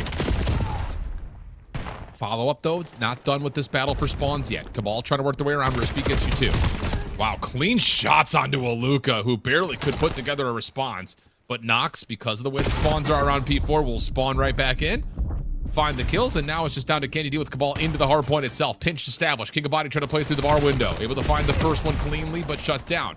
Nice trades coming through here for CABAL. Last one. That's Beautiful. Flames. Yeah, well done. And now the Dojo spawns are locked for CABAL in the last 20. Such a big play out of Flames there, man, because he was left in a 1v4 surrounded by all of Falcons with those close spawns coming in. But tucks himself in a great corner to guarantee 1. Enough time is being stalled. Now your teammates help, and then he also finds the final one-on-one with the Jaeger. Keeps a 70-point lead for his team and is still climbing, but at least for now, you lose the rotation over towards P5. So what angle does Flame decide to work here? He's going to take the long route, try to block over towards Warehouse, or at least contest from side steps because he's surrounded. Yeah, trying to help out his teammate, who Nemi will drop to Nox, who goes completely unnoticed back of the spawns. 60 plays 122. Falcons in the hard point, chipping away at that deficit. CABAL setting themselves up over through pit side. At least that looks like to be the intention for right now. King of Body watching it, though. Finds the first nicely. Back over the top. Nice shots from King of Body. Nemi will still find his way in, though, for 2. Aluka with the trade. Numbers still good for Falcons, but the spawns are getting mixy. Chance in this last 20 for CABAL to make advantage of it. Yeah, CABAL 2 players running over towards the Warehouse, so you can already see Falcons Academy Green have gotten the lead, if that is going to be the case. And they still have been able to manage all of that. Now only down by 40. You get this final 10, it's going to be a 30-point difference, but you are trapping CABAL over towards Warehouse. This is going to give you a lot of free space to rotate over towards P1. Yeah, and that's just CABAL playing through old. They likely will try to burst their way back over towards the front doors at bar. A body likely going to be trapped up over through the bar staircase, and he will fall. Vikram now over towards the top. Can't quite have the last shot. No ammunition to finish off the player inside the hard point, but the rest of his team will clean things up. But the CABAL in with 40 seconds on bar. Yeah, CABAL have the map on lock. Look at their setup. Vikram is watching the Yoe. You already have bridge presence as well, so you know all the Falcons have to try to work something together as a unit to find an opening kill that they're looking for. Pressure through the P3 door. Aluka is able to find 2 after Flames finds 1, but now we need to get time. Yeah, we sure do. Nemi shut down by Aluka. Rotation the focus right now for Falcons Green. CABAL still holding this preferred side of the map, though, and they find a win over the top of the time, so that kind of just makes matters worse all of a sudden for Falcons Green. Keep your eye on Vikram, number 8 in purple. He's the one who's trying to defend against this long route from Falcons Green, and he says, I need help. Flames will back over, and we will back over to Alpha. So if you want to watch the conclusion of CABAL and Falcons, you can do so on the YouTube. Here we go. Just kidding. We're going to finish off this one. Maybe. We'll see. CABAL in control right now, Jay. Yeah, they have it on lockdown, man.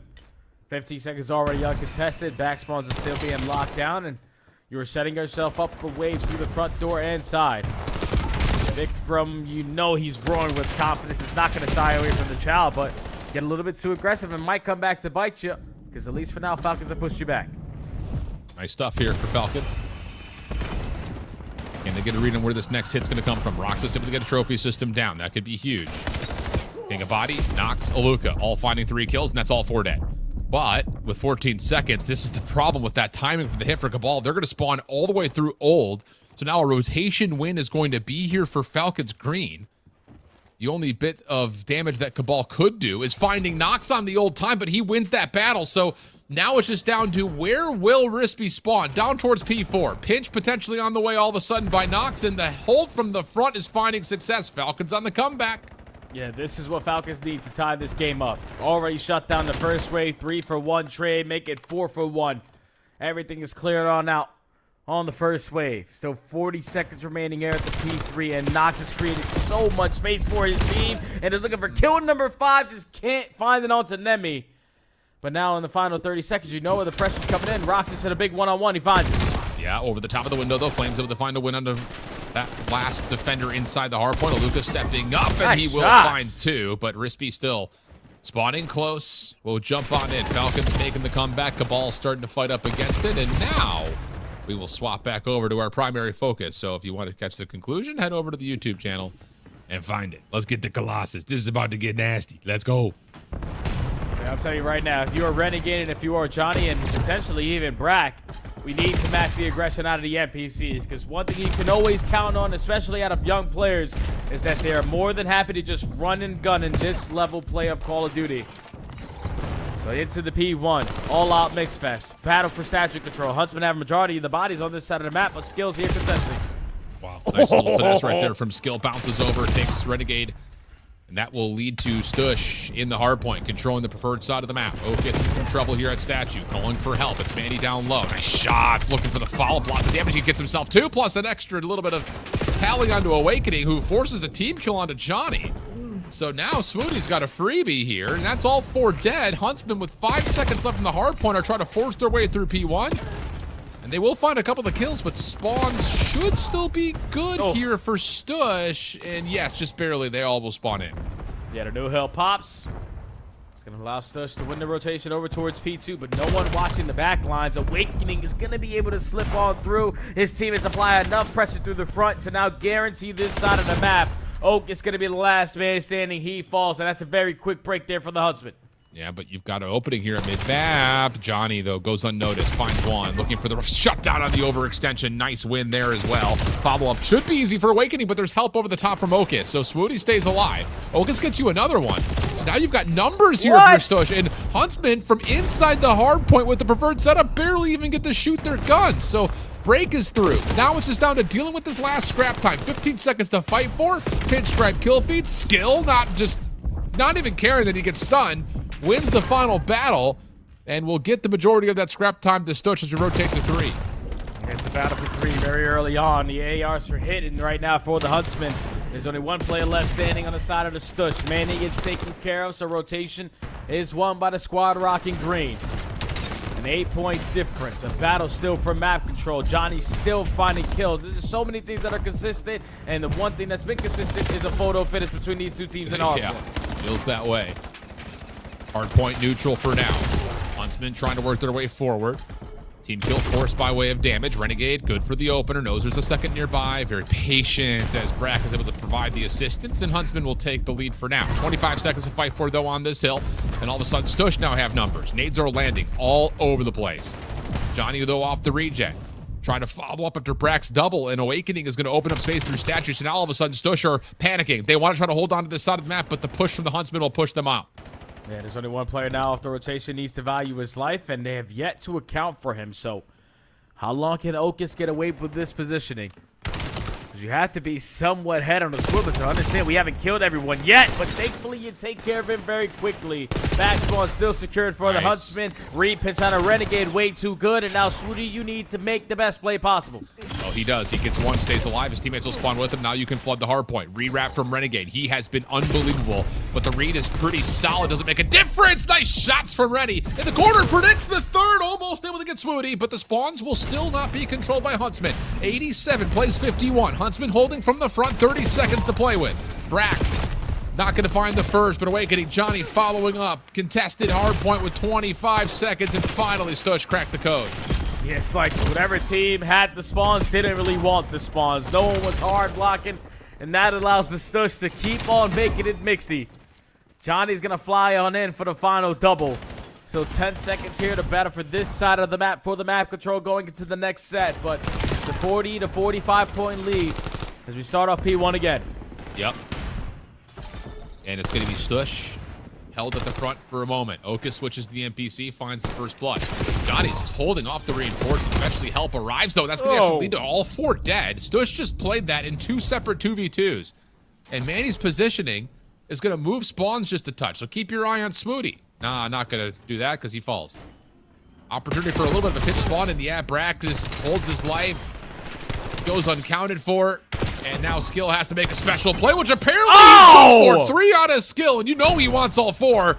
So he makes the mantle, hops on over, knows the challenge is on the steps, and he will find all 4. That's a big play out of a young kid.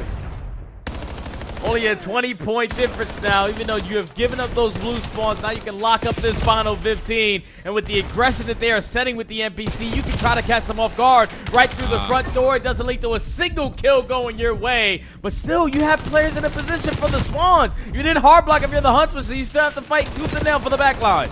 Well, Okus is in some trouble. Brack doesn't get fully off the regen. Awakening is also low, but the pistol shots will come through. But he's still uncomfortable here trying to lock down the spawns.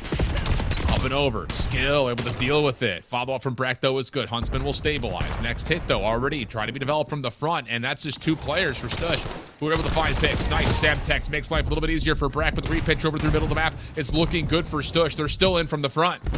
Yeah, even with the Huntsman having those back spawns, you can't have the angles to get them out of the time. And now the Bush, no.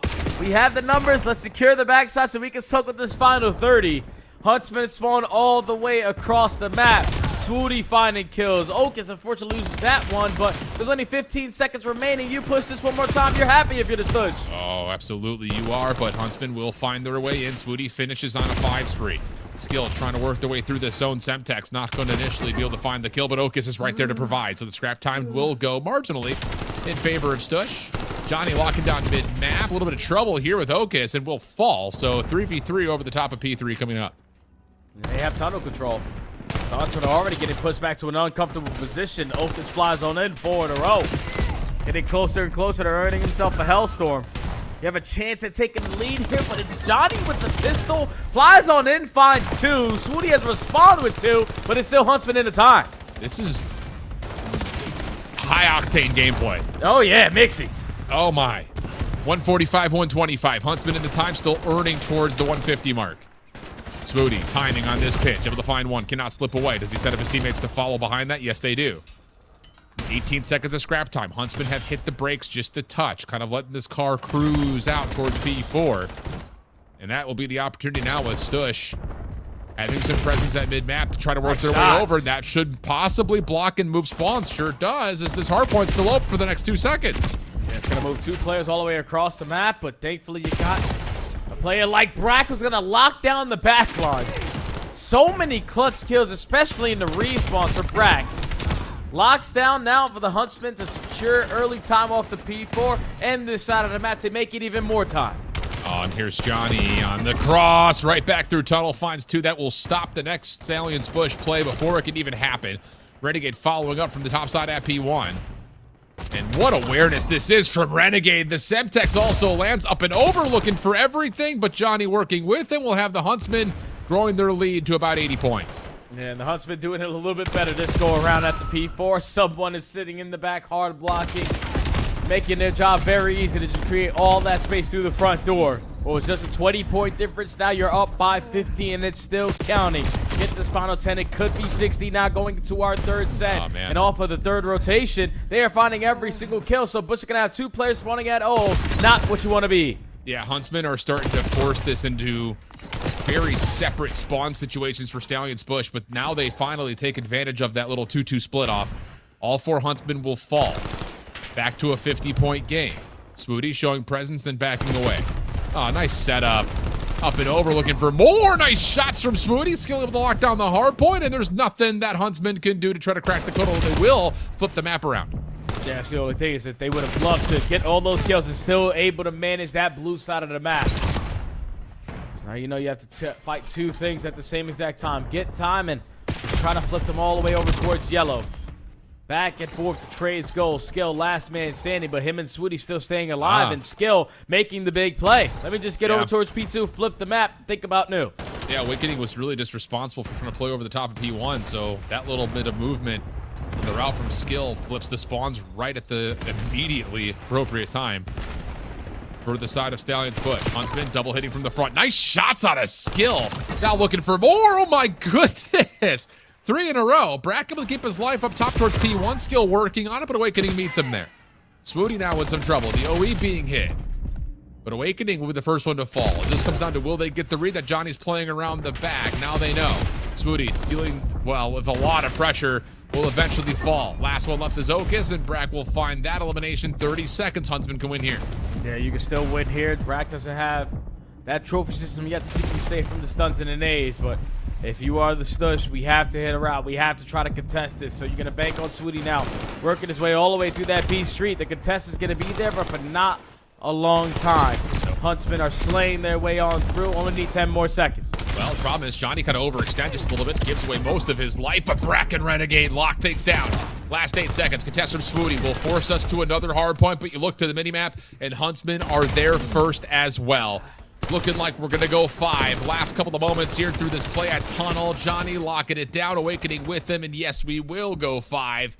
What a map, though. I mean, it just felt like there was never a moment of pause, and I'm here for it. These guys are having unbelievable hard puts between each other. I'll say. SNEs and Overloads have been a little bit one-sided, but HPs have been must-see TV. You got young guns, you got experienced players, a little bit of everything gracing your screen here in this series.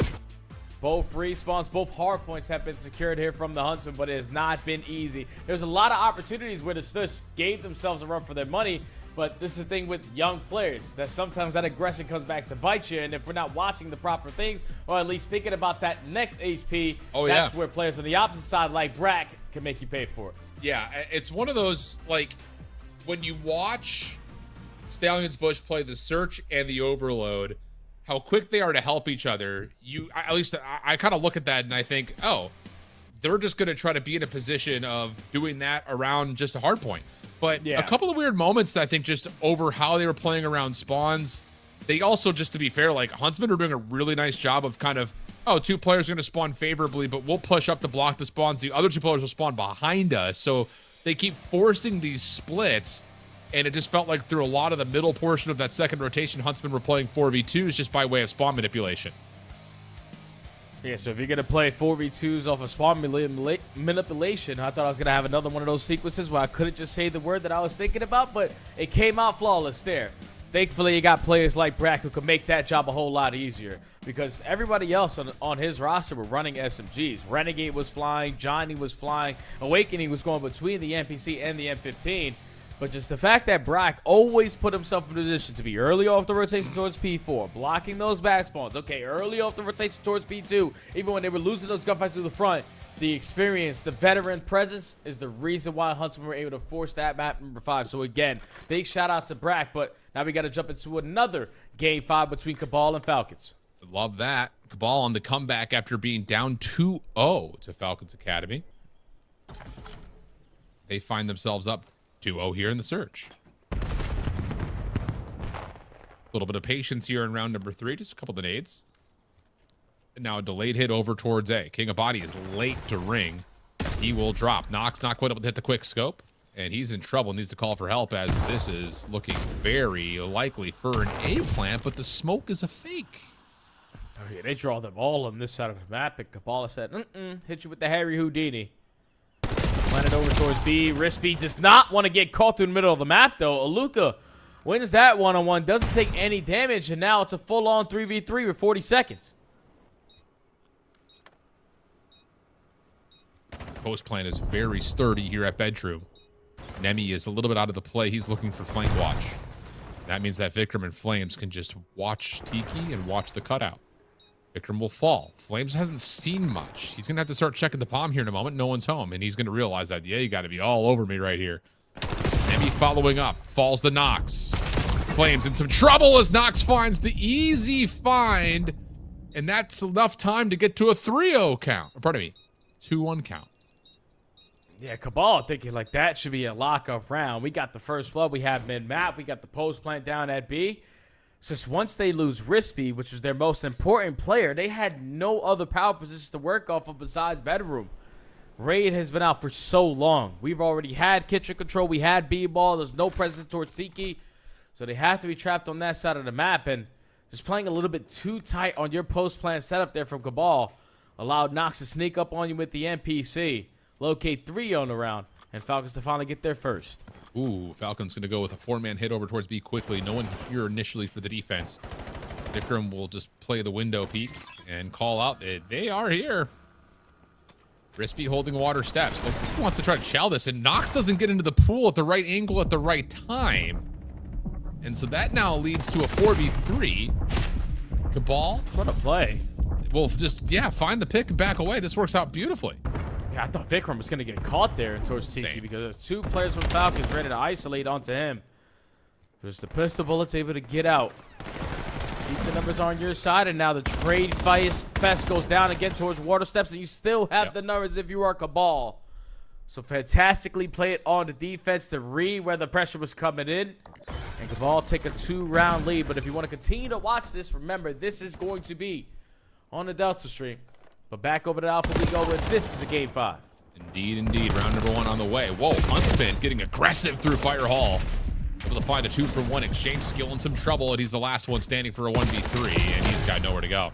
Wow, okay, goes quick burst for Huntsman down Fireplace Hallway. That works out beautifully. An initial 2-for-1 exchange. The window battle also goes their way. Easy peasy, go next. Yeah, I think that's one of the best opening rounds you can have here on Ascenda, especially if you're the defensive team. Because you're basically shutting down 2 lanes instantly 5 seconds into the round. You take control of Secret, they can't plant B. You take control of Secret, you can't work the way out the middle of the map, and you can isolate them all over towards the opposite side at Rocks if they decide to make that play call. But it's just very easy for the Huntsmen to just set the tone early on. 1-0 them. Okay. Now what? Looks like it's going to be a pretty heavy hit for both teams over towards A. Nades will exchange. Really good set nades for the defense to get through the archway there. So Huntsmen will not be able to work their way over to B, or to A initially. Instead, work their way to B. Yeah, if you are the Stush, you should know. We have players in a position to instantly shut down anyone if they go over towards A site, but the only person scouting for info on the opposite side is going to be a player with a sniper, still has yet to leave the spawn. So you have no information. Huntsman got the bomb planted for a rock setup. There's no trophies that are going to help them. But it's going to take quite some time before you're even in the vicinity to think about the defuse. Yeah, this long route could potentially provide something for Manny. But you still have to reclaim the entire outside of the map. This chase is taking too long. Johnny will eventually fall. But now we're down to 22 seconds. Huntsmen still have 3 players to defend the post plant. Rack holding the close corner. Nades are going to land. That's a nice slide out. Oka's able to follow up with help from Swoody and Skill, and there will just be enough time for the retake to find success. Yeah, even though it took a long time for them to get into the vicinity, it's just the post plant setup spots out of the Huntsman was atrocious. And the reason why it was that bad is because they have no trophy system to keep them alive over towards Rocks. They are forced to commit on their setup because if you give up that spot, someone can stick the defuse and we have no angle to watch it. So perfectly played there from the Stush. Taking their time on the approach, even though Manny took 20 seconds before he initiated that first gunfight. That was just enough time to force Huntsman to be uncomfortable and then trap them on the site for the Stallions to win every gunfight after that. 1-1. Okay. Other update, if you missed the OMiT Brooklyn and Project Notorious match, 3-1 OMiT Brooklyn. Both hard points were, yeah, 242, 250, 203, 250, and then blowouts either way on the overload and the surge. So OMiT take both hard points and the overload. Now we find ourselves looking at this hit up towards Fireplace window again. Renegade not going to be able to follow up onto Johnny's success. Swoody holds. And the offensive Stush will have the 3v2. Hey, no need to rush anything now that you have the numbers. Though will show they gather some information, potentially try to isolate onto one of these players for the Huntsman, but you have so much time to work with. Continue to work together. We've seen it on the race circle short for the game number 2, and now the bait and switch is good enough to locate Brack. Awakening on the complete opposite side of the map. Yeah, let's just get it planted. Yep. He will have an opportunity for a 1v1 with skill, most likely. No, he's going to instead play patio. Still has to cross, though. And Swooty's seen him. Yeesh. Oh, nice shots, though, from Wake, but a better nade. Wow, that thing landed right on top of his melon. Perfectly placed. Stush. Get their second. Yeah, if you're the Huntsman, you're thinking, all right, if it ain't broke, don't fix it. Just try to take that secret hallway again, but this time to slow it down drastically. Prepare for that push. Walk away with the majority of the trades after the engagement. Still up by 1. And then you just get the post plant down. Swooty finds 3. Skill also on 2, but I wonder if Swooty's going to be able to invent like an angle with the sniper on this map. Because usually for Hacienda, it's very difficult to even run the boomstick because of how fast these gunfights can go down. But obviously everyone's staring at each other on the backside of statues. Most likely going to come to an end. Still going to be up by 1. Yeah, not too sure what that was, but obviously something for Stallions Bush has gone a bit awry.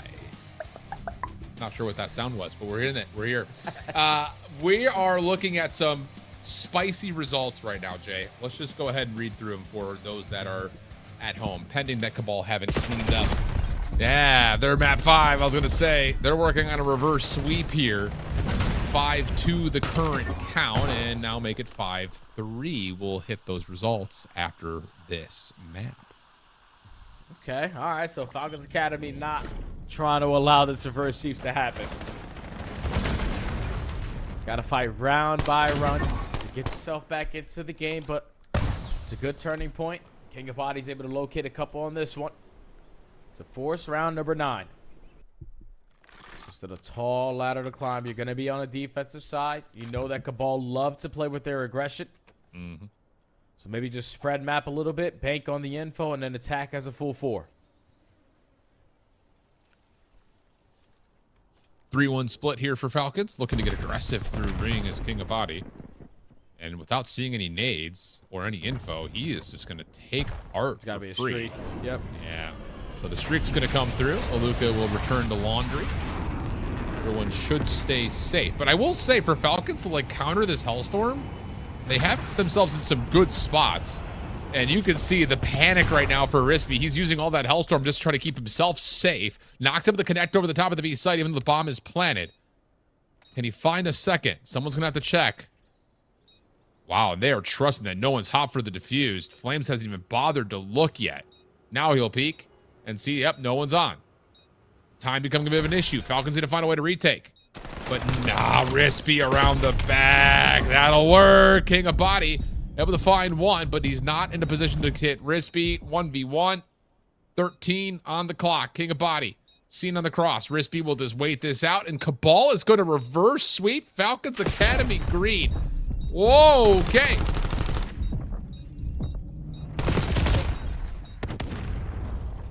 Yeah, that is just unacceptable to lose that kind of round the way that you just did if you are Falcons. CABAL clutch up, complete the reverse sweep, but I know if you are Falcons Academy, everything was right in front of you. You found the first blood, you were able to draw the Hellstorm from coming in, and then with King of Body pushing all the way to the backside of Garage, and then wrapping back to his teammates, you were expecting to be a lot quicker in that process, but they took too long, and eventually CABAL capitalized on that series. And back over to the Alpha side, where Bush are going to be up by 1.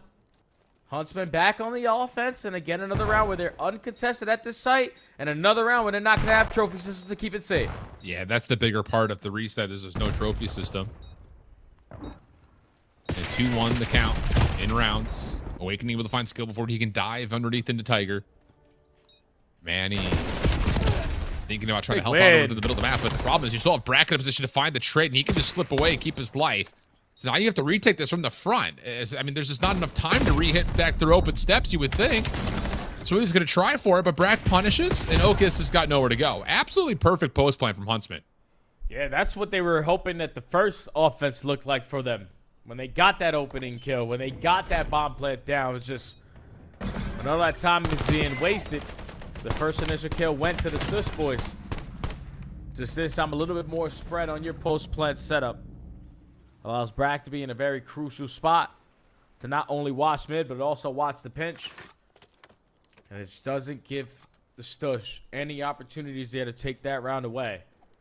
So tied up at 2 apiece. Brack finds 2 going into this next round.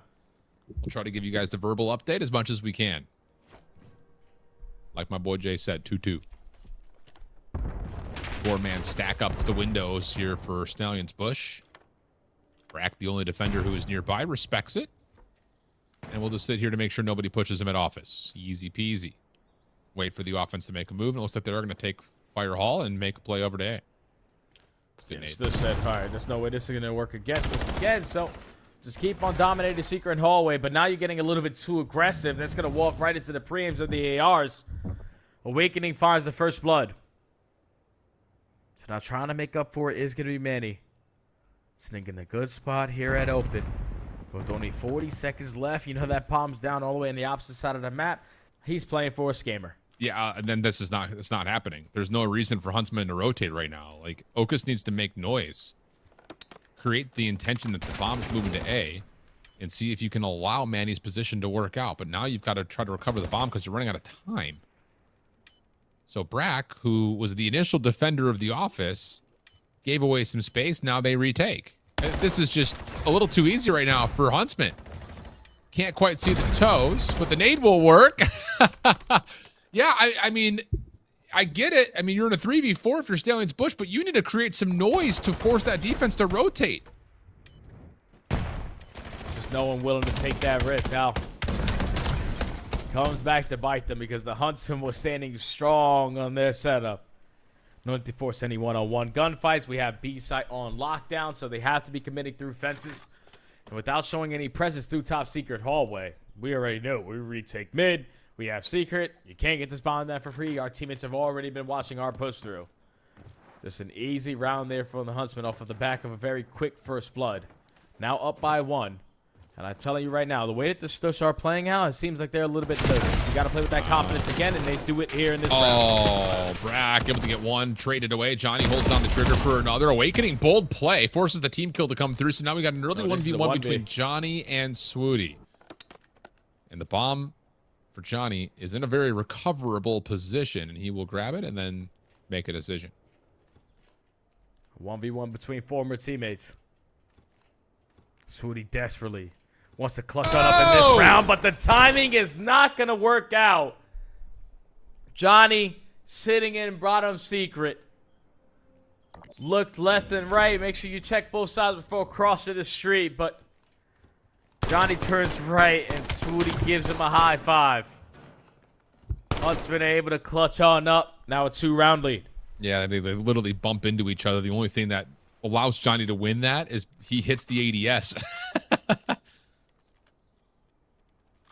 4-2 the count. And things are starting to look a little bit out of hand right now. Stallions really need to put something together in this round. Gonna take all their guns over towards the safe site. It's basically a strategy that we saw at LAT this past weekend in that grand finals of the minor. Gonna instantly get this bomb down, but we don't have any secret control. Skill, unfortunately, gets caught. Follow-up, though, for Manny should be good. Does he get away with his life? No, not quite. So numbers here for Huntsman. Post-plant going to be reestablished through fences with the trophy system. Nice shots from Swooty. Where's the follow-up? There it is. Renegade looking for more. Not going to happen. Okus low on health, and it's Brack who finds the win over the top. 4 rounds in a row for Huntsmen, who now find themselves on map point. Just picking them apart, man. Every single time you try to go over towards this A site, Huntsmen have had a different response on how they are going to retake it. That time, they give up the bomb plant very quickly, but they understand there's no way in hell. They have all of their reinforcements just camping through bottom secret, camping over towards fence line. Someone has to be watching that cross. So you're able to get that advantage skill, get the first blood, start off the trade fights, and then in a 1v1, I'm pretty sure one person just hits Okus with 1 bullet. And that gives Brack the slight advantage there to close out the round. Huntsman at game point. And looks like they want to try to go for this A play. Defense is not going to necessarily be here. It's just Ocus. Stuns over the top, looking for info. I don't believe they fully get to the back wall. Trophy systems are also down. Johnny is playing flank watch, and he is going to be needed because here is a long, early wrap from Skill and Smooth. Or pardon me, Skill and Manny. Damage out, bomb planted 4v4. Yeah, they don't get any kills from that top secret window. They thought they had the timing potentially for the first blood, but it's already been 10 seconds uncontested, and everyone's still alive. Yeah, there's pressure all over the map right now, though, for the retake from Stallions Bush. The problem is they just can't find any kills. Johnny holding secret. Skill able to find the first. Johnny can't quite tally anything, but Awakening is going to get it back over towards well. Side Manny, low pistol, out Awakening as well. Now it's just down to Smoothie for the 1v2. Time is ticking, 15 seconds. Has isolation onto one. Looking for the second. Awakening just playing the timing, but Smoothie finds the win. The problem is there's not enough time to get back for the defuse. Huntsmen will win 5 in a row to take the series and keep themselves in the upper bracket. What a clinical search and destroy here from the Huntsmen. It gets to the Hacienda, the most recent map added into the map pool for search and destroy, but it's a lot of experience for certain players on your screen. Huntsmen have had a lot of these guys just playing so many different titles of Call of Duty. They get to a map that feels very similar to them, and it showed there in the gameplay. Perfect on so many retakes for defense. Very quick decision-making on their offensive attacks. The only round that they lost is when they got retaked at that B site with no trophy systems. But other than that, Huntsmen, textbook search and destroy, complete the series in 5, and they send a Stush down to lose. Clean, absolutely clean. So we had some surprises starting to kind of brood over the top of the opening maps for most of our matches in this particular block, but most of the results, well, most of them come through as expected. This one, Huntsmen clean up Stallions Bush in 5. Same can be said for CABAL, who took down Falcons Academy in reverse sweep map number 5. The only real big standout now would be the fact that I bet Brooklyn were able to 3-1 Project Notorious. Yeah. So, again, we talked about, like, Gwyn being added into that roster. Yeah, he's obviously a super talented player, and he'll find his way, but it just comes down to reestablishing the system, and it feels like I bet Brooklyn have likely done that. Oh, yeah, you got to be feeling so damn good, especially when they handled P7 in every single one of those respawns. I feel like P7 Notorious, from what we saw last week, especially in that matchup versus the Huntsmen, like the hardpoint game was basically flawless. Eric Boom and Snoopy running around hand in hand. DC and Beans have been able to figure out if they want to run the M15 or the MPC, whenever the hell they want to. That's how good their hardpoint game was looking last week. But we always say COD can be so day-to-day. Lose every single respawn versus Brooklyn. And now you have to go up against the likes of Falcons Academy Green, who felt like they should have won their series versus CABAL. It should be anyone's game down there and loses round 1. Yeah, very well might be. So here's a look back at our series. Both the hard points go the way of the Huntsmen. The map 2, map 3 were really, really, really nicely put together for Stallions Bush, but could not quite get the job done as the Hacienda Search and Destroy just flat out eluded them after I believe they were the ones to hit the reset button. So they will drop down to play BitterSweet. That'll be a scrappy one. And then P7 Notorious will be taking on Falcons Academy Green. Those are 2 really good matchups. Meanwhile, up in the upper bracket, CABAL and Emit Brooklyn should be interesting. Both teams still, I would say, trying to prove themselves as the touch after their results, whether it be from the Swiss stage from Emit Brooklyn or in that map 5 versus Falcons for CABAL. Huntsman Bush, though, yeesh, that's going to be a juicy one. We know all the watch parties are going to be there. Oh, yeah, that's going to be a fun one. Obviously, between Bush and the Huntsmen, 2 top organizations that we have down here in Challengers. Must-see TV whenever we get to that that winner bracket matchup. But I know for us, it's going to be starting in elimination round 1. I want to see that BitterSweet matchup versus Stallions Bush because it's like 3, maybe 7 players that are sitting at 18-year-olds. That's the new up-and-comers on that matchup. It's going to be insane, my friends. It's going to be a really fun night of COD. We've already gotten a lot of that here in upper bracket round 1. We'll take a break. When we come back, we're going to go send 2 teams home. We're going to get serious. Be right back.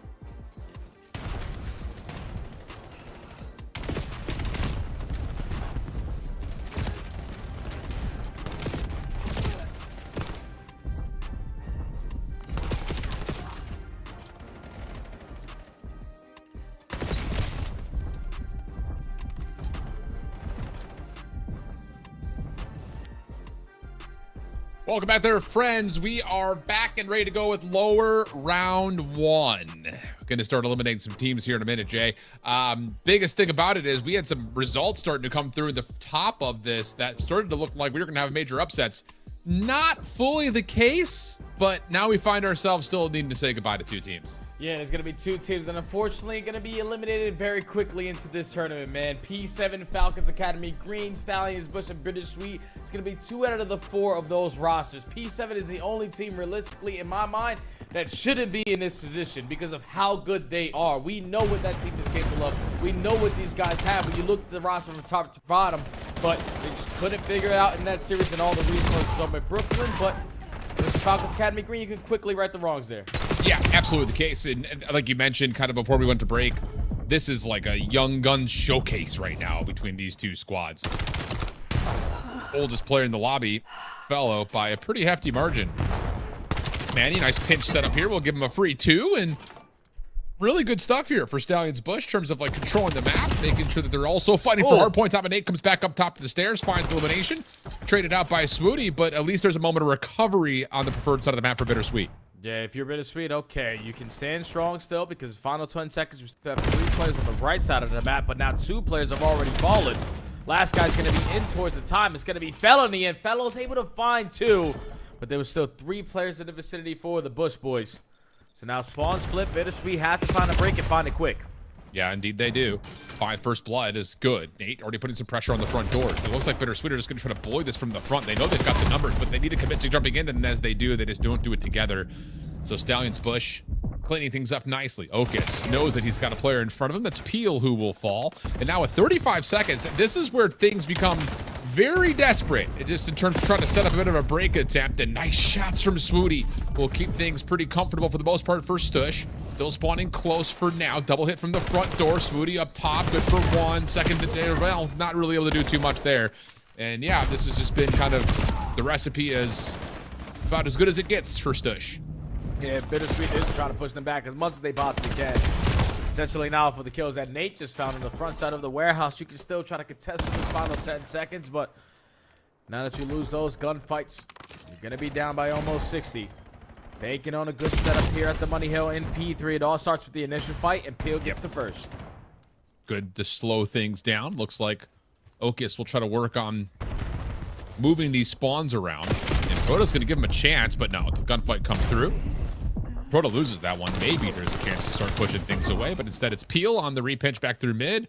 Able to get to 4 in a row, and it will be about a tie game here. Well, though, wait a second. Proto, what happened? You were watching over towards the backside of the spawns. Now all of a sudden you find yourself in a little bit of a block situation, but Nate picks things up from inside the hill. Peel able to kind of at least keep things contested around the back, and now BitterSweet will have an opportunity to take the lead. Yeah, it's basically a full 60 hold out of BitterSweet. The perfect response here. After not really finding any success off of the P1 to P2 rotation, but Okus is still trying to contest in the final 10. Not going to lead to any time going their way, but BitterSweet going to keep their lead up by 1 or 2, and already had 2 plays in a very good spot off the rotation to do. Yeah, Stush just kind of give up the route over to the backside of Rocks, trying to play through the middle of the map to make sure there's no rotation for the spawn play. That works out nicely, though, as they eventually come back to the hill, find the kills that they need, and we're just going to handshake 60s, apparently, Jay. Long route underway here for BitterSweet, read by Manny, but he will drop, and all of a sudden, panic alarm starts to hit around the back. Oh, man, that's such a great read out of Felony to just turn around and prepare for a repitch for the good side of the map. Because now you are in firm control of the backside of Dojo, and with the numbers, it should be able to easily flood on through for the break. So 25 seconds remaining for BitterSweet, but they have done a fantastic job on the last 2 HPs to make this somewhat of a game. The veteran presence is starting to show their presence in Fellow, finding multi-kill after multi-kill. But the young guns also providing their 2 cents. It's going to be a tie game going into P5. Yeah, a little bit of a 50-50 here on the 4th hard point. Stallions will have the last little bit of scrap time, but the initial over towards New looks pretty solid here for BitterSweet. Okay, it's lots of damage out to Crota, but he'll stay alive. Peel watching the repinch over through P2 steps. Well fought, well won. Nate follows, and P2 side of the map established for BitterSweet, although Swooty's on a bit of a delayed route here. And Nate, who's kind of got to watch 2 things at once, is going to have to just hope he's done his blessings to the COD gods for timing, and he has apparently done just that. Yeah, now 35 seconds still to play with. You already shut down the pressure from the Stallions as they try to work on those long routes. So now you know your main focus needs to be on the front. Initial kill goes Fellow's way. Proto here with the aggression SMG presence through the front lines is able to quickly get that trade. But for now, if you are the Bush, you are managing to keep this very scrappy. Yeah. And this is ideal because this is the final 15. Yeah, I mean, considering that the whole play was trying to re-wrap over to P2, and that comes up empty, the fact that you're able to fight for the back 25 seconds or so is amazing. Oh, yeah. So 2-point game. Swooty off the regen, able to find the last kill to make this Stallions Bush lead as we rotate back over to Bar. Skill not going to check his corners, though. Will fall to Nate, who has a chance for more, but Manny shuts that down. Nice shots coming through for Manny. 3v3 now all of a sudden over the top of the time, which has so far gone purely to game clock. Still a battle for mid-map. Neither team willing to just chop on that time for free. We want to make sure it's crystal clear around the bar area. Swooty tries to attack pressure from the side there, but he gets ripped. And now the numbers in favor of BitterSweet. They've still been able to manage controlling the right side of the map as well. So BitterSweet, so far, way more productive on this P1 than the last go-around. They take the lead, and it's still going. Yep, indeed they will. Proto, nice job to lock down the elevator side of the map. Now he's going to drop right on in, find himself another 3 dead. BitterSweet controlling the side of the map they want, and Proto's going to actually farm a couple of the kills off spawn right there. Man, he spawns up and immediately gets nuked. I'm sure he's like, dude, what? But long route developing for Swooty. Will put pressure on Nate to have to lock down the P2 side of the map. And honestly, BitterSweet, they should get a read on this thanks to Peel spawning up. Just comes down to, can they actually afford to play outside the hard point? It looks like, yes, they can with that kill from Nate. Yeah, Fellow's just going to spawn right back to the warehouse. Nate gets a kill, and now you just got to shut down this first play coming on the back because Peel's going to have his hands full. Thankfully, Proto reads it to perfection. Says, teammate, don't you worry. Don't you chow. I got your back. All 4 dead. First wave shut down, and BitterSweet can go up by 70 to 80 points if they continue to hold. 5 in a row for Proto as well. He should be cooking pretty close to a hellstorm as he wins kill number 6 on the Manny. And now he can just kind of play whatever timings he wants or on the backside of the Stallions Bush play to the front. 18 seconds. He's going to get around the back, not play for the initial spawn point. Instead, play inside the hard point, help his team out on the north side of the map. Yeah, I love this out of Proto. On 6 in a row, valuing his life so well. Manny's probably thinking, all right, I can rotate it this time for free. Thankfully, your teammates are quickly there for the trade, but you're not going to be expecting more pressure to already be here. Peel contesting. Peel does not peel Okus' head off. And this is going to allow Stallions Bush a moment to stabilize with the winning rotation over towards P3, which is the money hill. Yeah, they need this badly just to get this thing back to level again. Nice win there from Skill, who's had a slow map to this point. Okay, some damage through the wall, but the spawns, are they blocked with that? Yeah, they should be. In fact, they're going to get moved. So now every gunfight is a big one, and Okus and Swooty will kick things off with 2. Peel finds a double of his own, though. Make that now a 3rd as Felony gets home. That's going to be a full flip. 28 seconds on the hard point here for BitterSweet, and they could well comfortably get over the 200-point mark. Yeah, that might have been just enough to call game. Like, BitterSweet, once they hit that first half P3 to P4 rotation, they have yet to look back at being the team not with the lead in this game. They're up by 70, going to end out this final 10, be up by 80, and now trying to contest early on off the rotation because one player from the Stallions Bush squad is already spawning all the way across the map, so every single kill you find is going to be crucial, and Nate's already trying to push out towards Sojo, but he gets caught. Stallions Bush have the numbers, need to lock this one in.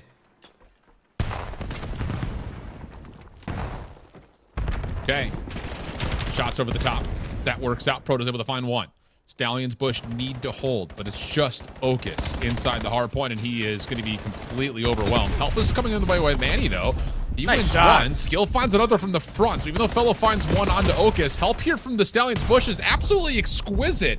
30 seconds to fight. Still fighting against the spawns of the Stallions Bush, but Manny, he's in a good spot to hold them back. He actually finds a kill after Skill's nade lands, and that all of a sudden turns into a chance here for Stallions Bush to push through and confirm this last 20. Beautiful moment for Stallions Bush. Yeah, it's all 4 dead. The final 40 seconds goes their way, and now Skill potentially earning himself a hell, so maybe he can find a couple extra kills off the roto. But now your teammates are dying at old. You're not going to be expecting the pressure from the back line so quickly. And BitterSweet able to manage this chaos. Win the rotation over towards P5. Do not have the back spawns, but still have players in the vicinity to contest it. Well, it's all about getting these wins, and so far, it's all BitterSweet to start. Spawns, though, through the backside of P2 are good for Stush. But they need to start finding someone. So hold on a second. Skill actually spawns out, finds a freebie because of that natural pitch. Now all of a sudden, Proto has to go back over to the hard point, and he's not going to be able to. So a bonkers spawn for Skill leads to a natural pinch and an immediate break. Now he's on a little bit of a floating rogue roll. An unfortunate teammate comes through, but he's already cleared off so much of the map. 20 seconds here is crucial for Stush. Yeah, BitterSweet, they're going to be hitting the long round to try to at least not give up this free 20 seconds. Everyone contesting from the side steps, so at least stall out the play to open up this lane for Peel. He's able to find a double, still trying to locate a couple more. Semtech's not going to lead to that final kill. But allows your teammates to reinforce on that side of the map. Only needed about another 18 seconds to close out this game. The initial kill goes your way. Pro does still try to dance. He gets taken down and Stallions are in. Well, down to can you find these wins around the hard point now as the numbers are starting to dwindle just a touch. BitterSweet setting themselves up. And they are going to hit through pit and up top through elevator at the same time. Proto's able to kick you off for one, but he can't quite get over the mantle. So now he's going to default to playing towards the staircase. Swooty shuts that down. Hardpoint is open. 30-point game. But Stush are spawning on the preferred side. If you could force this to a P2, you could potentially close out the game and put together a comeback. So far, they're doing just that. Continuously pushing BitterSweet back, but in this sequence of kills, they find every single player with ease. Spawns now flip. Push have to go the quickest route to just try to get up off of this time, and BitterSweet are waiting. Well, Nate only able to find one. BitterSweet with the preferred spawns. Should be able to just open up P2, and yeah, spawns are just too far away. A heroic effort for the Stallions Bush squad, but a couple of the rotations just don't quite go their way. And with that extra forgiveness, with the leader's advantage, the closeout comes by pretty casually for BitterSweet to give them a map 1 win. And I'll just say, Jay, I mean, that's a mixy first map on Sake. Oh, yeah. It looked like initially we were just going to trade 60s, but it's that second set of hills that really determined the outcome in my mind. Yeah, like, if you are BitterSweet, for a team that basically had 5 points going into P3, you were banking on such a great setup to get yourself back into the game, and then you get a full 60 at that HP, and then chain it over to the P4. You keep the P5 scrappy, you dominate the P1 this time around, and then you chain it again over towards P2. They were just doing the little things that turned out to be such big things, way better than the Stallions Bush. BitterSweet come out the gate swinging. It wasn't really about the veteran presence and fellow. No, it was the young guns coming to play. Peel and Proto had so many different sequences when they were just finding multi-kill after multi-kill and just could not get traded in crucial positions to allow Stallions Bush to control the map the way that they wanted to. BitterSweet, another team full of young guns beside one veteran presence in fellow, get the better of the other young squad and go up 1-0 early. Clean stuff, my friends. Clean stuff. Yeah, and it's just, I think it's in that last moment we kind of saw in the brief highlight, that P3 little mixiness that things really turn. I mean, in a map that is largely determined by money hills, not being able to confirm a 60 on the hard point that you should be rotating to first is obviously kind of a game changer. It's just like an easy thing to point to. But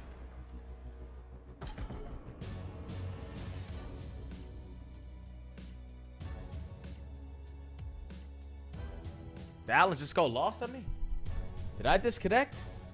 I don't know what just happened, but Alan might have just disappeared. Regardless, though, it's BitterSweet v Stallions Bush. You take a look at the maps and modes.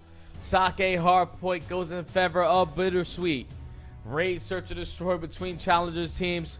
I feel like this is a map that we are always going to see, but we just watched the Stallions Bush boys throw down on Raid. Swooty was having so much success around that mid-map area alongside his SMGs. You got to think that the Bush are going to be able to tie the series up potentially after this map at 1.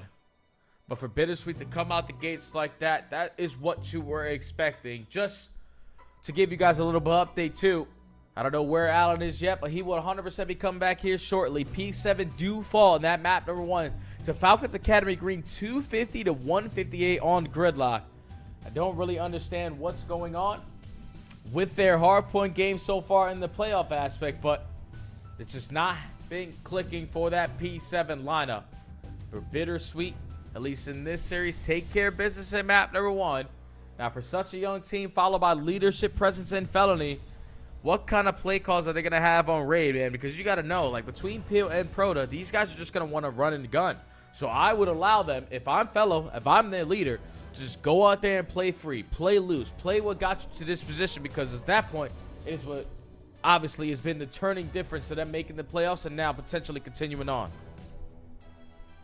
Jay, I don't know what just happened. Hey, what's up, buddy? Dude, we don't often break the fourth wall here, but I just had the weirdest PC bug I've ever experienced in my life. All of my sound just went dark, and everything showed as muted, and I couldn't change it for like 25 seconds. Oh, I nice. have no idea what just happened, but I legitimately thought I just got hacked. Crazy. Oh. All right, well, thankfully you didn't, buddy, because we still got Call of Duty that we need to cast. Yes, sir. P7 Notorious are currently down 0-1. Just told you that they basically lost by 100 in that opening gridlock. And for a team who relied heavily on their respawns, now banking on their search and destroy, already down 1-0, it's not looking good, Al. True. Now, here we go. Snipe out here for Nox. Not quite able to find much there on that initial cross smoke, just being a huge turn, but Roxas gets a glory nade in through 10. And like you call, that will pretty much determine this round 4v2 already. Yeah, with only 50 seconds left, Eric Boom's going to retrieve that bomb. Try to now work it over through train side. DC does gather some information on the King of Body, but no need to force any one-on-one gunfights. We still have the numbers, and they only have 40 seconds. Okay. Okay, indeed. The opportunity starting to brew here, but under 30 seconds, there is some pressure, to be sure. I'm trying to make a play happen, and DC is going to give the intention that this is supposed to cross over to A. Not going to work out. Luca's going to find both. Nice shots onto the second in particular, and Falcons will go up 2-0. Yeah, it's just an easy round there for Falcons. You go for the thread map setup. They're taking a slow and steady approach, and then first time you get some contact, you invest the frag in towards 10 and find a double. On a map like Fringe, when you're giving up those early first bloods, it's difficult, but if you're giving up the first two that quickly, it's just easy for the remaining players on the side of Falcons to lock down the rest of the map. Luke locates 2 to close out that round, and he goes into this round on 3 in a row. Yes, indeed. Yes, indeed. Quick hit. Looks like on the way here for Falcons, all 4 players through 10. Snoopy nearby, playing on top of the A side, taking a couple of shots in. Ooh, Bean sniping from inside the mini room will actually connect onto 1. Pistol out for him, but Roxas' little peek over the top of the wall will connect. King of Body trying to keep the pressure on, but doesn't want to work their way into that close, closeted area. And Eric will find a nade that just lands at the doorway. Shot for Nox, not going to land. Half HP, second chance. No, nothing there. But Roxas keeps the play alive. Able to get a lot of damage onto Eric, but is off the reload, and he'll fet the finesse the 1v2 from here. Yeah, 1v2, bomb down in towards the junkyard. We got to have a different angle of approach here. If you are Roxas, he does find the hop over the mid wall. Just not able to finish that kill. So now information gathered out of P7, going to reposition in towards 10 and just play the back and forward setup.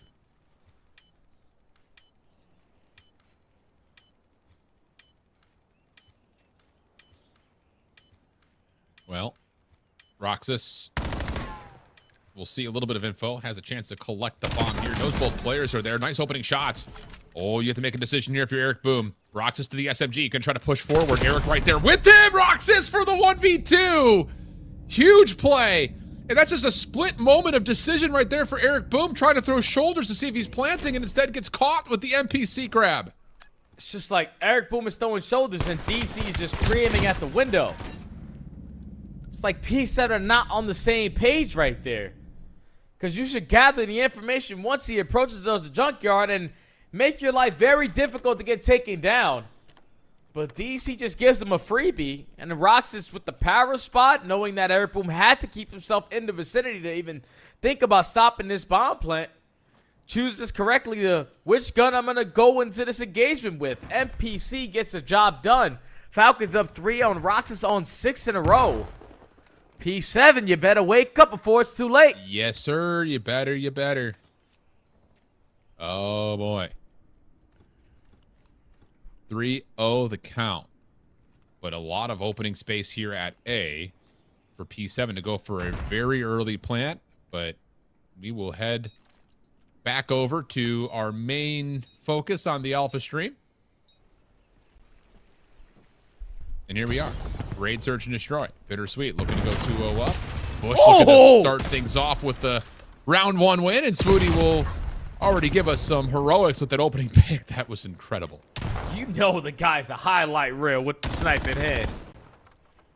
Actually makes me very happy to see this much success with that weapon of choice. He also finds another kill already onto the round. And now Peel left in a 1v3. You already had info that he was approaching towards the pitch side, so let's retake it from B-ball. But no one keeping your bomb carrier safe gives Peel an opportunity.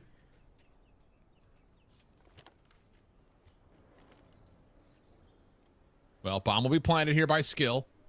Peel will be trying to re-wrap back through jungle and basketball for this 1v2. Pool route for Skill, moving back over towards top bedroom, and ooh, Peel was maybe a bullet away from finding a first blood on this 1v2 onto Swooty. But Swooty is way out of there, and Peel's gonna be like, wait, what? Never saw him leave, and all of a sudden, Swooty, who he thought was in Tiki, is back up at money window. Yeah, the guy's just so active on the map. Said, all right, I was just Tiki. You didn't finish with your food. I'm just gonna walk right up water steps and re-pinch you now very quickly and just got you off guard. Swooty locates 3 on the round. Gets the first blood with a quick snap. Here onto Proto mid-air. Yeah, Proto just checked out about that one, but then also finds a second, followed by a third with the NPC. Swooty having himself a moment.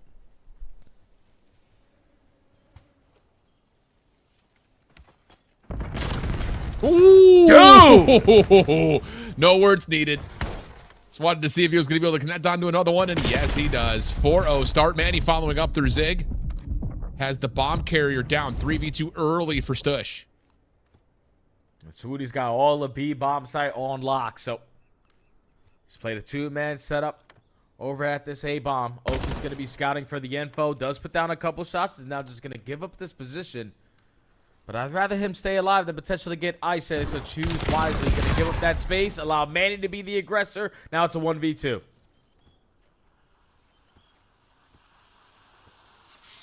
Nader on the back.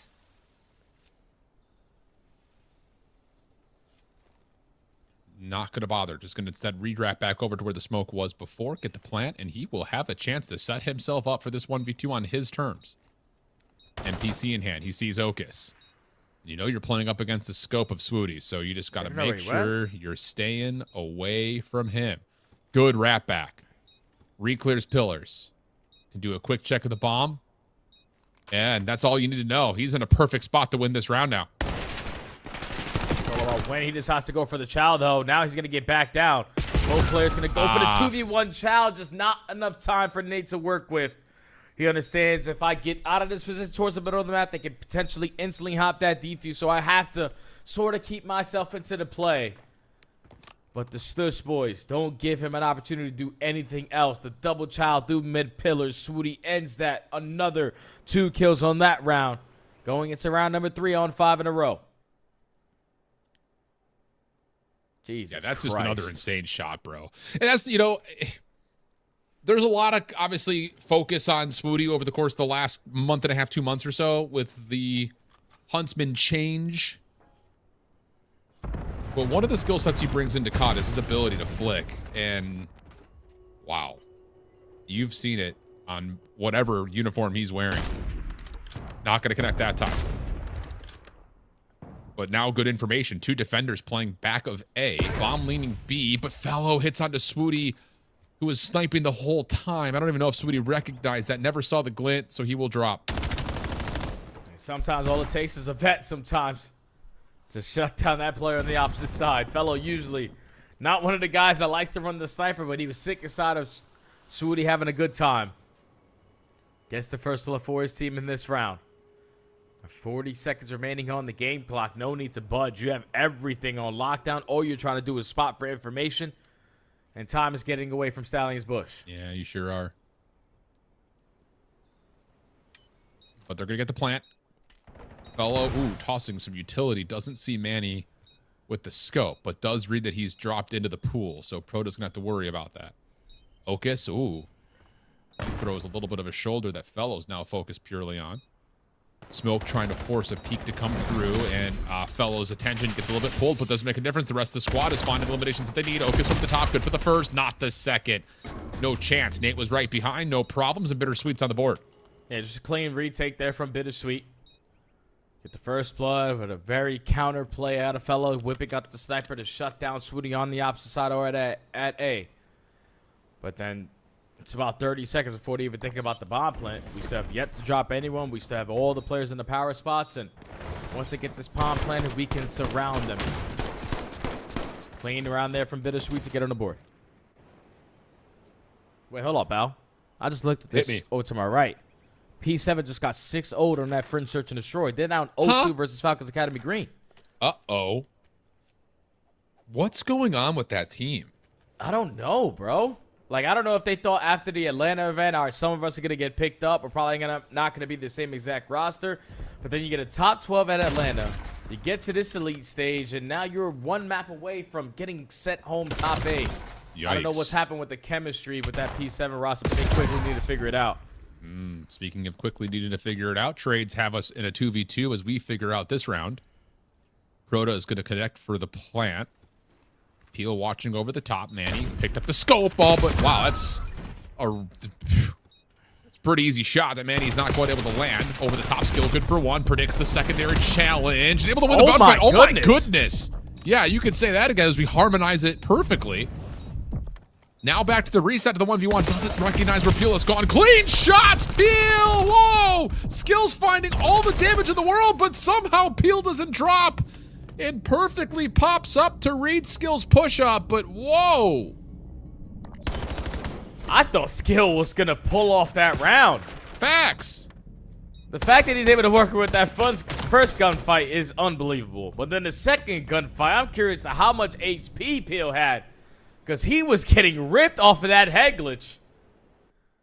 Just potentially some of the bullets connecting through the wall is not going to lead to the full damage. Allows BitterSweet and Peel to clutch up in that round and tie the game.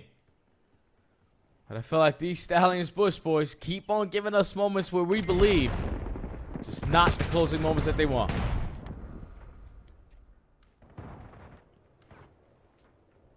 Well, Swooty throwing shoulders through Art. Fellow coming over as he's trying to defend against this post-plant setup. And we'll see Manny escape towards pillars. Peel tried to follow up, reads more than one, and was trying for a nade to create space, but instead will drop, forcing Fellow to have to hit a shot all of a sudden. Nate does win one over their driveway. That'll force his post-plant to come recontest through pillars, gives Fellow a chance. But it's a small window. And instead, we'll get the read onto Manny, but can't connect on the shot. Manny backs off, though. Nate wins another one over the middle of the map. And this is looking really solid for BitterSweet. Last one left alive is Skill, but this time he's not going to miss off the reload. 1v1 with Fellow. Sees the chow up and over. Fellow wins it with the pistol. Does he get back in time? Oh, I don't think he did.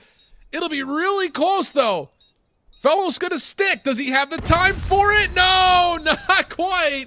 And gives Skill a technical 1v3 by defending the clock on the post plant. Yeah, time was his best friend there. 1v3, but it's a 1 versus me. What's the easiest thing I need to do? Find this kill towards the middle of the map, and if you are Nate in this scenario, we cannot commit there before your teammate is able to play the trade, because all Skill has to do now is stall out time. Fellow with the sniper pistol did not have the right weapon for the occasion. And the young gun and Skill clutches up the 1v3 there for the Bush boys to take the lead. Unbelievable.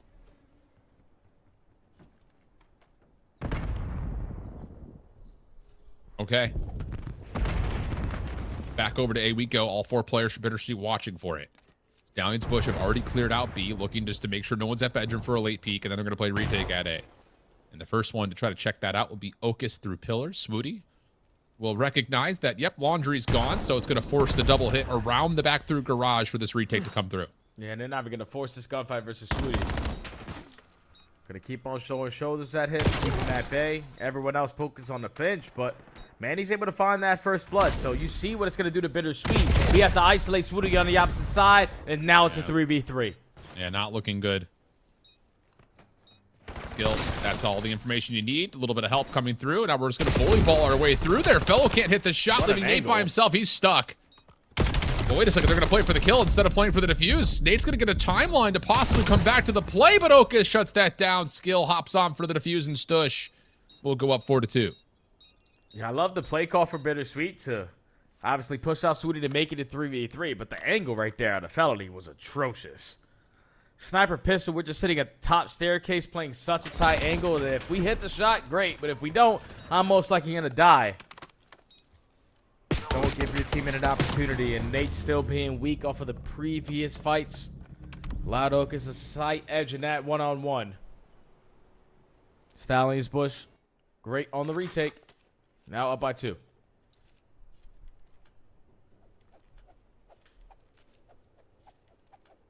Okay. Back and forth, but the leader's advantage to Bush as they make their way over towards the initial B look. Swooty doesn't quite hit the movement. Going to be a little bit late to the party, but it just does not matter, dude. What? Another one where he just has an immediate transfer flick. And first blood goes the way of Bush, but Peel right there to find skill in the water from money window. Don't often see an elimination that looks like that, but we're in a 3v3 nonetheless. Yeah, he jumped out. He played a very aggressive angle, and now that aggressive angle works out for kill number 2. Even though he is quickly traded by Okus. More manageable for your team, and now it's a double pressure through the backside of the flank. Able to effectively find a trade 1v1. Well, Nate, I don't think he recognizes how close Okus is. Okus has him down to a bullet, and that'll be enough for him to say, okay, can't finish off that kill. No need to overchow. Gonna instead go play the post plant at A. Nate will get the read and then have to reset up. Yeah, Okus is just going to plant this for laundry side. Able to get out without Nate being able to spot him, but he's already on you. Okus misses the first couple of shots. Nate connects. Okus resetting, trying to get out of it. Nate will get the read. Okus right back to the fight, and whoa! About a bullet difference between both players. But it will work, if only just barely. Yeah, that's an eagle shot and a half right there to Okus. It's one of those decisions that you quickly need to make. Usually they always come back, and that catches Nate off guard. 3 rounds in a row now for the Stallion Bush boys. Put them at game point. Raid, Search, and Destroy treated them well in their last series, and it's doing the exact same thing here versus BitterSweet. Swooty is finding snipe after snipe. And if you give him another first blood, it's probably going to be the game.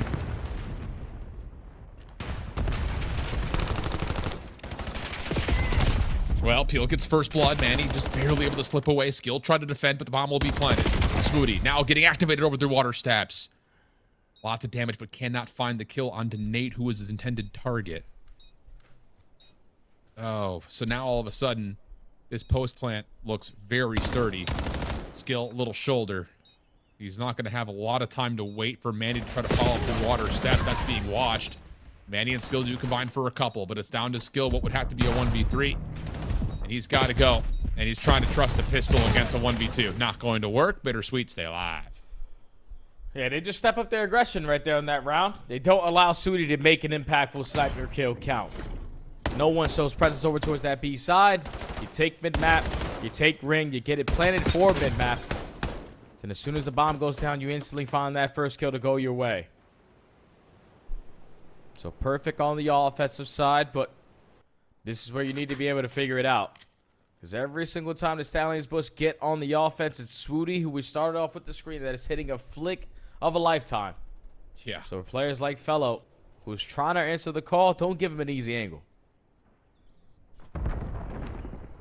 Okay. Swooty not going to get a chance here through cutout. Fellow playing a little bit safer behind Tiki. Little info there for Manny. And even more for Skill, playing through the middle map, but both are tagged. Now all of a sudden, looks like BitterSweet are trying to take that advantage and make some activation happen out of it, but instead, it's just a little bit of a backup over towards Kitchen, and we'll play a 4v4 on A. Yeah, they're instantly trying to retake through the backside of Laundry, so all the Stallion Bush is going to leave their teammate out to dry. Hope that he can get out with his life, and he does just that. But BitterSweet have all the info. There's no presence towards Laundry. They are playing this from art. Yeah. I mean, you've got Swooty set up perfectly right now just to stay comfortable with the scope up. Sees a couple players cross bottom side ring. But Proto's able to find Okus. Swooty in trouble. Gain some space. Has an AR to get back to. Are you kidding? Swooty's able to find one, but over the top of the bomb. A couple of damage comes through for skill. Turn that into another double. And now it's just down to Swooty. Moving back over towards the bomb. Finds one. Wait, they hopped off the defuse. Swooty could just try to reset, get the time. Unbelievable. Peel bails off the defuse. Talk about the mind games. You're so scared of what Swooty could do. You back away, and Bush will find the win 6-3.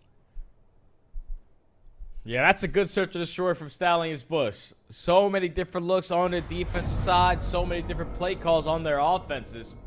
But then when you get to this offensive round, I thought if you were BitterSweet, you had everything on lockdown in the first 10 to 15 seconds. Yeah. You had info that you could isolate this guy over towards ring, but then all the info that you had, you just throw it away when you wrap back everybody towards the backside of laundry. That is just a miscomm, or just not what you needed to do at that moment, because it was all right in front of you, and then you put it on the silver platter for Stallions Bush to close out the game. The series is going to be tied up at 1, but Fellow, he's going to be telling his young guns, we got to keep that mid-map next time. No, actually, though, I mean, it is. It's one of those situations that you're giving away so much space, and it's allowing those rotations to come through so quickly, so freely. Wow. Okay. We've got ourselves one heck of an affair here. 250-209 the first. Bush just pushed around a little bit too much on rotation in the second set of hills on Sake, but right back into it with Raid. Really no problems. I won't say at all, but not many problems that are going to be looked at and say, oh, we could go back and do that better. I mean, that was pretty much as clean as it gets. So good stuff. Really good stuff. We'll take a look back over to see how things are going with Falcons and P7. They're in the second half of this overload, and currently P7 are in the lead as we look at our third position of the EMEA. Okay, right now, if you are P7, no need to sweat. You are on the good side here. 4-star overload, and now your A-guards have all the power positions on lockdown. DC catches a couple players off of the respawn, and Eric Boom is just going to fly on in and get score number 3 for free.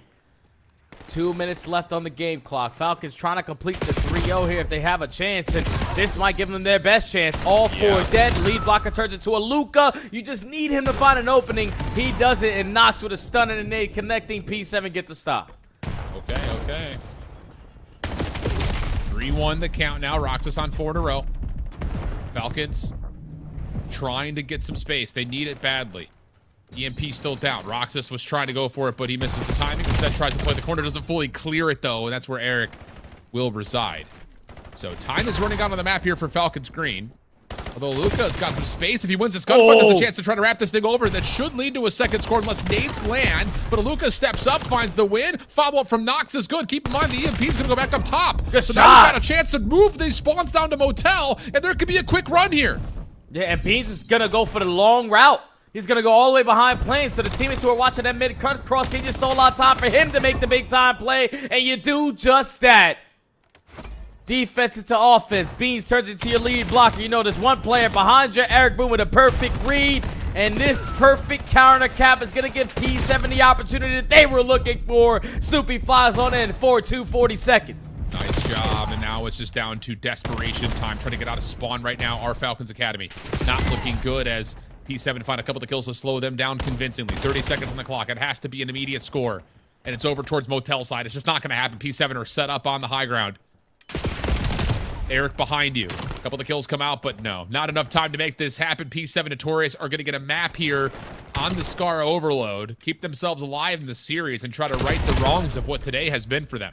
Yeah, that's a big shout out to Bees, man. The only one going drastically positive for his team. And you could even see it in that final moment for the last capture. He made the big-time play happen for the squad to extend this series a little bit longer. P7 clutch up on the overload. Doesn't matter if Falcons get this score. They're just going to make it a little bit more respectable. P7 force map 4. Okay.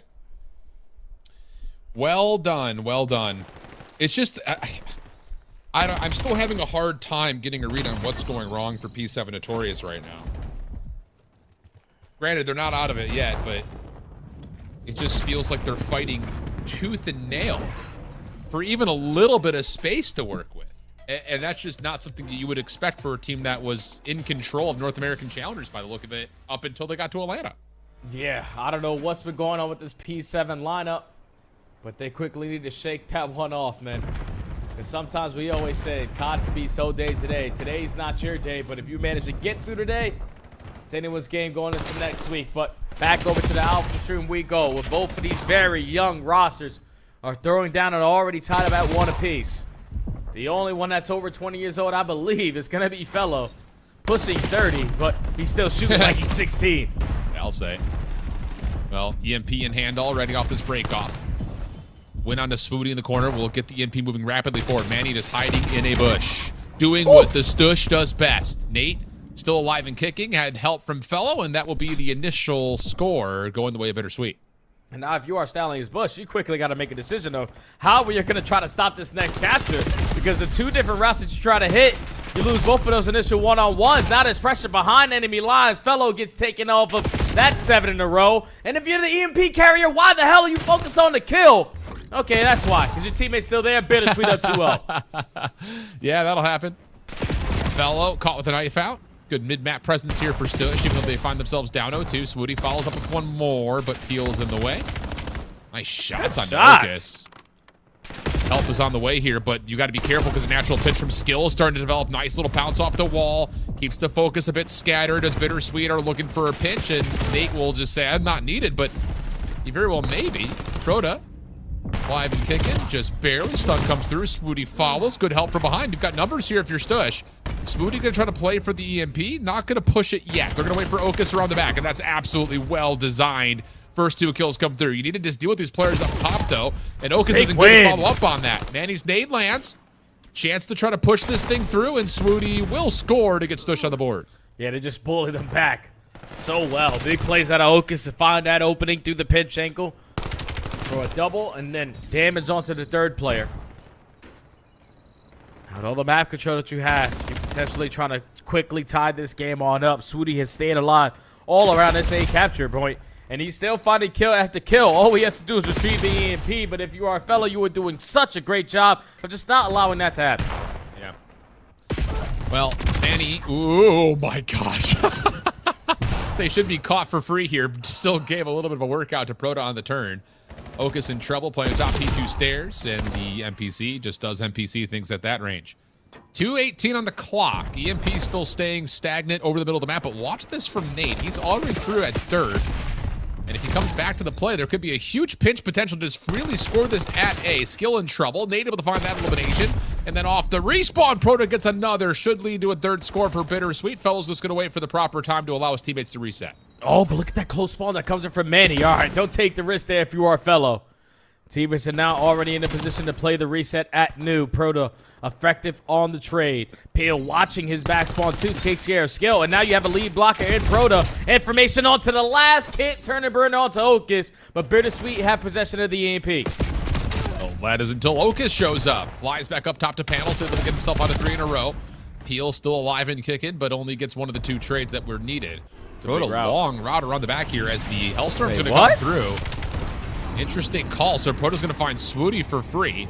Put some pressure onto this Hellstorm because no one's in a position to grab the EMP now all of a sudden. You get the trades, but this Hellstorm doesn't really do much. Oh, yeah, that was awful. That is an awful Hellstorm right there. That's whenever you call them Hellstorm, they should guarantee scores. So hopefully this one is able to go on in, but over the top ropes, Proda's able to win that one-on-one. So now you're just hoping that you continuously back them down and you do just enough to get score number 2 on the board. So only down by 1 now. 50 seconds left to go. Reset over towards low dirt. Trades going back and forth, but Stallions have the numbers. Yeah, big win, though, from Nate. Slows things down for just a little bit longer to allow the respawns for BitterSweet to get into place defensively. Swooty looking for routes. He's gotten himself to the top ring. Nice opening shots. Now he's behind the play. Oh, my goodness. Those are clean on DeFellow, but he's still alive, largely thanks to the help around him over towards this EMP location. You need these kills if you're Stush. Skill, Okus, provide. Now it's just one more in the middle of the map. Nate able to find one, but Okus holds him back. EMP covered. Follow-up good from Manny. And this looks like with 15 seconds, we're going to reflip back over to B. It sounded like if Manny could win this fight at mid, he's got a rotation position locked, but not quite. And now it looks like the Stallions Bush Boys are just going to commit over towards B. They know that they have the numbers, but can they try to stay alive? The EMP carrier falls. Skill's going to be able to find one, but we're going to end the half with BitterSweet up by 1. Just more effective when you talk about finding the kills in sync, dominating the map control, because every time they scored, it was at ease.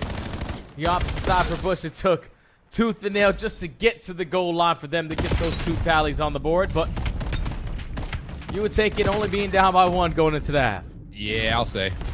I mean, considering how it started, yeah, absolutely. And there is like the Hellstorm conundrum that kind of happens, but at least you still score off of it. It's not as clean as you'd like, but at least you get the info, you get the play forward, and you do get it over the threshold. So that's one tool off the table, though, for BitterSweet in the leader's advantage. Here we go to the break off for the second half. Just protecting EMP. Don't be deceived initially to get that first kill, but if you do, quickly find the trades. And that's what's going down all around this mid map. 2 for 2 in the split fights. Oak is now in a good spot, though. Guaranteeing a lot of space through the middle of the map, but that's where the experienced player is just not going to get caught off guard. Such a great shoulder out of Fellow, keeping Stallions Push stabilized around mid. Yeah, I mean, that right there from Fellow is like, I think I saw somebody, but do I trust my 30-year-old eyes? Yeah, you do. Works out nicely. Fellow still holding that window position. Swooty now up from behind, able to find one. Fellow now in immediate trouble, and that will work out. Swooty's now the forward blocker. EMP grabbed. Peel has not been seen yet, and he will stop the play, which would have been very successful towards B. Tries for something desperate, but hold on a second. The kill comes through for skill. He's able to find the immediate pickup. Manny's still pushing the spawns around, and that's going to lead to an absolutely wide open route for a tie game. And now if you are BitterSweet, we have to wrap back. We have to clear out our spawn. Thankfully, on our first attempt, it works out. 3 kills for 1. The only player unaccounted for is going to be Sudi, so someone just turn around and watch your pinch. And you got to expect the veteran guy to always think about that. Even though Fellow loses the one-on-one, Swooty should quickly be traded, but it looks like they just forgot about him, and he's caused so much of a distraction that this is going to lead to score number 4. Unbelievable. Yeah, that is just too much focus towards what's in front of you, forgetting what's left behind. So a marginal mistake leads to another massive moment here. 3:15 in the clock, still plenty of time to work with. Nate's trying to get forward for BitterSweet. The rest of BitterSweet are worried about where Okus has gone off to. So Nate will get one. Nice second pistol out. If he wins this one, it could lead to a potential score, but Manny keeps his life. Whoa, forced the challenge onto Peel, who's taking a lot of damage from trophy systems. But the EMP's in hand. Defense going to be able to get here. Swooty some damage. Skill following up, able to find one. Team kill comes through, but Skill's able to get it all done himself. Last player is the EMP carrier, and the defense will reinforce to make sure there's no score. They just backed them down. And now BitterSweet forced to reset. They're still keeping that EMP over towards lower A side, so these long routes need to be very quick. Because Swooty's taking a goddamn maze around the damn map. Hopefully your teammates are able to just stall on time, and that's exactly what happens. You are too slow if you are BitterSweet. That 100% should lead to a cap. Well, it's still going to be a little bit problematic here for Stush to work their way through this crane connector. Swooty's trying to get some damage done over towards A, but he gets shut down. Now all of a sudden, you're a little stuck if you're Okus. We gotta you get have out to of pick here. Your poison, and luckily Manny will give you one from behind, so you can re-wrap this through your spawn with numbers. That will work.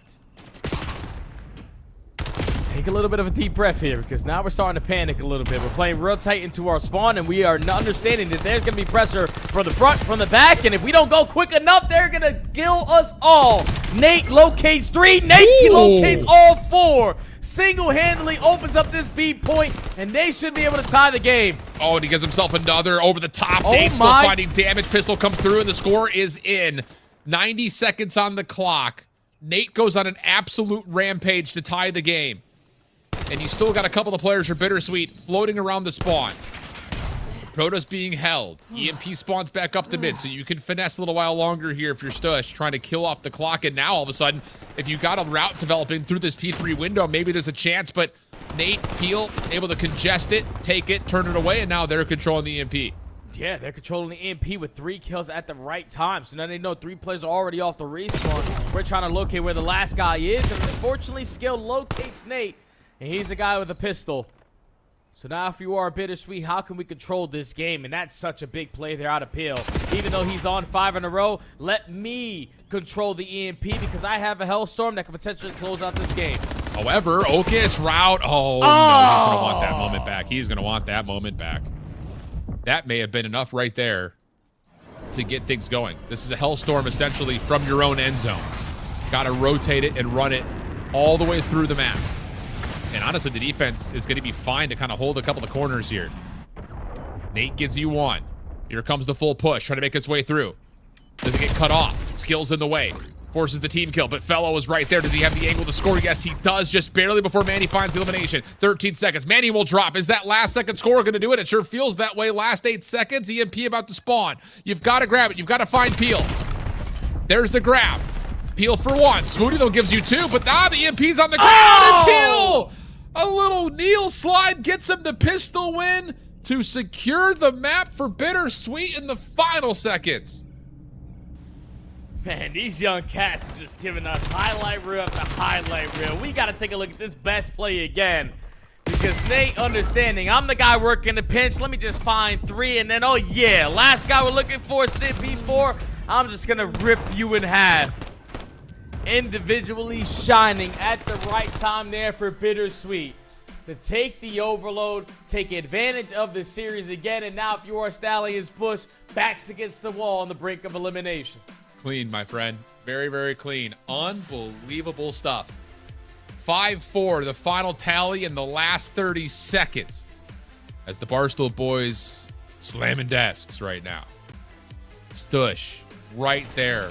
After what was a very convincing start for BitterSweet. The fact that it gets to a 4-3 at one point for Stush is unbelievable. But that last 3-piece you saw in the best play of the game from Nate, the difference maker without question. And then it's actually really interesting. We didn't really get to see it from the Ob's point of view, but Smoothie's double actually has that overtime looking very plausible for Stush. But the final save, just a little too good to find the EMP carry. Not enough time on the clock to get it repicked up. And now if you are BitterSweet, you are feeling so good. That's 2 respawns. You've been able to win in very slight margins. But then every time you need to have a clutch situation going down, it's usually your team setting the tone. Felt like BitterSweet, even though the score line was 5-4 at the ending of that game, just the way that they were playing it was a lot better than the Stallions Bush. Because they were hitting some long routes, just putting a lot more trust into your teammates. There's a lot more team-oriented there from BitterSweet. Now you're up 2-1 going into a Scar hardpoint. We watched them play this one earlier. Yep. And they just got beat to the punch. I think you know what your answer is if you want to try to close this series out, win a rotation. Yeah, I mean, we talk about it with Sake, we talk about it with Scar, we talk about it with Gridlock. Really the 3 maps that could win or be won or lost, rather, I should Hacienda say. now too. Yeah, Hacienda now too. Yeah, so true, so true. Okay, so that's what we kind of have in front of us. We're going to take just a brief break, give ourselves a moment to reset. When we come back, map 4 in this elimination match.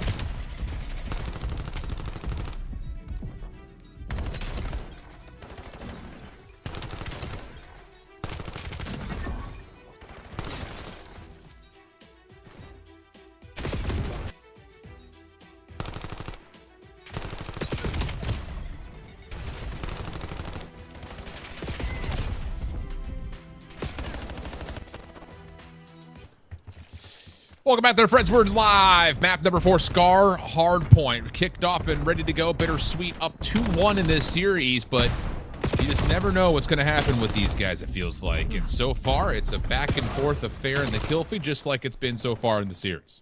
Oh, yeah, and last time we saw Stallions Bush on this map was a little bit earlier today. Versus the Huntsmen, Otis had himself one hell of a map. So many big sequences of kills.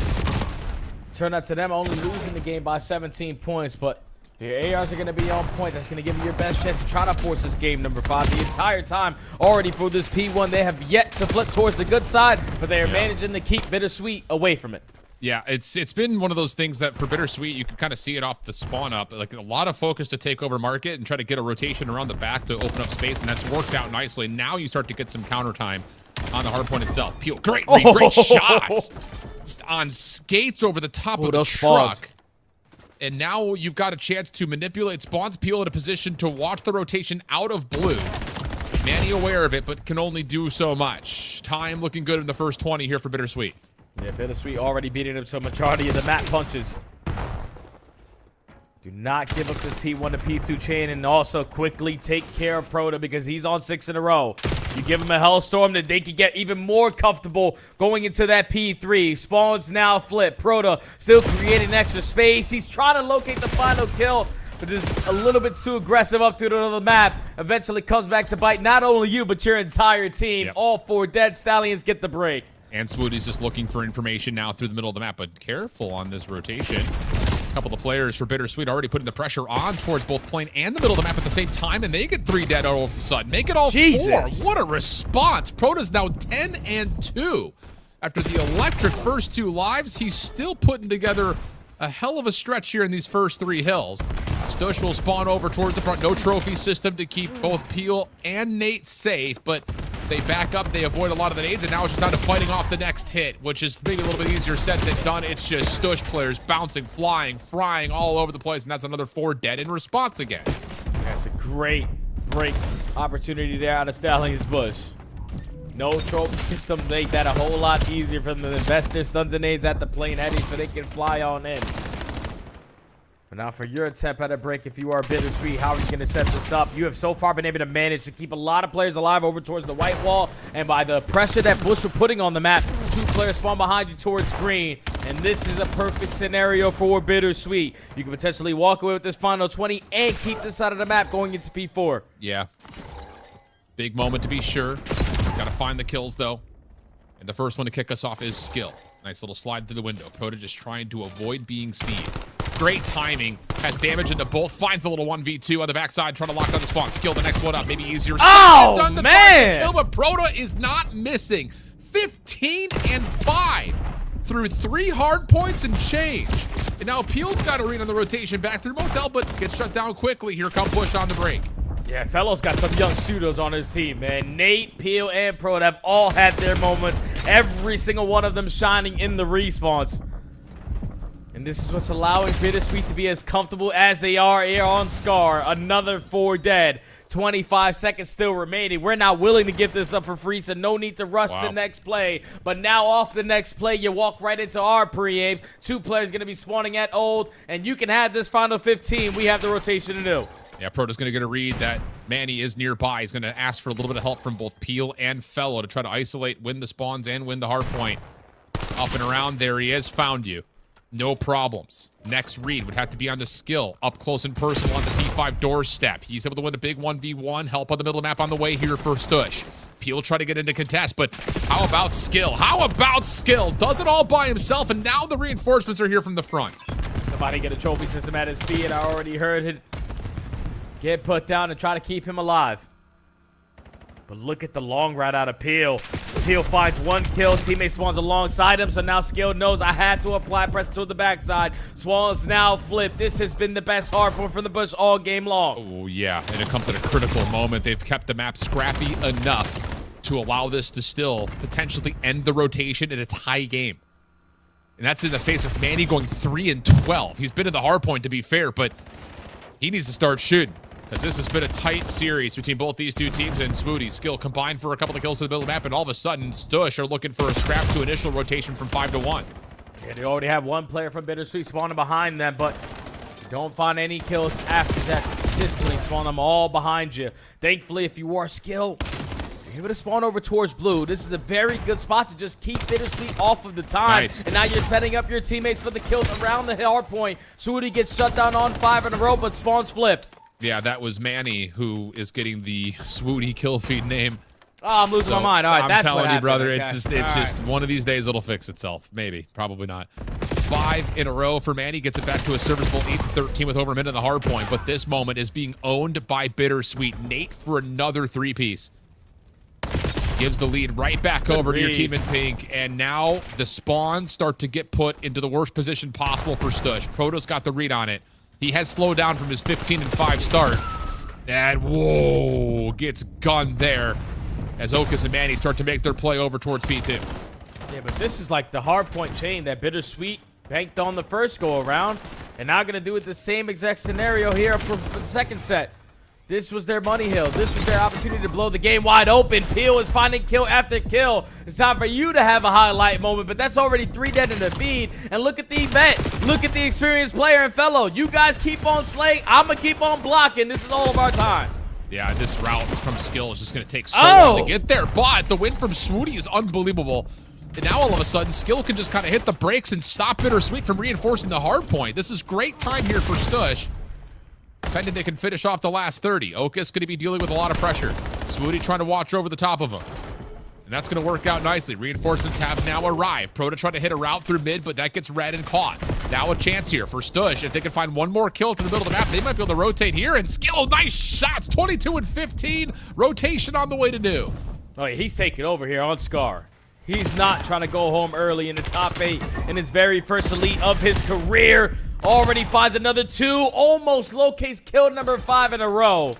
But just alleviates so much pressure now for your teammates off the rotation to new. You are in control of blue. Get your trophy system down and also get playing heady because BitterSweet already here. Yes, they are. Manny, no, can't quite get the kills. Movement. Shots from Skill. Oh, man. My goodness. How does he do it? Just locks on to another for a second elimination, and now it's down to Stush creating the space. Skill even finding a lot of damage on a peel right there, which helps a teammate get the elimination, and this is still looking good for Stush. Unbelievable. Lead swap now in play, but the spawns are starting to move in the last 20 seconds of the hill. Yeah, I don't really like that play from Manny there. He was the guy who was trying to keep blue safe for his team, but now you can fight it with a full force. You already saw spawn 2 players from BitterSweet all the way across the map. That's going to be 3. We're trying to locate the last guy in Proto, who does put down shots at Swooty, who's on 4 in a row. Is trying to locate him. There he is. What a moment here from the Stallions Bush boys. To chain the ending of that P2 to a scrappy P3 and now in firm control of this game with the rotation of P4. Swooty and Skill are just trying to call game right now for Stush. Nice shots from Skill. 30 and 17. Now is an NPC to work with up top. And he's just looking for blood. The Shark is trying to feast, but Peel's double. Gives an opportunity here for BitterSweet to work their way back in with numbers. Spawns are still good, though, for Stush. Manny holding the front door. Damage out. Able to still lock things down, avoid initial contact. Nate, timing on the backside of this route, though, will work out beautifully as Nate and Peel will clean the field. 23 seconds to scrap to fight. And now if you are Stallions Bush, just cut your losses, man. We can give up that 20, but we don't want to spawn out and lose the rotation over towards new, but we try to contest it through Delhi. How quickly are you going to be able to put yourself in a position to spawn them behind you? And that's exactly what happens. 2 players from Stallions Bush over at O, but the other 2 who are off the rotation are still winning gunfight after gunfight, so it's still a mix face for this new time. Unbelievable. Oh, and players spawn up here. Swooty trying to hang, trying to keep his life in the back, trying to delay as much time as humanly possible. Fellow, though, the heads-up play, trying to lock things down to the P3 rotation, and that will be an absolute swarm for BitterSweet to win the spawn. Oh, no. Oh, but hold on a second. A trophy system inside the hard point might be the difference maker here. Nate will fall. Peel in some trouble. Spawns are still close to BitterSweet, but Stush are in from the front. Yeah, they weren't expecting to die to a trophy system, but now, even though you have the back spawns, we need to fly on in and get effective trades. Thankfully, you start off the process if you are Nate. Fellow and Peel combined for another couple of kills in the feed, and they have still yet to flip these spawns, but Proto, as the aggressor, finds a double, and there's a couple players spawning behind you now. But neutral time here. This is big net time right now that Stush were able to negate just by way of keeping some pressure on both sides of the map at the same time. What could have been about a 220 to 199 game is now all of a sudden just 209 to 199. Over towards P1 we go again. Current control of the map to Stush, but first gunfight goes to Peel. Swooty trying to push forward, denied. Okus holding things down to the middle of the map, but he's the last one standing. And Fellow turns and smokes him, but the trade is in, and the hard point's owned by Stush for the moment. Yep, but the spawns for BitterSweet are over towards blue, so investor stuns and nades. Can't control a deli because this could be an easy break opportunity. Nades are just reigning supreme, and it's still Fellow finding kill after kill until Proto cleans up the rest. Now you have the Bush Boys trapped over towards this green side. You cannot win it here, but as long as you're able to manage this kind of setup, you can close it out at P2. Big trade from Swooty. Nate trying to chase down Manny. Stun won't land. Focus now goes back over to the hard point. 223 is where it stops for BitterSweet. Can they win the gunfights to get this closer to 250? Yes, they can. Uh-oh, not a good moment. It's just skill. The last one left alive, but is that all you possibly need? He has been a hero so often, and he's keeping his life. Peel can't find him initially. That's enough time. Wow, what a delay from skill. Initial trade comes through. Manny over the top. Could he get a little bit of assistance to the middle of the map as Swooty's able to lock things down in rotation? You've got numbers here for Stush, but they got to find the gunfight wins now. Got to get out in, or at least keep BitterSweet out. Trying to force it to the next HP, but it's the AR crossfires out of BitterSweet and the teamwork on display. Just continuously pushing the Stush Boys back. Only need 10 more seconds. Swooty waiting for the regen. Now starts to pop up. Fellow stuck in the corner. Uh-oh. Clean wins come through. 242 is where it stops. Okus has to get this read. I believe he saw Proto. Yeah, he sees the barrel. That little bit of damage might be all you need. You get gunfight wins from the front. You can start to hit the rotation from multiple points if you'd like to, but Okus may have lost Proto on this little contact to the middle of the map. You gotta go. You've got to try to find a way to get over to New here. You've got a lot of players with BitterSweet already set up. Proto able to find the first blood, and now the pressure's on. They're finding every single kill off the rotation. Stallions Bush are not going to be in the vicinity to quickly get him off P5, and now you only need 3 seconds. That is going to be the game. Trade comes through, and can't quite find the kill from the top side of P5. BitterSweet find the win in the final moment as we get from 2 to 3. Just too much pressure by way of the score. And a lot of that honestly just kind of comes by way of just shutting down another key rotation. Same story we talked about in map number 1. Yeah, I just think the P1 is the money hill for the BitterSweet boys. There's so many opportunities with Stallions Bush consistently spawning over towards green. Couldn't really make the right decision of what they wanted to do as a collective unit to execute those breaks. And just sending one player consistently over through white wall while everybody else was trying to work up the middle of the map was easy for BitterSweet to get a read on that, to understand when the pressure was coming from and where they needed to put a lot of their focus. They dominated the little things about the game. Even though the score line was very close towards the ending, BitterSweet, off of plays out of Peel, off of plays out of Proto, who had such a great start to this game. Not really the finish that he wanted, but this is the way you wanted to end this one. Being victorious in this series and moving on to next week. Unfortunately for the Stallions Bush boys, that is an ending of the final elite for you. I just have so many emotional reactions to watching these young guns play, dude. I mean, it's just the Omni movement from last year, but the wall bouncing from this year has just opened the door to such a different dynamic of a COD player right now. Yep. And it's going to be really interesting because I hate to like bite off more than we can chew right now, but like, we're being exposed at late into this title to a lot of guys that have like next level POVs. Like I'm talking like it makes Snoopy look normal. Like, and now we're talking about a Modern Warfare title to come up next that's going to be a lot slower. And it's just like, can they hang? And you know, the other side of that conversation point, as we see P7 Notorious and Stallions Bush get eliminated here, is like you have to play methodical, fundamental Call of Duty. And that's where some of the younger teams, the more cracked out teams, falter, missing out on a rotation, not being able to put the right focus and attention to detail on fighting for spawns, because you get 2 kills, you're feeling hot, you know a third one's around the corner, and you push out too far, you're forced to spawns into a wrong position. That's going to be the interesting thing when the harness is put on next year. But at least for now, I'm excited to see what a team like Stallions Bush and, if that matter, even BitterSweet can do for the rest of the year. Oh, yeah, it's going to be fun, man, because Everyone right now in Black Ops 7, if you got the Omni movement on point, especially if you're a young up-and-comer, like you're expected to be able to pass that eye test by just strictly off of your mechanical gifts. And we've seen it in series. We've seen it out of so many players this season alone, but skill just put it on display for us in this game.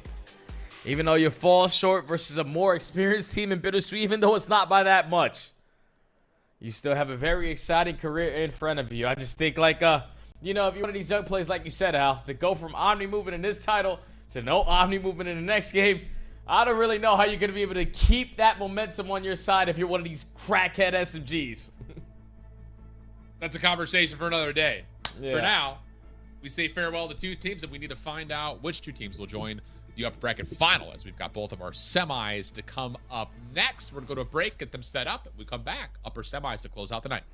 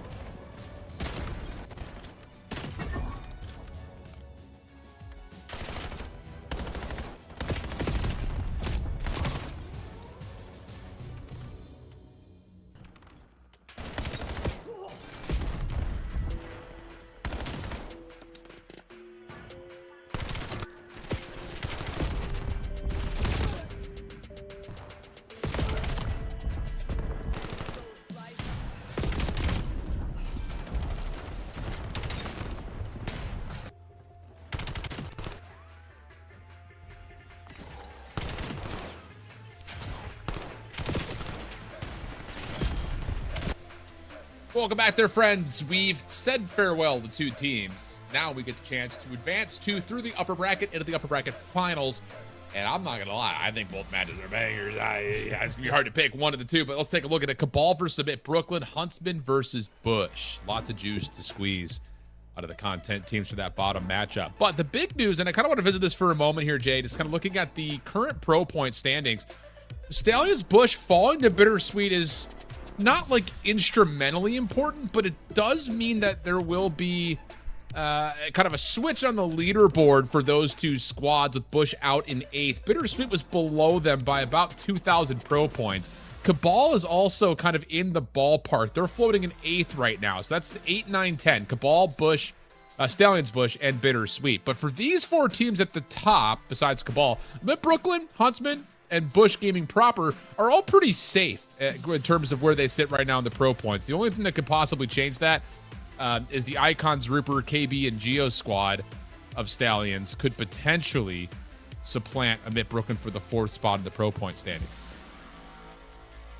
Okay, all right. You usually know at the end of the year, everyone's going to do everything that they possibly can to make it to the big tournament. So, talking about some players who obviously didn't make it deep into this elite, you form a roster, you could potentially lock up that 4th spot, man. But between the Huntsmen and the Bush, the next match hopping up on the Alpha squad, this is 2 top organizations that we have in Challengers. We take a look at the maps mode: Sake, Raid, Den, Colossus, Hacienda. I'm telling you, Raid Search and Destroy is like the staple here in Challengers. It's in every single series, and I like it.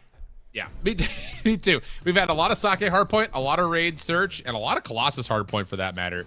And I will say, I think Hacienda has become a pretty big staple in the search and destroy space across both Challengers and the CDO. We've seen a lot of it over the last couple of weeks. It's a good map. It's a good map. Can't complain with it. Man, Black Ops 4 was a hell of a year. Remember that our worst problem in a map was one hill on Seaside? The P3 fountain that was the only problem in the entire game. Insane. Yeah, I'm not gonna lie, I'm drawing a blank. I don't remember Seaside. I'm telling you, when it comes down to like titles and stuff, I remember last year like it was yesterday, but everything beyond that is like out of my brain. So yeah, I agree with you, Al. Seaside P3, what a hard point. You don't remember? That's the one where Benson did like Karma! The giant 3. No, you don't remember that? All right. No, Okay. I'm an idiot. I'm sorry. No, it's fine. It's fine. Yeah. I'll send you the link later. It's a All hell of a watch. But yeah, Sake hardpoint. I'm ready to go. I'm just ready to get it. I don't even need to set up. I don't need any of that. I just want to see this thing go through the hoop. I just think, for both these 2 squads, the storylines are not the same in the terms of like, hey, Bush missed out on Pro-Am. Able to still run through the upper bracket, or not the upper bracket, the lower bracket at the Atlanta Major to get themselves an open championship win. First big, huge, stapled win for the Telluride Bush name. For Huntsmen, they came out as the last team to qualify and stayed through the elite, and then went flawless in groups and put together a mighty run.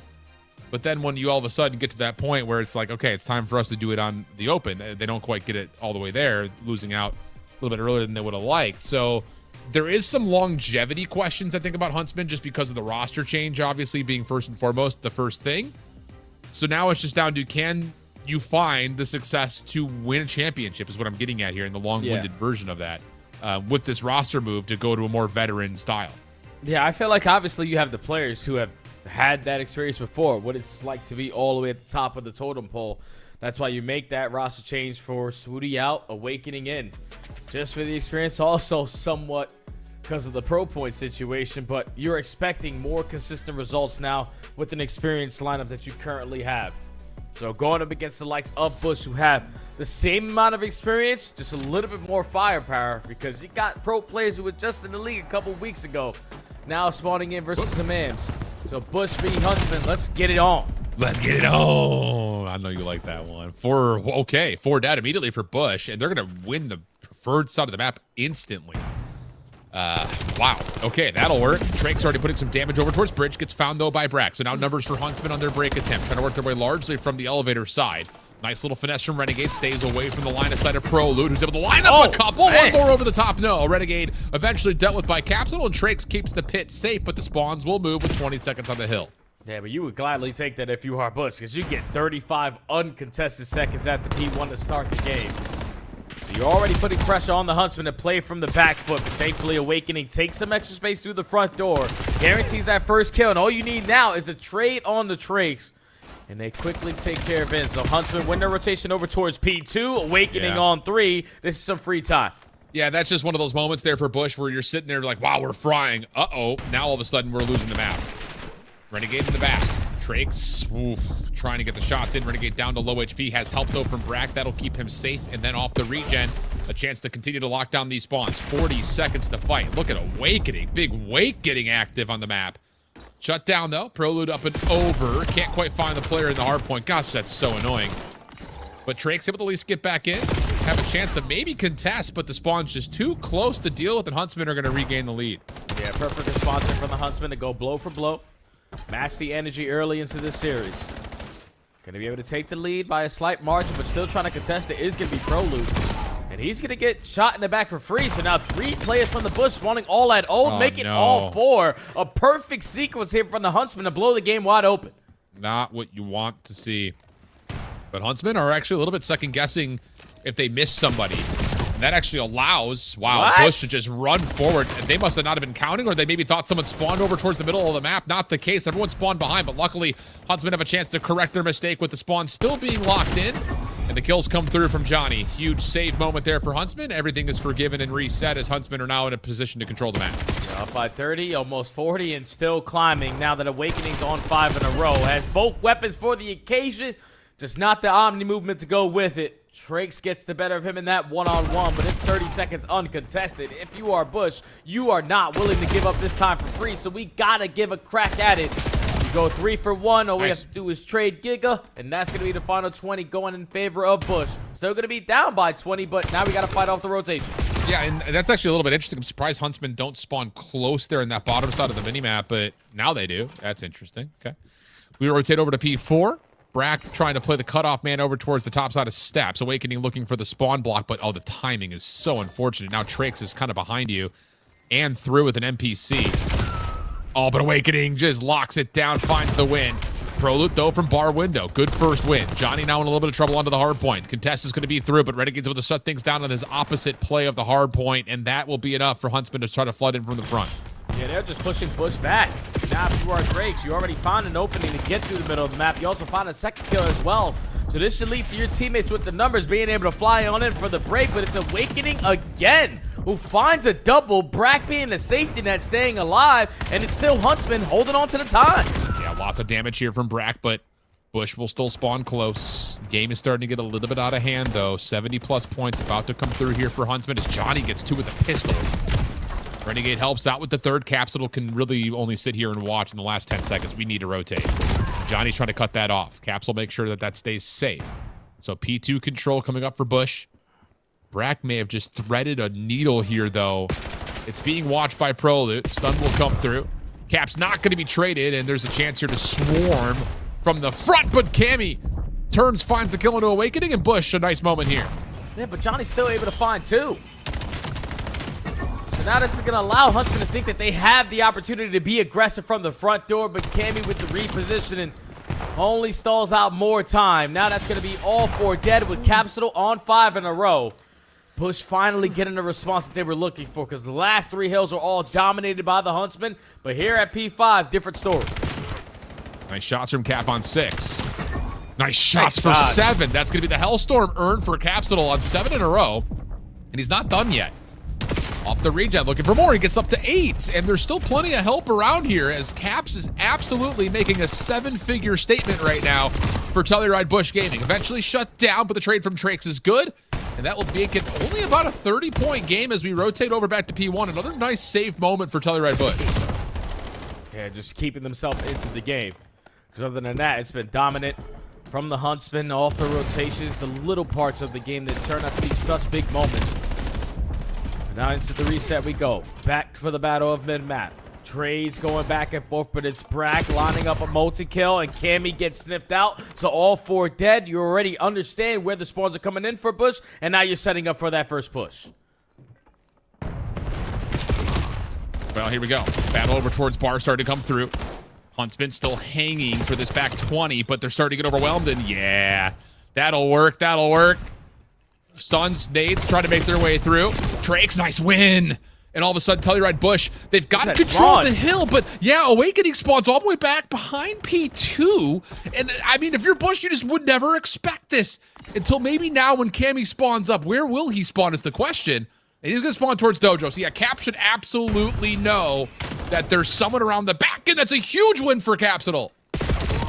This is not going to allow the Bush boys to stabilize for the back spawns and now put all their focus on the front. It's just Brack again with another multi-kill. Gives an avenue of approach here for the Huntsmen. They break on in. Bush, even with the close spawns towards the backside, need to work on in. It's the frags, it's the Semtex. Now it's the gun that they're banking on, and it's still a trade fest. Yeah, Caps continues to pepper. Now moving to the front. No, not good for Johnny, who's putting together a pretty nice map, all things told. Minute 21 of the hill, 17 and 17. But Cammy, perfect tracing, able to find the shutdown. Trace now over the top, gets a read, but with the NPC, can he shut this play down by himself? 17 seconds of scrap time. You got to be careful here if you're Huntsman. If you get pushed too far out, this is what can happen. You can spawn behind old. Johnny tried to play a little bit of cutoff, but he's got to value his life, and Cammy's been able to see him. Yeah, Cammy's going to be able to find a kill as well. So if you are the Huntsman who had that response from the P1 to P2 to P3 chain on the first go around, this time Bush is trying to one-up you. You win the rotation. You already find the initial kill. Your SMGs are just flying and frying. Another 3 dead in the feed. Now all your focus is on the left street. Bush take the lead. Here we go. Sit up a little bit. We've got ourselves an epic comeback at the moment. Bush, 40 seconds to fight for here on 3. Awakening and the rest of Huntsmen trying to work their way largely through the middle of the map. Drake's gonna get shut down. Caps looking for the timing to pop up and find a couple. Oh! He's able to take down 3. Johnny, the last one standing, but all he could do is try to force it through the square peg with the round hole. Not going to work. Minute, no, just completely turns aside. Bush looking down and out, and now they're up by 30. Still trying to contest this if you're the remaining Huntsman players, but you focus so much for a final 15 seconds that we give up the space at new. So Bush up by 20, run the rotation, and Trace already has a read. There's pressure working on the OE, but they lose the initial fights through the front doors. ProLoot wins that one-on-one. Bush in time. Okay, 30-point game. Huntsman generating some space through the middle of the map. Capsule, can he come back up clutch once again? No, this time it's Cammy. Huge double for him, shuts down and allows Caps to get a little bit more space to breathe. But Johnny, another double. Now a chance to contest the hard point. Nice shots from Johnny. Pistol out, trying to find the win in the ProLoot. Not going to happen. Over the top, Awakening. Still contesting, still damaging, still able to set up Renegade, who's been a little bit quiet in this map until right now. Huge double, looking for more. Trake's tagged, but can only sit and watch. Oh, no, I'll tell you, Huntsman right back in, and we could have a tie game here. Yeah, this is big time right here if you are the Huntsman. Gotta try to shut down with these slaying presence. Brack already finds the first. Brack finds another kill. And now all we're trying to do is locate the last guy who was early off the rotation. ProLoot puts down shots. Renegade is able to stay alive. And now you're pushing back towards the time. So with Johnny trying to finesse, still dancing with death around bottom pit. All he has is a pistol. He's still finessing until he gets taken care of. Renegade playing topside box. M15s are out. Oh, but peeled as ProLoot finds a big win. Brack's nade, though, continues to allow Huntsman a chance to fight. But the Bush will step into the hard point, now try to push forward. No chance for Johnny to fight back there as Trax is just being an absolute thorn right now. Get in and out. Little peek and poke. Here I am, there I go type situation as Capsule comes up with another double. Johnny able to find one of the shutdowns onto Trax. Not going to get more than that as Capsule continues to find every single kill on the map. 4 in a row for Big Cap. 238, 196. You have a chance to still win here if you're Bush, but Huntsmen are fighting back. Trying to get it contested. They need to get him out of the time, man. You need to find kills around this OBJ. It turns into Drake's v Brack. He's able to win the one-on-one. Teammates are going to push you back, and Bush are going to take the opening sake. Unbelievable. I mean, it's just another one of those moments that as you start to watch that first rotation, you're like, uh-oh, Huntsmen are putting together a couple of good rotation points. 2 to 3 in particular. You put Bush in the worst possible spot. But then again, it's just like, how many times have we watched Telluride Bush on this map? Botch a rotation from 2 to 3? And then all of a sudden you look at the scoreboard at the end of 5 and they're only down 20 points. Like, they're just so good at contesting and finding time on 4 and 5. It gives them a chance. And then, yeah, Big Cap sets you up once again to do the same thing to Huntsmen, winning 2 into 3. That's the game right there.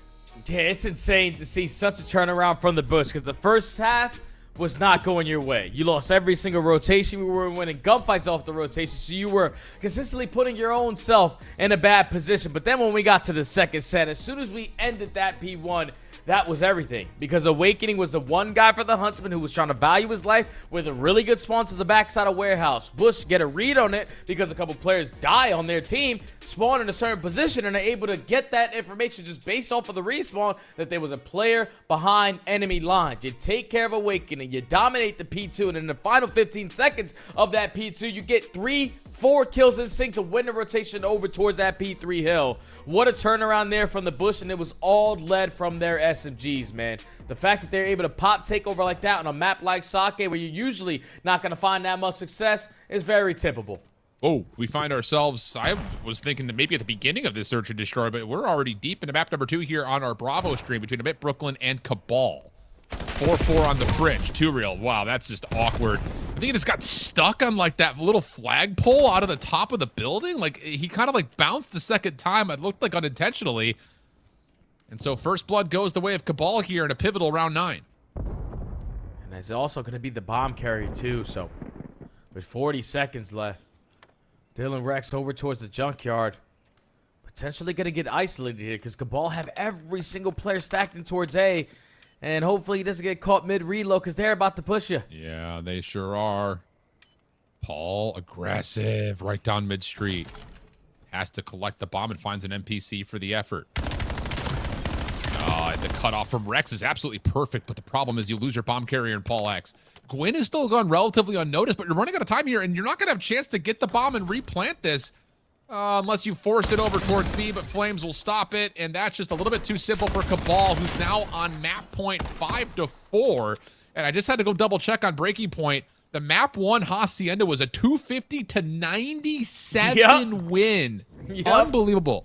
I saw that, man. 250-97 on a map like Hacienda, where every single player on OMiT Brooklyn has 100% played that map before. Just got beat to shreds. Finally had the opportunity to see what this CABAL lineup was fully capable of, because to go 5-0 in your group, some of them being game 5s, with such a young roster too, man. Like, you weren't expecting to see these names in the positions that they are, but no, they have put together the perfect recipe at the right time. Yeah, man, catching heat after those first 2 map losses to start their night tonight. The reverse sweep now followed up with the dominant map 1 and a chance to go 2-0 up on OMiT Brooklyn. First blood to Paul. Followed up, though. Dimensions wins back over towards the shack. 2-Real stun. Tries to force it. Oh, no. That's just bad comms right there. Paul tries the nade over towards Trains. Instead finds Rex. Kills come through. Paul, last one standing. No worries there. CABAL clean up the back 2 rounds, and they're 2-0 up in this semi quickly. That's insane, man. The last team that qualified for this elite have yet to lose a match, are barely losing maps, and are smacking around all these guys who have been having a lot of success this season alone, making it look easy. CABAL, like you said, up 2-0 in that series versus OMiT. I don't know how, but they look like the best team in challenges right now. Well, I just want to take a look and see what the scoreboard looked like on... Dude, Vic went 30-14 on the Hacienda hardpoint. Damn.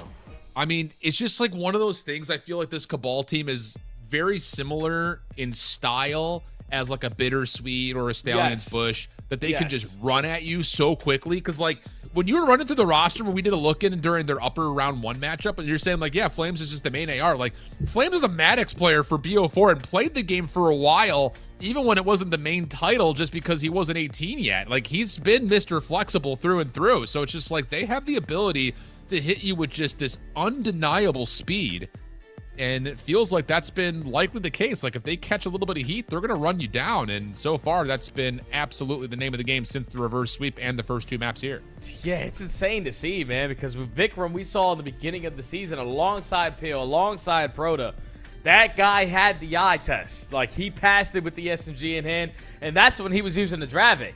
Now Yeah, with an true. NPC, you gotta expect him to just play at that pace, maybe a little bit more aggressive just because you have a shotgun walking around the map. But then you add him alongside Rispy and Dimensions. Like, these are two guys who were on the Huntsmen lineup, what was it, the last Elite stage or 2 Elite stages ago, and they didn't even qualify for the playoffs. So they're having success at the right time to end their season on a high note.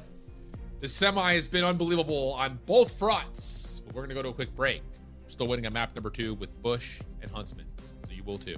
Be right back.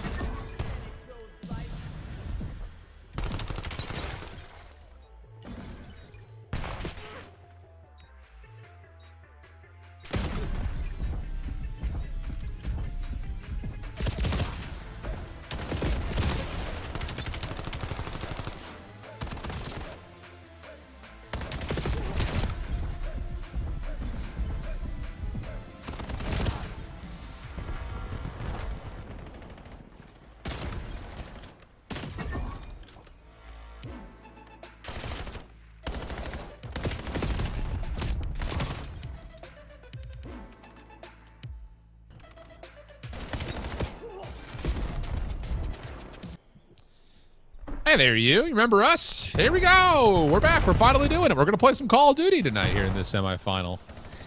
Raid search. First blood. Prelude. Nicely found. Trakes in the smoke. Going to get some info for a freebie here. And wow, that is how you win an opening attacking round, Jay. I'll tell you that much. Yep, 4v2 immediately with laundry control and min-map, and Caps would already have an info on the final 2 in towards Kitchen. Yeah, Johnny and Renegade have their hands full, but you're not going to stand a chance in this round. As Renegade falls, all up to Johnny in a 1v4. Bush is playing off the momentum, even though it's about 30 minutes ago. Still off that map 1. Yeah. Give him a red card for time killing. It happens. Packet lost things. We get it. Well, really clean opening round here for Bush. I mean, it just comes down to a really well-executed hit onto A. A little bit of a smoke deterrent on the steps. Drake sits in it like he's in a early 2000s rave. And Johnny just gets absolutely blown away. So no problems for Bush in the opening round. None whatsoever. You get the first blood out of Pro Loot, while Trace has already taken a tremendous amount of space at that A site. You're thinking that all the action is going to be in the mid-map or around that B bomb. When you take too much space through ring, Trakes makes you pay for it. Gets that second kill, get the bomb planted. Just an easy post plant there for Bush to start off. Okay, clean. Now off to the defense for Bush. And you always got to keep your eye on what the Huntsmen want to do with tempo. They love to hit the middle of the map quickly. Looks like Renegade is thinking about it, but is going to respect the fact that there are no trophies, and that's why. Lucky that there wasn't a second nade that got over the top of that archway. He stays alive, but the information is gained, and Bush will control the majority of the map. Wow, look at this timing from Trakes, dude. He just does not care. He doesn't care. Huge double from Trakes. They know where Awakening is. You got nowhere to go, brother. Oh, my goodness. The shots from Trakes are absolutely exquisite. Yeah, now if I'm the Bush, I'm happy that this guy ended up on my lineup. Because Trakes, it don't matter who he's playing alongside, Al. The guy has one playstyle only. Running with the NPC with the utmost confidence. He just single-handedly pushes through pillars, says, screw it, nobody here, I'm just going to go. Yeah. He did. He had so many moments like that alongside that Heretic lineup. And is still a big-time playmaker here down in Challengers. Perfect start sitting at 5-0, continuing to try to do a little bit more. And that's just rounds that will mess with your mind if you're the Huntsman, because now you can't play slow. You have to watch everything all the time. Capsule going to get a little bit of information here in round number 3 that there's a hit possibly towards Zig. Little bait and switch. That works out nicely as Brax able to find first blood. Smoke allows maybe a chance here for Prelude, but as it fades, he has missed his window for a sneaky plant, and instead it's Trakes who once again, I mean, what world does this work? It's not supposed to work like that. Camping out over the top of ring. Nice shots. Able to push off one. Knows Renegade's on the corner, but whoa, Renegade fights back. 14 HP off the regen. Not fully. Prelude giving him a dance. Stun comes through. We're not done here. Pistol out. Lots of damage for Prelude. Able to reload the sidearm. Now trying to confirm the kill. Not able to. What a win from Renegade over the top. Oh, what a response from Rennie. Dude, that guy just finessed for so damn long. And it eventually puts the final touches on this round by himself. Great finesse to dance around Prelude. But then to also now shut down Trakes, who was on 8 in a row. Does not pick up the Hellstorm. But if you were looking for a moment to stand on, you just found it because Renegade picked up the ace. Yeah, ignore your screens. That was all Renegade. Wow.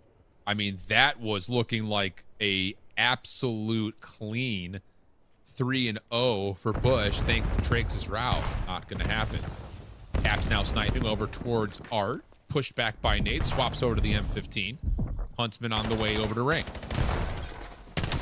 Oh, no one finds it. Is Trakes playing the same games as everybody else right now? Because it doesn't feel like it. Ow! It's a 1v1, Al. Brack is running for his life. Prelude has sniffed him out, but he doesn't commit on a gunfight, so Brack's able to get out. Brack tracking backwards to grab the bomb. 45 on the clock. Prolute timing here is going to be everything. Throws a shoulder. I Saw believe him. he did see the top of Brack's head, so you know that he's nearby. Whoa. Wait, he thinks that Brack saw him too. Yeah, he thought that yeah. Brack saw him. Here we go. Brack going to play mid-map. Prolute re-wrapping back through driveway. It's a very nervy 1v1 right now for both players. 30 seconds.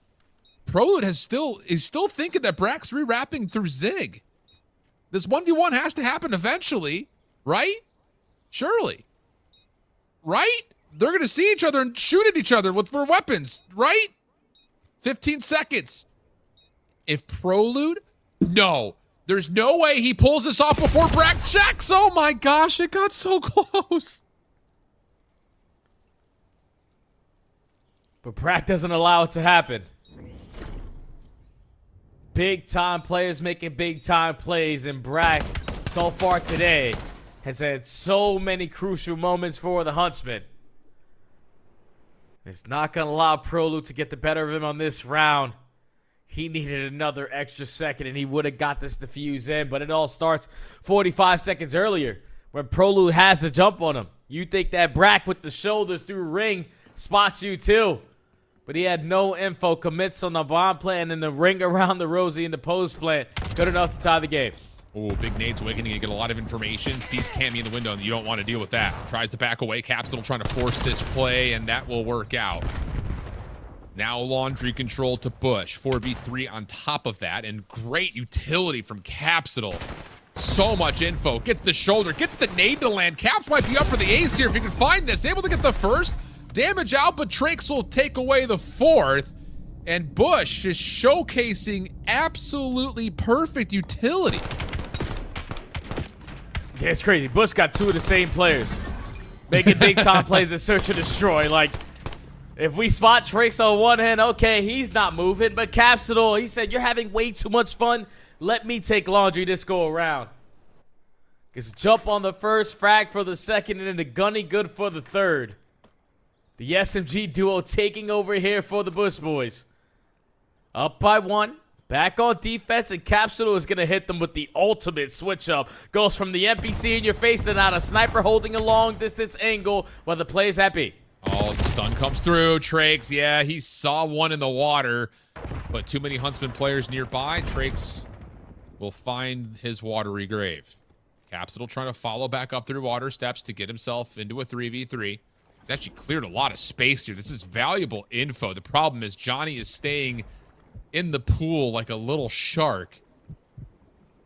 But honestly, there's no reason to not plant here if you're Huntsman, and there could be a chance here for Bush to get the full rewrap with Capsule in an unknown position, but it has to start through laundry, and whoa, Johnny's in trouble. Capsule to find the win, down to the 3v2.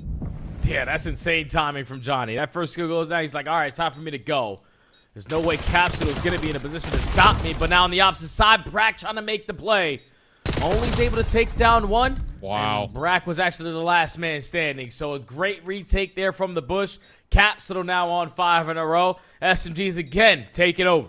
Yeah, man, it's one of those situations, like, the first blood is so clean. I don't want to say that, like, Huntsman take too long to plant because you're obviously trying to get into a position to see if Johnny can make a play, but once you get that laundry control, it feels like everything should be right in front of you, but it's just the simple fact that Johnny misses timing, and Capsule getting through him changes how that round unfolds almost, like, dramatically and a polar opposite of what it was intended to be.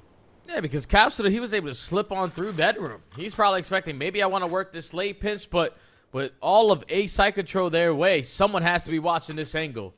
So he decides to wrap back, and Johnny's just a sitting duck in the water. He thought he was going to make the big time play, but just gets caught off guard there by Capsule, who's now on 5 in a row, and that's how you shut him down. Opening frag out of, Awakening. I was about to say Renegade, but no, that's Giga finding his second kill. Yeah, he's going to back off and play a contest spot on the laundry ledge. Sees Cammy. Knows that Bush would like to force this position battle. If they can win it, turn it into a 3v3. The post plant could be great, but instead, Renegade's going to cut up through mid. Map control very favorable for Huntsman. And yeah, here comes Bush. This is a good read from Huntsman, knowing that Bush want to try to push through laundry here to get a kill. So they'll stay safe, and we'll keep this 4v3. Yeah, but they're wasting a lot of time here. So now you're going to commit on it when they already called in the play call that they can start to get the reinforcements to try to help them, but they're not winning any of the crossfire setup gunfights. Bush somehow managed to challenge back Laundry and walk away with the numbers without anyone falling. But Johnny still finds one. Bomb is getting planted. This is still a round-saving play for Bush. And Huntsman knew it was going to happen. That's the thing.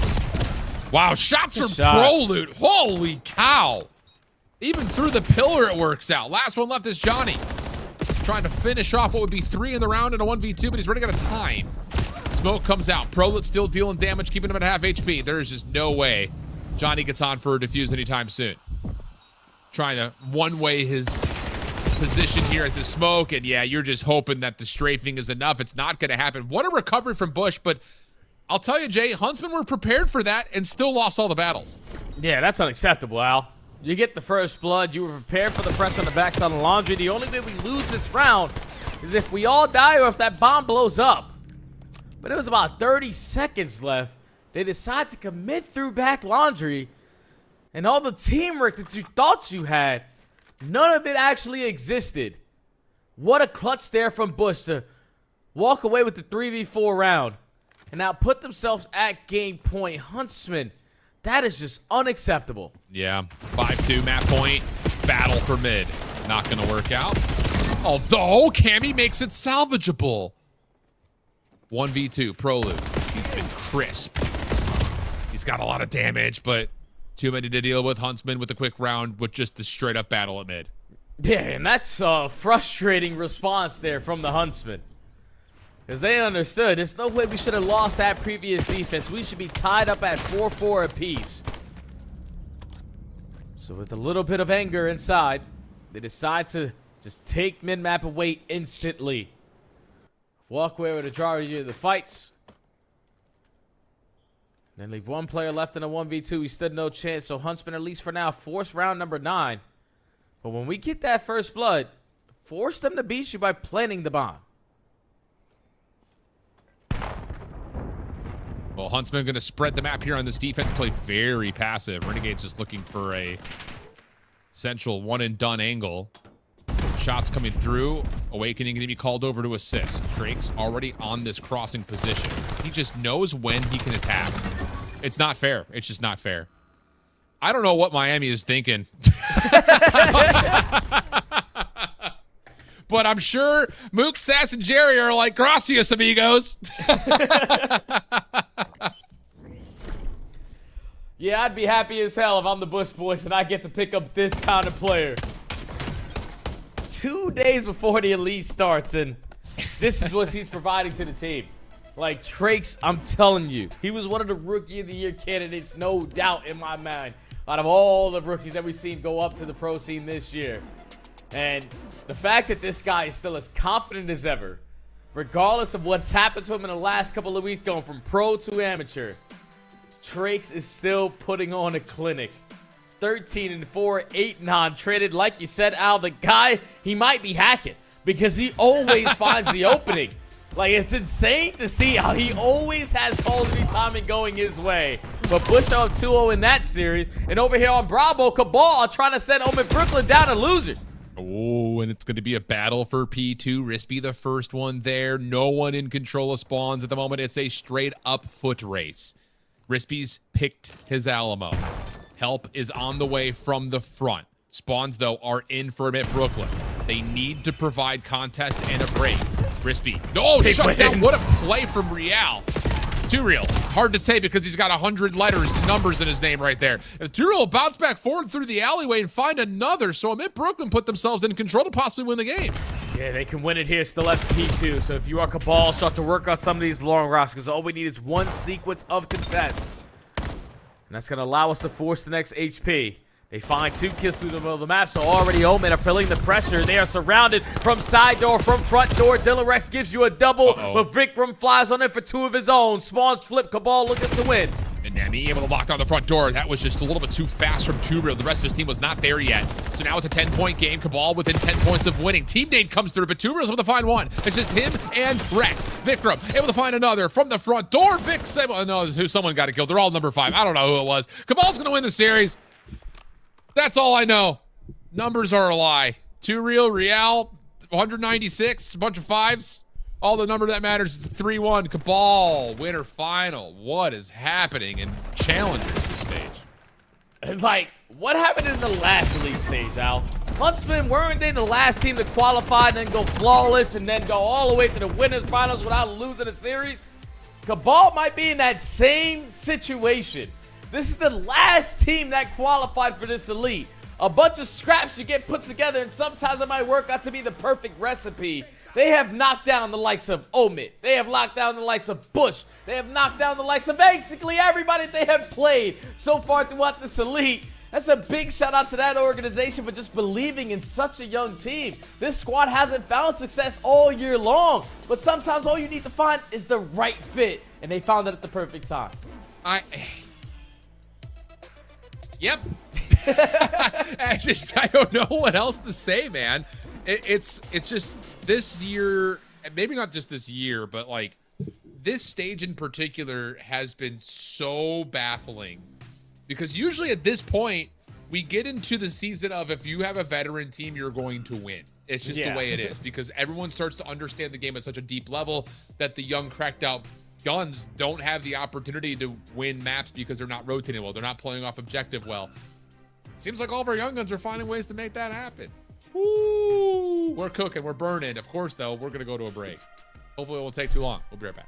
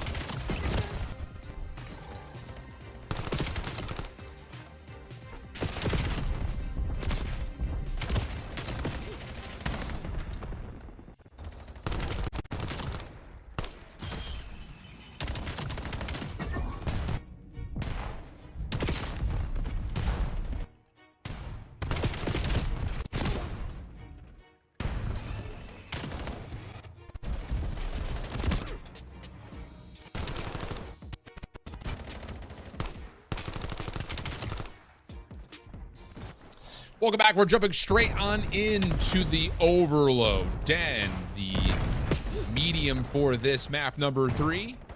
And we'll see if Trakes continue to just light them up. So far, Cammy Capital will find the first couple of kills. Unnoticed was Brack, and he will stop the EMP from rotating through mid-cut and get the follow-up. So good response here for Huntsmen. Chance to control the map.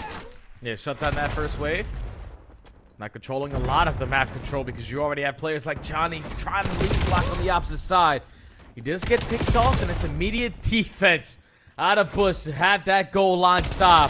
Now Pro Loot turns it to the lead. Blocker also finds the opening kill. Might lead to score number 1. Well, watch this route coming from Capital. Good from Brack. Good response, good follow-up. Pistol not going to work out for Cammy. Just too much movement from Renegade, who now wants to go quickly. Knowing there's no trophy systems here, stuns and nades will land, but that could be said as well for the defense. Keep your eye on Johnny behind the play. But he needs to decide which direction he wants to go here. Able to get some shots into Trakes, but the win over towards A has the EMP looking to disperse things through, but Capsule's in the way. Able to find 1+ damage onto the EMP carrier. Wow, what a set of shots that is. Follow-up going to be here from Trakes, but Renegade shuts that down. EMP's still under threat. It looks like Bush are just going to, whoa, I was going to say maybe try to kill off some time to reset it, but instead Caps will grab it and try to move it around. Yeah, Caps is trying to finesse. Trax is able to win that one-on-one, but the most important gunfight is actually in Trakes' hands. He wins that one versus Johnny. Now it's a 2v1, all left up to Renegade to try to stop this. Gonna put himself towards the top side of the bookshelf, and it's good enough because Trakes was caught with some tacks in hand. Stop this play, but Bush still keeping the pressure on. Yeah, Cammy fall through mid-map. He's in some trouble, but Prolute gets 2 with the pistol. Caps little right there with him. And Caps and Prolute, trying to just get it done themselves. But Awakening shuts down the play. Now Trakes through middle map. Able to find the first. The dojo control goes the way of Huntsmen, and they are currently going to let the EMP sit here for a moment while the spawns come back up their pillars. Yeah, they're going to allow the reset to go down, and this can work out if he finally kills the dojo. Thankfully, it's Renegade with a double. So Trakes is completely irrelevant behind enemy lines. He goes back to the play and eventually gets cut down, but Cammy finds 2. Renegade keeping his life over towards locker side just to keep this side of the map just in case his team has retrieved the EMP, continuously finding kill after kill. Yeah, really good stuff from Rennie here. 4 in a row. Johnny able to help out through mid-map. EMP should be collected after this spree comes out. Renegade's just trying to beat the defensive setup. Prolute's already here. Stun helps set himself up for 1. Spawns are close here for Bush to reinforce this play on the bottom side of the map. Trakes looking to be the first one to take away some space. Tries to throw a deep shoulder, setting up Cammy, but that doesn't quite work out. Like a Renegade. The EMP is going to re-wrap to Renegade's direction. Capsule already picking up on that, though, and Renegade will fall. The rest of the play through mid going to be stalled out. Yeah, now the EMP has rotated over towards this rooftop area. And this is ideal if you are Bush because this is your power spot that you want to be in. So if you can find these kills, it can potentially lead to a score. Last player alive is going to be Renegade, just trying to push them back as much as he can. But now off the rotation, we're attacking A. We need to get through Dojo. Prolute trying to be the lead blocker while Capsule is locking down the back line. Has info that there was at least one more player behind enemy line, so continue to push forward. Yeah, it kind of feels like Bush are just forcing themselves to play on the side of the map where the next EMP would spawn at. Because that's twice in a row now that they've gotten shutdowns top towards A, and then they're re-wrapping it back down low, where they have to recreate all of the space that they likely would have been able to have by just pushing up towards rooftops.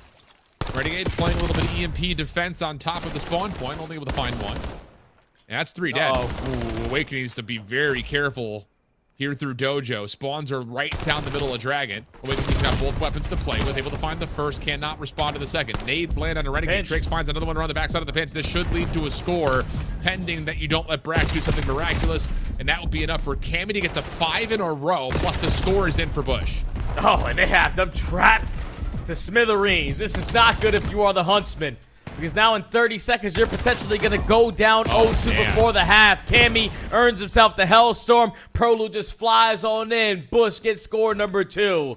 And for the game mode that has held this team back from so much success this season alone, it always relies on the break-off. And now that you have the leader's advantage going into the second half, you can slow it down drastically. Yeah, and it's one of those things, like we've seen teams do that, where like you just kind of play around the same side that the next EMP will spawn at.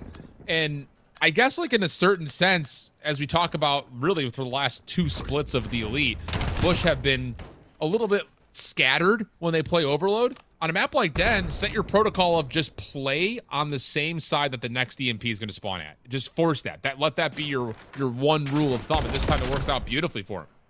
Yeah, I think it also helps when you add like the caliber of SMG players that they consistently keep on finding. Trakes is not afraid to make plays. In Overload specifically, this is the guy that is going to push through bottom mid. This is the guy that's going to work through rooftops and just allow his teammates to cause the distraction so he can make the big time play. Too much aggression right now on the map. Cammy is also lighting it up with the AR. So many opportunities where he needed to keep that EMP safe and sound in the middle of the map. He's doing it with the M15. And now you got a Hellstorm just in case it gets a little bit hairy around this 5-minute area. So quick routes being developed here for Huntsmen. Renegade in particular just going to take the aggressive route through the rooftops, but you've got to get here quickly if you're going to help out your teammates that are starting to lose a couple of the key gunfights down towards Dojo side, and Renegade does provide you one, and for some reason Cammy was so focused on the front. Renegade's going to get another freebie. You win this battle here, Johnny can grab and go. There's only one player in the way defensively. And now it's an opportunity, but Cap, oh, he's able to find a couple that slows down the play through mid. The defense will spawn up to try to deal with it. Yeah, there you go. Yeah, let's wrap this back over towards Dojo side. This is ideal of how you want to get some scores in sync. Brack already finds a double. Renegade on the pinch is very impactful. And even though Capsule finds 2, the score comes in for the Huntsmen. Yeah, Johnny's able to make sure that at the same rate, right after the score, Bush cannot quickly get back over towards Dojo. Trade does come through. 1 point game. Prolute watching the cross. Nice shots. Nice shots. Renegade taking a lot of damage, looking for the trade, but now Prolute's off the regen. And we'll turn that into a second. A chance here for numbers to start to push up your Bush. Inside Jesus 10. Christ. Wow, Trake's just Goomba stomps onto Awakening. And now you've got a chance to really push this thing forward. Prolute taking away the angle, finds Brack. Here comes the run-up. Trake's able to find one. Capsule with the pistol will finish it off, and that's an immediate third score. Pending you don't get too cute here. And that will be a 3-1 tally, and Prolute gets 2 over towards rooftops. There's a chance to run this thing through if Cammy can lock down couches, but he will fall. And now if you are Bush, realistically, you're still in control of this EMP. No need to continuously fight these gunfights at roof. Let's just grab the objective and wrap it on out. Trakes is still dancing around mid-map. This guy is just so annoying to play against, and he keeps on being a distraction, which creates lanes for his teammates, and he's still finding another kill. 8 over the top. I don't know if there's a trophy system here. May not make much of a difference. The defense is played pretty far forward over towards the Godheady. Drake still holding on towards Hull. Here comes the Hellstorm. Okay, that will work.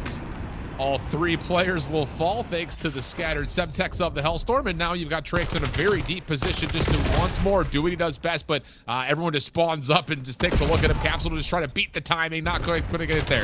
Prolute now behind the play, able to find 1, but nothing more. It looks like Huntsman defensively will stand. Yeah, but you would take that if you are Bush, man. Just keep the EMP on their side of the map. You're the team that is setting the tone with the aggression. So 2 minutes and 15 seconds left to work before the Huntsmen. They're trying to work it through Dojo side. Brack with the NPC. Knows that he desperately needs to find the opening. He gets the first. Well, trades come through. Awakening finds the final double. Cammy, overwhelmed, looking like a second score, and it will get through. Prolute, only damage, no kills. All of a sudden, you're starting to rotate back over towards the middle of the map here, but at least Bush can deal with a lot of the forward players of the Huntsmen. EMP still in hand, though, of Brack, at least for a small time before Cammy gets that elimination, plus a follow-up, so a chance for Huntsmen immediately stopped. And now Bush are controlling the EMP, looking for a quick route over towards B. And Prolute very well may open the door, but Brack's win now forces Cammy to have to find success off this flank. But the EMP carrier will drop. Although Cammy, still left in a pretty tricky spot, is going to force a decision out of Brack. Yeah, but Brack made such a great play. Both of those players are doing the same exact thing and just on opposite sides of the map. Brack single-handedly stops that immediate score from coming in. And Cammy on the opposite side was trying to do the same exact thing for his team, but now Huntsman on the counter. Approach it through roofs. Johnny, the lead blocker, he already finds 2. This is going to be a tie game. Give me kill number 3. A minute left to go. Yeah, and the spawns will at least, fortunately for Prolute, get him into a position to defend against this Dojo play, but he will fall immediately. Has a streak. You've got Cammy all the way further forward, but you've got to find a way to come back to this play here. You've only got one player standing, and it's Trakes. He gives you 1. But he's overwhelmed. Now it's on to Prolute. Trying to come back off the spawn. He's able to stop the EMP on top of the bookshelf. Oh! And that may save things, but no. Prolute's able to fall. Johnny for the pistol gets the follow-up, and now it's a 4-3 tally for Huntsman. And you have 2 Hellstorms to work with, so one of you might just want to invest it right now because Johnny's going to completely be out of the play. Cammy finds every single kill on the opposite side. And 20 seconds left, we have a tie game. Oh my goodness. Not at all how you would anticipate that to happen. Johnny shuts down backside couches. 12 seconds on the clock. Trakes is in a position to grab the EMP and try to make his way over towards mid-cut, but Renegade stops it. 5 seconds with the end of regulation. Prolute trying to get the EMP. Renegade finds the dub. You can pause here Streak. for a moment. You're going to have an opportunity to streak. Johnny's already called it in, but the defense stays steady, and they find Renegade. That's a hellstorm off right as relegation ends. Oh, my goodness. You wanted to try to end the game there.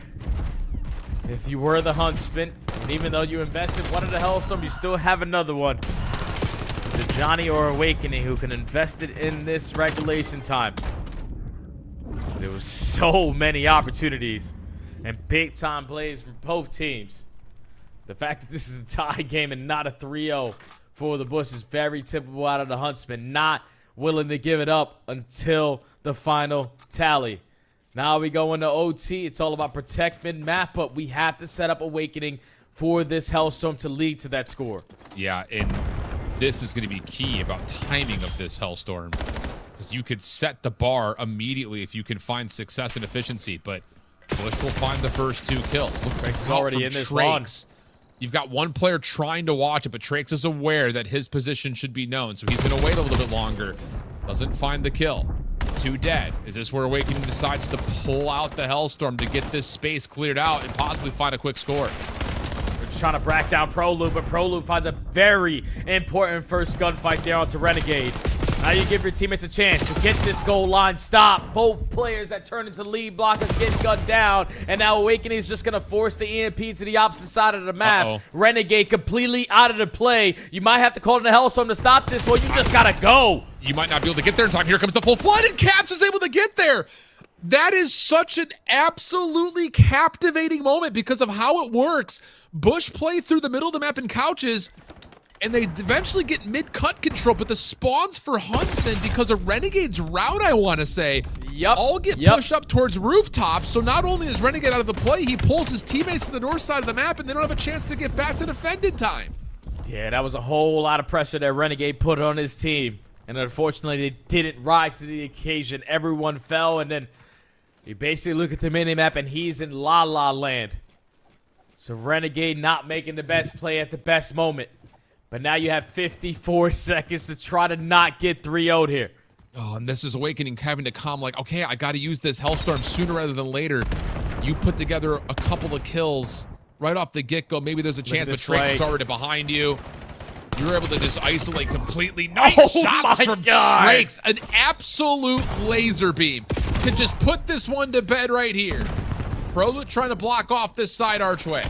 Shots coming out. EMP carrier will fall, and so will Proloop. But you're down to 24 seconds. Gotta use the streak. You've got to call it. You've got to call it. You gotta call in the streak right here, Awakening, as though it's gonna take at least 7 seconds for it to even touch the ground. But he's more committed on the gunfight. Oh, man. That's gonna be 3 dead in the feed. Trake's just playing keep away. Reset goes back to the little map. And if you are a Huntsman, that is gonna be a 3-0. Not gonna be able to get it and get there in time. Telluride Bush Gaming.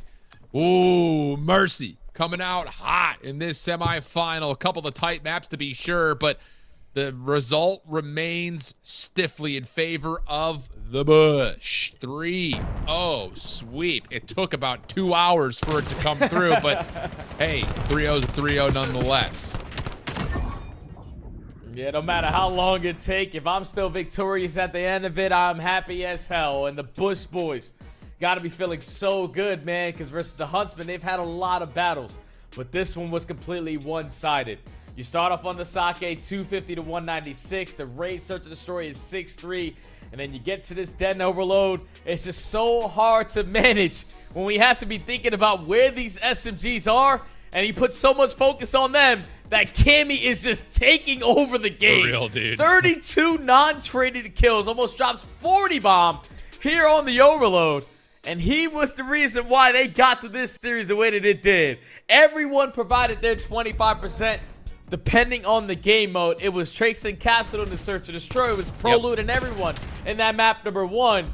But Cammy said, I'm sick and tired of playing Call of Duty today. Let's get the hell offline with the 3-0. Done with these packet loss arguments.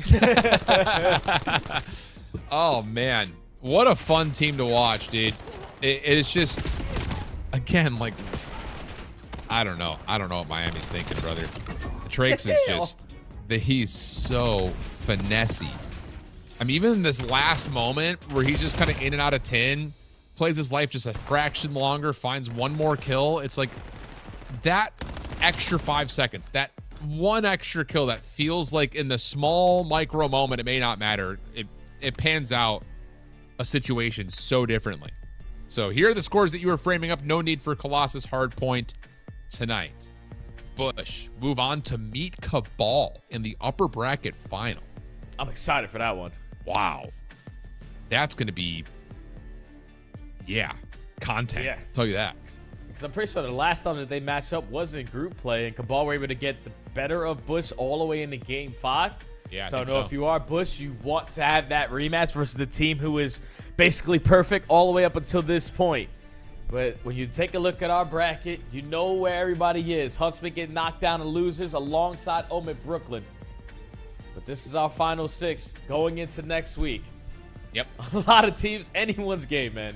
Absolutely. Here are your challengers points. Again, just to kind of speak to it, really important to note in particular here that Stallions and For Fun Esports did not make it to the playoff bracket.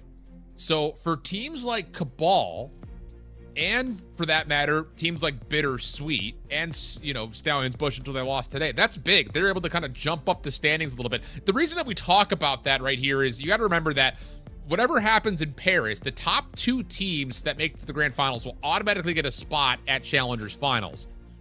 Depending on how or what regions are represented in that grand final, the next 4 teams in pro points, top pro points, will automatically qualify for the Challengers Finals as well. And then there will be one more spot in the LCQ where often your seeding going into that could be super important. So for teams like Stallions, For Fun, CABAL, BitterSweet, that's huge because they're all within about 60,000 pro points in total of one another. That's big. That's big stuff. No, it's big time, man. And obviously, we're only on week 2 in the final elite stage. We have one more week to eventually crown who is going to be our champion. And without a doubt, some could be upset about who's in that winners finals. Some could be expecting those kind of results. But with CABAL going up against the Bush squad, it's anyone's game. COD could be so day-to-day. And today, both of those squads were on point. Clean. Fun. That much we know for sure. Maybe not clean, but fun. Wow. A lot of fun here for challengers. We will take a 6-day break. We'll come back on next Wednesday with more playoff bracket, and then we'll finish off right here on Thursday night to crown a champion. But of course, CDL qualifiers, you already know, it's Friday, Saturday, Sunday, baby. It's the weekend. We'll see you there. Brush your hair. Sorry, Zuma, I stole your tagline. Bye.